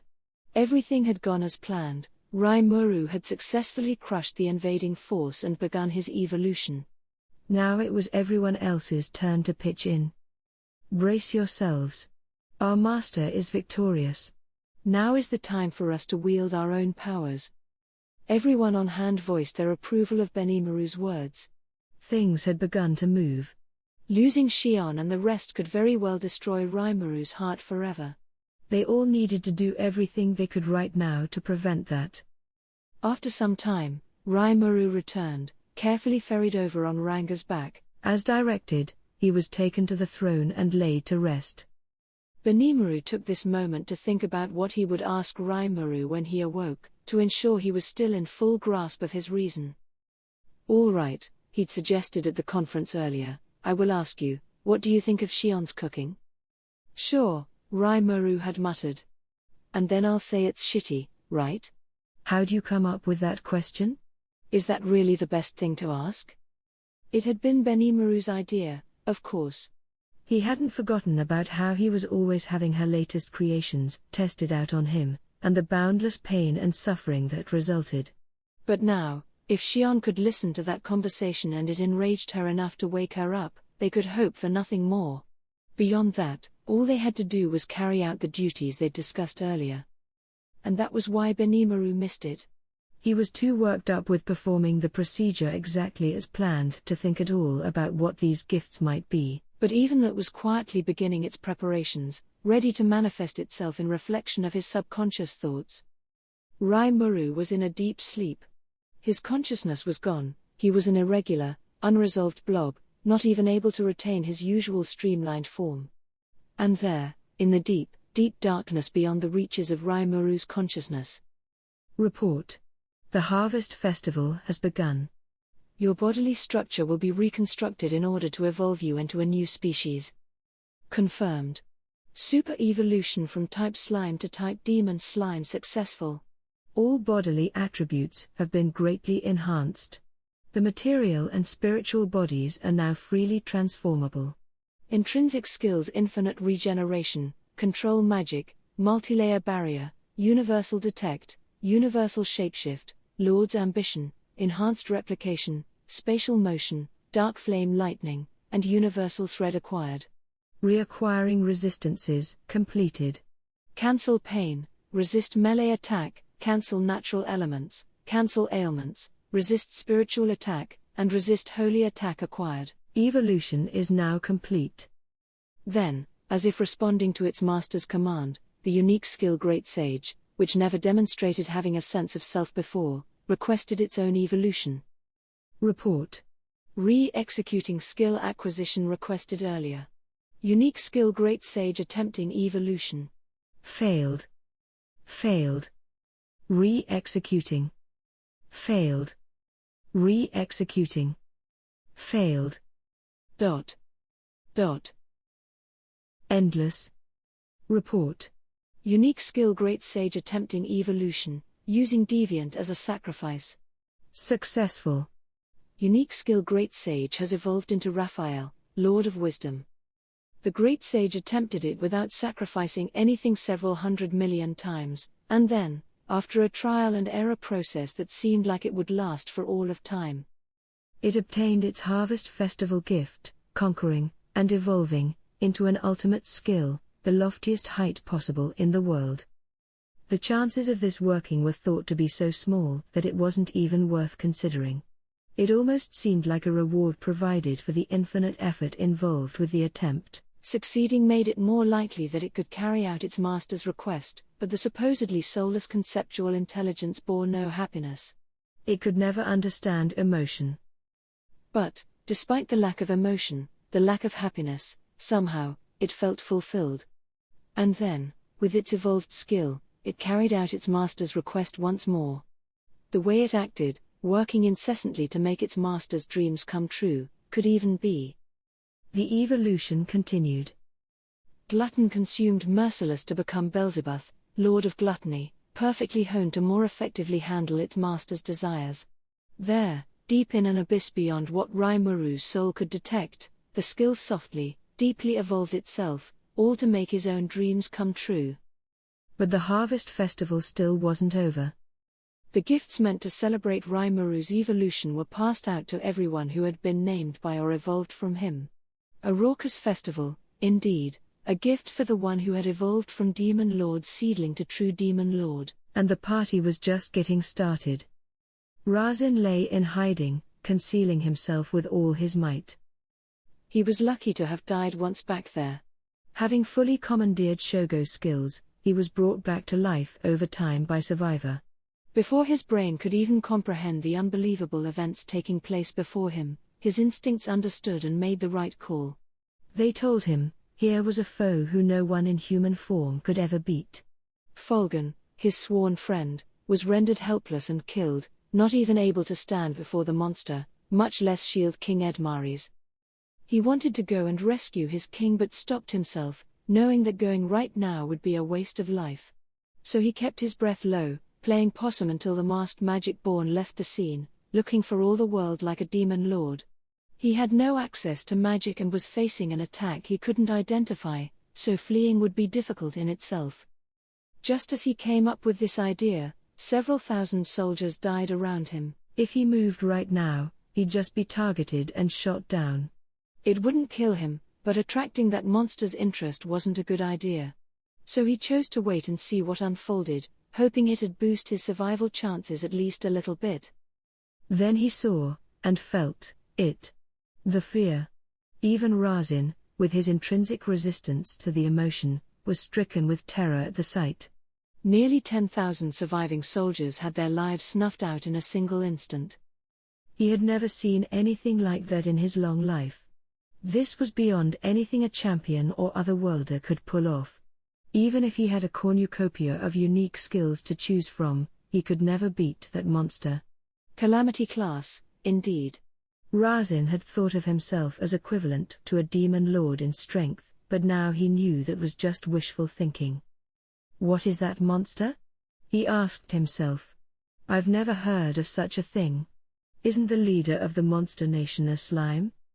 His own heart didn't break, for the simple fact that he was so driven to save the king he was loyal to, but Razin's sole desire was not to be fulfilled. His presence had already been detected.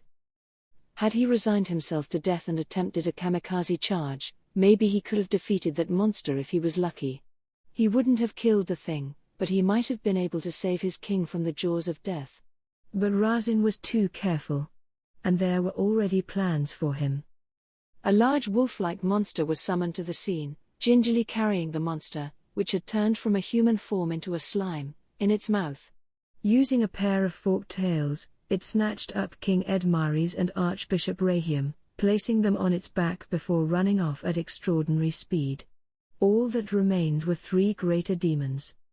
Seeing the fearsome masked magic-born turn into a slime, Razin was both surprised and oddly convinced. I knew it. That really was their master. And deploying such great magic spells, one after the other, would easily exhaust his magical energies. If he summoned those demons to serve as bodyguards, then perhaps I will have a chance at rescuing the king.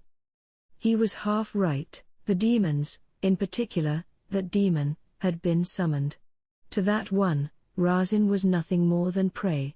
A poor, forlorn piece of prey, left to live only so this demon could carry out his summoner's request and be amply rewarded for it. Figuring he could beat these 3 demons, Razin rose up from the shadows cast by the dead. Fortunately for him, the masked magic-born cancelled the anti-magic area as it cast the demon summon. Now Razin could fight with his full force. Whether they were ranked A or not, there was no way he could lose to only 3 greater demons. Stretching out his body, he attempted to silently sneak up from behind one of them, only to find that the other 2 were already standing before him. Oh? Spatial motion, eh? I suppose you've all been serving as greater demons for quite a long time. The 2 demons didn't answer him. They showed no signs of movement. They were ordered only to confine him for the demon who was leisurely walking up to the wizard. Now that demon was alone, in front of Razin. Ha ha ha ha ha. Done with your stretching? In that case, it is time to capture you. If you wish to resist, go right ahead. I will not kill you, but I am not prohibited from tormenting you. The demon flashed a twisted, beautiful smile, its gender unclear as it addressed Razin. Oh? You're here to take me on? Take you on? He he he. Quite an amusing joke. What are you calling a joke, you putrid demon? Ha ha ha ha ha. Very good, the demon whispered, its expression still twisted. This should be quite a bit of fun. Allow me to join you in a bit of post-meal calisthenics. Its smile was terror itself for anyone witnessing it, terror welling up from the root of the soul. It looked toward the sky. Razin snorted at the creature. It thinks it's so clever, trying to feint me with its eyes. Enough of your lip. Nuclear cannon. Utilizing a spell he had precast earlier to save time, he used a simple trigger to set off his last resort. This method, however, ran the risk of an accidental discharge, meaning only wizards and similarly powerful magicians could execute it. The effect, however, was massive. Avoiding the casting time that was the central weakness of any magic user was huge.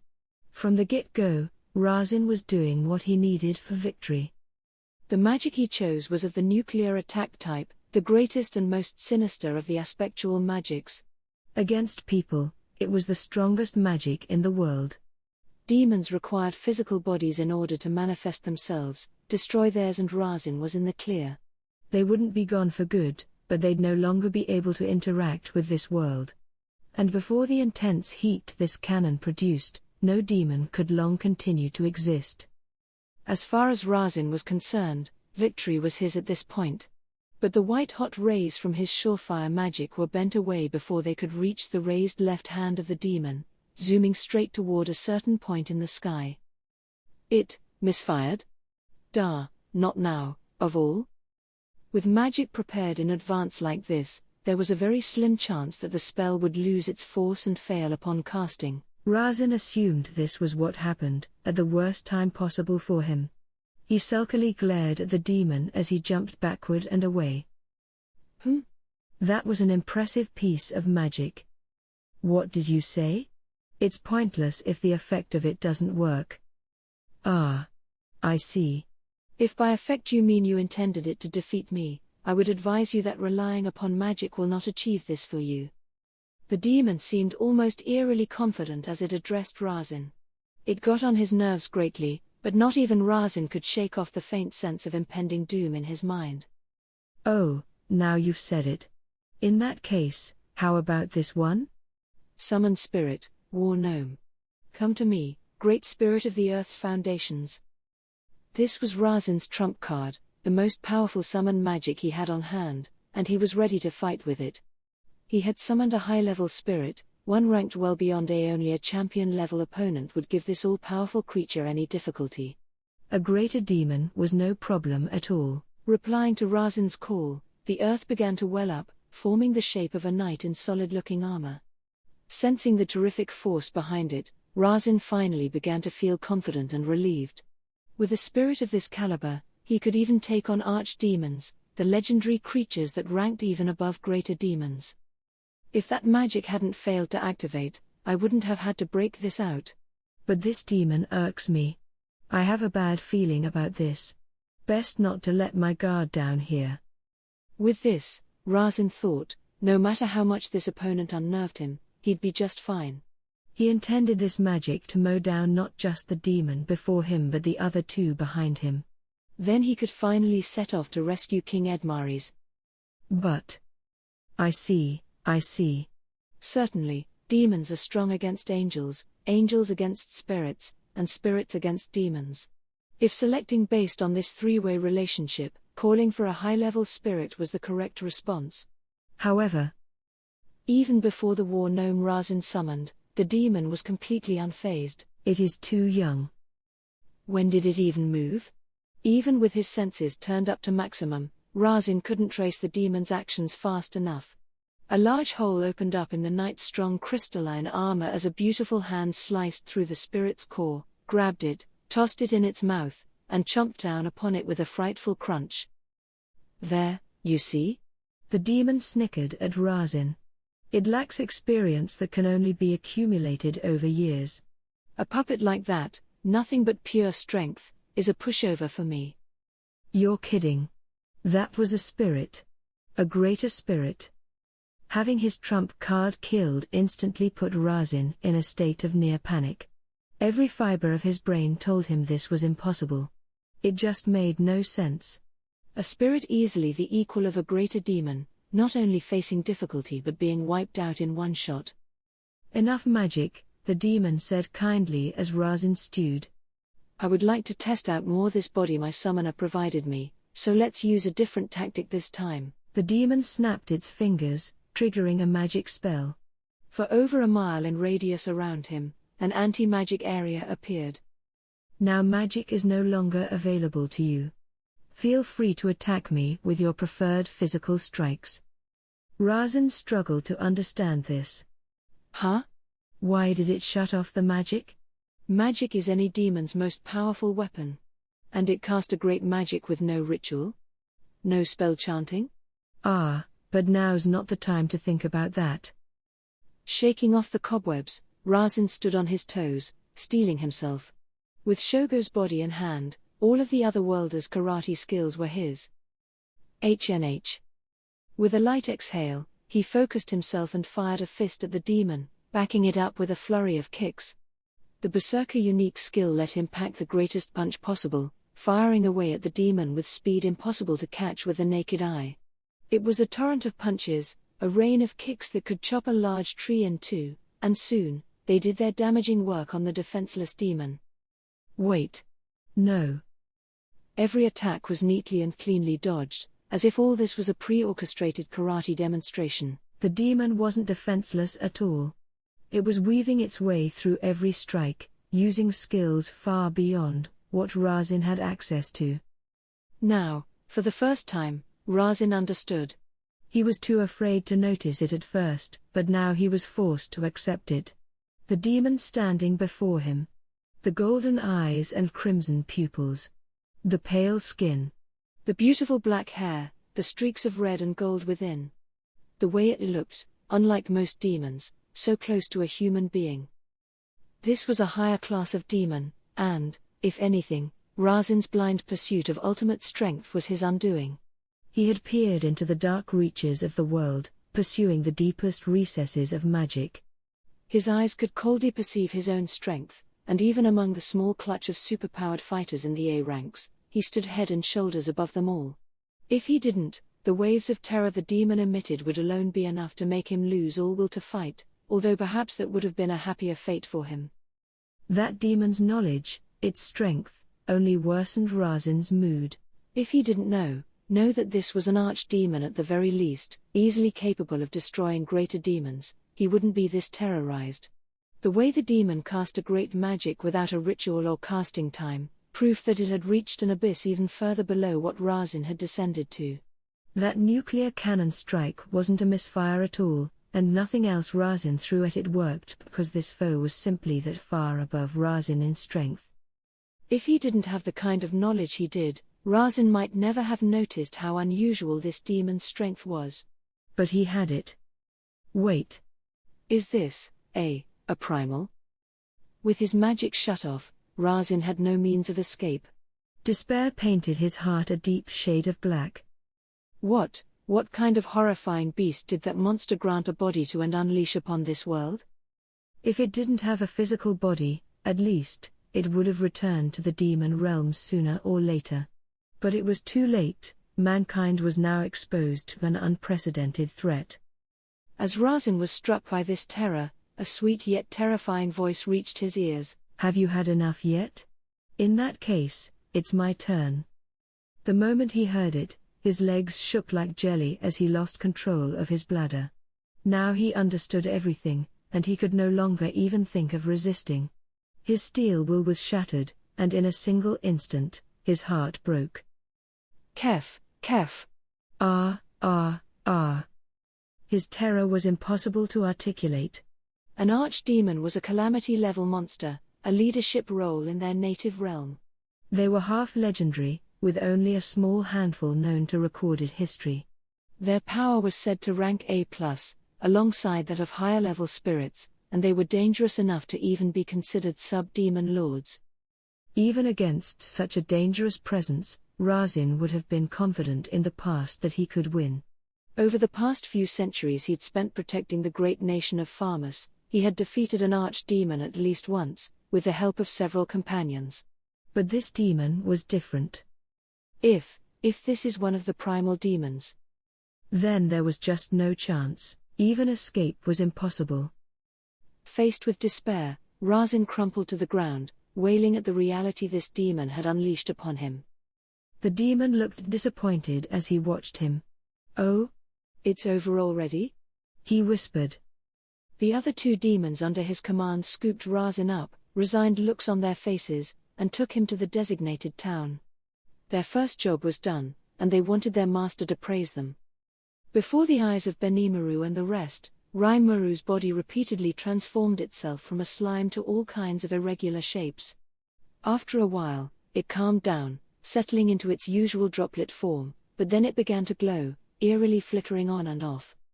Red, blue, yellow, green, purple, white, black, all kinds of colors. This went on for a while.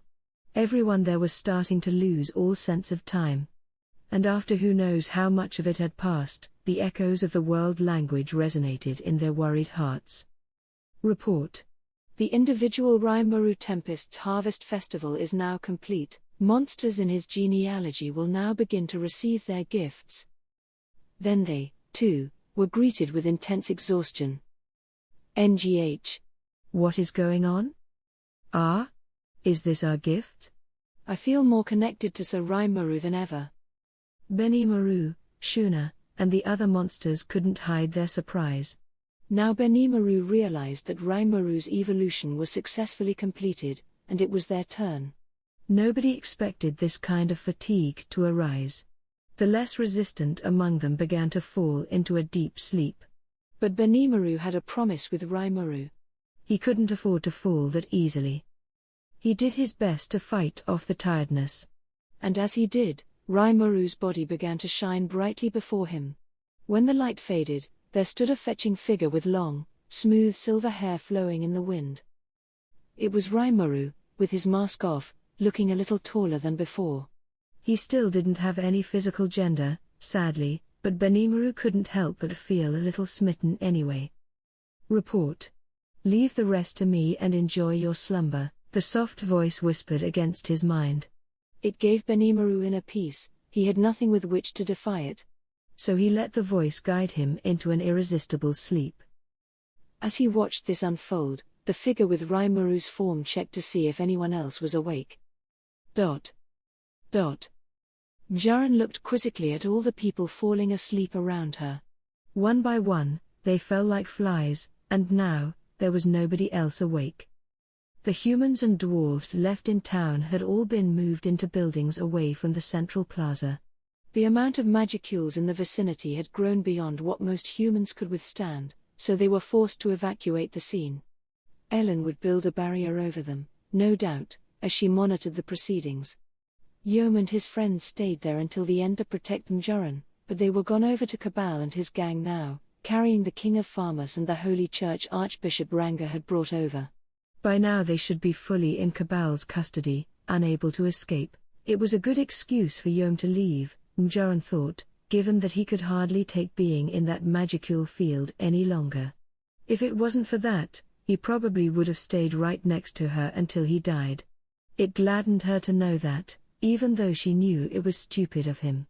Of course, she wouldn't actually say that to the man. If she did, Yom would no doubt let it go to his head and do something even stupider.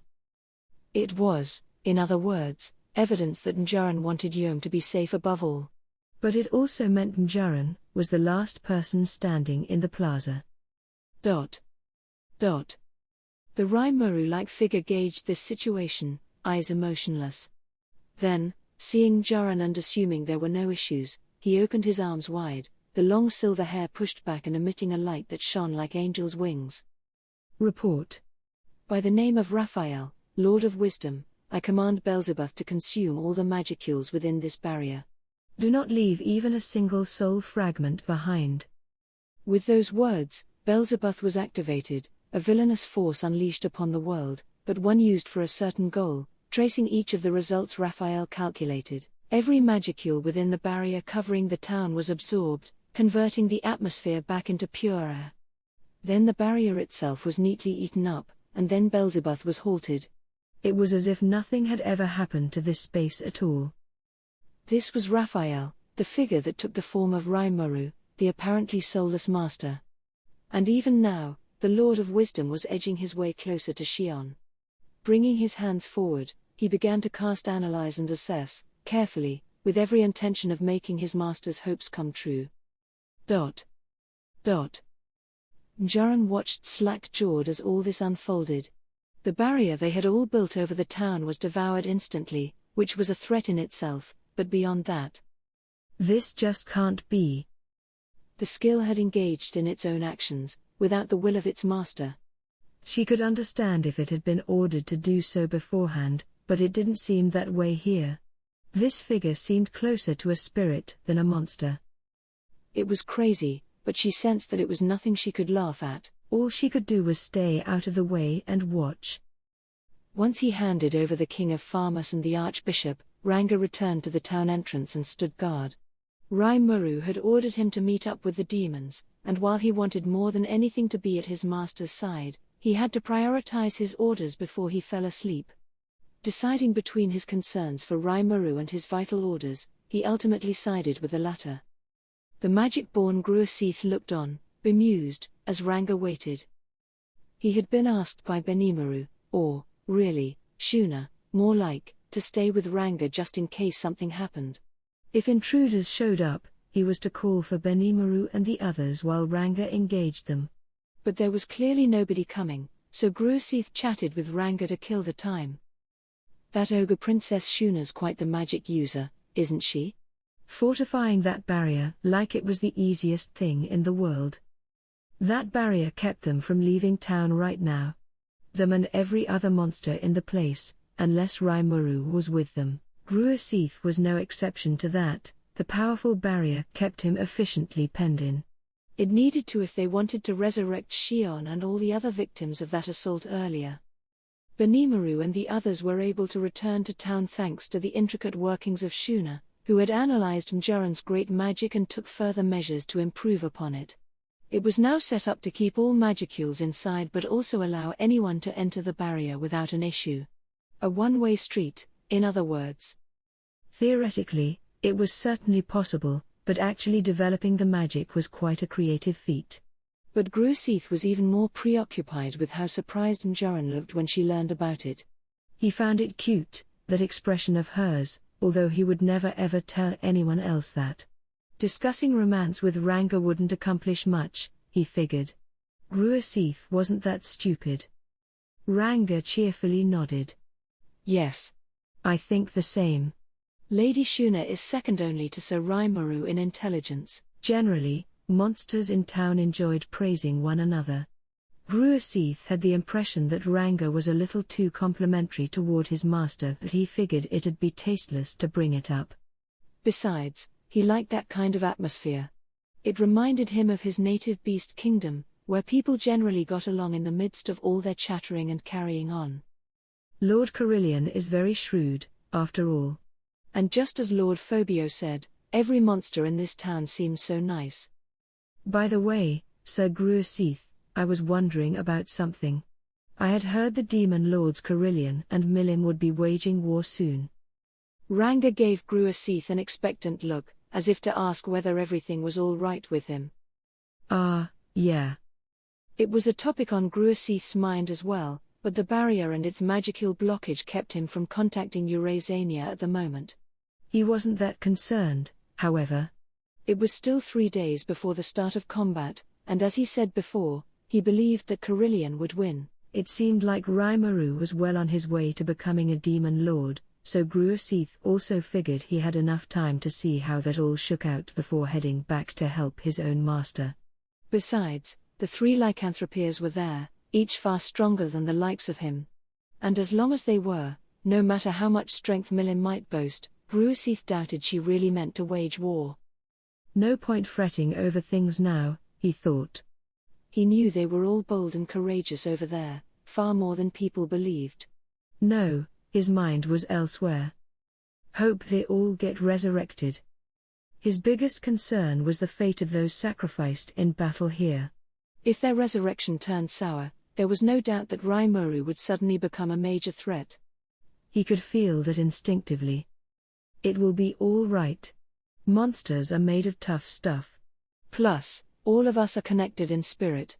As long as we remain under Sir Rimuru's protection, we will not be defeated that easily. Yeah. I think it'll probably turn out fine, but... No need for concern. When my master finishes the evolution, I am sure he will bring everyone back. It was a firm declaration, one based on Ranga's confidence in Rimuru.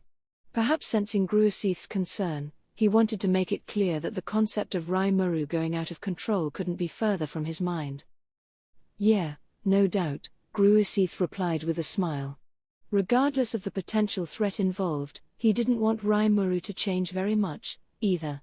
He didn't serve him, but he admittedly was attracted to his character, and he owed him a lot for saving Mjuran's life, too. Of course, the girl I love is with another guy at the moment. If he was a bastard, I'd have killed him long ago, but if it's Yom, I can't do much about that.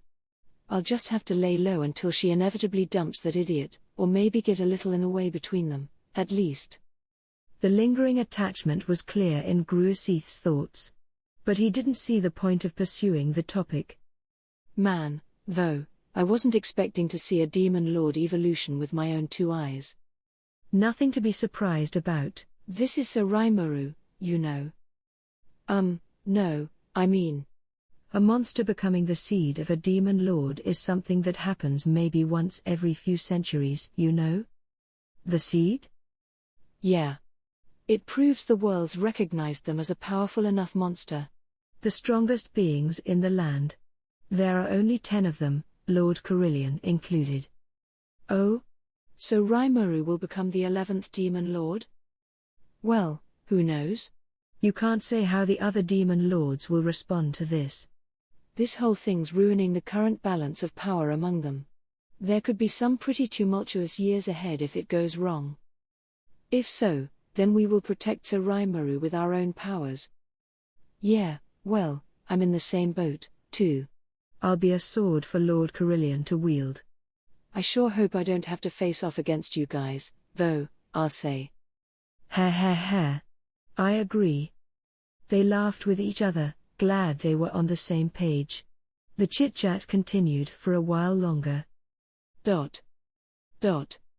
Gruaseath was expecting absolutely nothing out of the ordinary to happen, but after a decent amount of time passed, Ranga's eyelids began to droop heavily. Shuna had apparently anticipated this possibility. When a demon lord was born, anyone below them was given a so-called gift, a sort of evolution that could not be resisted, and it put the target in a deep sleep. GNNH. I am not sure I can last much longer. I will sleep, but if I do, my orders. Lord Gruaseath. I need you to take something on for me, but, will you? Apparently, 3 demons might be coming to the entrance shortly, summoned by Rimuru and ordered to bring over a survivor from Farmus. Ranga hated to pass the buck to him, but he could overcome his fatigue no longer, so he extracted Gruaseath's promise to take care of matters before dejectedly falling asleep. There was a single survivor, he heard, and a fairly powerful foe at that. Powerful enough that he could attack and defeat the demons. Gruaseath would have to be careful, even though the thought of being trusted so much made him a little happy, so he began patrolling the area, a new spring in his step, as he tried to keep Ranga and the defenseless townspeople safe. Not half an hour later, they appeared. Ah, Sir Ranga, a rather beautiful-looking demon said. It would appear he's gone into an evolving sleep. It was a shocking sight for Gruaseath. The demons had obviously been granted physical bodies, all far more powerful than your garden variety summon. Ranga said they were greater demons, but these guys were clearly a level above even that. The sheer terror of the sight made his hair stand on end, the loudest alarm bell his own instincts could give him. Whoa, I've never seen the likes of you before. You an archdemon? Ha. That is correct, magic born. Even at first sight, the danger this archdemon presented was obvious. He felt an overwhelming sense of awe, like what he felt whenever he saw Benimaru or the 3 lycanthropeers. Maybe even more powerful. Ha. Please don't be so alarmed, the demon cheerfully stated. I am just a nameless demon summoned by the new demon lord. The 2 behind me are meant to handle the chore work for me, so no need to worry about them. Chore work? He gave the pair a look.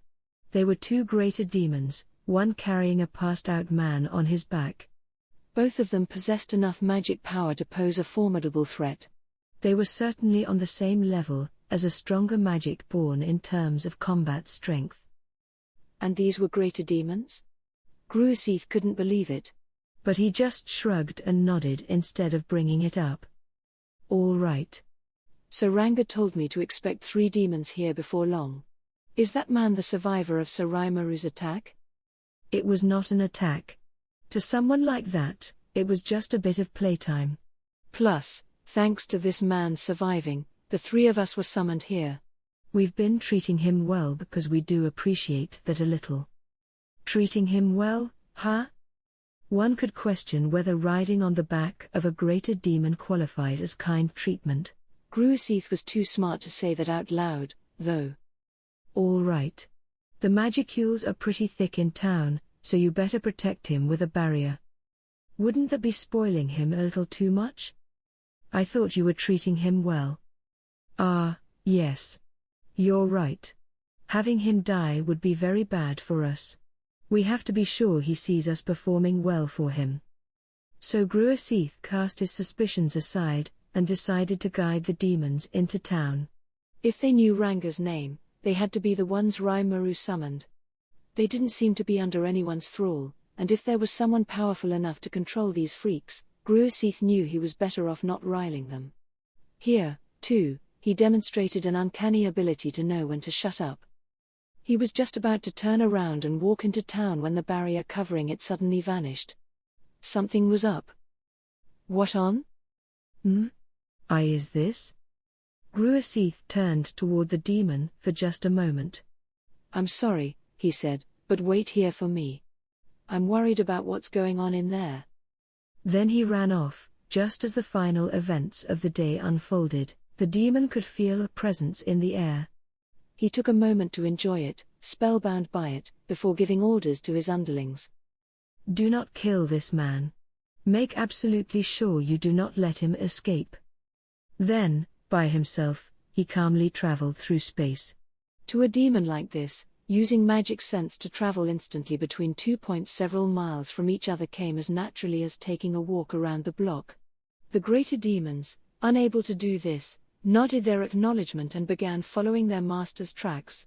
There was no panic, no loss of purpose among them, they simply began running unnaturally fast toward the center of town. The demon had teleported right next to Rimuru. I am back, my master, he said, taking a knee before the figure as his silvery hair blew in the wind. Rimuru had been a slime when he summoned these demons, and while he was now much more handsome in appearance, there was no mistaking him. The near-divine aura he let out was a telltale sign for any monster, no matter what their eyes told them. It was a sort of shine from his very soul, and discerning the color of one's soul came naturally to a demon. This demon's master was currently conducting a solemn ceremony, one aimed at the neatly lined rows of dead monsters before him. To the demon, it was simply a beautiful sight. He wanted to stay there, just basking in the glory of it all, but not now. There was something on his mind. He quietly came up to his master, taking the utmost care to stay out of his way. Perhaps it would be better to wait until the ceremony was done? Forgive my rudeness, master. It seems you do not have enough magicules on hand. The demon was right. Rimuru didn't seem to have the quantity of magicules this ritual required.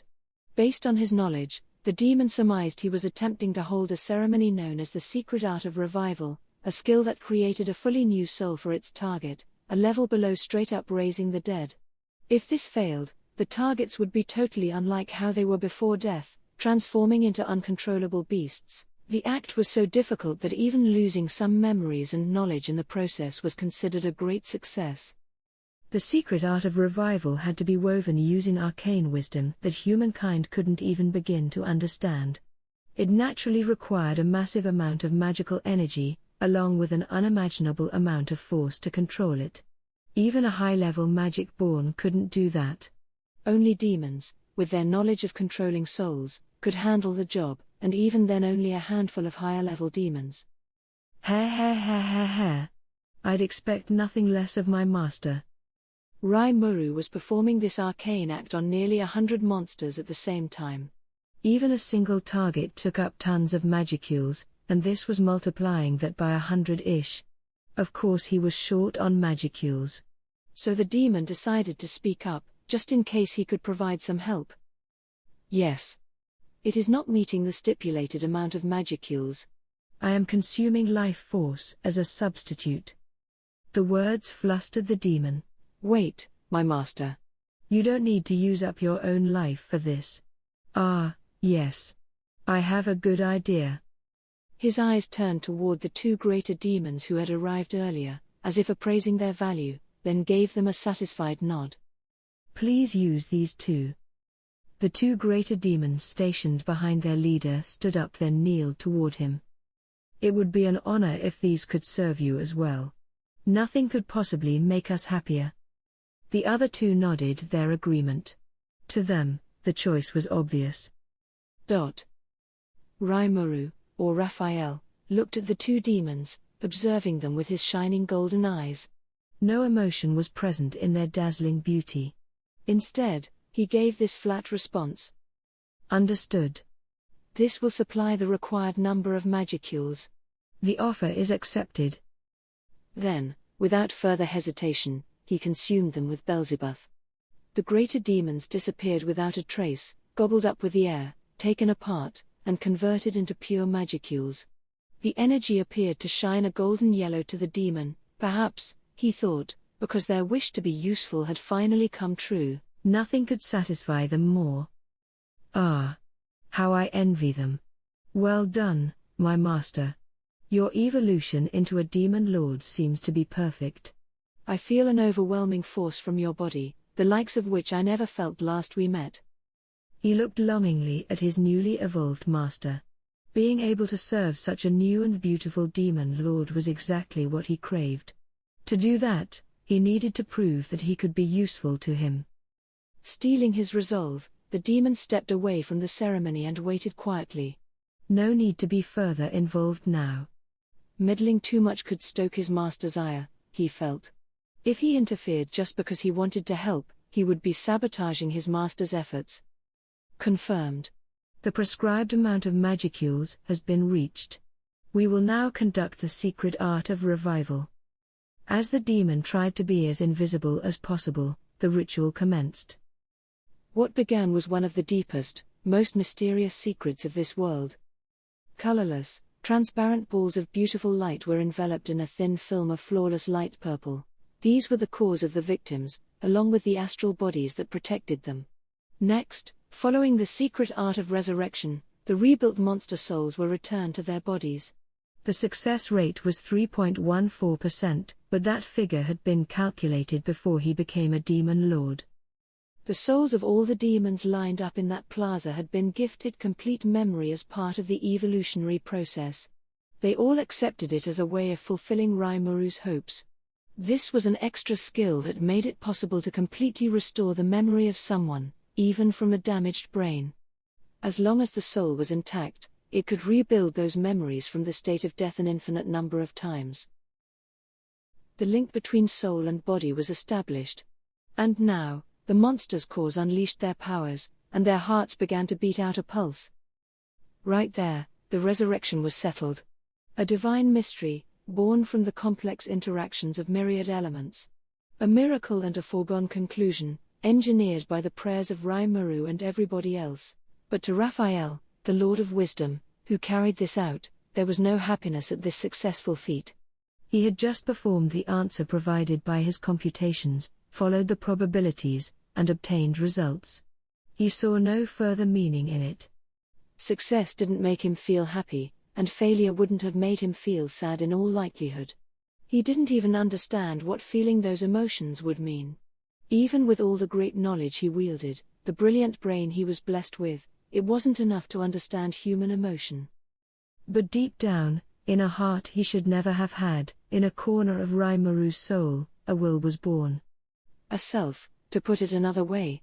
There had to be one there, or else a skill wouldn't evolve in such rogue fashion in order to fulfill its master's wishes. And then the question came, why did I take this kind of action? It came from within Raphael, and it was solid proof that this being had a self, separate from his master. And yet, even this slight suspicion toward himself that was born in his head was something Raphael quickly turned his eyes from. I think, therefore I am. It was a thesis that Raphael would find himself constantly thinking about, going forward, and never finding an answer. Regardless of his internal conflicts, Raphael continued with his incomparably accurate work. He analyzed and assessed nearly 100 monsters at the same time, repairing their bodies, regenerating their souls, and finally resurrecting them. It was a seamless flow, not a single extraneous motion involved, and everything was handled at the right place and time. Before the monsters in town realized it, the miracle had secretly completed itself. Only 3 people knew this: Mjaran, Gruasith, and the demon. Mjaran was rendered beyond speechless as she watched the ceremony intently, face turned pale as a sheet. She had a front row seat to the ultimate in secret arts, the exact thing she had been pursuing for so long. A chasm of deep, dark magic of which Raimuru's presence as a demon lord allowed her an all too brief glimpse.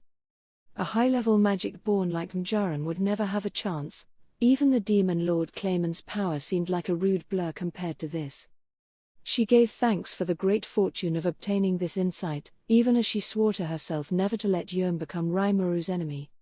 If he did, it'd ruin the both of them. That's why she knew now that he needed her guidance and protection. He knew too little about all of this for any other alternative to work. Gruaseith's eyes were dazzled by the miracle that took place before him. He didn't have much in the way of magic knowledge, but he could see well enough that this secret art was like nothing else. It made him tremble in awe at how easy Rimuru made it look.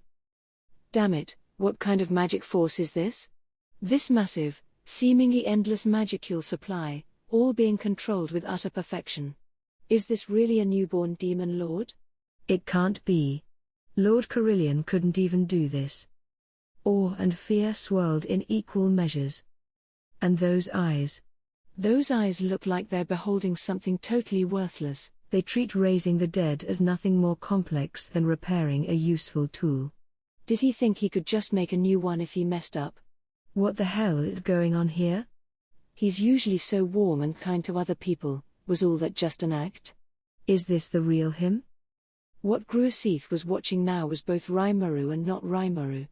Unaware of this, all he could see was a demon lord working beyond the realm of mortal intelligence.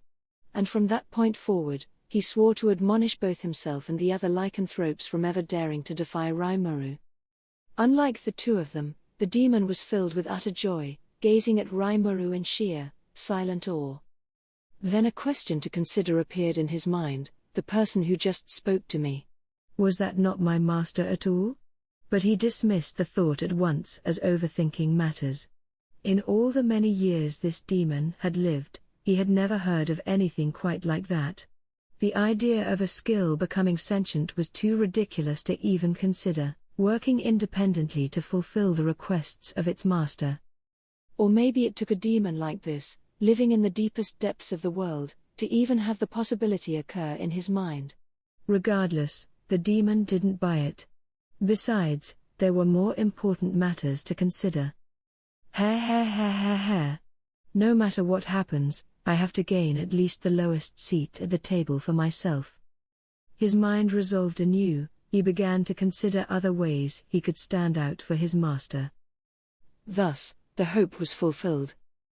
When Rimuru, or Raphael, Lord of Wisdom, completed his work, he returned once again into sleep mode, his magicule stores exhausted. The demon lovingly picked him up, an easy task, since he was back in slime form, and, following Njaran's instructions, gently placed him on the throne prepared for his rest. Both Njaran and the demon agreed that Rimuru was simply out of energy and would likely awaken in a few days. But what kind of person would he be like once he opened his eyes? Only the gods could know. As the three eyewitnesses each pondered internally how to deal with this, they heard several sets of footsteps running toward them. Then they realized that the pressure exerted against Ellen's barrier was gone, reducing the magicule count in the air to practically zero. Yom, Cabal, and the others immediately ran over to investigate, only to find row after row of sleeping monsters. Njaran. Gruaseith. Are you two all right? Where's Rimuru? Whoa, observed Cabal, they're all sleeping? What happened? Did Shion get resurrected and all that? Njaran took a moment to think before responding. Gruaseith didn't appear to have any idea what happened, and the demon seemed too enamored with himself and Rimuru to bother explaining matters to anyone else. Everyone's gazes naturally began to focus on Njaran, making her sigh dejectedly. So Rimuru has successfully completed the Demon Lord evolution process. All the other monsters shared in this, too, so they're all sleeping during their own evolves. And Shion and the other dead. They've all been safely resurrected using a secret ritual conducted by Sir Rimuru when he was awake. The ritual sapped all his magical energy away, and he is back asleep now. Everyone on site breathed a hefty sigh of relief. Yeah, there's the boss for ya. I knew I shouldn't have worried. I wouldn't relax quite yet, Njaran replied to Kaijin. Their souls might have been revived, but they all definitely died once before, so there's no guarantee they've retained any of their memories. Although it'll probably be fine, she then just barely whispered to herself.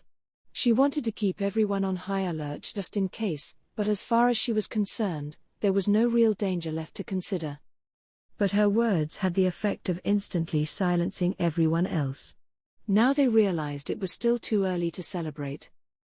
Well, outside of that, Ellen breathed How about we get a roof over all these sleepyheads for now, huh? There are mats laid out in the great meeting hall. I guess they figured something like this would happen. Fine by me, but every single monster in town? That's kind of a big project. Yeah, Guido chimed in, we're talking over 1,000 of them in the plaza alone.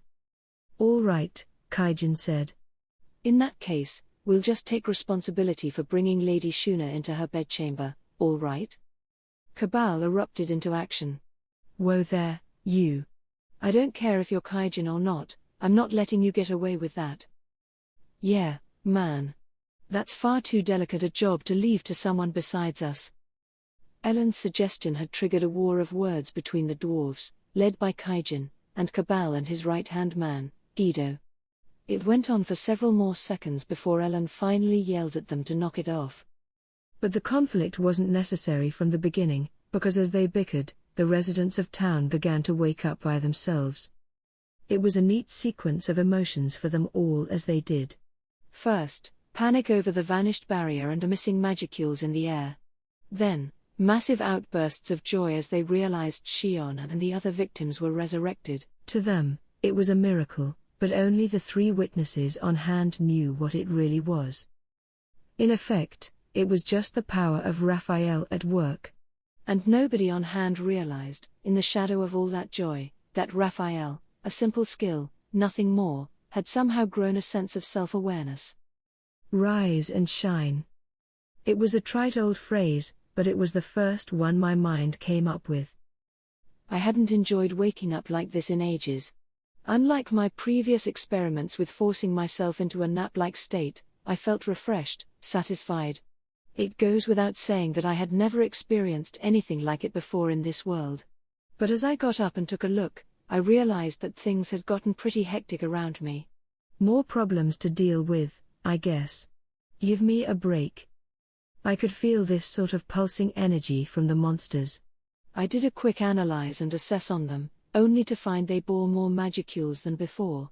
They were stronger now, in other words, so I guess my evolution must have turned out okay. Correct. The Harvest Festival has successfully completed.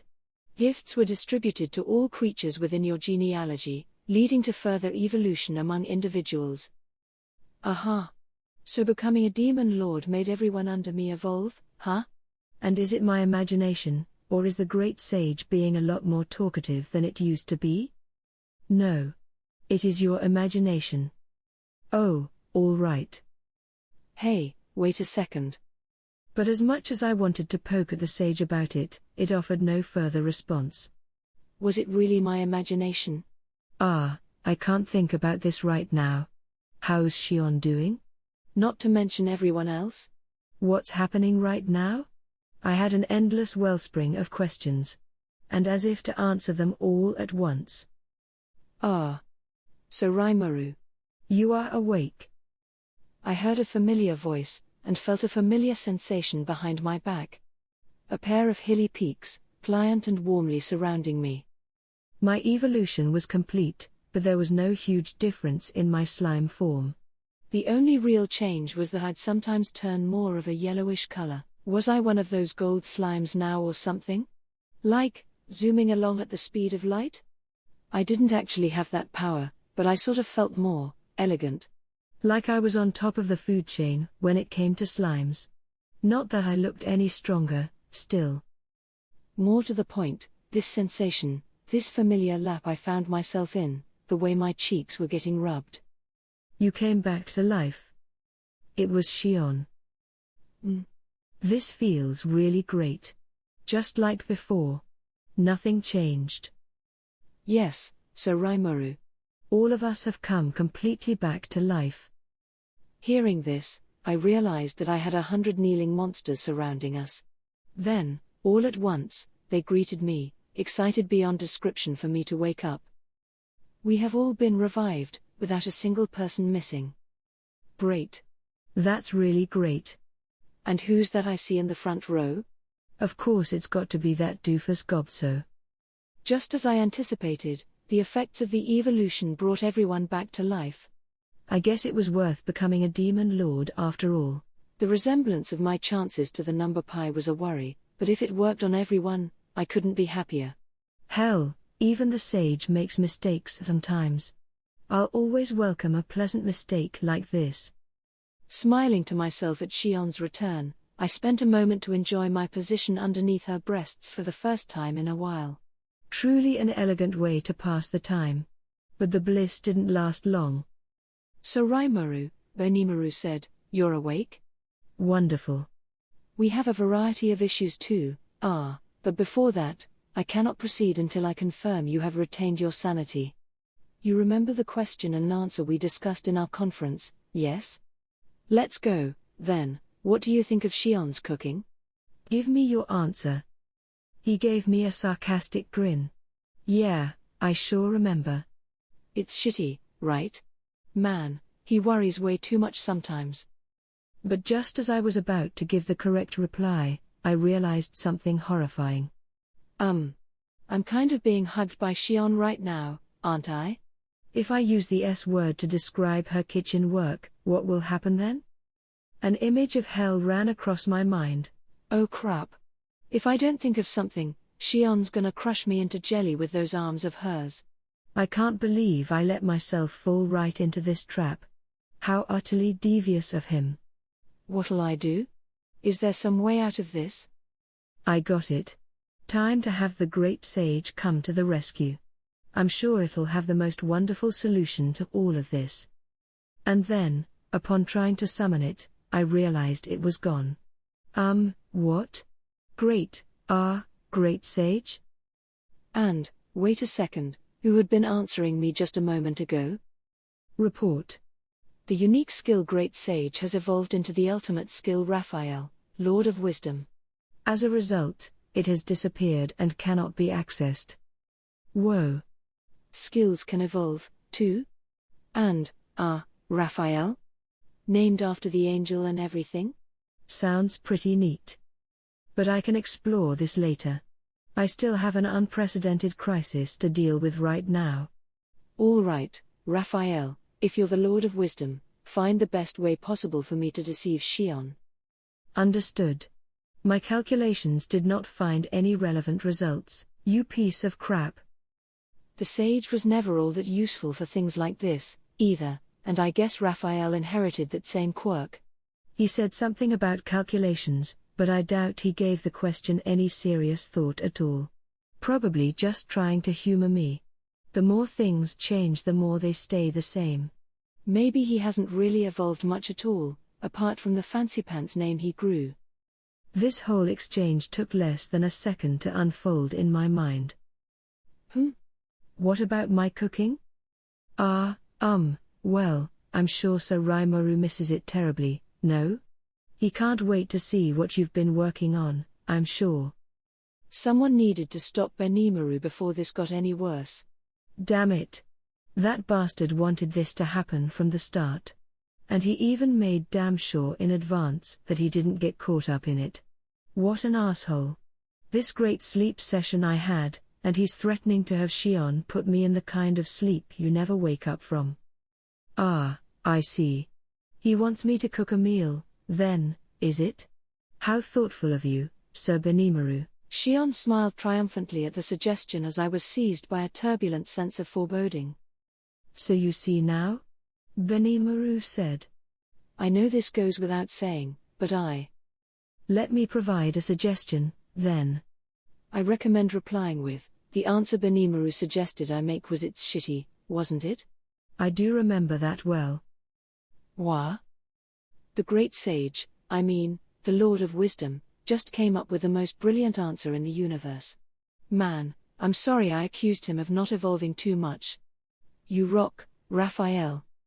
Hang on, Benimaru. We had a question and answer planned out in advance, right? Oh, don't worry, I remember the whole process. The answer that you decided was correct for this was it's shitty, was it not? I remember it perfectly. Shion's smile froze in place as several beads of sweat began running down Benimaru's face in tandem. Shion, wait. So Rimuru has only just awoken. I fear his brain might still be in a state of confusion. I took this moment to nimbly evacuate myself away from Shion's chest, keeping an eye on the panicked Benimaru as I did. Very well, Shion flatly replied. Sir Benimaru. No, just Benimaru. I serve Sir Raimaru directly, I have no need to use noble titles to refer to you. But if you had wanted to try my cuisine that badly, you should have said so. I will gladly feed it to you until you're ready to burst. She stormed off, smile still frozen on her face. That was pretty scary. Really scary actually. What did you do that for? Ha ha ha. I'm not sure what you mean, Benimaru. Have fun trying to survive the next meal, I guess. This isn't funny, my lord. I have been testing her new creations so long that I've developed resist poison recently, too. Benimaru could see doom lying ahead. If Shion was that enthusiastic to start cooking, this could be the end for him. Poison resistance, though? Really? That's pretty much saying that Shion's food is poison, isn't it? Yeah, well, as they say, you reap what you sow. Benimaru gave my assessment a dejected shake of the head. I had no words to console him with. One misstep, after all, and it could have been me facing that maelstrom. Better, I thought, to let the original perpetrator face her wrath instead. After Shion left, the newly resurrected survivors clamored to greet me, as if they'd been waiting their turn this whole time. Everyone had the same knowledge and personality as before, although the atmosphere was maybe slightly different with some, which was a great relief. No memory loss, no nothing, and their souls were all fully intact.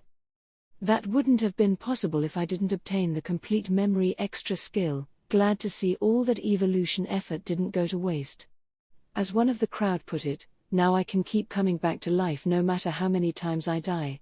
And I wasn't entirely sure he was joking. Complete memory allowed you to directly tap into the target's soul.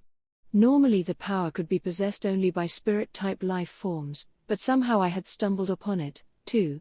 They said something about souls that shared the same genealogy with me and all that, so I guess it technically applied to me. That's what the gift thing was, probably. It got everyone back, and I couldn't be happier with it. After we wrapped up our reunion, everyone went right back to work. The rest of the townspeople also received some kind of gift, I think, but there was no time to examine them all in detail. Benimaru mentioned a variety of issues, and I had to address them quickly.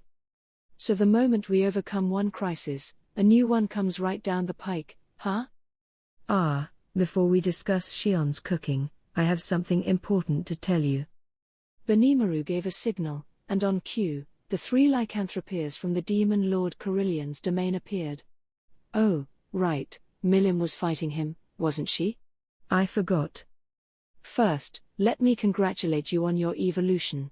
Alvis the Golden Snakehorn declared as he fell to one knee. Yes, but what's going on? Benimaru was the first to open his mouth. As he put it, evacuees from the beast kingdom of Eurasania had arrived just a few moments ago. Remarkably, I had been fast asleep for 3 whole days, which meant that, the conflict between demon lords was over and done? Yes. I saw it all for myself. Phobio, the black leopard Fang, had stayed close to Carillion's side for the entire battle against Milim. And the result? Lord Carillion and Milim collided right into each other, and the demon lord Milim proved all too superior.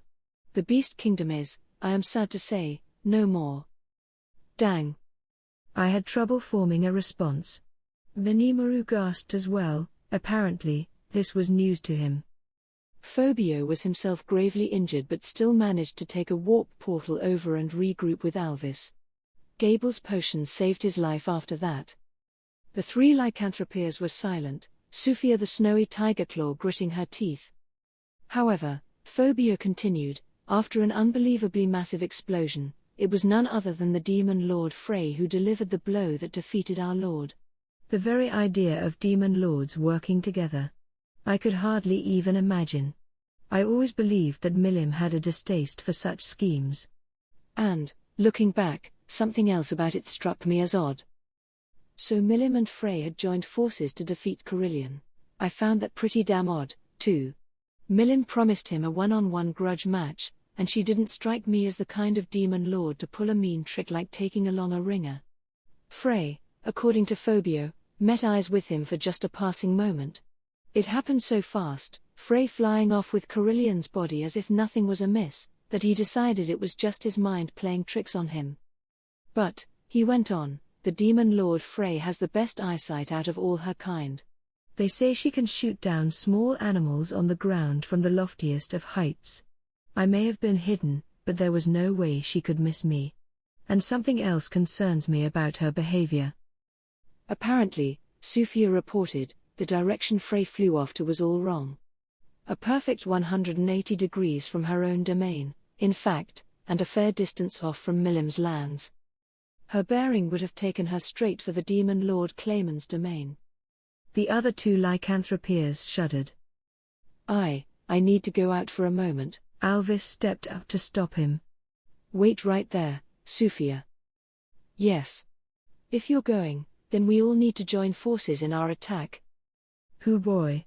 That's not gonna work. Beastlings like these have a one-track mind, and they're so easily riled into fury. Even Alvis, who seemed like the most level-headed of the crew, was no exception. Well, hang on, I ventured. We need more information before anything else. The way you put it, Phobio, Carillion is still alive. I don't know what Frey is like as a person, but there's no way Milim would let someone just horn in on her fight without getting damn angry about it. There has to be more behind this. I feel the same way, Benimaru said. Right. So listen, we all want to help you rescue your lord. So don't go berserk on me right now, all right? If we don't work together on this, you might wind up destroying whatever chance you've got. Worst case scenario, you'll have to fend off 3 demon lords at the same time. So don't jump right in yet, okay? Understood, all right. Yes, Sir Rimuru. They all nodded, regaining their composure. We then decided to let them rest and recuperate for a bit. Them, and the other 10,000 or so people who evacuated to town with them, all utterly exhausted. Trekking all the way to Clayman's domain and challenging him to battle right now was absurd. In a short time, we had emergency stations handing out food, and the great meeting hall had lodgings hastily prepared to deal with the influx. We weren't at full strength yet, my people were only just beginning to wake back up. For today, at least, we decided to kick back and relax with a meal together. Surrounded by the pleasant smell of the emergency kitchens, we awaited Shion's cooking with a sense of impending terror. So, good luck at dinner, okay, Benimaru? Wait just a minute. We should be eating her food together, shouldn't we? She's trying her best. Maybe it'll actually be good, by some miracle. Just promise me you won't leave me alone. Let go of me. Miracles don't occur that often. I've just wrapped up this awesome, awe-inspiring evolution event, and the first thing I do after that is sample Shion's cuisine. What kind of prank is this? In the end, though, the teary-eyed Benimaru was just too pathetic a sight to bear, so I agreed to join him at the dinner table, or more like Shion pushed me to a seat adjacent to him. He. I'm sure you're looking forward to this just as much as Benimaru is, aren't you, Sir Rimuru? No. Not at all. Easy enough for me to think that, really, but near impossible to say it. One look into Shion's eyes, and I realized, oh crap, there's nowhere to run. Thus, as the people around us celebrated their resurrection and revitalized their spirits with food and drink, we were being treated to a tasting session straight from the deepest pit of hell. A few more moments and the lethal weapon that was Shion's cooking was locked and loaded on plates. She beamed as she brought the food, in on large platters. The time has come. I took a look at one of the steaming plates, and... Whoa. Whoa. What's that stuff? It wasn't food. I absolutely refused to accept that this was food. There was a bowl with assorted stuff tossed into it. A stew, maybe? Was that her intention? Wait, no, right, this wasn't food. Never. There shouldn't be any question about it in the first place. Shion? Shion, wait a second. There's something I want to ask you. Do you understand the concept of what cooking means? Of course, Suraimaru. What do you think? It looks scrumptious, doesn't it? You damned fool. You got carrots, potatoes, peppers, tomatoes, onions, and all kinds of other vegetables, but you just tossed all of them in whole. I shouldn't be able to recognize every single one of them in the bowl like that, all floating in the broth or whatever. You're supposed to peel them, or cut them, or do a whole lot of other crap with them. I was shouting, straight from the heart. Then I turned to Benimaru. What is the meaning of this? I thought I left Shion's care in your hands. She hasn't learned anything at all from you, has she? He gazed back at me, as glassy-eyed as a dead fish. I just couldn't do it. I've never had a setback in my life, but with her, I've hit a wall, the wall of my personal limits. Since childhood, I always assumed that nothing was impossible for me, but now I see just how shallow-minded that was. How brazen of him. The wall of his personal limits? Bullshit. I'm eating this, too, remember? I glanced up at Shion. She was quivering, on the brink of tears. I began to feel like maybe I was the bad guy here. Ah well. Like a monk experiencing enlightenment, it was time for me to brace myself, treat this as training, and have at it. All right. I'll take it, okay? But at least try to actually prepare your ingredients before putting them in next time.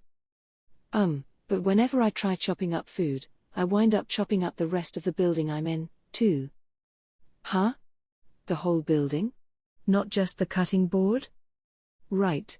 My Garikimaru is so wonderfully sharp, but it's a little long as well, so. Shion pointed at the long sword strapped to her back. She cooked with that? Benimaru threw his hands in the air, as if in surrender. Talk about someone you can't rely on in a pinch. My esteem for him was in free fall right now. Listen, I attempted. A katana isn't meant for cooking. All right? That's what they've invented cooking knives for. No, I work strictly with Garikimaru. I wouldn't want to cheat on it with other blades. Oh. I was planning to give you some kitchen knives as a present actually, but I guess you don't need them? Wait. I was wrong. My mistake. Garikimaru just told me I was allowed to play around with other knives after all. Good to hear. So yeah, use those knives to cook from now on, okay? She sure knew a gift horse when she saw one. Ah well. It certainly beats chomping into whole tomatoes in what was supposed to be soup. If he ate nothing but food like this, not that I was acknowledging it as food, mind you, no wonder Benimaru acquired resist poison. Now it was my turn, but, hell, I was a demon lord now. Ingesting something like this couldn't kill me, right? So I resigned myself to my fate, and went into my human form. Closing my eyes and steeling my resolve, I brought a spoonful of some kind of mystery goop to my mouth. Just as I was about to swallow it as quickly as possible, I noticed something odd. Huh? This is, like, super good. Almost like she's fully recreated Shuna's home cooking? You're kidding me. It tasted nothing like it looked. I opened my eyes wide as I slowly, carefully ferried another spoonful of ingredients to my lips. This is good. Benimaru watched, half praying, his eyes asking, "Are you all right?" To me. I motioned him to give it a shot as well. I guess his experiences with Shion's food up to now were just as bad as I imagined. He dejectedly took a spoonful, then his eyes burst open in surprise. Guess my tongue wasn't lying to me. I almost thought something got screwed up with my evolution for a moment. Shion watched us with the biggest cheese-eating grin I ever saw in my life. It kind of pissed me off, frankly. Shion, what? What is this? Why is this so much better tasting than it looks? He. Well. It turns out, and I had no idea about this, that when the moment of evolution arrived, Shion wished deeply in her mind to become good at cooking. It would take a dumbass like her to wish for something like that as her gift. What was she even thinking? It was exasperating, but I supposed it was also supremely Shion-like of her. He. So there you have it. I've obtained the unique skill Master Chef. Yeesh. What a sight. Earning a unique skill because she wanted to get better in the kitchen. How badly did she wish for that anyway? And the way she described it, the skill let anything she made taste exactly how she pictured it in her mind, no matter what kind of dish it was. No wonder it tasted like Shuna made it, that was exactly what she was aiming for. Shion's efforts, as always, were pointed in the completely wrong direction. And nothing could have been purer Shion than that. So the rest of the day turned into a wild party, a feast that continued well into the wee hours. There was none of the grim pathos of the past few days. Shion, and everyone else, was back, and their presence brought joy to the town. There was Gobtso and Gobta, showing off assorted tricks to their audience. One of them had a knife stuck in his head, wonder how they pulled that off. It looked like it was bleeding, too, but maybe I just imagined it. They were laughing so much that I'm sure there was nothing to be concerned about. Yom was there, too, along with Ellen and her bodyguards. He and Gruaseath were staggering around, which was still a better showing than the totally passed-out cabal. But Njaran was the clear winner of the night. She didn't act a single bit drunk, an experienced partier, I suppose. Sufia, noticing this, became the latest challenger to fall victim to her in a drinking match as the party descended further into chaos. It was a wild scene, but at least it helped the lycanthropes forget their worries for a while. Starting tomorrow, we'd have a lot of cleanup work to do. I'd need to consider what to do with the Beast Kingdom refugees, as well as how we'd rescue Carillion. Plus, there was the Western Holy Church to consider. We'd need to pay careful attention to how they reacted, assuming we wanted to keep on the Western nation's good side. There was a mountain of issues to deal with, but, for now, I supposed we could have a little fun, and maybe it was just for today, but this was turning into a real fest, I'd say. Japanese people love their festivals, after all. No excuse is too petty to kick one off, no reason too trivial for someone to plan a drinking party for his friends. That's how we lived around here. No need to keep things tense all the time. I should also mention that this party wound up becoming a yearly occurrence in this land. They named it the Tempest Resurrection Festival. Deep into the night, while everyone was sleeping off their epic benders, I was pondering over our future direction when an unfamiliar person greeted me. I am glad you are awake, my lord. Allow me to express my heartfelt joy at seeing you become a full-fledged demon lord. The figure bowed deeply before me. Ah, who are you? I? Surely you jest, my lord. Nothing could damage a demon's heart more than to hear that. The visitor seemed genuinely insulted.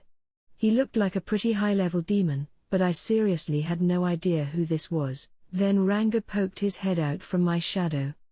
Master, this is one of the demons you summoned, using the knights as your bait. Oh, right. This dude's still here. Ah, so Ranga.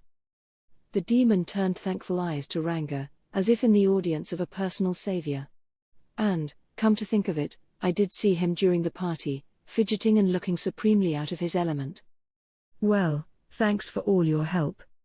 I heard you rounded up the survivor for me, too, so Ranga and I could get back here safely. Oh, no, I am hardly worthy of your thanks. But along those lines. Well, sorry to keep you here all this time. You can go back home now. What? That would explain his behavior. He wanted to leave, but I hadn't gotten around to giving the order. So I did, but this demon was acting all weird about it. He had rather handsome features, really, you'd almost call him beautiful, despite being male and all. And now that face looked bewildered, ready to cry at any moment. It worried me. Oh, did I not give you enough of a reward or something? Nothing of the sort, my lord. As I asked you before, I seek the honor of joining your followers. What do you think? Will you please give it some consideration? Joining my followers? I think this greater demon I summoned said something like that, yeah, but... Wait. This guy in front of me ain't just greater. We were talking like nothing was amiss, but this wasn't any kind of greater demon at all. Huh? Ranga, did I really summon this dude?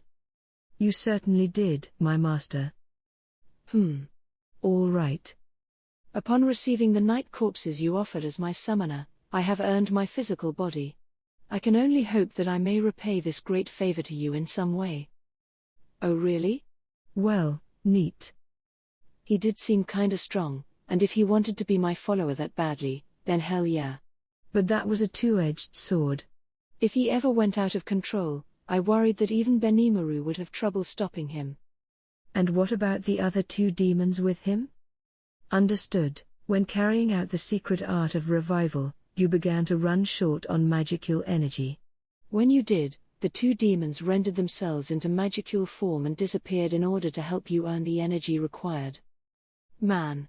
Raphael tossed that bombshell out like it was nothing. He was acting even more cold-hearted than the sage, showing off the kind of stakes he worked with. So the demons helped out with Xion's resurrection, playing a role of their own behind the scenes?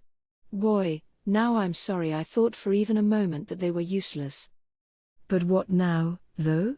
This guy's aching so badly to help me out that he tossed his demon friends under the bus for me. It'd just be mean to ignore that. I can't really give you a salary or anything. You okay with that? The right to serve you will provide all the joy I need, my lord. Well, hell, if he's willing to work for free, I like those terms a lot. All right. Well, sounds good to me. As of today, you're officially one of us. Ah. I thank you, my lord. Quit with the my lord crap, it's creepy.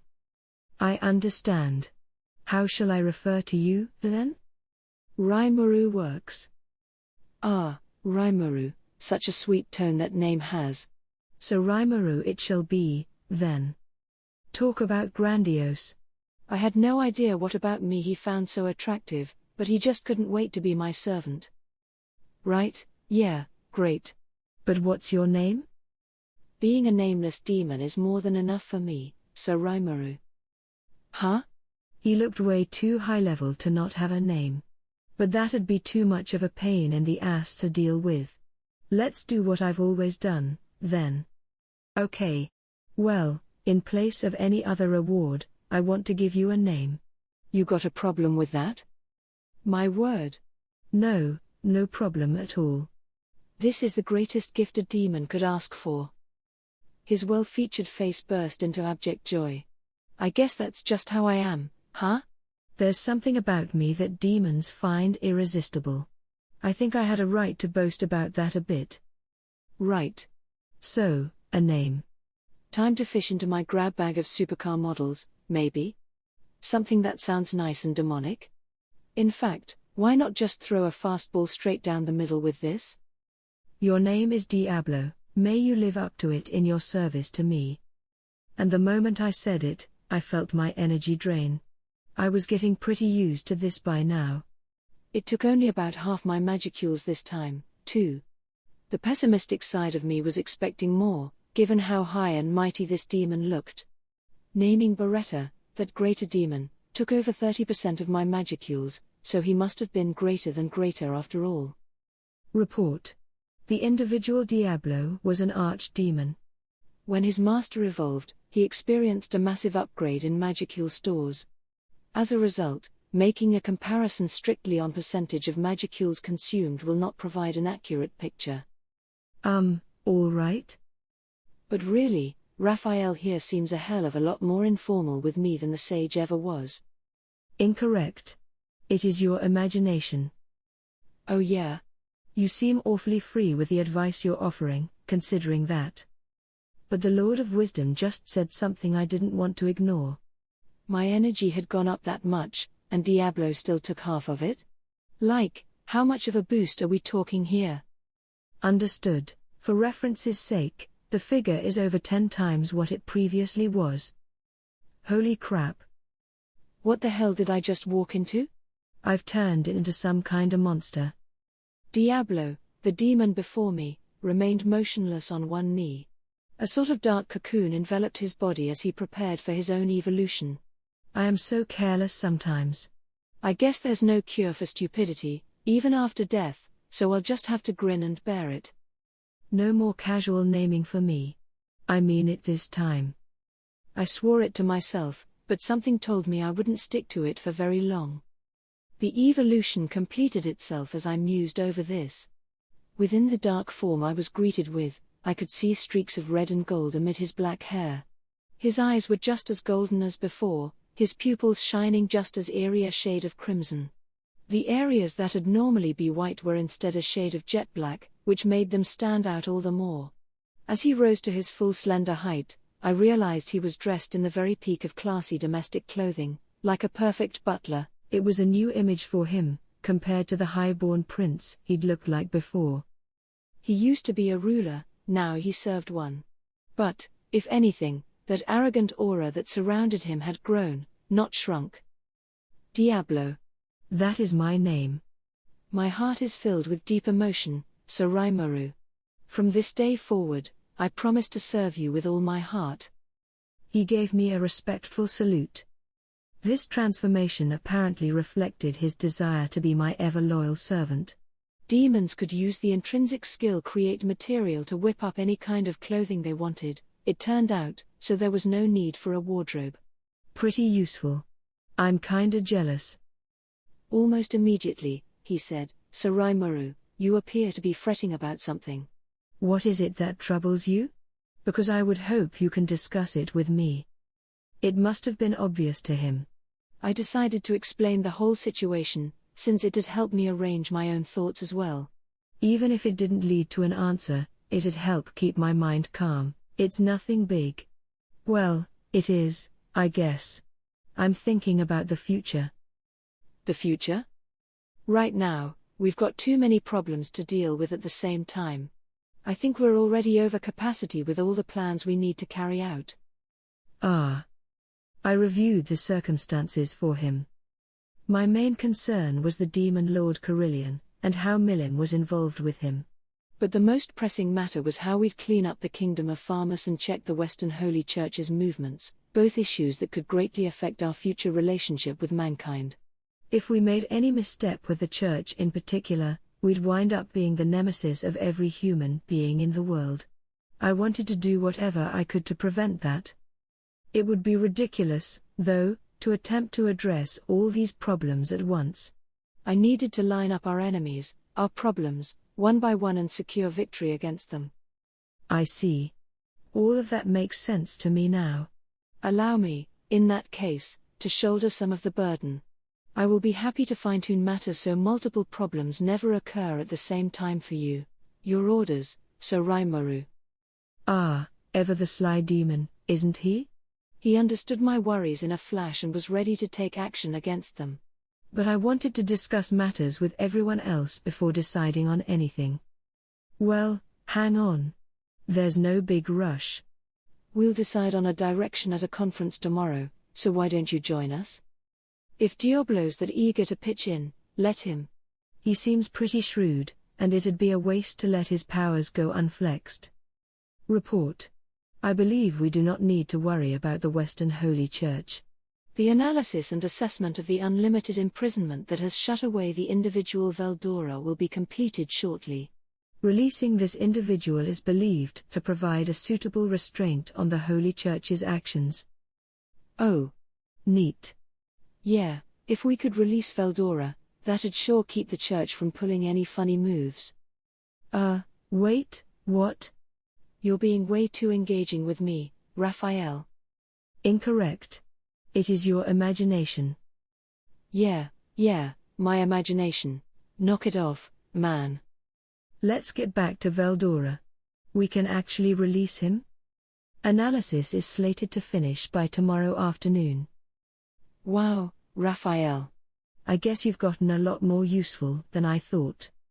Well, that certainly opened up a few paths to a solution. As long as we could keep the Western Holy Church in check, that'd give us all the time we wanted to negotiate with the Western nations. I was scared the Church was agitating them to believe we were evil, and if we kept that from happening, we already knew there were nations there willing to work with us. Farmus, meanwhile, was no longer a threat. We had crushed the core of their military, and we held their king hostage.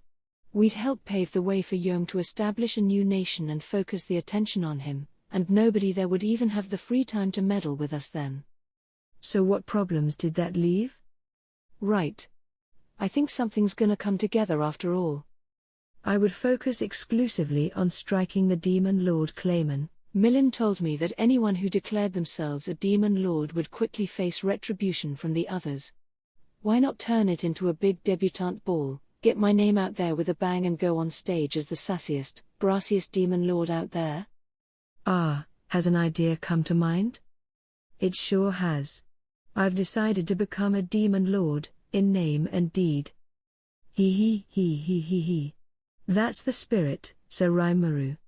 And I, Diablo, shall be faithful to you for all the days of. Humph. And I, Ranga, am his most faithful of servants. I gave Ranga a pat on the head for that. The unexpected declaration was kind of endearing, I thought. It seemed like we had a good playbook to work with tomorrow.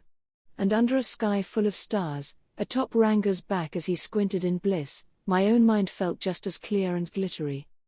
The next day, I informed everyone of my plan. The following people were in attendance. Shuna, my temporary secretary. Shion, my official secretary. The temporary one was far better suited to the job, but never mind that. Rigid and the other hobgoblin elders in government. Riga and Gobda from our security team.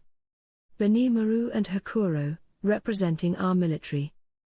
Kaijin and Kurobe from the manufacturing department, along with Garm and Dold. Geld and Mildo from construction. Lilina from management. CI, Soka, and the other 3 members of our espionage team. Ranga in my shadow as kind of an emotional support animal, I guess. I also invited Gable to join in, as well as Diablo, serving as a second secretary of mine. It'd be a good opportunity to introduce him, I figured. Outside of native Tempestians, there was Yom, his assistant, Kazul, and Rommel the staff officer. Jaran and Gruasith were there, of course, along with the 3 lycanthropias of Eurasania. There were over 30 people in our meeting hall, all told. Thank you all for gathering here, ladies and gentlemen. Why this sudden meeting, Sir Rimuru? I was trying to act all cool here, given that I was about to announce my presence as a Demon Lord, but Benimaru just cut me off. Guess I'll keep it normal after all. First, I have someone to introduce to you all. This is Diablo, who helped me out of a rough spot just a bit ago. He's pretty strong, and we can all rely on him, so make nice, all right? He certainly seems well guarded. I imagine he is just as experienced as you say, Sir Rimuru. With Hakuro's stamp of approval, everyone else safely assumed that Diablo wasn't some also-ran strength-wise. Without any further complaint, he immediately became one of the gang. Moving on. Now, Gable. Why yes? The Dragonute looked ill at ease in this gathering of top brass. He nervously shot to his feet upon hearing his name.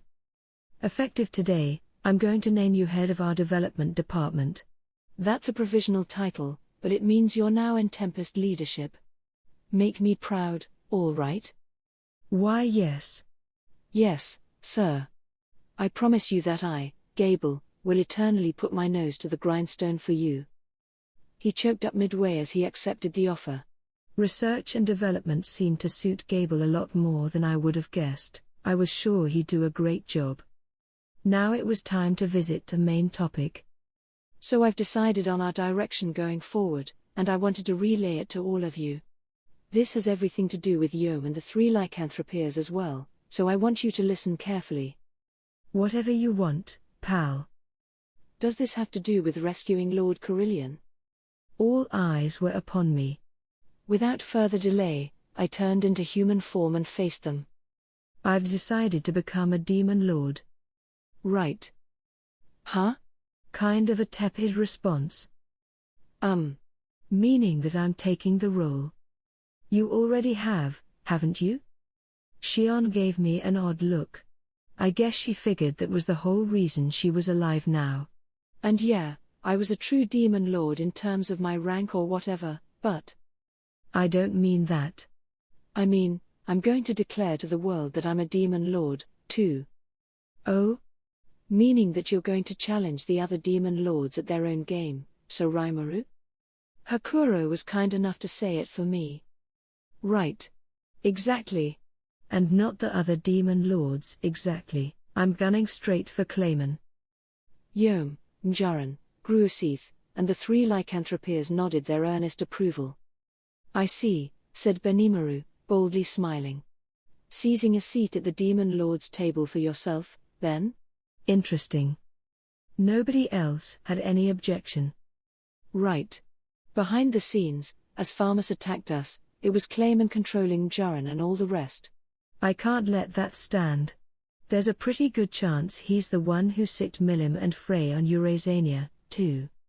That's all the reason I need, isn't it? My audience nodded back. I then discussed my thoughts further with them, about our future relations with the Western nations, about the post-war cleanup with Farmus, about the need to keep the Holy Church from interfering with us, and about rescuing Carillion, as I promised the Beast Kingdom's denizens. I also passed out work assignments along the way. Rigid. I'm leaving negotiations with the Western nations to you. Evacuating all those merchants back to Blumen should be a pretty good bargaining chip to work with. Keep in mind the trust we've built so far and proceed carefully. Yes, Sir Rimuru. You can count on me. He sounded ready for the job. The other elders looked just as enthusiastic about it, practically bursting with confidence. I guess they were on pretty good terms with the merchants. Benimaru, I want you to tabulate exactly what happened to everyone who evolved in town. We're going to use every weapon at our disposal to crush Clayman, and to do that, I need to know what kind of powers I have to work with. Yes, Sir Rimuru. He, too, was brimming with confidence. It was the expression of a true general, one worthy of being entrusted with all military matters. He sucked at keeping an eye on Shion, but when it came to this job, here was a man you could rely on. Shion. I'll have you interrogate our prisoners. Yom and Mjaran, you'll help Shion out with that. Make them talk as much as you can about the state of things inside Farmus, and help us seize their country. Before we do that, we'll have to finish all the post-war cleanup work, too. There's going to be a new nation set in place, one with Yom as its king and leader, and we need all the intel we can to make it work. Don't kill any of them, all right? They might be useful to us later. I happily accept the task, Sir Rimuru. Sure thing, pal. I will do what I can. Hopefully it will help me repay the favor a little. Shion was ready. I made doubly sure to instruct her not to kill anyone, because I easily imagined her doing so otherwise. We should be fine now, hopefully, even as I sensed a sort of restless turbulence deep within her eyes that concerned me. Hopefully I was just imagining it. She was always quick to fly into a rage, so I figured this would be a good way to let her get back at him, but maybe I was being a bit too rash. Ah well. She wouldn't be alone, ever, so I figured it'd be fine. I had future work for Yom and Mjaran, so it'd be best if they helped her for now. I made sure to have them contact me should Shion begin to act unstable. That ought to be enough caution to cover my ass, CI. I will gather information on Clayman as quickly as I can. Ah. Right. Good. CI is certainly a man who can work. He guessed at my motives before I could even give him his orders, and Clayman was the only prey in his eyes right now. Scary dude. Glad I could rely on him, and before I could finish the thought, all 5 members of our espionage team had disappeared, already carrying out their duties. Once he was back, I was sure we'd have another strategic conference to carry out. As for the others. Now, as I've said, I'm going to crush Clayman. I'd like the 3 lycanthropeers to help me with this if possible. I would expect nothing else, O great leader of Jura. Just say the word. We're running on your orders for now. We are all of the same mind.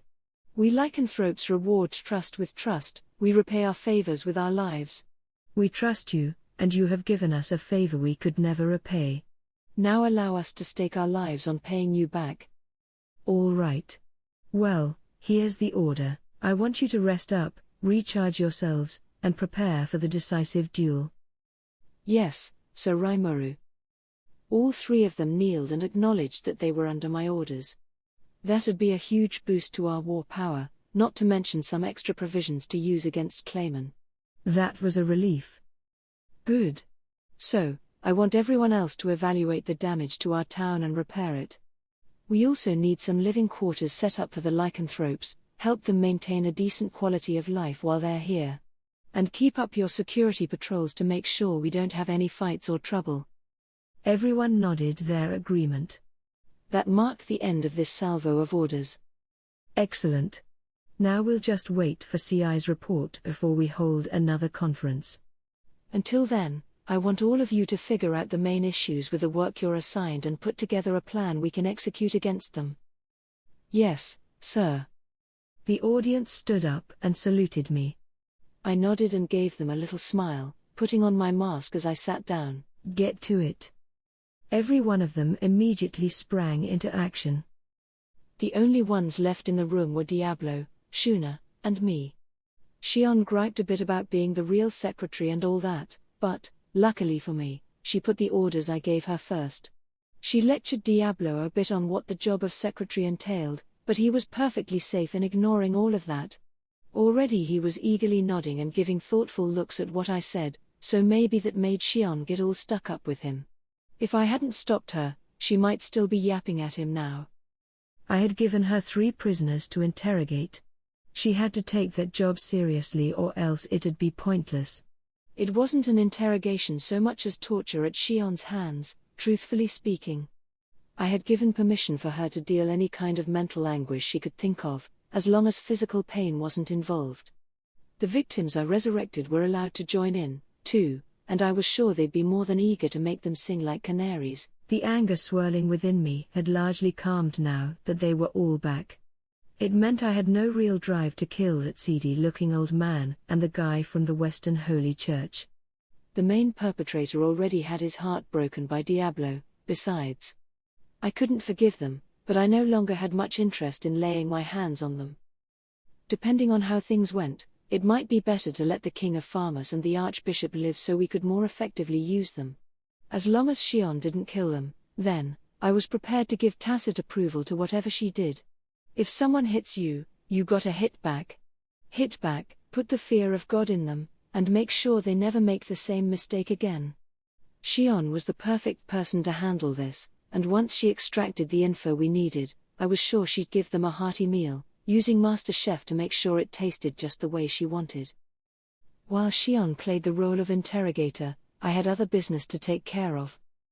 First, I had to study how this world handled post-war cleanup. I wanted to at least consider things like what they did with POWs, as well as the other conventional wisdom surrounding warfare around here.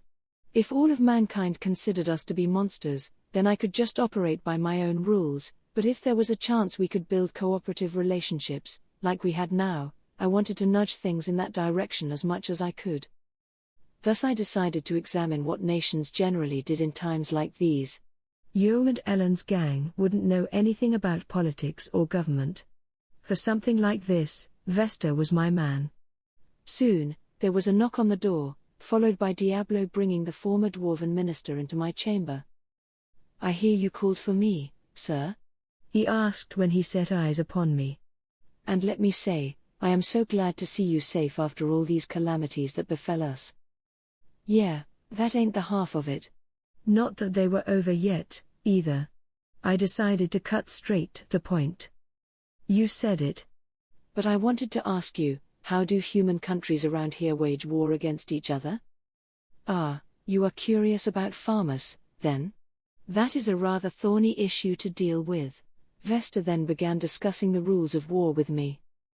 First off, Western nations countries that were members of the so-called Council of the West generally didn't fight one another.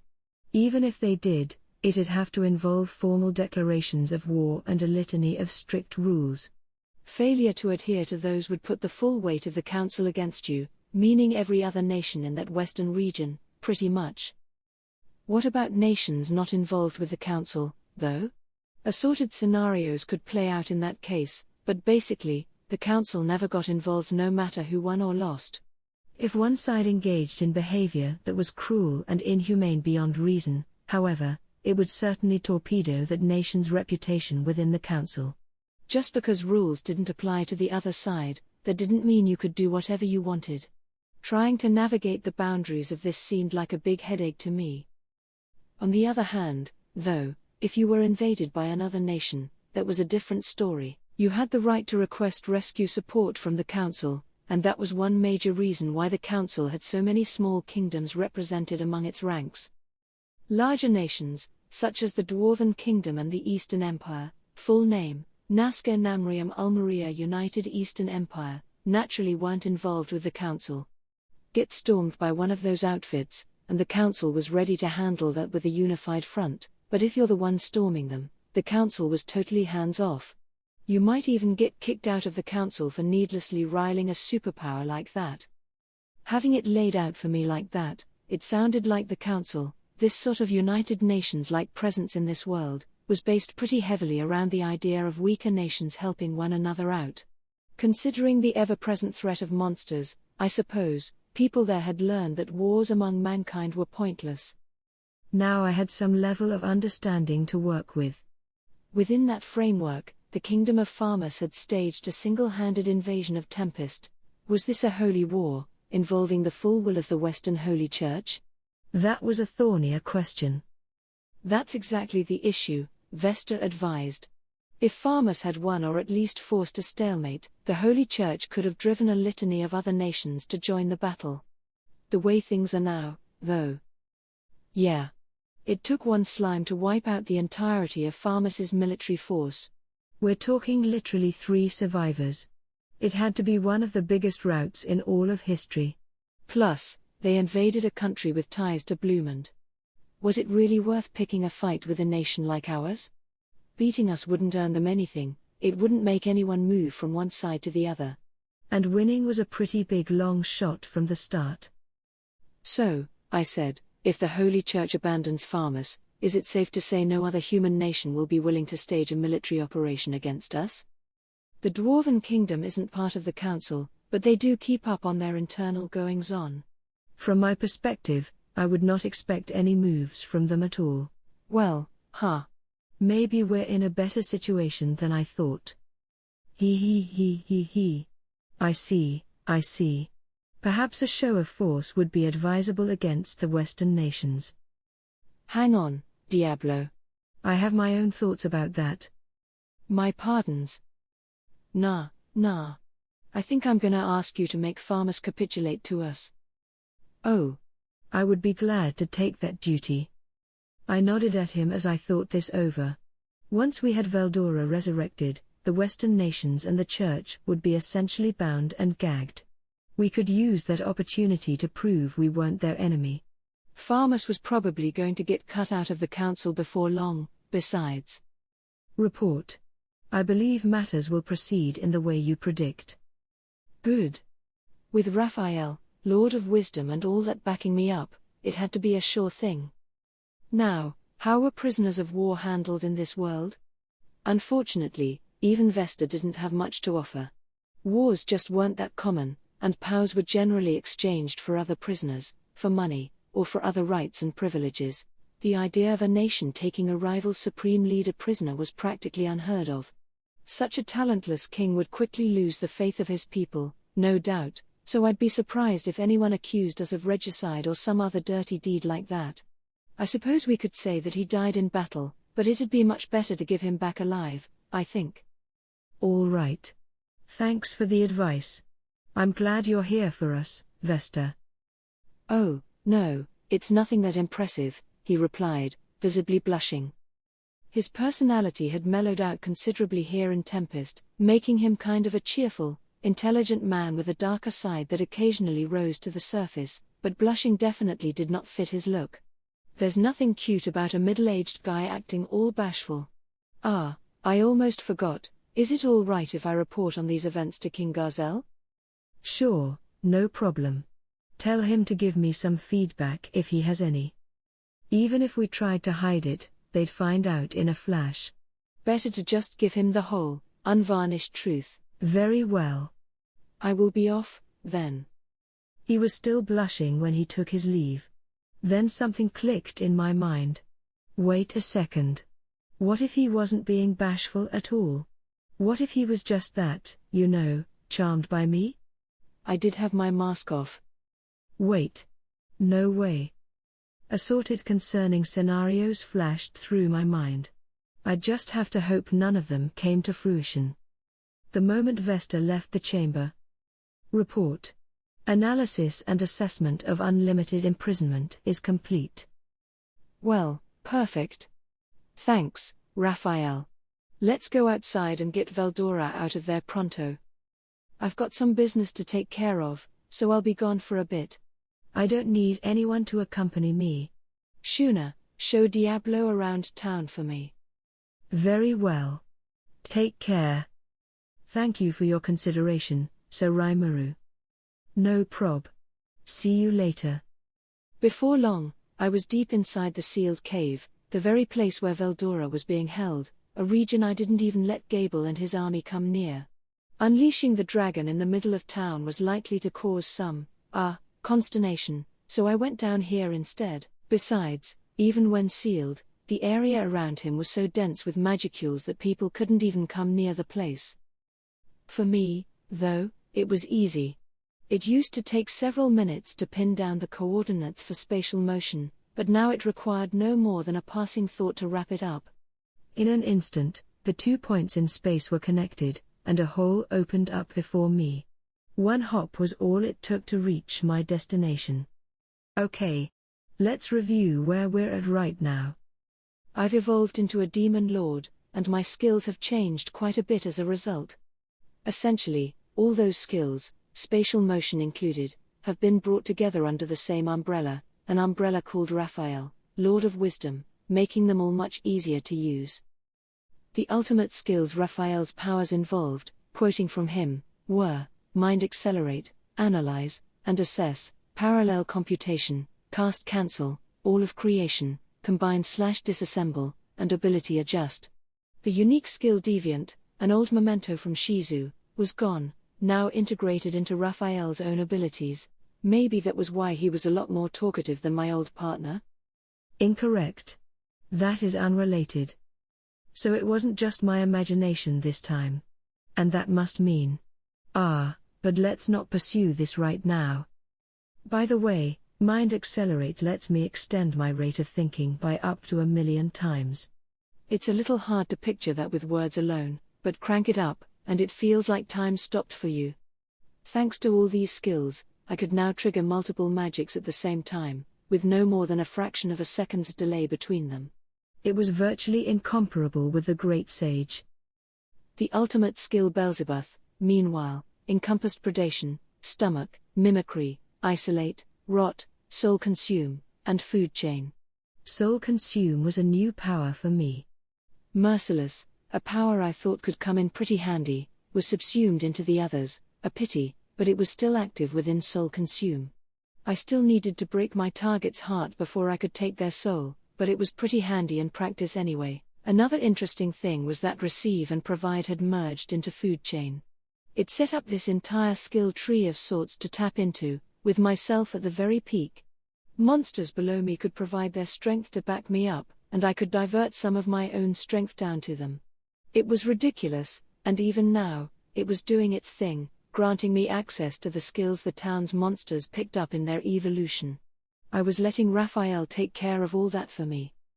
That rounded out my skill set, and even I was shocked at how superpowered it was. There's no way I could take full advantage of this stuff. Raphael himself was subject to food chain, too, placing him in the midst of an ability adjust. If these skills were gonna change all the time, why bother remembering them? But enough about me. Let's turn our attention to Veldora. This has been a long time coming, hasn't it? Nearly 2 years, in fact. But I was finally ready to keep my promise. I still needed to find a vessel of some kind for the guy, but I had a feeling one skill or another would take care of that for me. I'm busting you out of there, Veldora. Then I placed the order with Raphael. The moment I did, a virtual tempest of magicules swirled around within my stomach. If I hadn't evolved Beelzebub, I'm not sure the stomach would have been able to take the strain. It felt like a near-overwhelming gale had burst out of nowhere. I, the great and venerable Veldora, have returned. Venerable? Dude, is this some new way of talking you developed while you were in here? Hey, I said, trying to keep things light. Long time no see. How you doing? You seem to be treating this great resurrection of mine rather flippantly. But it came more quickly than I expected. I had anticipated a while longer. Yeah, I'll bet. Analyzing the unlimited imprisonment took a hell of a lot of time in itself. The way I was doing it, I'd probably need another 100 years or so, I'd guess. But then my great sage kind of evolved on me, so. Evolved? No wonder, then. Even my unique skill investigator told me to expect another century or so. All I could do was send the information I gleaned from the inside to your sage, but the flow of data vastly accelerated itself out of nowhere, so I was wondering what was afoot. A skill evolving, though? What happened there? I answered the question as best I could. I became a demon lord, my unique skill became an ultimate skill, the sage became Raphael, and I'm one lean, mean, analyzing machine now. Ah. I see. And you've become a demon lord in the span of under 2 years? An awakened demon lord is not some imposter pushover. Even I would have problems against such a foe. By awakened, I assumed he meant a true demon lord. When a potential seed goes through the harvest festival, that apparently awakens them, not that it really matters to me at this point. Yeah, well, What can I say, huh?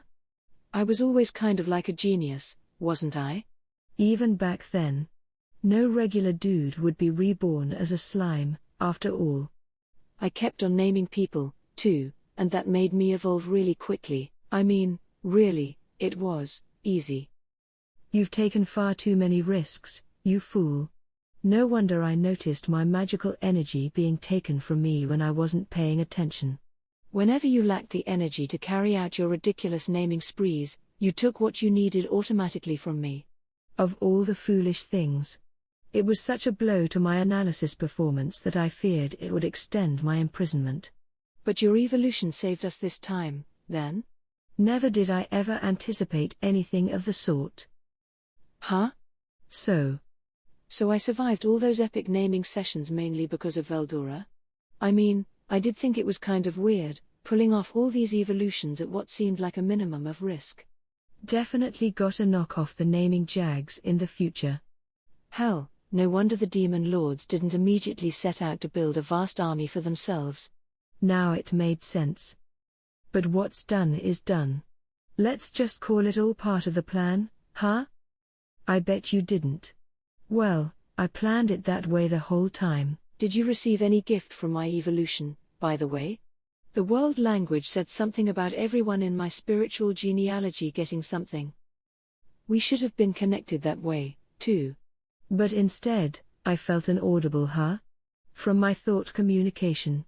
Veldora fell silent for a bit. Then. So this is an evolved skill. My unique skill investigator has become the ultimate skill Faust, Lord of Investigation. The power to reach the ultimate truth, the final goal of my boundless research. He sounded pretty excited about it, dancing around a bit in the cave. I dunno, maybe he's the type who's slow on the uptake. His teacher probably would have written too inattentive on his report card. But whatever. Oh, that's great. A lot easier to evolve than you thought, huh? You fool. Came the exasperated reply. Not even I was aware of such phenomena. It is not a lot easier than I thought. No, I suppose not. True demon lords were a rarity, after all, and I suppose it wasn't such a common thing. We spent the next while catching up on stuff, sharing our knowledge with each other. Really, we could have spent all day down there, but I wanted to get Veldora out into the open sooner or later. Hey, so now that the seal's gone and everything, you wanna go see what's going on outside? Yes. But what will we do about a vessel to serve as my physical body? I think we can find a way to make that happen, but there's something I want you to promise me, all right? Oh? What is that? Your aura's too huge. I want you to hold it back for me. We have human beings in town now, as well as a variety of weaker monsters. If you show up in resurrected form over there, it's gonna wreck everything, won't it? Ah. You really have become a king, haven't you? All right. You have my word. Obtaining this firm promise was the whole reason I went so deep into this cave in the first place. I needed to be sure he could keep that crazy flow of magicules in check. Once I had his word, I unleashed my brand new enhanced replication, or whatever it was called. This was the vessel I had in mind for Veldora, an exact duplicate of me, handsome face and everything. Well, no wonder Vesta fell for me. I had matured from before, taller and more grown up. Bewitching, even. Must be the evolution affecting me. Is that your intention? Yep. Use it as your vessel. Gah ha ha ha ha. I see. Very well, then.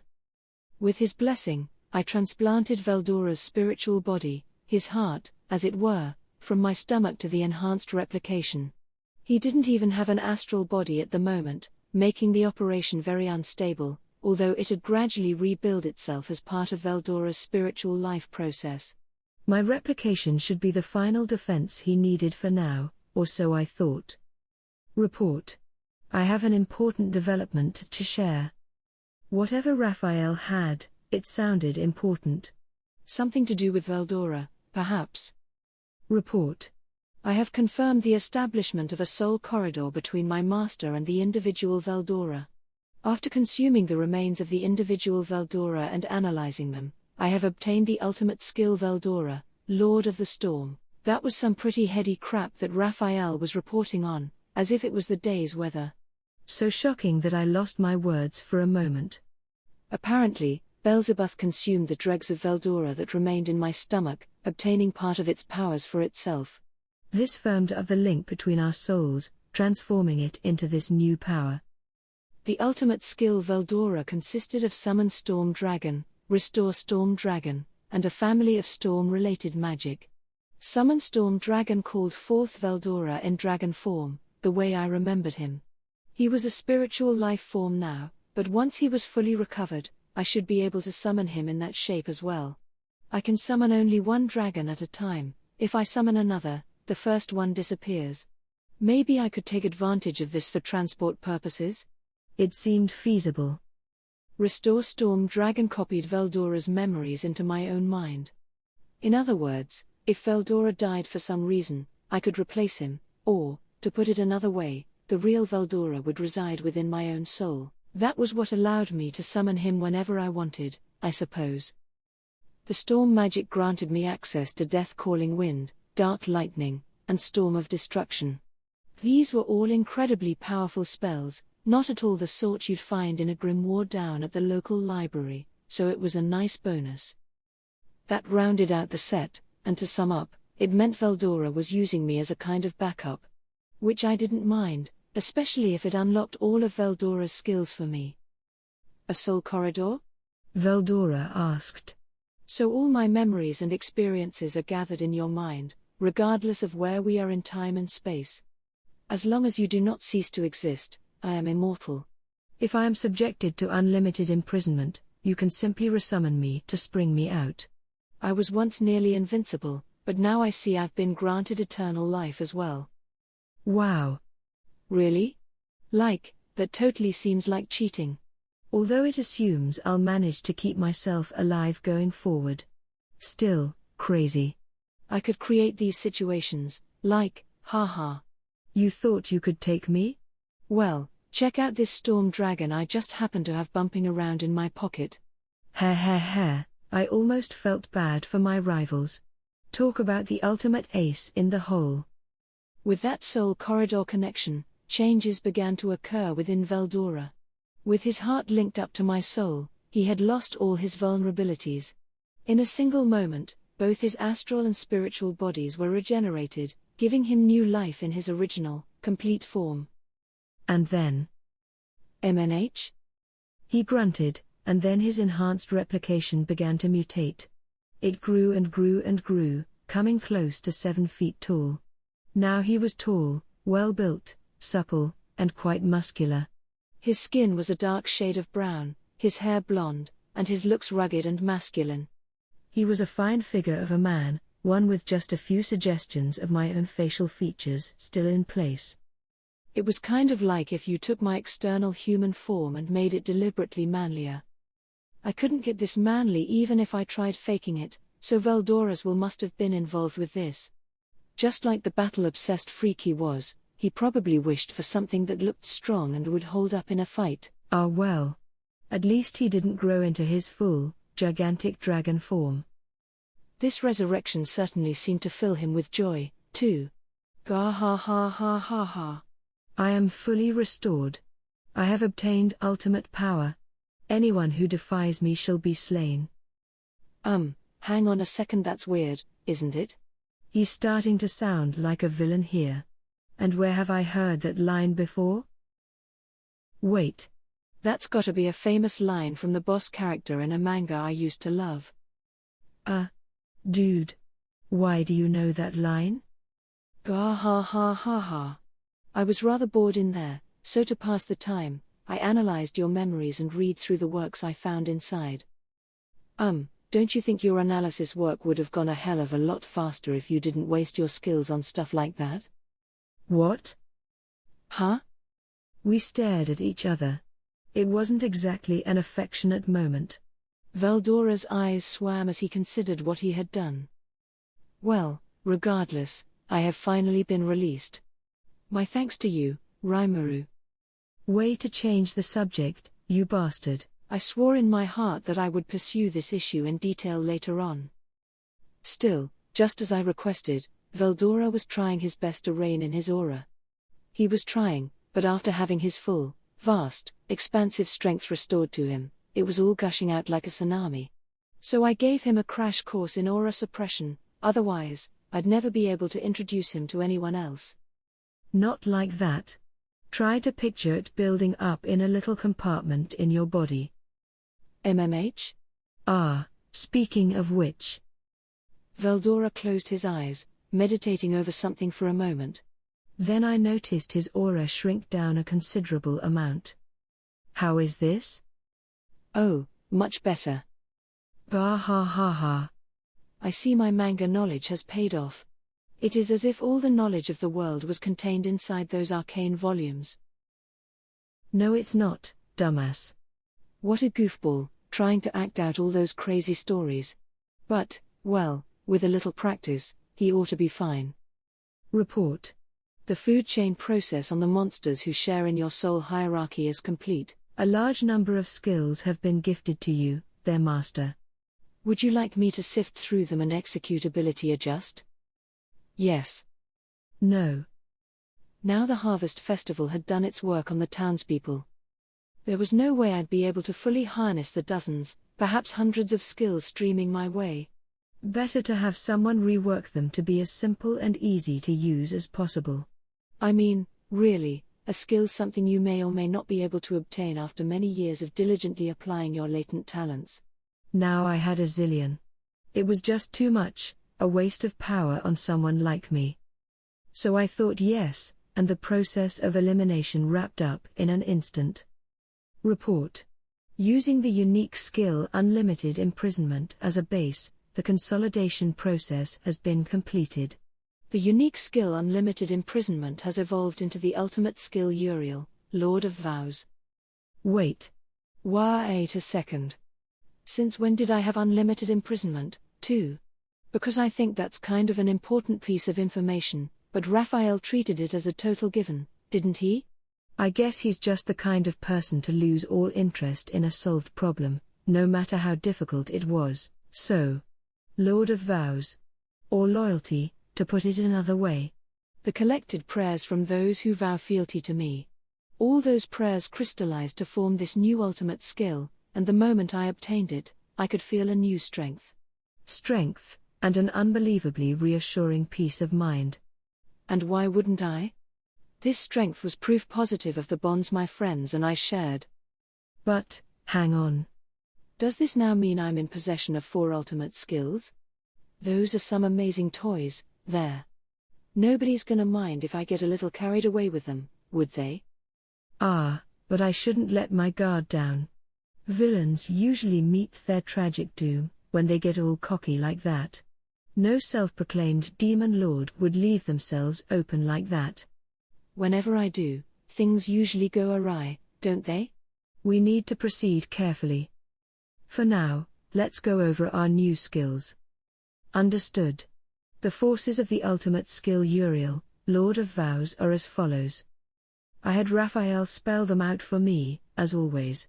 Apparently, this skill had merged some of my extra skills into it as well. The only intrinsic skills I had left at the end were Infinite Regeneration, Universal Detect, Universal Shapeshift, Lord's Ambition, Enhanced Replication, and Universal Thread. Meanwhile, the skill itself largely offered the following 4 features: Unlimited Imprisonment, Control Laws, Universal Barrier, and Dominate Space. Unlimited Imprisonment entombs the target in a complex number of spatial dimensions. Universal Barrier provides absolute defense with a multi-layer barrier and the severing of space between both sides. Control Laws, Black Fire and Thunder. Magical Control. Control of heat quantities and inertia. The ability to freely store and remove heat from the stomach. Dominate Space, a movement ability, allowing the user to freely switch between spaces for which they are aware of the coordinates. So, kind of the culmination of a lot of skills I had gathered so far. I could trigger unlimited imprisonment any time I wanted to. It was equal to the prison Veldora had been trapped in, making anyone caught inside impossible to retrieve, by and large. Universal Barrier automatically protected my body, fully handled by Raphael, without my having to think about it. Control Laws seemed like it had let me engineer all kinds of phenomena through the control of magicules. The description was a lot of Greek to me, really, but for now I could have Raphael figure it out if I wanted something. Dominate Space, meanwhile, was about as close to instant teleportation as you could get. As long as I could perceive something with Universal Detect, I could flick myself right over there, no need to build a hole in space or anything. This included any place I had visited before, although that required a little time delay. Frankly, the powers of Uriel were mind-boggling. All the offense from before, plus movement, defense, and banishment, all massively powered up. I felt safe in summarizing it that way. Like, I'm invincible now, aren't I? No, I just told myself I'd refrain from such nonsense, no getting carried away. As I pored over my new skills, Veldora seemed to have controlling his aura pretty well mastered, figuring out the traits of Faust, Lord of Investigation along the way. He keeps on spouting off such incredible BS that I forgot, but Veldora's actually a lot smarter than I am. This Faust thing was pretty amazing, too. It encompassed 5 skills: Mind Accelerate, Analyze, and Assess, all of Creation, Control Probability, and Investigate Truth, and if you asked me to explain how it worked, I'd be stumped. A couple of those skills I had never heard of before, but sadly, food chain wasn't in the cards for him. No need to be greedy, though. I doubted he'd be able to fully use it anyway. So our preparations were complete. Now, for the first time in several centuries, Veldora would be unleashed on the outside world. Upon leaving the cave with him, I found everyone waiting for us at the entrance, and really, we were just about to have chaos on our hands. A large number of people were assembled around the cave, and they were, to say the least, unruly. Some of them had already realized the legendary storm dragon was back to life, with one contingent wanting to march inside to save me and the other refusing to budge until I gave them orders. The arguments between them had grown heated in my absence, even as Benimaru stood silently with arms crossed. But I tell you, if Sir Rimuru is gone, then we've got no way to rescue Carillion, our lord. We gotta get him out of there, no matter the cost. How many times do I have to repeat myself? Sir Rimuru ventured into the cave of his own volition. Clearly he has some motivation for this, and it is not for us to interfere with that. But it's been 3 days. If we don't do something. All right, you mewling vermin. Will you be quiet for me, or would you like to be crushed instead? What did you say? Enough, Diablo. Benimaru finally thundered. You are not mediating over this conflict at all. And it's all right, Sufia. There is no doubt that Sir Raimaru is just fine. If he is in any danger, we will immediately take action, but if Veldora, guardian deity of the forest of Jura, has come back to life, we certainly cannot afford to make any ill-advised moves. He distractedly scratched his head. I guess things were a lot worse than I pictured. Wow, 3 whole days? Between freeing Veldora and working out my skills, I must have lost all sense of time. By the looks of things, the lycanthropes wanted to plunge into the cave and Diablo was trying to stop them. My demon was being backed up by Thrani and the other Dryad sisters, along with Jura's other native residents, although Diablo himself was trying to act as a neutral arbitrator. Now it was time to delve in myself. This whole quarrel was my and Veldora's fault anyway, so. Hey, guys. Sorry if I made you all worry. So Raimaru. This led to yet more gasps and shouts as Rigard sprinted up to me. Ah, so Raimaru. You're safe. We were so worried. We received word from the sealed cave that Veldora the Storm Dragon's presence revived itself without warning. Are you all right? We heard you had ventured into the cave. I gave the concerned-looking Rigard a smile and a nod to show I was fine. Alvis, Sufia, Phobio, and all the other lycanthropes, I guess I put a lot of undue concern on you. Sorry. I should have explained myself better. No, so Raimaru. As long as you're safe, it's fine. I was so worried, but, indeed, it is fine. So what happened to the storm dragon? The 3 lycanthropeers seemed greatly relieved. Given how I was the key to rescuing Carillion, I'm sure my absence must have freaked them out mightily. Veldora, meanwhile, must not have liked the sir being omitted from his epithet, because he scowled back at them. I grinned, patted his shoulder, and told him to calm down before I addressed the crowd. That is exactly what I came here to show you all. But before that, allow me to introduce. I then pushed Veldora, the handsome young man standing next to me, toward the forefront. This is lil old Veldora in the flesh. He's kinda shy, but make nice with him, all right? The entire region of town fell into silence. Everyone's eyes landed on Veldora, nobody daring to say a word. In the midst of this. Wait a moment. Enough of that nonsense.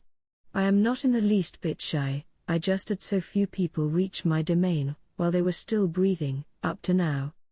It was delivered in a peeved, dissatisfied voice, but it was more than enough to plunge the scene right back into chaos. Dot. The Dryads were the first to recover. They all kneeled before Veldora, Thrani included, and bowed their heads. O Sir Veldora, guardian of the forest, how it fills us with joy from the heart to see you alive and well again. Bah ha ha ha. The Dryads, eh? Haven't seen you in ages.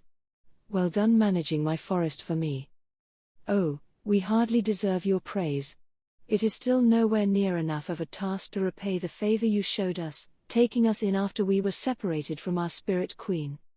Ah, don't worry about it. So I guess you and Raimaru are working together. I intend to be just as obliged to him going forward, so keep up the good work.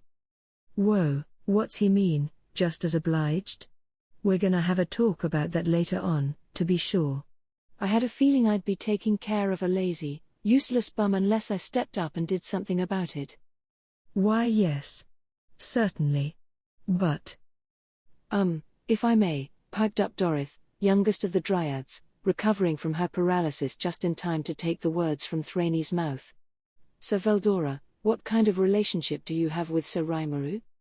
I could tell everyone was straining their ears to hear the answer. They were intensely curious about it. I could practically hear them holding their breath. Ah, that? Hair. You'd like to know? Don't give me that hair crap, man. What's the point of acting all high and mighty here? Yes. By all means. Everyone else nodded. It served only to make Veldora smile triumphantly. You see? You guys all spoiled this dragon for so long that he thinks he can get away with well near anything. We are friends. Oh, please. Stop. Now you're embarrassing me, too. I wanted to die of shame at the way he proudly bellowed it out, but the monsters gathered before us were now more frenzied than ever. My goodness. First Lady Milim and now Sir Veldora?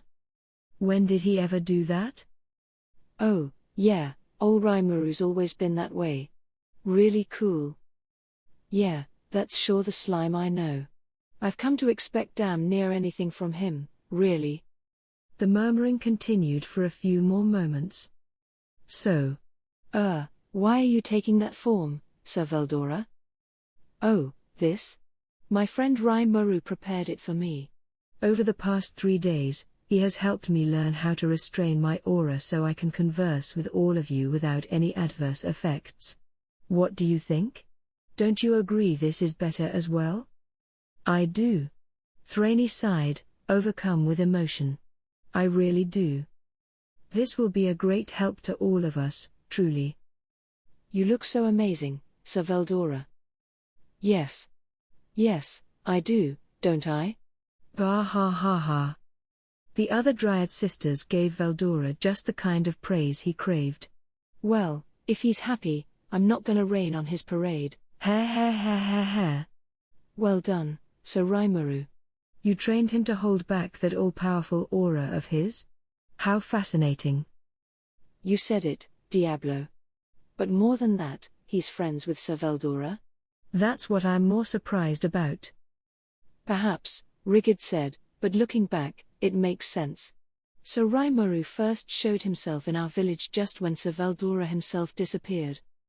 Indeed, I had always wondered if the timing of the two events was more than a coincidence. Yeah, I kinda kept it a secret from you guys.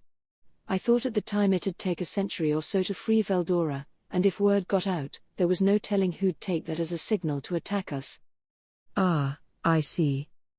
My explanation seemed convincing enough to them, and in the end, Veldora became a member of our town far more easily than I'd guessed. Just then, Ci appeared before me via spatial motion. I guess that was my gift to him. Sir Rimuru, I have returned to report on Clayman's activity. Before he could continue, he realized that he was surrounded by the 3 lycanthropeers and nearly every VIP in the Land of Tempest. Did something happen, my lord? He asked, perhaps hesitant to divulge his report in front of this massive audience. Yeah, something sure did happen, didn't it? Oh, nothing too serious. Your report's the most important thing for now. Here, you 3 listen in, too. Allow us to, if you could. Yeah, me too. No way we aren't staying involved now. Guess I didn't need to ask. Great. Now's the perfect time to nail down a plan. Ci, summon all the town leaders who aren't here right now. And have Yom and Mjaran join us in the great meeting hall. Cabal and his gang, too, while you're at it. At once. Then he spatial motioned out of there. I was sure you'd have them here in a flash. It was time for an all-hands conference. I couldn't overstate the importance of this meeting. The future of Tempest was riding on it, a future where man and monster could live together. If anyone got in the way of that, we'd knock them out of the picture, no matter what. And right now, my friends and I had the power to do that. First, the Demon Lord Clayman. Next, the Western Holy Church. Let's have 'em all accept they're just deserts for laying hands upon my friends.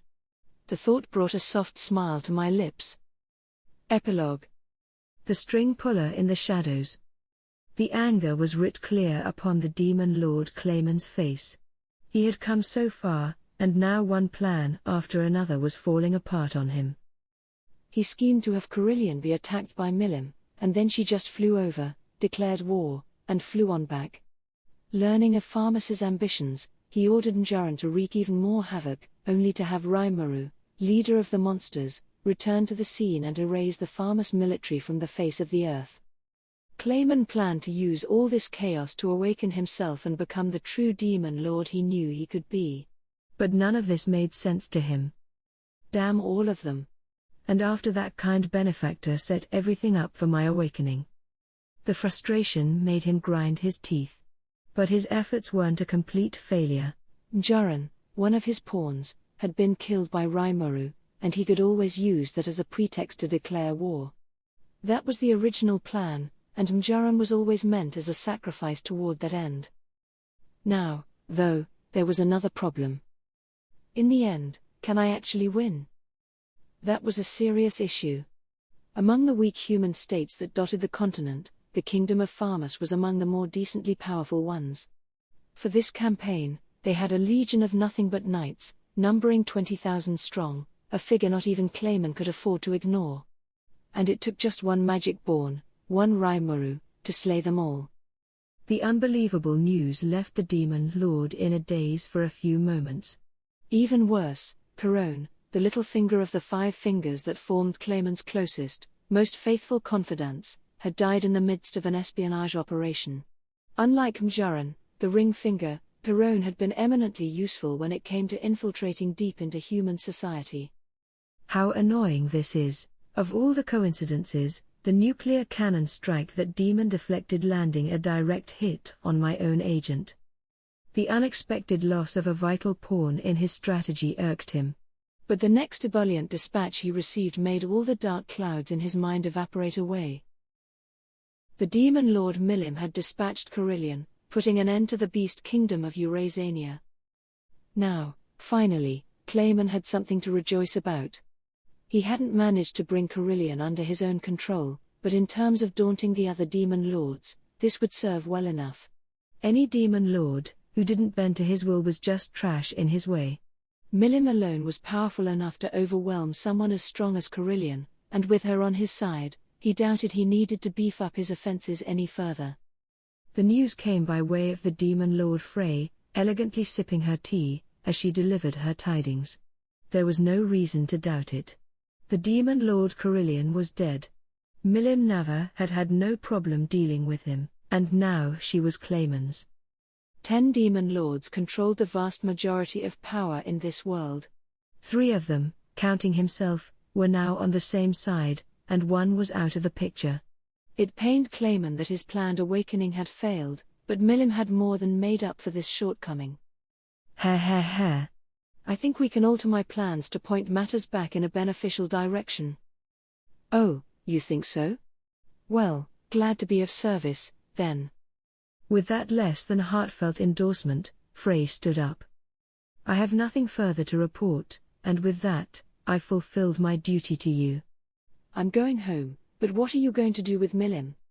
She's so worked up about the battle that she ripped apart the magic-born sent to take care of her. Clayman responded with an exasperated grunt. Then you take care of her. She's our friend either way. As I told you, Frey coldly replied, I fulfilled my duty. I helped you trick Milim, and I have no obligation to aid you any further. But Clayman simply gave her a thin smile. Ha. You appear to be mistaken, Frey. Listen to me. I am giving an order to you. Go back, take Milim with you, and take care of her. Or would you like to be Milim's next opponent? Frey gave him a stern look in response. She had anticipated this, in a way, and it didn't disturb her. Aha. I see. So that was your goal from the start, was it, Clayman? Ha. Well spotted. So I imagine I know the answer I should expect? All right. I don't want to wind up like Carillion, no. There you go. Very good. That's very intelligent of you, Frey. I will leave Milim in your hands, then. Take her along with you. Wouldn't want my own castle destroyed in the process, now would we? Frey gave this an exaggerated rolling of her eyes. And you think I want my home wrecked? Not that you'll listen to me. I'm glad we have an understanding, then. You may go. The attitude indicated to the world that he no longer saw the Demon Lord Frey as an equal. He was calling the shots, and she carried them out. Frey voiced no great displeasure at this as she gave Clayman a final cold glance and left the room. Once he saw she was gone, Clayman closed his eyes and began to think. The situation had changed so extensively now that he would have to revise his plans. Losing his chance at an awakening hurt, but it wasn't an issue. With Milim's powers, he decided, he could ram headlong into any human force and expect a likely victory out of it. Her strength would spread death and destruction across the land, reaping souls the entire way. That, Clayman thought, should be enough to elevate him to true demon lord status without lifting a finger. His original plan, to set up an orc lord as a new demon king, providing him with all the backing he needed, was nice, but this was much more interesting. With Milim, the ultimate trump card, in his hands, there was no longer any need to fear his fellow demon lords. Hair. Now I can finally get Leon out of the picture. Simply picturing it made a joyous smile creep across his face, but before Leon. He would have preferred to put his own priorities first, but that wasn't going to happen. He needed to evaluate matters and see what required the most urgent attention. After all, it was what motivated his benefactor that mattered the most. Their enemies could be divided into 3 camps: the demon lord Leon, his rival these many years, the leader of the Forest of Jura, proving more powerful than he first guessed, and the ever-enigmatic Western Holy Church, along with the Holy Empire of Lubelius that existed above it. At the moment, direct conflict among demon lords was prohibited. The downfall of Carillion would likely be filed as yet another case of Milim going crazy. Maybe some of them would notice Clayman lurking in the shadows, but he didn't picture any of them making a public issue out of it. Anyone who pursued that question would quickly be making Clayman their enemy. These demon lords were all far too selfish to work together as a group. And if anyone did pursue him, he could handle it. The ultimate trump card made none of them seem worth worrying about any longer. The real issue was the Western Holy Church. Clayman's sworn friend Laplace was still planted in their bureaucracy, and this incident provided both of them with immense backing. The magic-born Raimuru killed 20,000 farmer soldiers, something the church couldn't afford to ignore. So why not pit them against each other on the battlefield and profiteer from the results? They could wait until both sides reached the limits of their fatigue, toss Milim in there, and bam, they'd both be gone, practically without a fight. Clayman could awaken himself that way, too, maybe. That scenario was exactly what his benefactor wanted, the only master Clayman ever truly served in his life. And if Clayman could pull it off, he could then declare war on Leon and stamp out that anxiety for good. The smile on his face widened. Several mistakes had been made, but fixing them wouldn't be a problem.